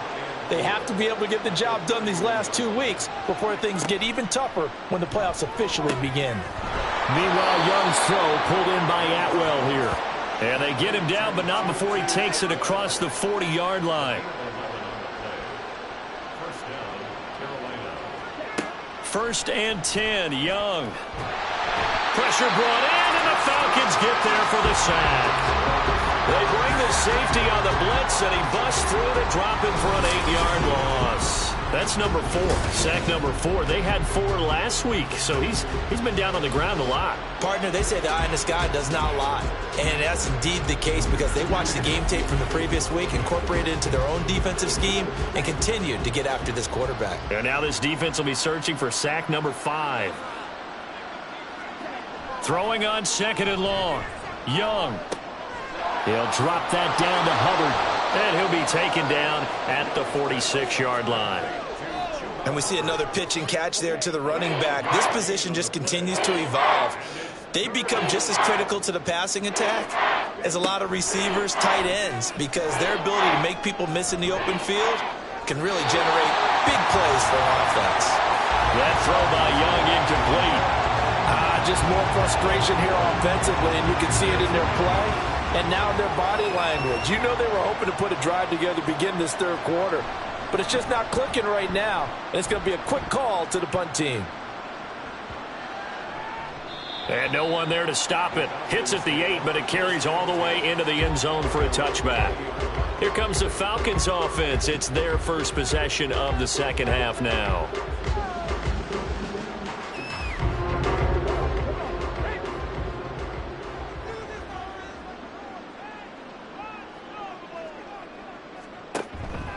Now a handoff to start it out. Robinson fights forward for only about a yard up to the 21. Oh, there's plenty of traffic waiting for him up the middle. But give him credit, he tried barreling through anyway. They're fortunate to get a yard out of that one. On 2nd down, another shot for Robinson. And he stopped right at the 25 after a gain of 5. I think we all suspected that they were going back to him after he found the end zone on his last carry. And they kept the positive momentum going there. Another nice run by him. Here's a screen for Robinson. Room past the 35. And they can't bring him down. And he gets us to the other side of midfield across the 45 before going out. It'll go as an impressive 31-yard gain. Everything's been going right here in this one. This offense, they've been in complete control from the outset. And here's another big play. These kind of routes have been open all game long, and they continue to take advantage. So the big play gets him across midfield now for 1st and 10. Stroud looking to throw. This is caught inside the 15. And he's brought down, but not before he reaches the 8-yard line. 36 yards on the play. What a game he's having. They've not been able to stop him or even slow him down. He's got 2 touchdowns already. That could have been a 3rd. He's got the secondary coach asking people for answers. Can you help me out? Because we are not slowing him down. Stroud out of the gun here. He'll wind up getting right about 4 there on the scramble, and it's second down.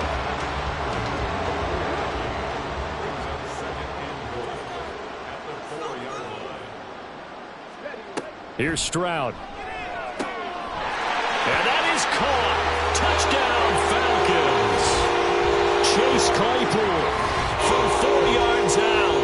And the Falcons have opened the lead up to 30. Boy, he has been fun to watch throwing the football in this one. It's certainly not fun for that defense, though, Charles. Now up to 4 touchdown passes in this ball game. Yeah, we're supposed to be neutral, but I'm feeling their pain right now because he has absolutely carved up this secondary. A clinic on how to attack a defense and take them out of the game. Extra point by Koo, up and good. And the lead grows even larger here in the third quarter. From a couple yards deep, he'll bring it out of the end zone. And he had no room to run as he's tackled down inside the 20. Here come the Panthers now, set to take over on offense. The last series for him, a little disappointing, forced to punt. And now they'll try to do better here and come away with some points as they begin this drive. 1st and 10. They'll get this one complete to Atwell. It'll be a gain of 5, and that will bring up second down. Brings up 2nd and 5 at the 23-yard line. A give up the middle, Hubbard. And this one will go to the 28-yard line. They got 5 through the air last play, now 5 on the ground. 1st and 10.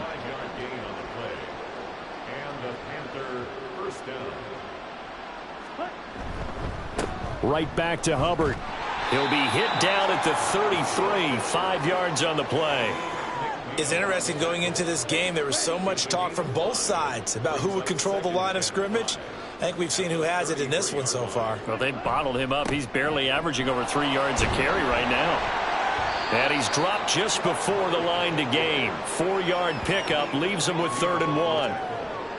Some of the most unselfish players on any football team, defensive tackles, because we ask them to just eat up blocks and allow other people to make tackles. And when he can make a play himself, as we just saw there, that's a big day. It's a first down following a gain of 3. It's a gain of 3. First down, Panthers. They'll run out of the gun. It's Hubbard.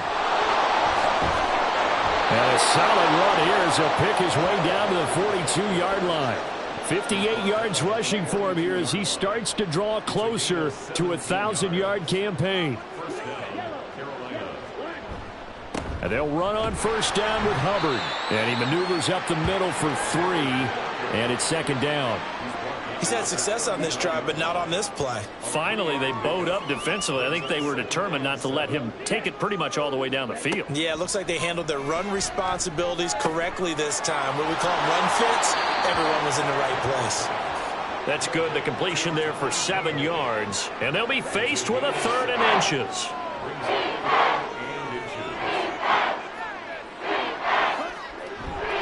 Off the play fake, Young. That is caught. Touchdown, Panthers. Sky Moore. 32 yards. And the Panthers are able to cut into that deficit. Great corner route there. Not only able to catch it, turn it upfield, and get into the end zone. It usually involves a little bit of an extra move, doesn't it? You've got to get them thinking that you're moving to the middle of the field, then you're breaking away to that corner. Boy, that was well executed. Extra point by Fairbairn, up and good. And the lead is down to 24. So after the touchdown, here's Fairbairn now to kick it away.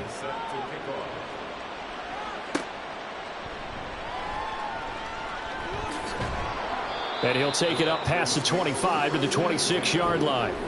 Atlanta prepped and readied for its next possession.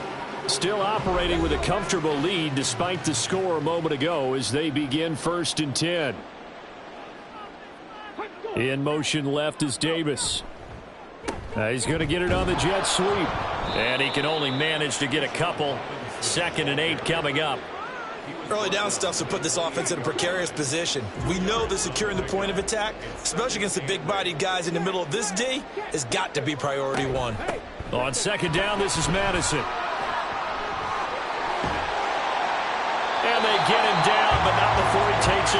the 40-yard line.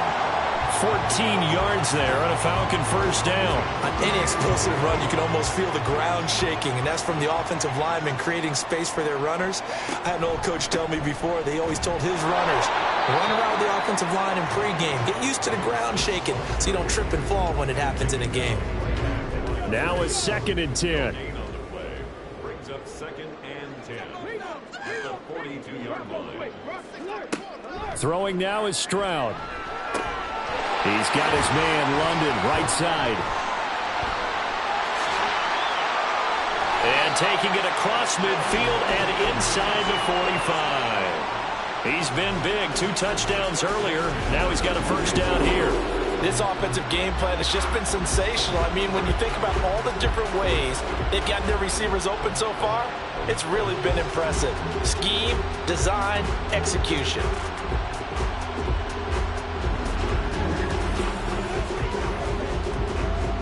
So 1st and 10, and if they score on this drive, might have to start digging in our second half blowout material.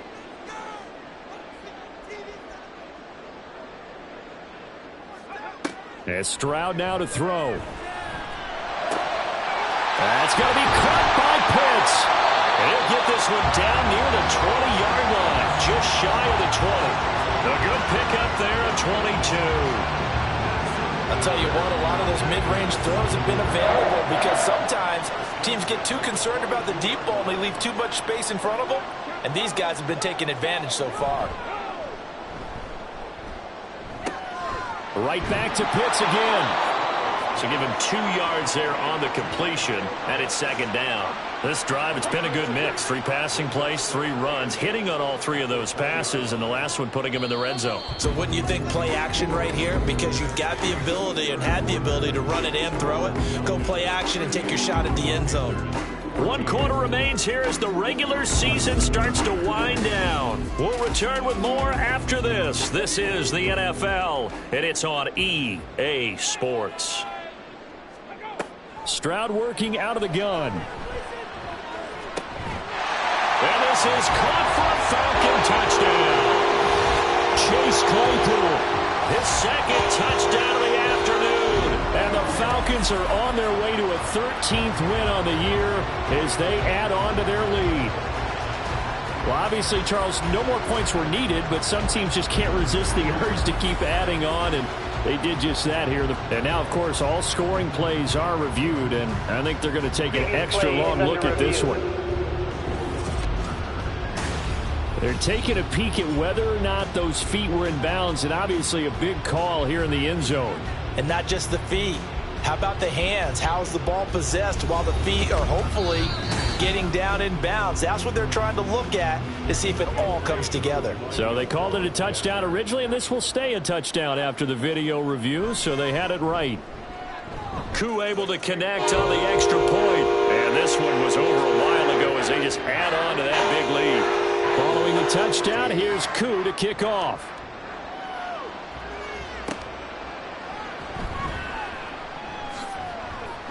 And he brings us out past the 20 to the 24. The possession of the football goes over to Carolina. But we said it at halftime that they would need a nearly perfect second half to erase that deficit that they were facing, CD. But unfortunately, the second half has pretty much been a carbon copy of the first. Yeah, that early lead was almost insurmountable the way their opponent was playing. And, partner, they do have some good news, though. This one is getting close to being over, and they can try and hit the reset button starting tomorrow. Here now, 2nd and 4. At the 30-yard line. To throw, Young.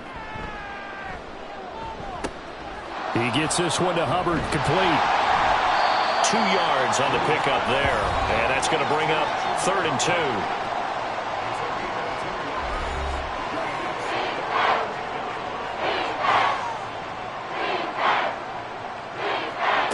Young will set to throw.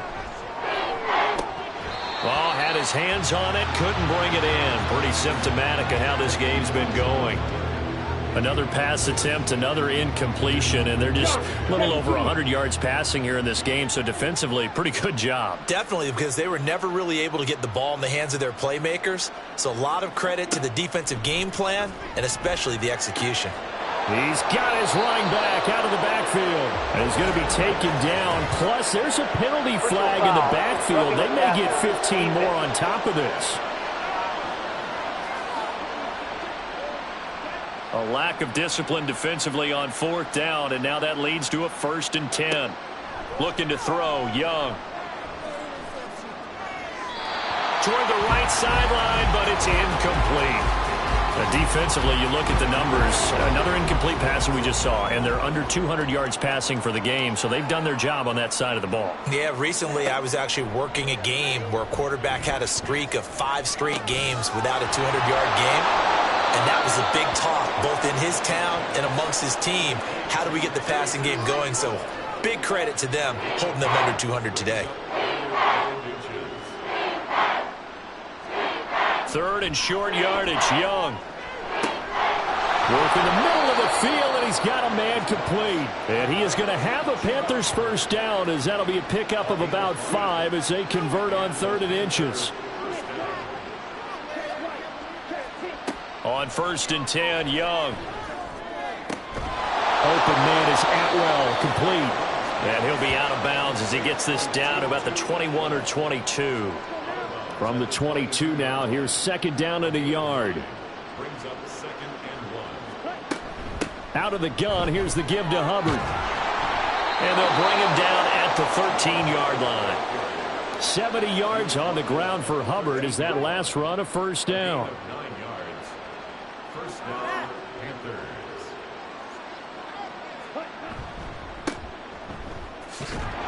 And strong running there as he's inside the 10 and down to the 8-yard line. 5 yards is the tally on 1st down. That brings up 2nd and 5. From the gun, they'll try to run it. And he was able to shed 1 tackle but could not get away from there. And give him about 4 on the play, but he's marked short, so it'll be 3rd and about the length of the football. Young now. Touchdown! Tommy Tremble from 3 yards out. And the Panthers get a small measure of revenge as they cut into this 4th quarter deficit. There was no going through the progressions on that touchdown pass. Yeah, nor was it necessary. His receiver won that route early, presented himself. No reason to wait. Go ahead and put it on him and score a touchdown. Fairbairn good with the extra point, and the lead is down to 24. So after the touchdown, here's Fairbairn now to kick it away. And he'll elect not to return this one, so they'll bring it out to the 25 on the touchback. Bijan Robinson leading the offense out for another drive. He's toppled the century mark already receiving the football, closing in on that on the ground, too. They've really had trouble handling him. I think from what we've seen in this game, his success through the air has started to open things up for him on the ground because now he's loosened up the defense, right? They've got to play just about every snap as if another receiver can get downfield on them, and he's been that receiver. Now they bring him back to the backfield. I think his yardage running the ball will increase as this one goes on. Well, they might need to devote some extra attention to him, something just to stop the momentum he has. And up to the 35 before they're able to knock him down. 14 yards there on a Falcon 1st down. Hate to be blunt, but it is just continuing to prove to be the case that this O-line is manhandling this D-line right now. They deserve to roll up their sleeves and show up their biceps because they're doing exactly what you just described. Manhandling the defensive front. They've got the leverage. They're powering through, and they're controlling this game. That's going to wind up a loss of a full 3 yards on 1st down. They'll bring a tight end in motion right. They'll run again here with Robinson. 3rd and 15 coming up after that loss of 2. Run blitz there defensively, something we might see more of here in the 4th quarter. I think we'll see a lot of it, and the difference between that and a pass blitz, you're just trying to get to the quarterback. You're trying to scheme someone open who will get to the QB and make sure he gets on the ground. In a run blitz, you're actually trying to cover. And he works free. And they're going to have this across midfield and inside the 45. Boy, a nice play there as they wind up converting on 3rd and 15. Well, we're beyond the tone setting right now. This guy's been the bell cow all day, and they'll continue to rely on him to move the chains, drain the clock, and lead his team. All runs on this drive so far. It's 1st and 10.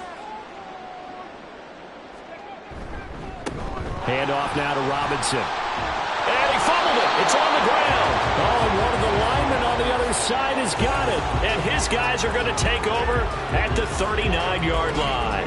You and I have been around teams, and they all have goals for games, don't they?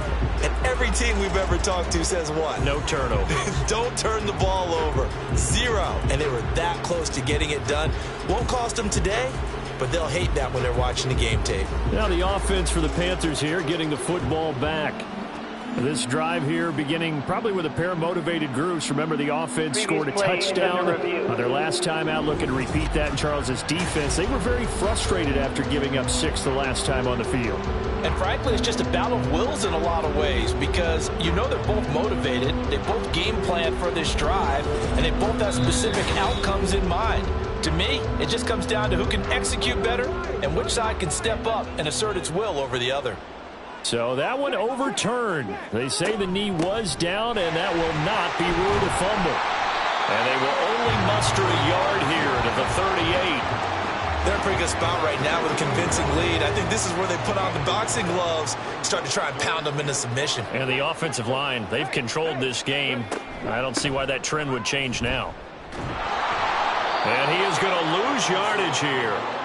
A loss of a yard, and it brings up 4th. Well, the offense has had a big day. He's been great running the football, but I don't think anybody liked that last result. No, they didn't like the last result at all, but they have to look at it in total, don't they? They've had a big day running the football. You take an occasional loss or an occasional bad play along the way, but all in all, they have to like what they've done.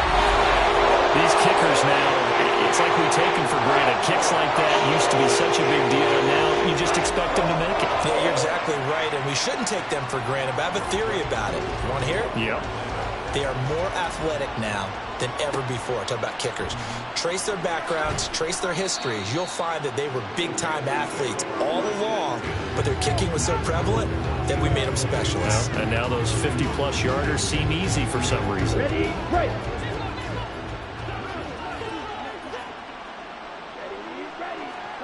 A first down throw for Young. Arnold Ebiketie charges in there hard and drops him for a loss of 12 from that outside linebacker position. Guys with his talent in the pocket aren't supposed to be getting hit like this, and you know an intense conversation with the offensive line is going to occur after this one. Might not be from him, but the offensive line coach will have plenty to say about this game. That huge loss on the sack makes this job much more difficult. It's now 2nd down and 22 yards to go. They'll try the left side. Palmer. And he'll be taken down after a short gain as that takes us to the 2-minute warning. Just 2 minutes remaining here in the 4th quarter of what has been a one-sided affair. Facing the prospect of a punt from their own end zone, they need some cushion. Let's see what they can do on 3rd down.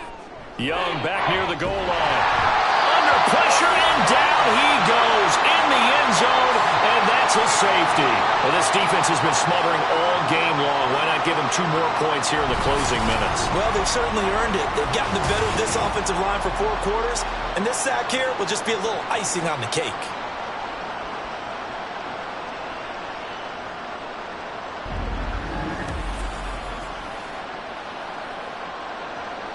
Now the free kick comes after the safety from the 20 as they bring the punter on to try and get some hang time here. Take it in at the 22. And it's a pretty good return here as he'll get this up to the 29. Here comes the Atlanta offense now ready to take over here.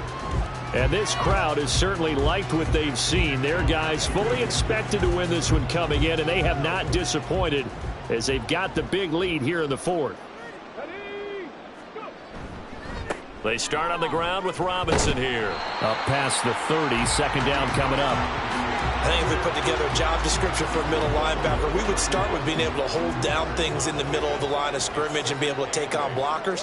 But how about the guys who can go sideline to sideline and make plays? Love a guy that can do that. We saw a perfect example of it right there. And he'll be limited to a short gain up to about the 34-yard line. Give him 3 on the run there. Now they're looking at a 3rd and about 5.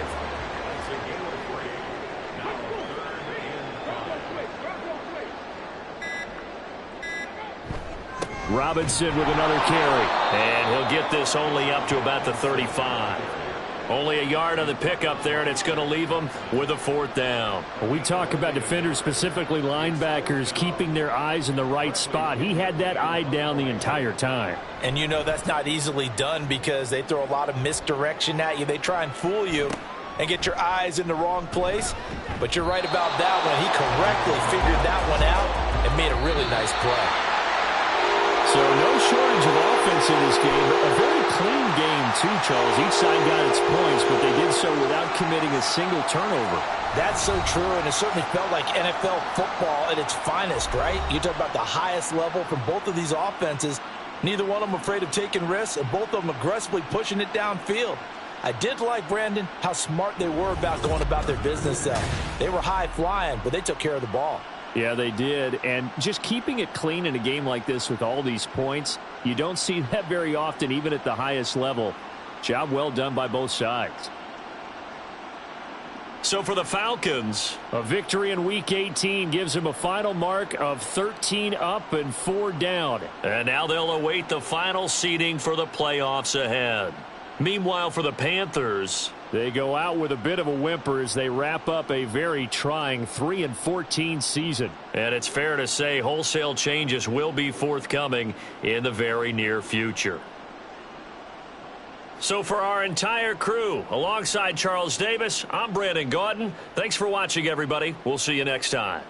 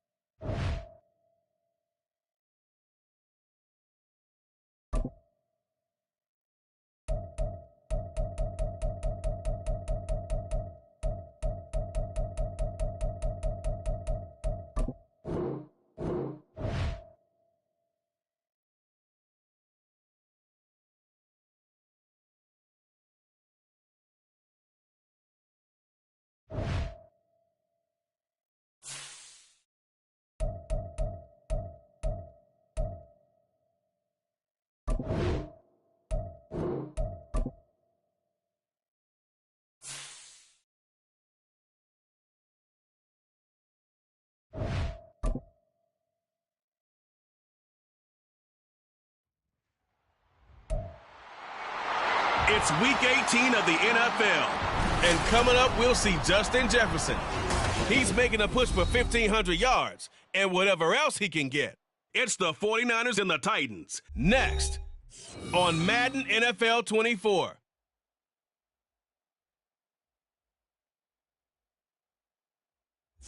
Well, it may be a bit soggy, but that certainly hasn't deterred this fan base. A great crowd on hand to battle the raindrops at Nissan Stadium in Nashville. It's all about divisional matchups on this final day of the regular season, and we've got a compelling one in store here, as it'll be the San Francisco 49ers taking on the Tennessee Titans.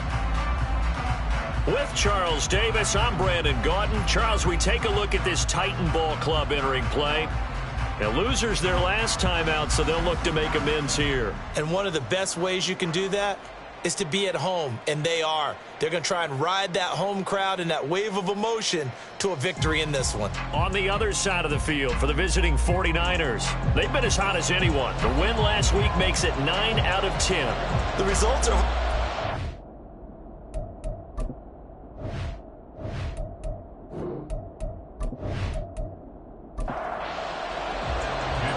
Here's the Australian-born punter Mitch Wishnowsky to get things going. And off we go from Nashville. And the opening kickoff will not be returned, as that will be a touchback. So the Titans set to go to work for the first time. And they will be led out by their rookie quarterback. And last week's loss came despite a clean game on his end, throwing the ball with 2 touchdowns and 0 interceptions. His job this week is simple. Do it again. Continue to avoid turnovers and hope that what sunk them last week resolves itself this time around. And he is going to be stopped cold behind the line of scrimmage. It'll go as a loss of a yard on the game's first play. Second down. At the 24-yard line. He'll drop to throw. And the Niners get there and bring him down. Nick Bosa. He's the one that got home and takes him down for a loss of 9. 2 plays so far, a run and a pass attempt, and both have gone backwards. Probably not how they drew that up. Not at all. Looking for a better play coming up on third. I don't think this is the script they had in mind for their opening drive. This is 3rd and long. They'll set up to throw. And pressure coming, and they got it once again. Nick Bosa, 2 plays in a row now that he has gotten in there for the sack, and it brings up 4th down. On now is the Titans punter, as his first punt will come from inside his own end zone. He punted 3 times in the loss last week as he sends this one away. Watch out for Hill on the return. 39-yard punt, 6 yards on the return. And the Niners set up well. They take over 1st and 10 on the short side of the field. So now you've got their offense coming out for the first time with great initial field position. And a glance here at their quarterback, standing 6'3". And he ought to have a lot of pep in his step after last week's performance because he did exactly as you want him to play if you're a coach. 3 touchdown passes, 0 interceptions, which usually means you're making a lot of right decisions out there. And got him the win. On a nice burst there as he'll take this inside the 30 to the 28-yard line. It'll go as a first down for San Francisco on a pickup of 16.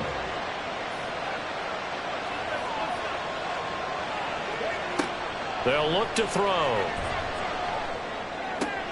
The first catch of the game for George Kittle.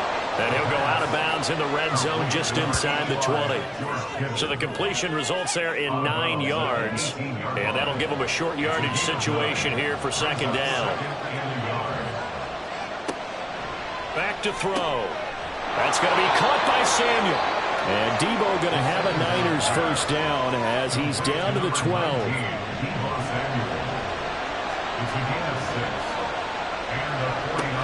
They'll look to throw here. Looking end zone, but it's incomplete. Oh, they were so close. That close to their first points of the game. Just needed to hang on just a second longer. But he couldn't complete the process of the catch through the jostling from the defender. They'll look to throw again. And this time he's got the hook up. It's complete. Down to the 6-yard line on a pickup of 6 as he gets halfway to the goal line. 3rd and 4.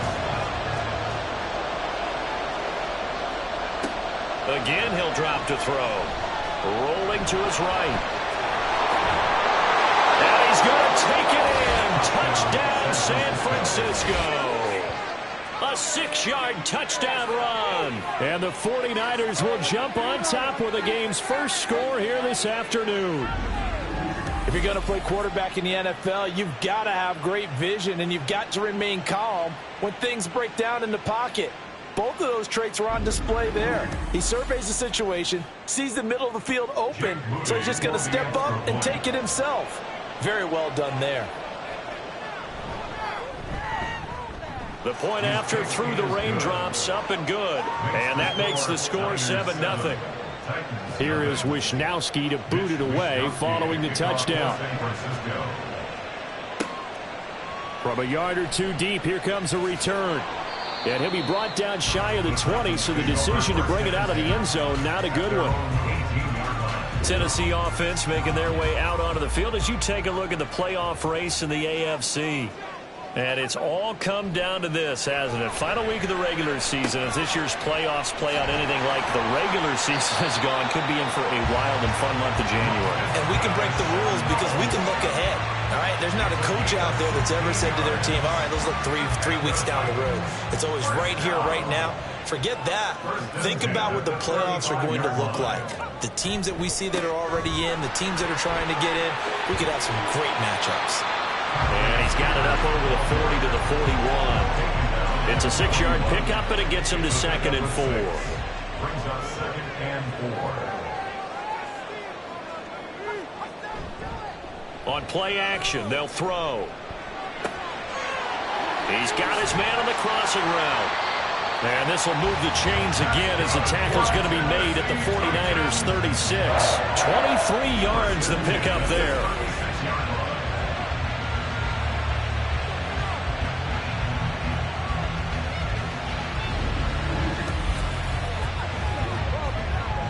So from inside Niner territory now, this is 1st and 10 at the 36. He'll look to throw. And brought in downfield by Burks. And all the way inside the 15 before they drop it. That's back-to-back plays of over 20 yards. And partner, they're locked in man coverage out left, and they end up running a crossing route. Rounded it a little bit more than a slant. He's just going to angle himself towards the right side of the field, and that's very difficult for a defender to shadow him across all that ground. Well, that was pretty. Sidestepping defenders on his way to a pickup of 9 yards. From the 4, this is 2nd down and 1. At the 4-yard line. Now a shotgun snap as they'll look to throw. That's to Burks, and he's got it. Touchdown, Tennessee. A great play there. His 6th touchdown of the season. And the Titans are an extra point away from evening this one up. Well, with this rookie QB, we talk a lot about his ball placement and how good he can be at laying it right in there. I think we just saw, Charles, though, the strength of that arm. That was an absolute rifle for the completed touchdown. It absolutely was, and let's face it, you think he was really ready to get that first touchdown? Absolutely.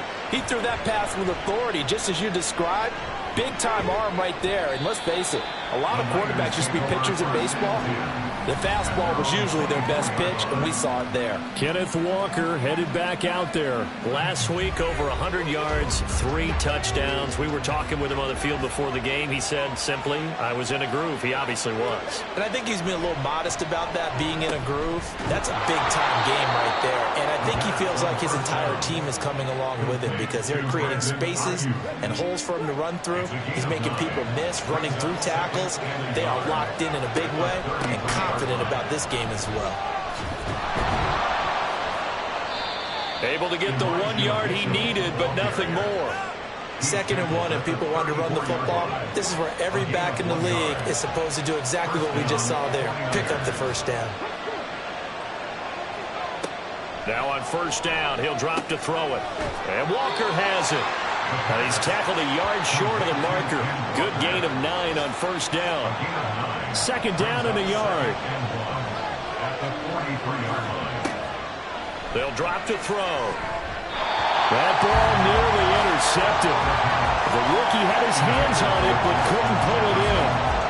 Heavy set out there on 3rd and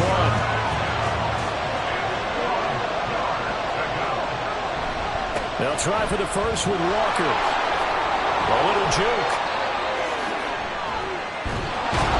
And they'll get him down as he's inside the 40. That good for 19 and a first down. This running game so important for them, and they know that. It helped lead them to a victory last week when he was over 100 yards. Let's face it, it's their identity, and that's what they want to play to. They want to be that team that runs the ball really well each and every week, and right now we're seeing a pretty good pattern of that happening. So operating from Tennessee territory now. Here's 1st and 10 at the 38. Running left, here's Mitchell. And he is met in his tracks behind the line of scrimmage. 2 yards the loss, 2nd and 12. I thought he did a nice job there setting an edge and make sure nothing could get to the outside. But he decided that wasn't enough for him. Worked his way back inside and made the tackle on the ball carrier. The throw over the middle taken in. And he's going to have another first down as the tackle's made at the Titans' 20-yard line. 19 yards there on the catch and run. Certainly worth noting he's now 1 catch away from 600. He's at 599 in his career.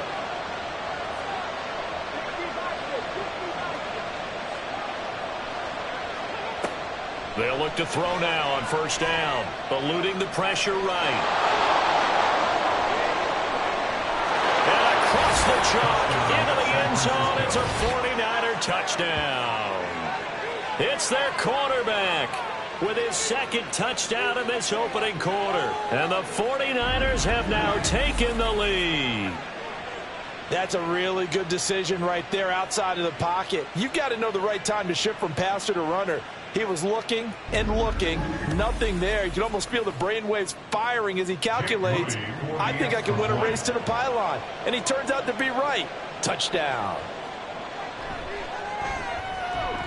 Moody good with the extra point. And that makes the score 14-7. So that one an 8-play drive. It spans 75 yards. And to cap it off, a touchdown run of 20 yards. And he'll be tackled just shy of the 25. And here comes Tennessee as they get set to take the field. As the season winds down and you look at them in totality, you know, the offense has struggled. The defense has been pretty good, so I would imagine the changes this offseason may be more on the offensive side of the ball. And this is where we always hear the term complementary football, because as you noted, the defense has played well enough for them to win games, and the offense has held them back. So they've got to reward that defense by improving on offense. I don't know if you make a change at quarterback, running back, tight end. It doesn't matter. Give better players, better system, so they can play to the standards of the defense, and the win column will result. A second down pass play there, but it's incomplete. You look at this Niner defense. They come into this one ranked number 17, so just starting the bottom half of the league against the pass. When they lack in pass defense, they do make up for in run defense. They're a top 10 unit against some people trying to move the ball. And he can't get rid of it. He's taken down. Multiple players getting home there, and it's a loss of 2 on the sack. And that is the 3rd sack this offensive line has allowed this first quarter. Man, that puts him on pace. Let me do the rudimentary math here. To be sacked 12 times in a game, I know he's not going to go for that. I wonder if it's going to reshape what they decide to do on offense in terms of play calling. Well, I can tell you what, when he popped up, shaking his head, frustrated right now behind center. So a change of possession here on the punt. And the Niners will go on offense, 1st and 10. They'll come out throwing here on 1st down. Got a man. That's Ayuk. The result, only 4 yards there on the play. And it's 2nd down. A gain of 4. It's now 2nd and 6. In motion left here, one of their tight ends. An extra defensive back out there for the Titans now here for 3rd down. He'll look to throw. Connects with Kittle underneath. And 14-7 our score. The 49ers with the football here to begin the 2nd quarter, as they've got it with a 1st and 10. Here's a quick hitch route in the throw. And now the ball's out. Fumble near midfield. It's picked up by the Titans. And they'll set up shop right near midfield at the 49-yard line. And maybe that one caused by the weather. Of course, the rain coming down. Charles, can you maybe, when you're carrying that football, grip it too tight in the rain? I think that you can, and it's such a delicate balance, too, because when you grip it so tight, sometimes it'll slip out from your body. You squeeze it too. And now, as with every potential turnover, they're going to take a second look at this just to make sure. Now the question, was the knee in fact down before this ball comes loose? And is the video convincing enough to overturn it? A lot of factors here. Remember, you also need clear possession of the football afterwards. This is a tough one to overturn. So that one overturned. They say the knee was down, and that will not be ruled a fumble. They'll look to throw here on 1st down. He juked him. And he goes down, but not before getting this inside the 25. Turns out to be a great idea to tuck that one. Good for 24 yards. 1st down, 49ers.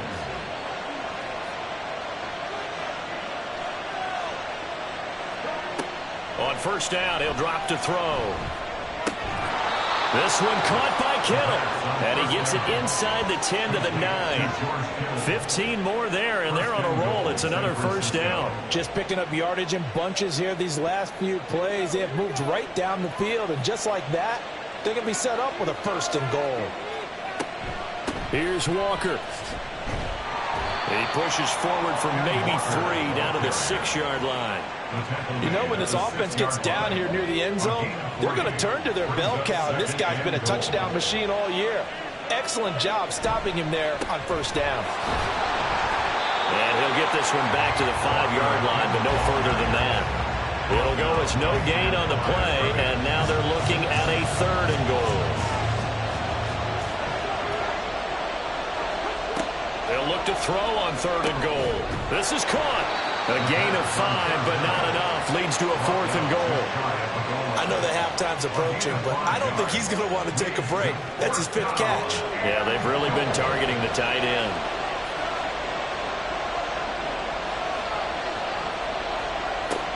Looking to throw. And he hauls it in the end zone. Touchdown, San Francisco. Justin Jefferson there to make the grab. And the Niners' decision to go for it pays off with 6 points. Big 4th down conversion for the score, and the defense, that is a tough pill to swallow. big time for them. How about them just deciding to go for it on 4th down? And, okay, forget the field goal, because that looked like an easy 3 points. Yeah, you might have had a defensive breakdown in there, but they pressed the issue and found a way to get it into the end zone. Give them big credit for that. Here is Wisnowski to boot it away following the touchdown. Taking it about the 1. And he won't quite make it to the 25. Here's Tennessee ready to begin this drive offensively. And this not an easy situation. You're down early, in the elements, you're on the road. How do you get the mojo back? Well, one thing is to remember that as an offensive player. And a loose football. And now this is scooped up by the 49ers. And they'll take over inside the 45 at the 44-yard line. All these years we've been watching the game, I start to get the sense that whenever it rains out, those guys have to touch the ball and carry it. They're extremely resentful about that weather. Yeah, I'm just happy I'm not resentful that we have a roof over our heads. I know that much. Yeah, maybe we won't fumble our play sheets here as we just saw the fumble happen on the field. Their quarterback in this offense heading back out to the field. He had the short touchdown pass on their previous drive, and they'll begin again here on 1st and 10. They'll come out throwing here to start the drive. Throw right side is going to be caught by Samuel. They'll wind up getting 7 on the play, and that'll make it 2nd down. Brings up 2nd and 3 at the 37-yard line.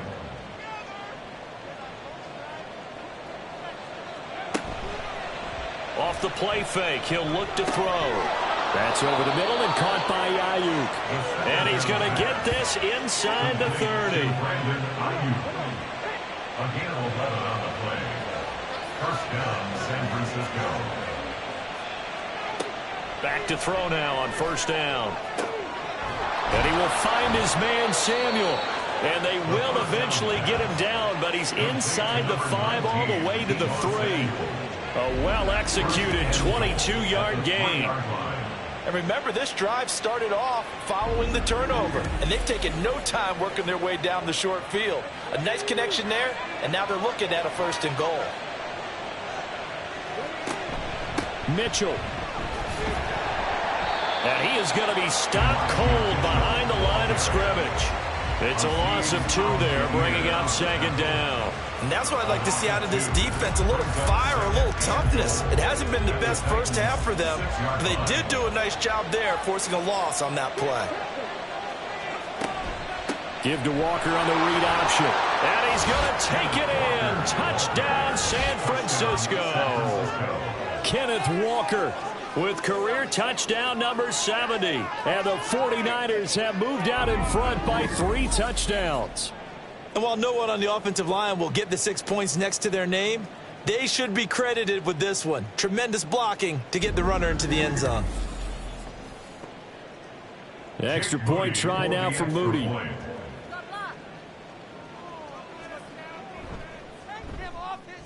He knocks it through. It's 28-7.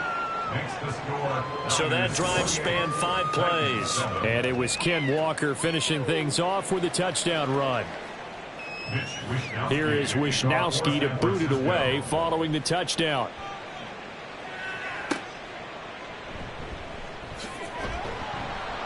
And he will make it to the 20-yard line and no further. And as this offense makes their way back out, it's AFC playoff race time as we give you a look.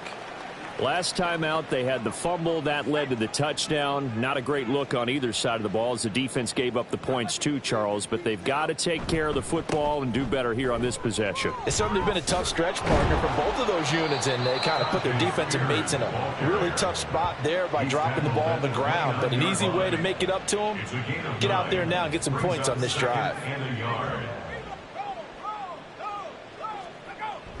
Here's Spears on 2nd down. And he'll get it up to the 33-yard line. They'll get 3 as the drive continues. It's a 1st down.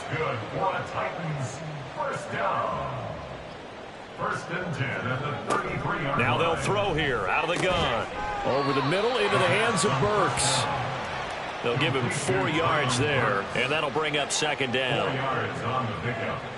2nd and 6. At the 37-yard line. Back to throw. Got a man, and he hits him in stride. His first catch, good for 9 and a first down. Had to put that ball in there with a little extra zip, and he put it right where it needed to be. Yeah, and that little extra pace that he had on the pass, that required a little extra concentration for him, didn't it?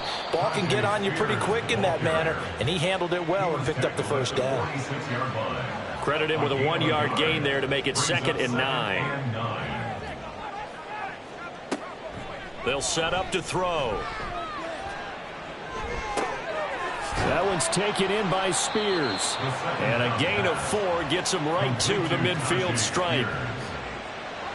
7th play of the drive upcoming here on 3rd and 6. From the midfield stripe, they'll look to throw.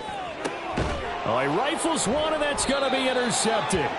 Picked up by Ambry Thomas. And the 49ers are going to get the football here at their own 40-yard line. Well, it's not the first time we've seen him give one up here during his rookie season. And in this case, zone coverage forced the mistake.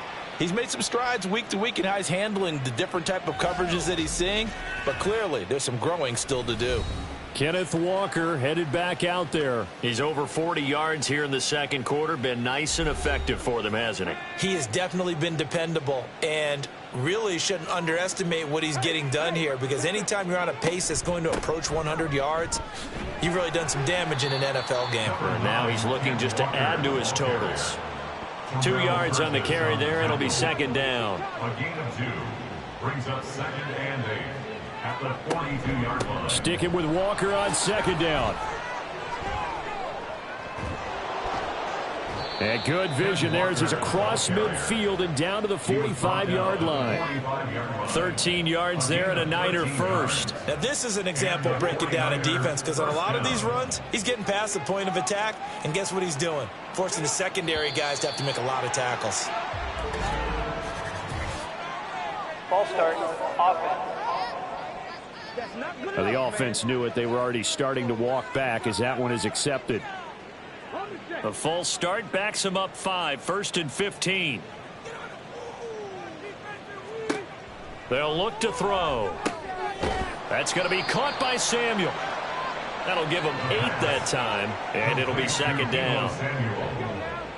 It's a gain of 8. Brings up 2nd and 7 at the Titans. From the gun, a give to Mitchell. And some room to work. And he's out of bounds. Almost gets to the 10. So how about this for field position after the big play? Inside the 15 now as they come up on 1st and 10. Quick hitter here. It's complete. And just 3 yards on the catch there. He couldn't get away.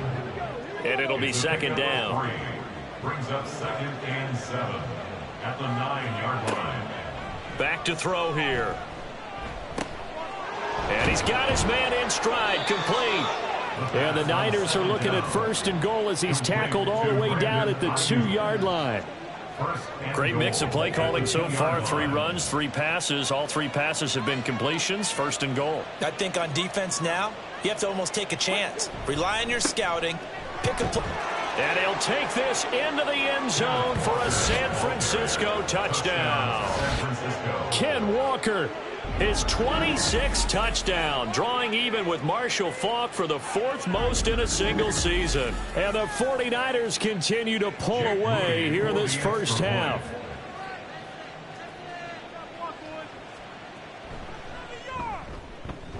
Moody good with the extra point. And the route is on here in this first half. 35, Titans 7.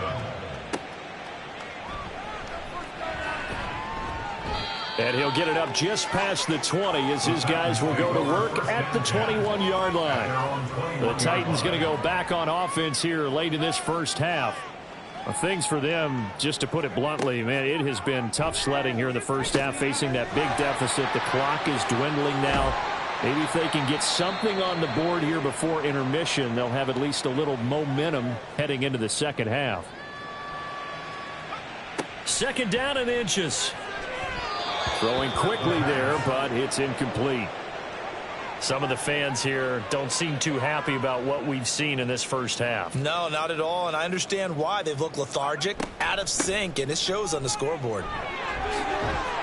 And he's going to have a first down, but not sure it'll matter as the clock will continue to run.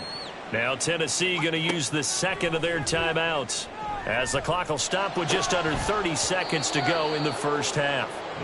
Oh, he dropped it. And that's pretty indicative of the way this one's gone.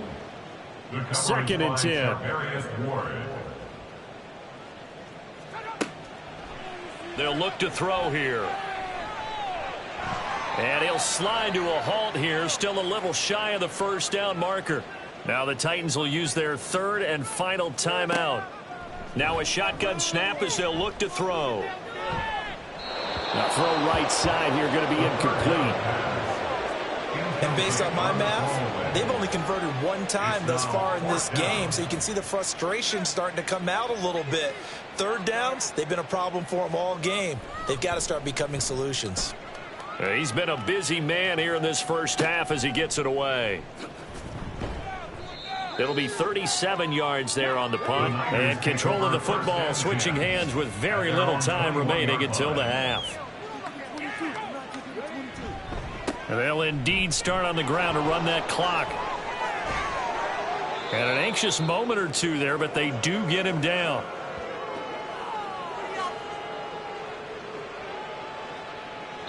So we've come to halftime after a very one-sided beginning to this one.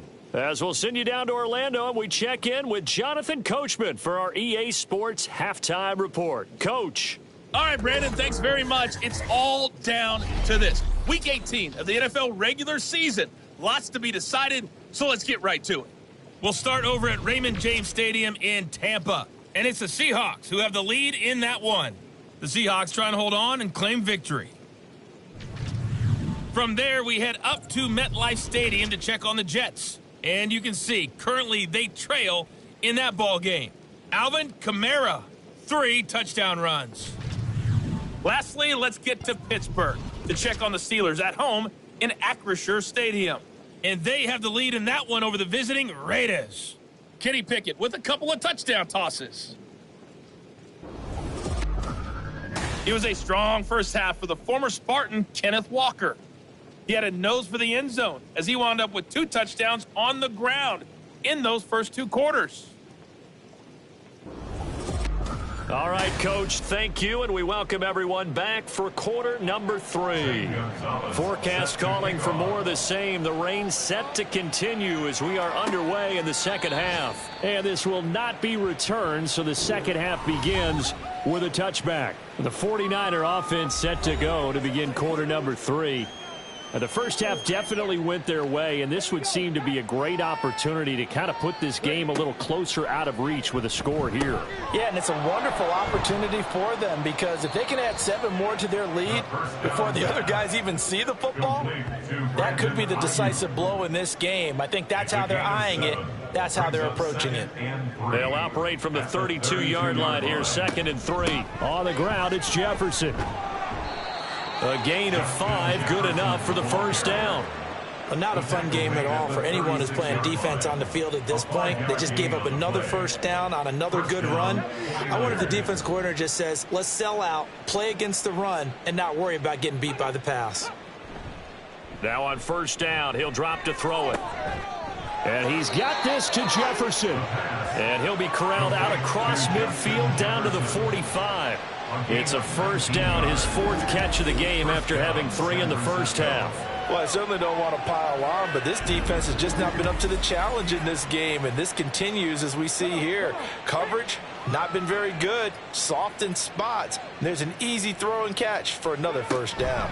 Walker now on 1st and 10.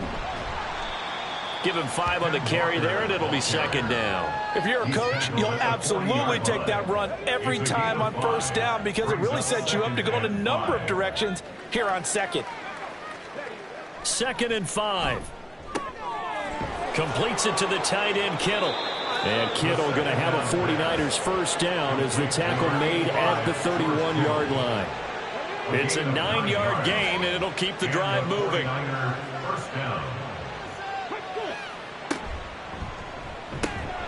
This one into the hands of Kittle, the tight end. Not a big window to throw. Coverage wasn't too bad there. Yeah, they had him under wraps pretty well, but somehow able to muscle his way open and catch the ball. Now to the ground. Here's Walker. Runs through the contact. And he's able to get it to the edge of the red zone at the 20-yard line.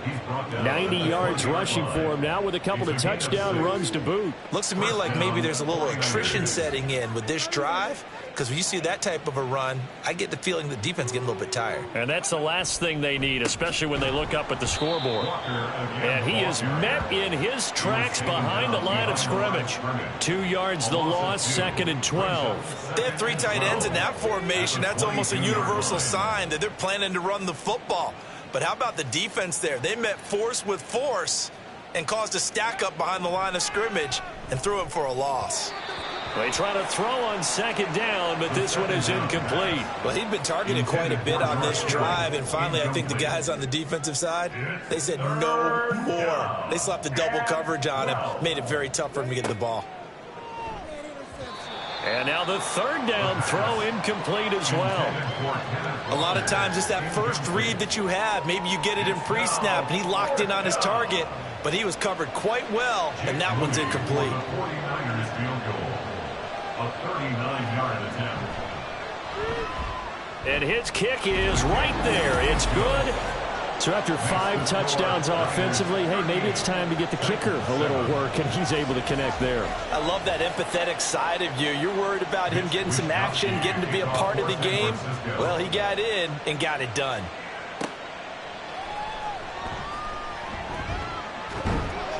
And makes it across the 20 as his guys will set up shop at the 23-yard line. The Titans offense gears up for their first possession of the 2nd half. CD, they certainly know the hole that they face as they begin the 2nd half. They have to do what precious few teams have done in NFL history, and that's try to come back from a 4-possession deficit. And, partner, you know, as that team gathers, they're saying to each other, you never say never, right? Because if you're on an NFL roster, that's how you have to think. You can always come back and win a ball game. And let's face it, we saw a certain Super Bowl, a 25-point lead late that wasn't enough to put someone away. But that being said, this task is near impossible. Let's face it. And bottom line is, it officially becomes impossible if this possession is an empty one. Able to find the open man. That's complete. And he will have a Titans first down as he'll be marked down a yard or 2 past the marker following a gain of 6. They'll look to throw now on 1st down. And this is going to be caught, but they'll say out of bounds. So it's incomplete. Here's 2nd and 10 now from the 35. At the 35-yard line. And here's a give to Spears. And he'll get this one up to about the 39 here. 4 yards the gain, and it'll bring up a 3rd down. It's a gain of 4. Brings up 3rd and 6. He'll look to throw. Pass to the sideline and pulled in. And he's able to get this one out closer to midfield across the 45. A couple of first downs on the drive already, as they'll go from the 47 now on 1st down. Hand off to Spears. And nothing much materializing there on the 1st down run. He'll get a couple, and that's it. Oftentimes we praise an offense for their variety of being able to hit people with the run in the pass. But in this game, how about what we're seeing from the safeties? They are all over the field. Doesn't matter if they threw it or if they're trying to run it. I don't think we've ever awarded an MVU, most valuable unit, but you're right. It might go to them in this game. I like that. MVU. Well done. Out of the huddle now for play number 9 on this drive. This is 3rd down and 8. Now back to throw. He's going to air one out. And that will be incomplete. Well, they weren't scared to let it fly, but it falls to the ground and brings up 4th down. Well, they certainly aren't letting up today, partner, because they've forced big turnovers already. And it's been incredibly tough for them to get yards against, let alone put points up on the board. And they won't risk defending a return here. That one's out of bounds, and it'll be spotted. It's spotted at the 14-yard line.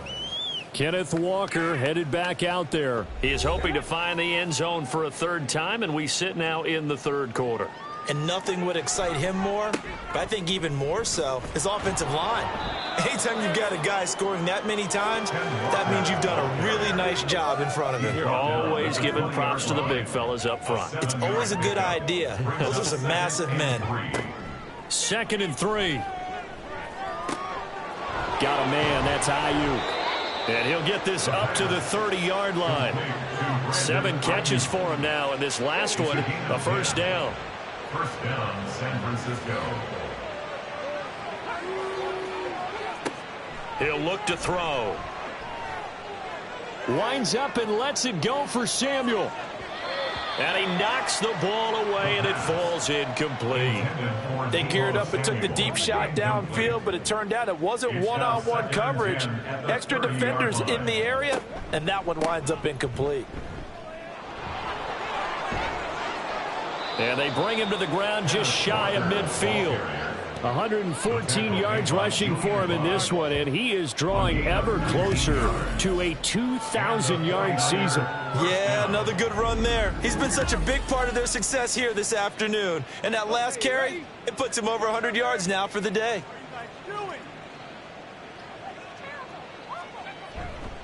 They go play action here on first down. Firing quickly here, and that's complete. And this will leave him a yard short. Nice pickup of 9 yards on first down. From the 42-yard line, here's 2nd and a yard. At the 42-yard line. The play action fake. They'll look to throw. To the right side and complete to Jefferson. And he'll get it down on the play to the 37. Line of scrimmage, the 37 on 1st and 10. 49ers.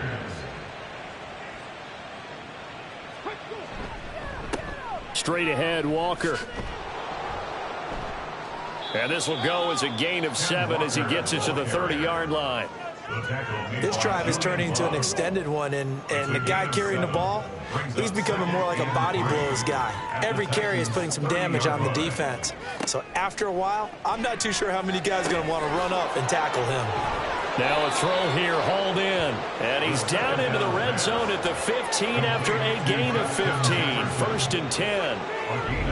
The partner is still in the third quarter, but they've got this one well in hand and still airing it out with gusto and picking up some nice gains. And even in lopsided games like this, you don't really see starters get lifted or the foot come off the gas before the fourth quarter. No one wants to leave any doubt when they're playing well.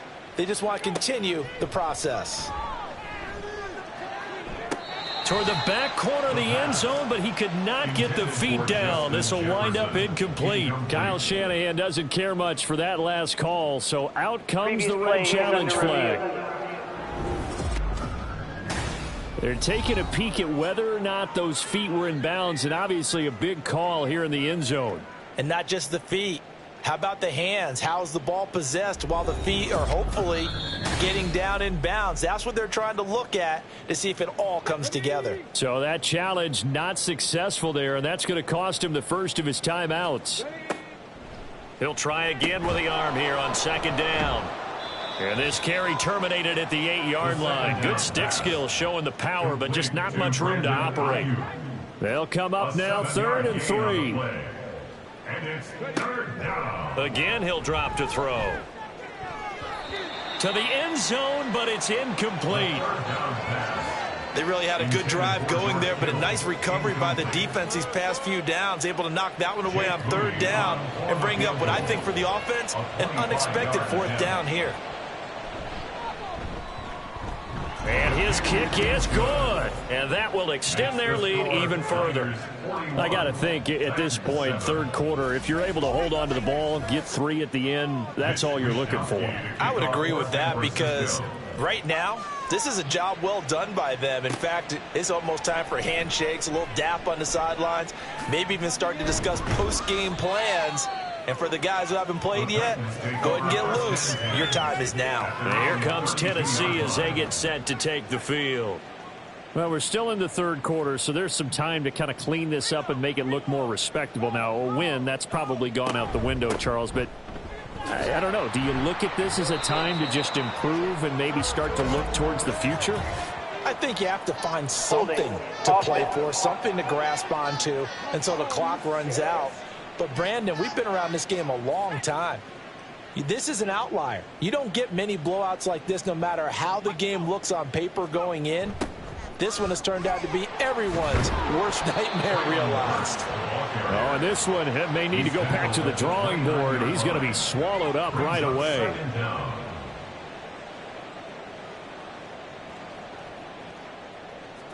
Here we go on 2nd and 12. And a quick throw here, that's complete. And he'll go down, and that will do it for the third quarter of action. 1 quarter remains here as the regular season starts to wind down. We'll return with more after this break. You're watching the NFL on EA Sports. Back now in Nashville. And this offense on 3rd down today, they've converted 3 times in 8 chances. This will be 3rd and 6. He's got his target. That's complete. And he'll be out of bounds after getting this one across the 40. That's good for the Titans. 1st down. They'll look to throw here on 1st down. And this one is incomplete. Even with such a big lead late, the effort hasn't lapsed one bit. If the offense wants to score some points in this one, they're going to have to earn it. These guys are not giving up anything. They'll stick with the passing game as he looks to throw. A short throw taken in by Okonkwo. 9 yards, not quite enough, and they'll be left now with 3rd and 1. So they just need 1 yard here to pick up the 1st down. They'll look to throw again. Oh, had his hands on it, couldn't bring it in. Pretty symptomatic of how this game's been going.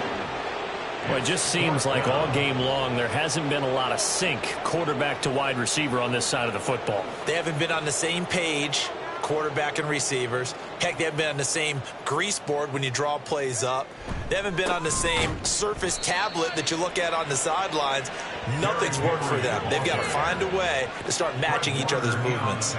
Derrick Henry denied here on 4th down. And this defense will take over right at midfield. Partner, when you see a running play stop short like that, you just know that the defensive front, they won the battle of leverage and created the push back into the opposing backfield. And for the offensive coordinator, whether you had 1 yard to go or 20 yards to go on 4th down, now you're probably saying, oh, maybe I should have passed it, right? Yeah, hindsight is always 20/20. On the counter, it's Walker. And he'll be brought down, it looks like right at the 40. 131 yards rushing for him now as his sensational afternoon continues. 2nd and inches at the 40-yard line. They'll set up a throw. Looking left side, and he's got a man. That's Walker. And brought down, but not before they're inside the 25. He'll get 17 on that one, and the Niners have a 1st down. And a 49er 1st down. Back to throw. He'll get this into the hands of Ayuk. So just 3 yards on the completion there. And that's going to bring up 2nd down. A 3-yard pickup brings up 2nd and 7 at the 20-yard line. They'll set up to throw. He completes this to Walker. So he'll be stopped here for no gain. 3rd and 7 now. They tried to swing it out left into the flat, but the defense, they were very principled there. It felt very West Coast offense, didn't it? You know their expression, right? On a West Coast offense, when they throw the ball, it's either going to be a touchdown or a check down, meaning they like to press it downfield. If they don't have it, swing it out, which is exactly what we saw there. But how about the great pursuit and tackle to make a nice play? Another catch for him there on this drive, Brandon, and it looks like they're going to utilize him out of the backfield any way they can. And that time they pick up a 1st down. So now on defense, do you assign a man to him and try and cover him before he gets going? Back to throw again. Middle of the field to Jefferson. And he'll be brought down this time at the 5-yard line. 2nd and 3 with the ball sitting on the 5. They'll bring the tight end in motion right here. Up the middle, here's Walker. And he's going to get him about 3 yards closer. He's down to about the 2. Pretty good job defensively. Thought he was going to get it, but they knew where that marker was, and they stopped him just short of it. What it does is emphasize that strategic football and situational football is not just played on the offensive side, is it? Defense understanding, as you noted, where the first down marker was and making sure they didn't get there. They've called his number a lot this afternoon. You wonder how much tread is left on those tires. We certainly do, but I always think back to one of my favorite coaches in the NFL. And he used to have a meeting with his running backs every year in the offseason and say, look, as many times as you're going to carry the ball, you should be able to carry it one more time, so make sure you get in shape. So it was 4th down and 1 in the red zone, but they elect to take just the 3. And I'm a little bit surprised that that's exactly what they decided to do. I kind of thought that they would go for it in that situation. But sometimes I'm sure you just think to yourself, take the 3 points, put them in your pocket, and move on. And he won't return this one. He'll go down to a knee, and they'll start at the 25. Here's Tennessee ready to begin this drive offensively. Facing a big fourth-quarter deficit here, things not looking good. You know, this offense, though, they've been in the top half of the NFL so far this season, but in this one, well, their defense has really struggled. So that'll be no better than an incompletion, and it'll be 2nd down. No gain on the play. 2nd and 10 at the 25-yard line. Looking to throw. To Chenault on the slant. And he's going to be dropped following a pickup of 7 past the 30 to the 32. 3rd and 3. Brings up 3rd and 3. Back to throw here. Work in the middle of the field, and he's got a man complete. And he will have a Titans first down. They needed 3. He doubled that. He got 6. So here's a 1st and 10 at the 38. 1st and 10 at the 38-yard line. They'll drop to throw. Throw to the right, caught by Okonkwo. And this will be good for a pickup of 9 to the 46. From the 46, here's 2nd down and 1. At the 46-yard line. He'll drop to throw. On the out route, he's got Burks. And he's able to take it across midfield before going out of bounds. So from inside Niner territory now, this is 1st and 10 at the 48-yard line. They're going to look to throw. And his throw is incomplete.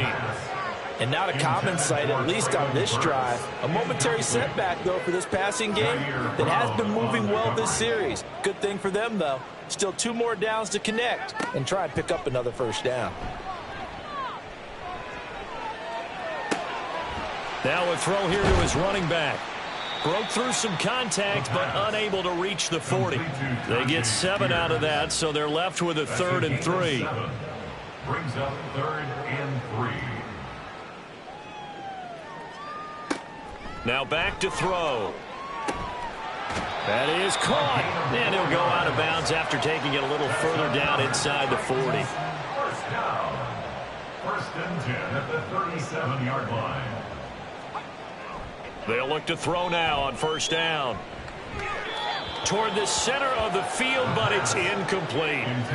Offense was moving it a little bit, had them back on their heels, but they earned a brief pause by forcing the incompletion. That gives them a quick chance to regroup and try and mount a stand before they're backed up even further. That'll be caught right side, Chenault with it. And he gets it down a yard or 2 shy of the 30 before he's out of bounds. This offense has converted 2 third downs on this drive already. This is 3rd and 4. He'll look to throw. Able to find the open man. That's complete. And he will have a Titans first down as they're able to get the 3rd down conversion. That's good for the Titans. First down. 1st and 10 at the 22-yard line. On 1st down, he'll drop to throw. He's going to go down. They sack him back right around the 30. Chase Young just would not be denied. That's a loss of 7. Now following the sack, they'll look to make amends on a 2nd down and 17. He'll look to throw. Under pressure, they got him again. Nick Bosa getting him once again, his 3rd sack of the afternoon.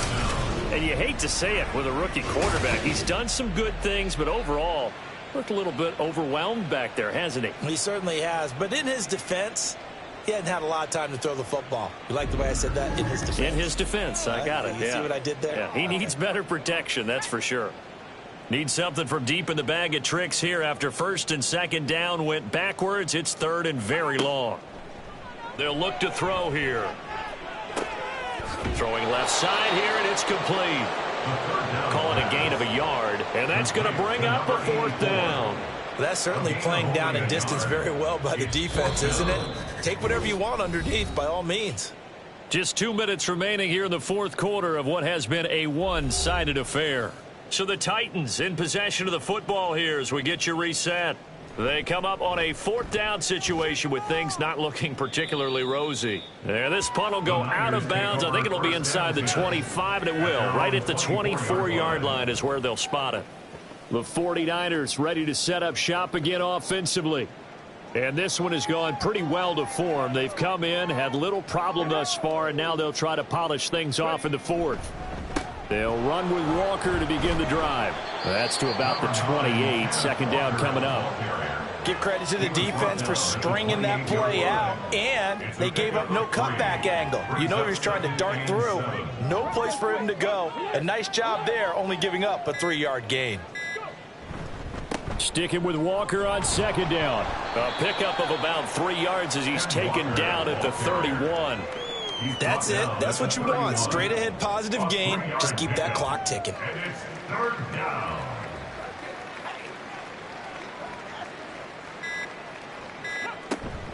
On third down, here's Walker. And he'll be tackled right on the chalk of the 45. 154 yards rushing now as he's done it on 22 carries. First down, San Francisco.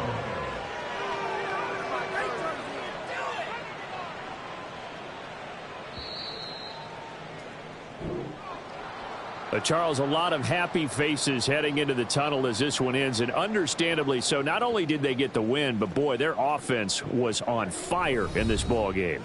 And partner, I have no idea what the top speed is on one of those high-end sports cars. What's the top gear you can get into? This offense, they certainly were there in this one, huh? Everything clicking for them in this contest, the kind of performance that they're going to cherish. So for the 49ers, they finish off one of the best regular seasons of all time, 16-1, their final record. And now they'll have the week off as they get set to go after a Super Bowl title. Meanwhile, for Tennessee, this loss will be the capper to a dismal 4-13 campaign. And this front office will have plenty of work to do in the draft and through free agency to turn this ship around. Thanks for tuning in, everybody. Alongside Charles Davis, we thank our entire crew. I'm Brandon Gaudin. This is the NFL on EA Sports.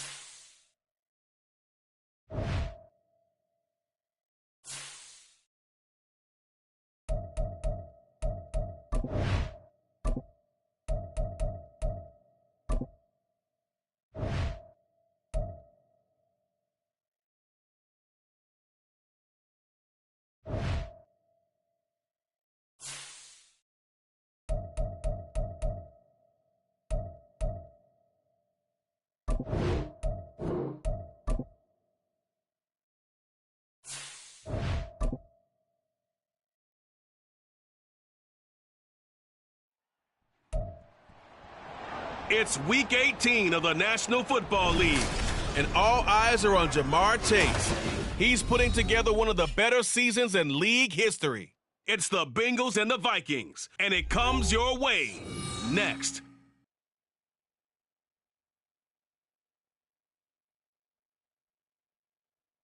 From the banks of the Ohio River, there's a look at what's now known as Paycor Stadium here in Cincinnati. It's all about divisional matchups on this final day of the regular season, and we've got a compelling one in store here, as it'll be the Minnesota Vikings taking on the Cincinnati Bengals.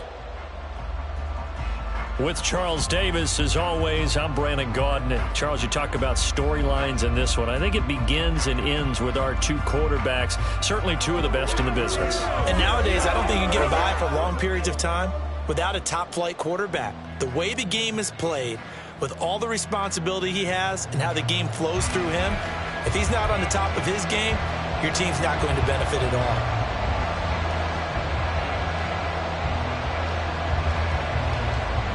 Here's Cairo Santos now, ready to get this one started. And we are underway from Cincinnati.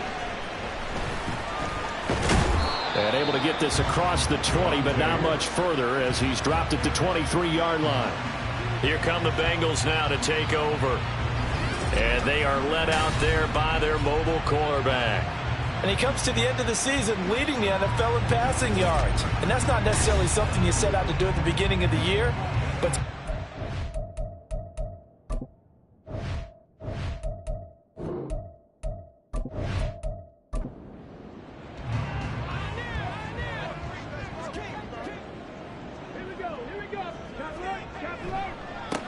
They'll start out on the ground. It's Saquon Barkley. Forward for about 5 up to the 28-yard line. That's a really good gain right there. They pick up 5 yards halfway to a first down. The only problem now in the huddle, everyone's going to want to touch the football. Be a lot of chattering now because they've seen that they can move the line of scrimmage.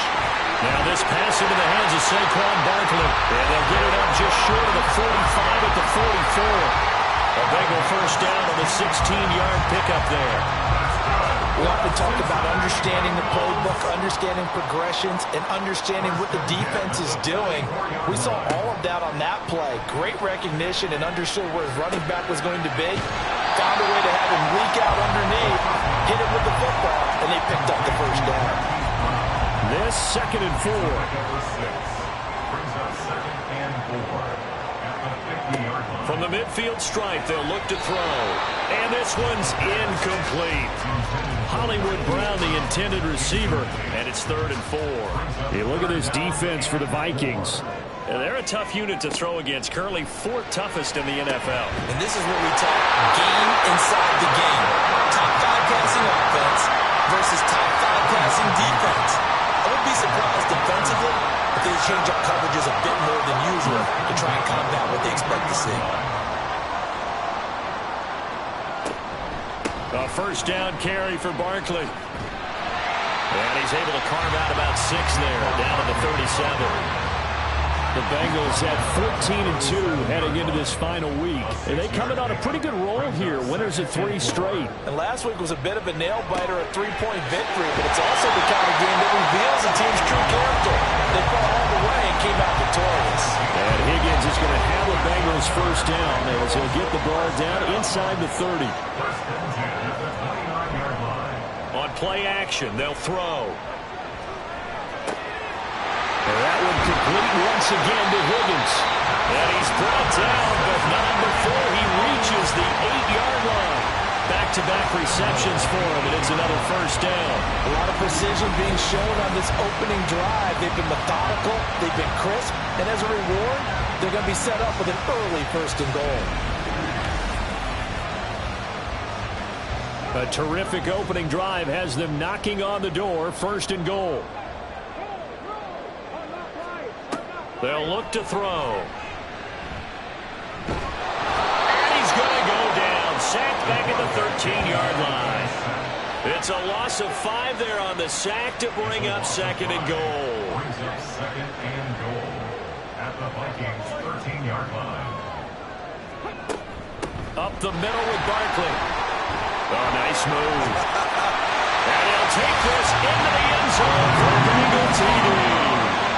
Saquon Barkley with career touchdown number 96. He joins Eric Dickerson on the all-time list. And the Bengals are on the board first here this afternoon. You get in a 2nd and long situation down here in the red zone, I'd say most defensive coaches would think pass, let's bring some pressure. So this is kind of a tendency breaker here to hit him with something on the ground, and he'll take it all the way into the end zone. Extra point by McPherson, up and good. And it's now a 7-0 game. After the touchdown, McPherson on to kick this one away. They'll elect to bring it out here from the end zone. Now a crease here as he's past the 30. And able to break this out all the way to the 38-yard line. Great return. So here's the Viking offense making their way out. And trotting out there leading them is their 4th-year quarterback. Well, the silver lining from last week, he played phenomenally. Kept the ball clean and led them to the end zone several times. You know these NFL quarterbacks, though. They trade away all those touchdowns if it meant getting the win. That's his focus this week. And right away, he lost the football. And the Bengals grab it. The big man, get the oxygen tank ready. And this is taken into the end zone. A fumble recovery and a Cincinnati touchdown. And Charles, look at the big fella. What a rumble that was. Not only to scoop it, but then take it the rest of the way for the touchdown. And now you know they're going to have to hear about it from now on.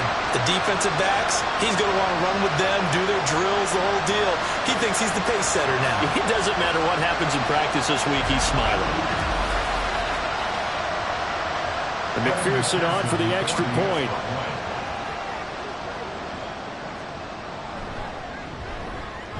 And it's good, and they have jumped out here to a quick 14-0 first quarter lead.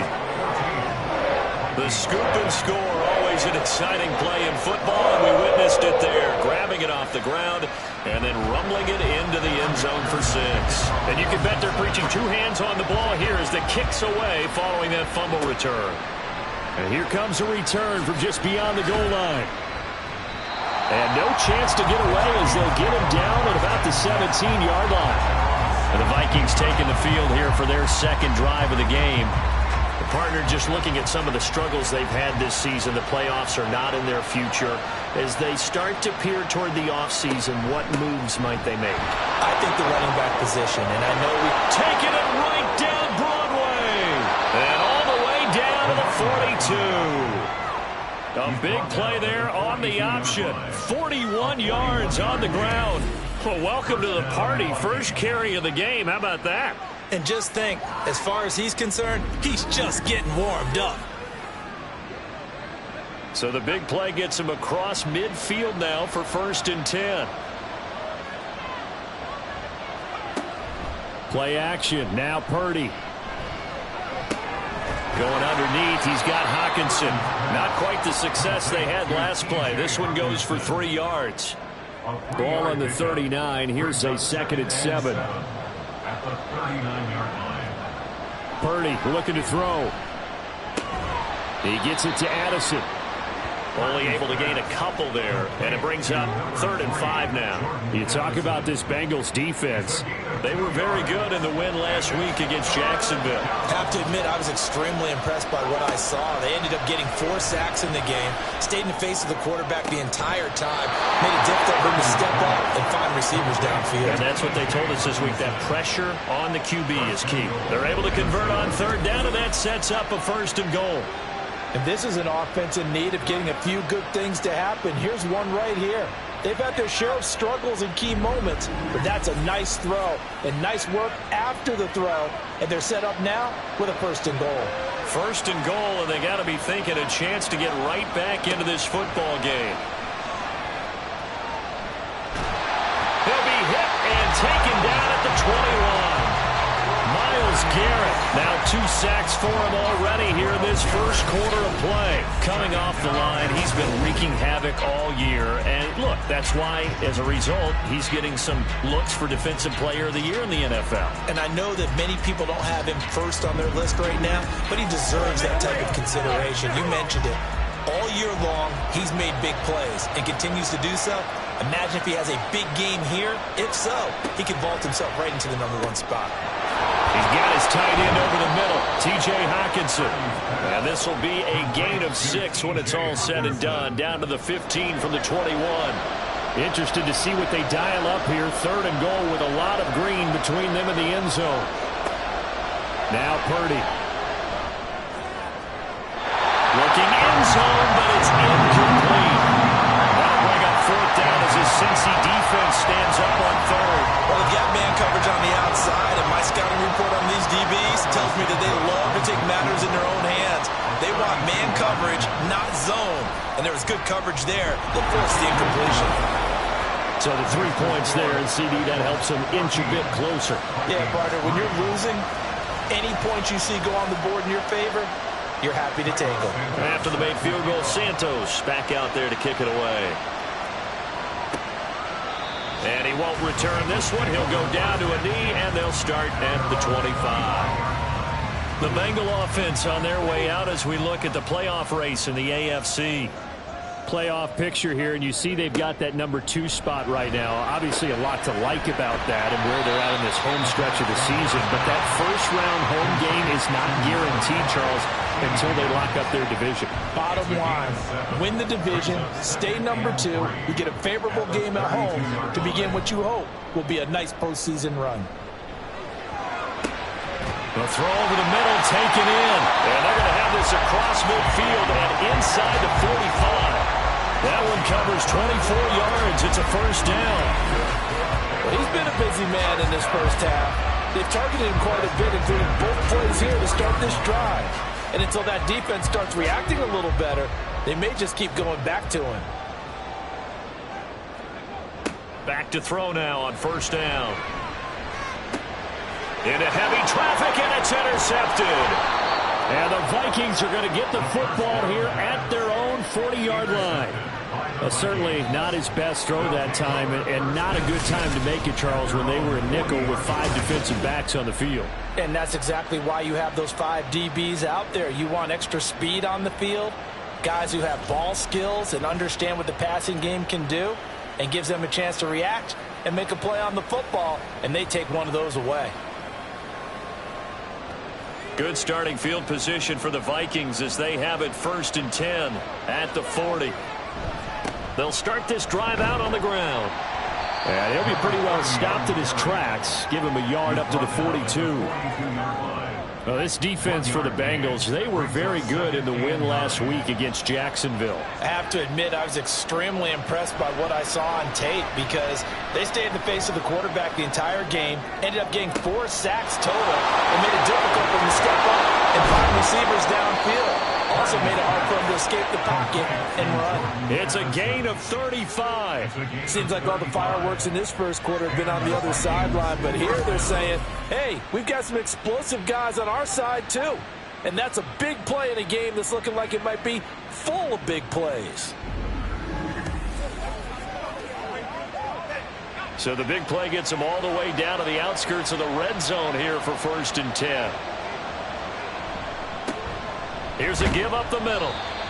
Just a yard on the pickup there, and it'll bring up a 2nd and 9. Yeah, things were pretty stacked up there in the middle of the line. A lot of bodies, not much space. I think ultimately he was fortunate to get anything out of that run.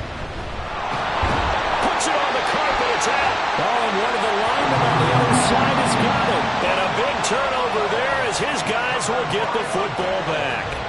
Well, my friend, this has certainly been a comedy of errors here in the first quarter. Neither side able to really hang on to the ball. Yeah, now I'm just curious to see which team can adjust because both have made their mistakes, as you said. Yeah, and whoever can do that can seize firm control of this game, something they haven't done with the ball so far.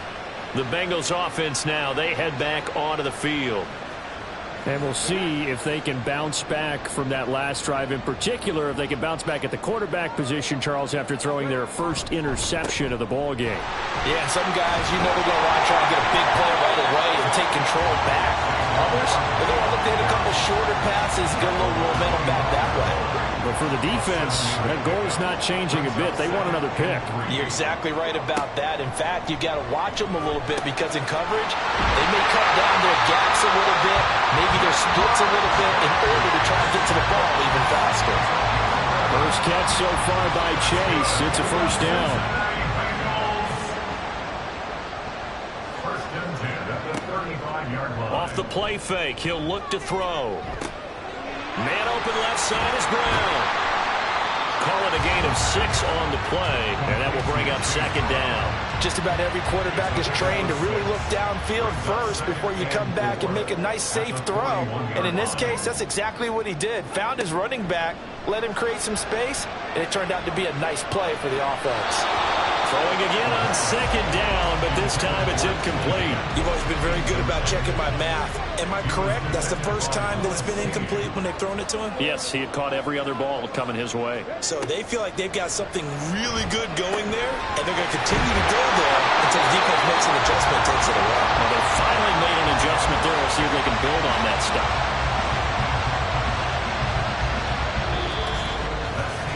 After one, a 14-3 ball game. Ready for the second quarter from Cincinnati. It's the Bengals with the football here. 2 first downs have them up near midfield now on 1st and 10. Barkley inside handoff.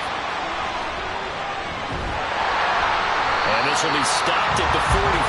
That one good for 7 yards. So much of the game today, we're looking for hybrid players, guys who can do a combination of jobs. And anyone who plays a strong safety position, now more than ever, is a hybrid-type player. Half defensive back that covers passes and half linebacker that makes tackles. We just saw the linebacker make that play. A gain of 5, good enough for the first down.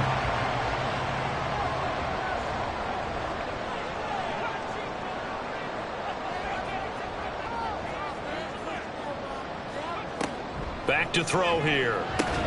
It connects quickly to Jamar Chase. And he's going to get a solid gain of 9 before being brought down. Second and right at a yard. Ball on the 30 now. Here's second down. Here's a give to Barkley. And he'll go down at the 28. 2 yards on the pickup, and that's all they needed to move the sticks.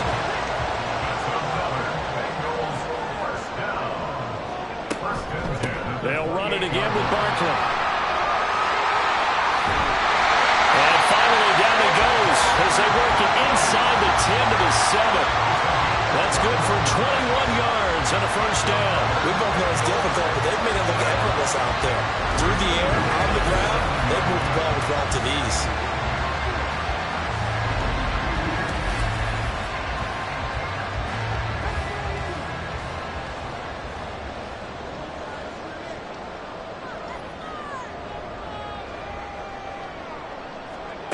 They'll set up to throw. And did he get the feet down? No. They'll say he did not. It's incomplete. You got to be precise with your throws, especially in this situation. You're inside the 10-yard line going into the end zone. But sometimes the emotion, the excitement, sometimes the decisions just aren't made very well because of that. And that is caught. He's got it for a Bengal touchdown. David Njoku with touchdown number 12 on the year, as his guys have opened up a very comfortable lead. Well, the lost sleep that the defensive coordinator had all week preparing for this game, a good portion of it was trying to prepare for him because he's absolutely a phenomenal player. And a lot of times around the goal line, they know it's going to him. It's just so hard to stop. And that's where it really becomes difficult because you're exactly right. They know it's going to him, yet they still can't stop it. That tells you when you're a dominant player. Extra point by McPherson, up and good. And the lead is up to 18 now.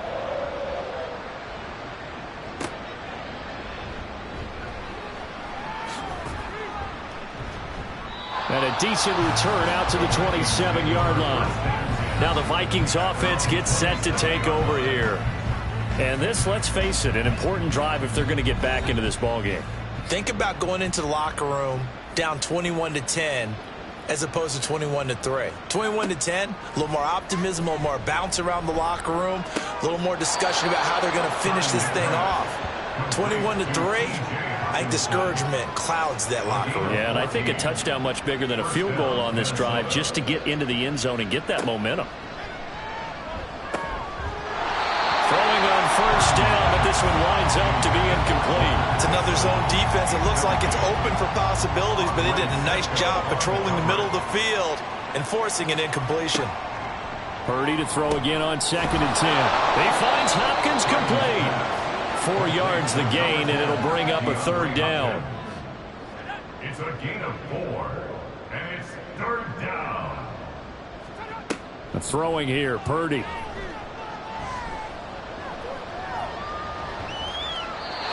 And this is going to be incomplete. The passing game not in sync here early, and now it's 4th down. And here's Ryan Wright now. Deep to return is Kevontae Turpin. This is away, but boy, headed straight for the sidelines.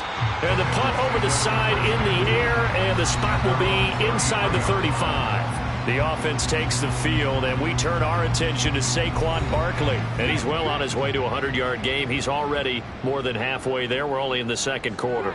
And what I've always loved about running backs is they'll tell you, I had no idea how many yards I had. Those guys have an innate sense of where they are in a ball game and how many yards they've accumulated, because you know they're always working towards 100. He's been working well towards 100 here. They'll try the right side here. Barkley stays on his feet, and he'll get up near the 45. They'll spot him at the 44. The 71 yards rushing now for Barkley. It's a first down. Well, you know they had a third down play on standby just in case, but he says no need with that carry. Runs like that will continually earn him more work in this and future contests. Throw left side complete to Chase. And he's brought down. It's a gain of 13, and the Bengals have a first down. To win any route, you've got to break down the defender, and that's exactly what happened here on this really nicely executed curl route. Now on first down, he'll drop to throw it. He's got Njoku, his big tight end. And they'll wind up getting this one all the way down inside the 20.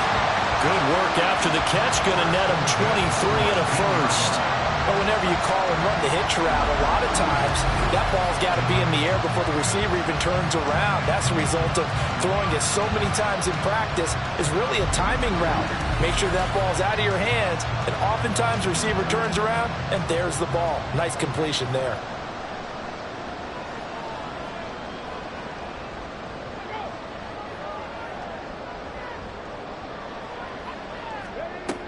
They'll look to throw here on first down.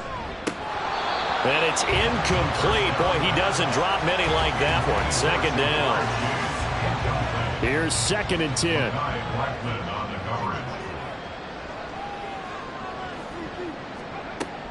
Again, he'll drop to throw. Oh, he's got a man wide open, complete.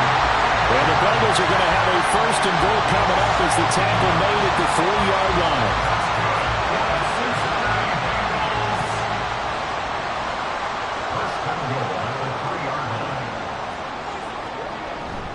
Oh, now a running play here with Smith. And they'll get him down just shy of the goal line at about the 1. It's a gain of a couple, and it'll be 2nd and goal. 2nd and goal from the 1. Barkley is not going to get in here as they push him back to the 2-yard line. 2 runs in a row, but only 2 yards to show for it. A chance to really put this game out of reach. Here's 3rd and goal. The play-action fake. They'll look to throw. And he's got it. Touchdown, Bengals. Jody Fortson. A 2-yard touchdown grab. And the Bengals are able to add on to their first half lead. This is where, as a tight end, you've got to really sell that this is a run. They're going to fake the give, hope the linebackers bite, and here they do just enough. That split second, that's all it takes for that tight end to leak out into the end zone. Touchdown. McPherson now for the extra point.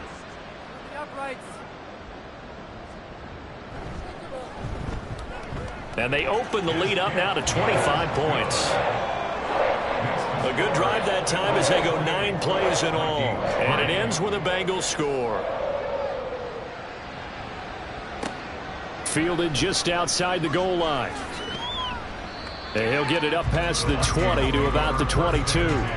The Vikings offense making their way back out. Now let's give you a look at the playoff picture coming into the weekend in the NFC. Defense got the better of them last series, forcing a punt. See if they make a few changes in the game plan here and try to get points out of this drive. 1st and 10. 2 yards on the pickup there. It'll be 2nd and 8. Brings up 2nd and 8 at the 25-yard line. Purdy will set up to throw it here. Going underneath, he's got Hawkinson. And from the 25, they work this to the 29, a gain of 4. This offense so far on 3rd down, just 1 for 3 thus far. This time it's 3rd and 3. That is caught. And he will have a Vikings first down as they're able to get the 3rd down conversion. So here's a 1st and 10 at the 38.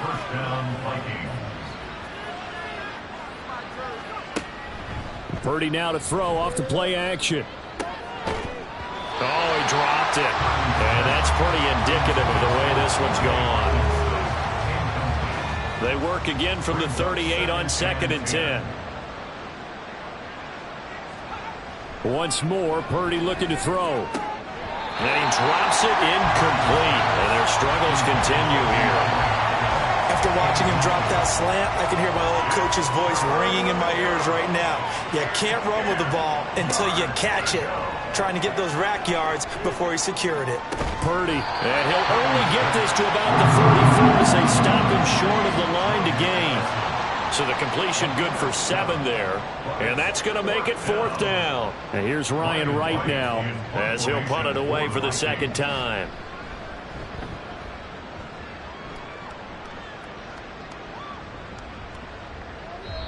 And that one hits a little too close to the goal line, and it continues into the end zone for a touchback.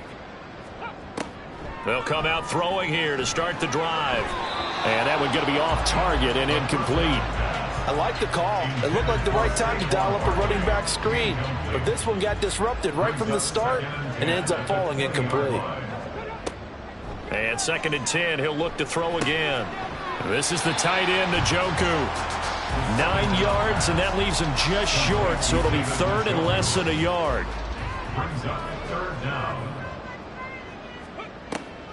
Now back to throw. Work in the middle of the field, and he's got a man complete. And he is going to have the Bengals 1st down, and he'll have it by plenty as they're able to keep the drive alive on 3rd and inches. First and 10 at the 35-yard line. Back to throw again. He'll get this out to Barkley, complete. And able to break 1 tackle, but then quickly brought down. But a nice little gain. Now the Bengals going to use the first of their timeouts as they'll stop it with just over a minute to go before halftime. 2nd down and 3.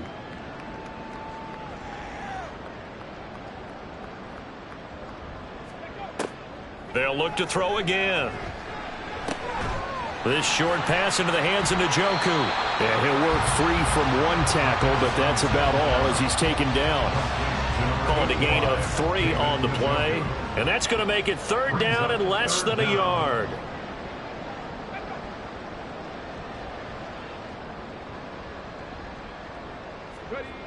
They'll stick with the passing game as he looks to throw. Pass taken in by his big tight end. And this is going to turn into another 1st down as the tackle is made at the Vikings' 38-yard line. He'll look to throw. And that one into the hands of Brown downfield. And all the way in for a Cincinnati score. Marquise Brown as the first half is winding down. And the Bengals will extend their lead here just before halftime. They have really had their way so far in the first half, but they wanted to continue to build on their lead. They know that no lead is safe in this league, so they decided to try their best to get one more as they headed into the half, and they got it done. Extra point by McPherson, up and good. And the route is on here in this first half. Vikings 3. And he's up past the 20 to the 22-yard line. The Minnesota offense about ready to get this next drive underway. And with time quickly fading here in the 2nd quarter, not sure how aggressively, offensively they want to play this. I think we'll find out just how much they trust their guys in this situation if they decide to take a shot. So we've reached halftime here in what is quickly turning into quite a rout. As we send you down to Orlando, where Jonathan Coachman has our EA Sports halftime report. Coach. All right, Brandon, thanks very much. It's all down to this. Week 18 of the NFL regular season. Lots to be decided, so let's get right to it. We'll begin up in the Still City, Acrisure Stadium in Pittsburgh. And it's the Steelers out in front in the 2nd quarter. Kenny Pickett with a couple of touchdown tosses. From there, we head over to MetLife Stadium to check in on the Jets. And you can see, currently they trail in that ball game. Alvin Kamara, 3 touchdown runs. Lastly, we head to Gillette Stadium in Foxborough to check on the Patriots. And for the moment, they trail the visiting Browns in that one. The Browns seem to be on their way to what would be a good victory.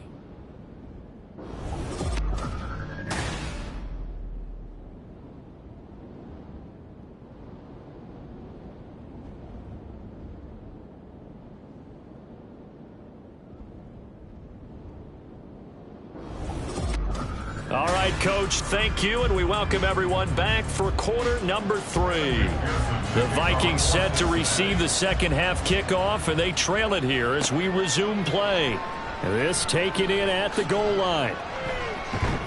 And a good return as he'll be stopped just shy of the 30-yard line. The Vikings offense set to go to work to begin this third quarter.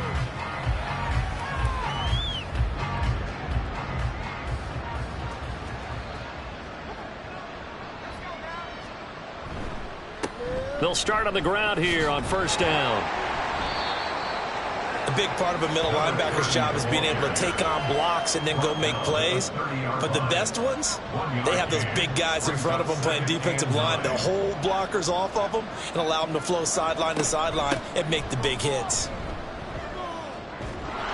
And they get him down, but not before he takes it across the 40-yard line. 57 yards now on the ground on just 7 carries. And the Vikings first down. On first down, they'll go to the ground attack. No dice this go around. He's hit behind the line and taken down. 2 yards the loss, 2nd and 12. That's a tough one right there. He ran right into the teeth of the blitz as the linebacker was freed up in order to stuff that one for a loss. I think quarterbacks got to see that. Got to find a way to audible into something a little more advantageous. And forget about finding a lane. He barely had time to look up before he was planted in the backfield. That's a big loss of 3, and it brings up third down. Tall task ahead of him here, needing a full 15 yards to move the chains. Now on 3rd and long, they'll look to throw. And he'll be taken down by the Bengal pressure. Dexter Lawrence in there to get him for a loss of 9 yards, and that also leads to 4th down. A 3rd and long, you knew that he was going to throw it. He just couldn't find anybody to throw it to. Yeah, and it shouldn't have been a surprise, but that was perfect execution of their nickel defense. That 5th defensive back, the extra defender, he really tightened up things downfield in coverage, and they were able to get to him in the pocket. And here's Ryan Wright now as he's on to punt for Minnesota. And a fair catch signaled for and taken just outside the 20-yard line. So possession goes over here on the punt. And the Bengals take over 1st and 10. Now we take a glance at the offense as they work their way back out for their first possession of the second half. And it's hard to imagine that the first half could have gone any better for them. So what's the approach here in the second half? Just continue to play smart football because they got the other team down and they feel good about the position they're in. The obvious thing people would say is just keep attacking, but I think you also have to be smart about it. Avoid turnovers. That's about the only thing that can derail you at this point. Attack, but make sure you take care of the ball. 1st and 10 at the 48-yard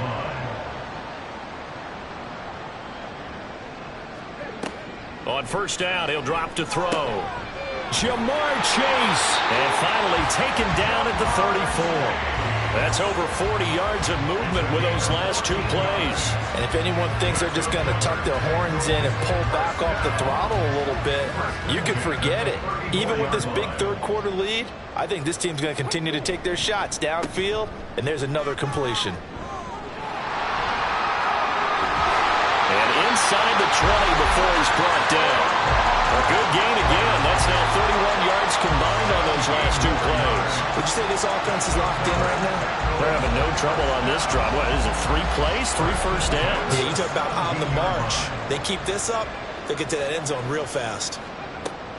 Back to throw now on first down. Looking left side, he's got it complete. And that's good for a pickup of 10 yards. And they'll be left with a 2nd and about a foot.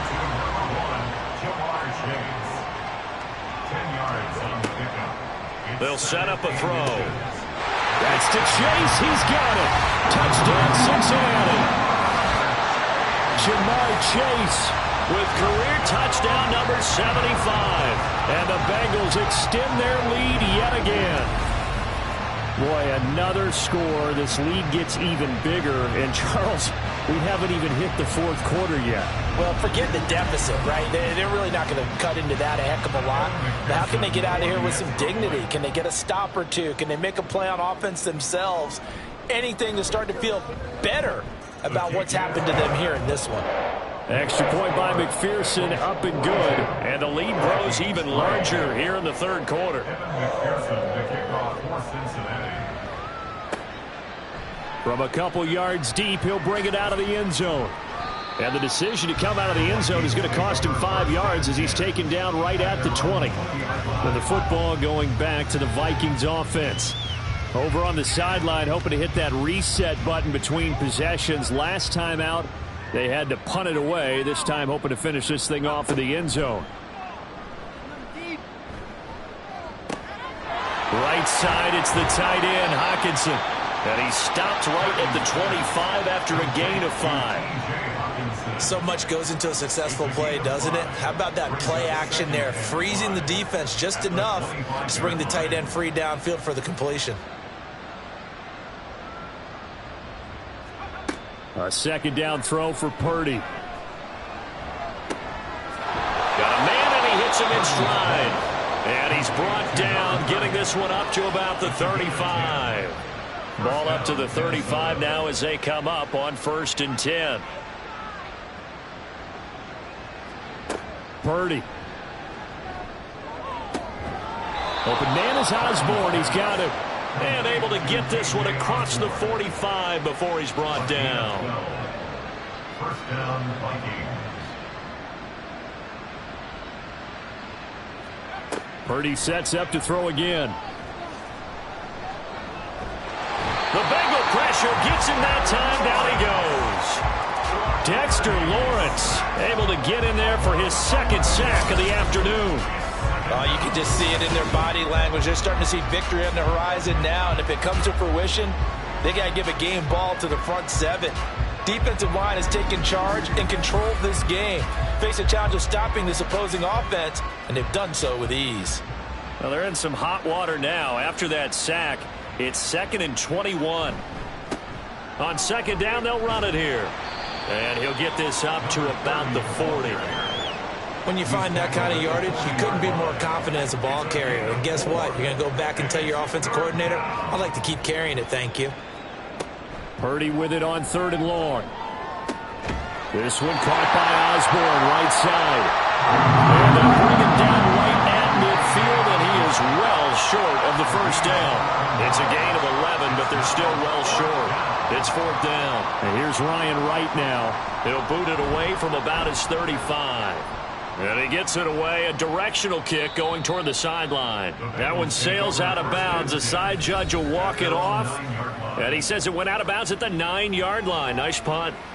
The offense takes the field, and we turn our attention to Saquon Barkley. He's been a good workhorse. I know we use the word workhorse a lot, but he's been a good workhorse for him in this one. No. And he coughs up the football near his own goal line. And he's going to go down. He backed up into the end zone, and this is going to wind up a safety. The goal here is about getting any kind of positive yardage in this spot because you don't care who, you don't care how. You just want to try and buy a little space and get away from your own end zone. But in this spot, the defense was all over that play and equally motivated to stick them with a safety. So a free kick situation forthcoming from the 20 as they'll punt this one away. Fielded just inside the 30. And out now come the Vikings.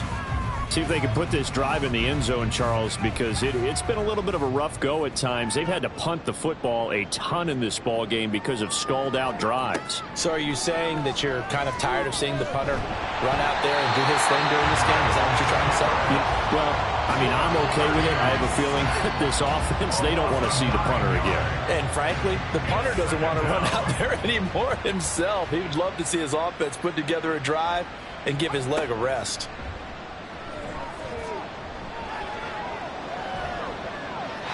They try to throw on 2nd down, but this one is incomplete. And this drive is almost over before it began thanks to a great defensive effort. Sack on 1st down, followed by an incompletion. One more good rep, and they get off the field. And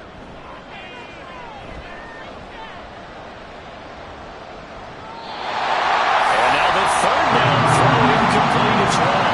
I know that we've seen their share of struggles, and the quarterback's been hit a few times in this game, but this one can't be put on the offensive line. They gave him plenty of time to throw the football. I think ultimately he has to be a lot more decisive in his decision-making and get rid of it and find an open target. That's pulled in at the 32. Call it an even 40-yard punt. 7, though, on the return. And the Bengals will take over here 1st and 10. The offense takes the field, and we turn our attention to Saquon Barkley. He's up over 100 yards, and he'll be looking to get in the end zone again. Has a tremendous nose for it, doesn't he? The ability to pile up yardage and find the end zone, that's the combination you want in your runner. That's a combination any coach wants, and we'll see if he can find that end zone once more. And a nice gain of 21 yards. Well, up big, but still not hesitating to take some shots downfield, CD. I guess they really want to hammer home their dominance in this one. Yeah, that much is apparent, partner. If they keep completing throws like that, they'll keep that gap awfully wide as they've established already. They'll look to throw here on 1st down. He's got Njoku, his big tight end. He'll go down as a gain of 6, and it's 2nd down. Now that's staying ahead of the chains. Really good pickup on 1st down, hitting the tight end there. Now brings up a 2nd and manageable. Just found a hole in that zone. Over the middle, he finds Higgins. And this is going to turn into another 1st down as the tackle is made at the Vikings 18. The Bengals passing game finding a rhythm. They've got another 1st. So from inside the 20, here's 1st and 10 at the 18. Out of the shotgun, they run with Barkley. And they'll get him down right around the 16. Give him a couple on the carry there. 2nd and 8. 2 yards on the pickup. It's 2nd and 8. Again, it's Barkley. Able to avoid him. And all the way down inside the 5 to the 4. 132 yards rushing for him in the ball game now on 14 carries.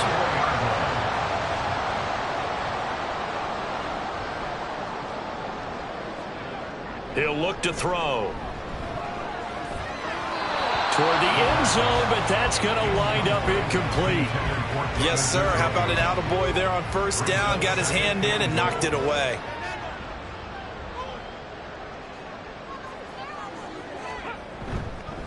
On 2nd down, here's Barkley. And he's going to get this back to the 3-yard line and no further. No gain on the play there. They're going to need to come up with something better here on 3rd and goal. 3rd and goal. They'll look to throw on 3rd and goal. That's to Chase. He's got it. Touchdown, Cincinnati. Jamar Chase with his 19th touchdown, his 2nd of the game. And the Bengals are able to extend their lead in the final seconds of this 3rd quarter. Well, on the other sideline right now, it's just absolute dejection. But, Charles, let's focus on the positive. With the lead that they built here, they've done pretty much everything to perfection in this ball game. They certainly have. Makes me think that their week of preparation was excellent. And they flowed into this game, and it carried over. And right now, I don't expect them to back off at all. They're playing so well, they just want to keep it going. Extra point by McPherson, up and good. And the lead grows even larger here in the 3rd quarter.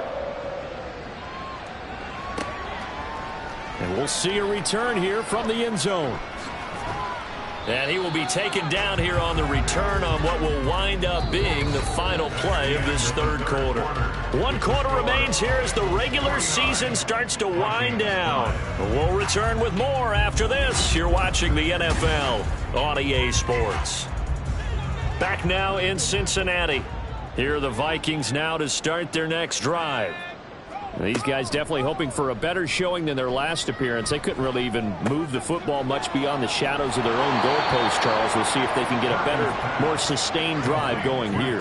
Yeah, and every team that we ever talk to says the exact same thing. When you start a drive from that deep in your own territory, the goal is a minimum of at least 2 first downs, because even if you have to punt then, you change the field position, right? You flip the field a little bit.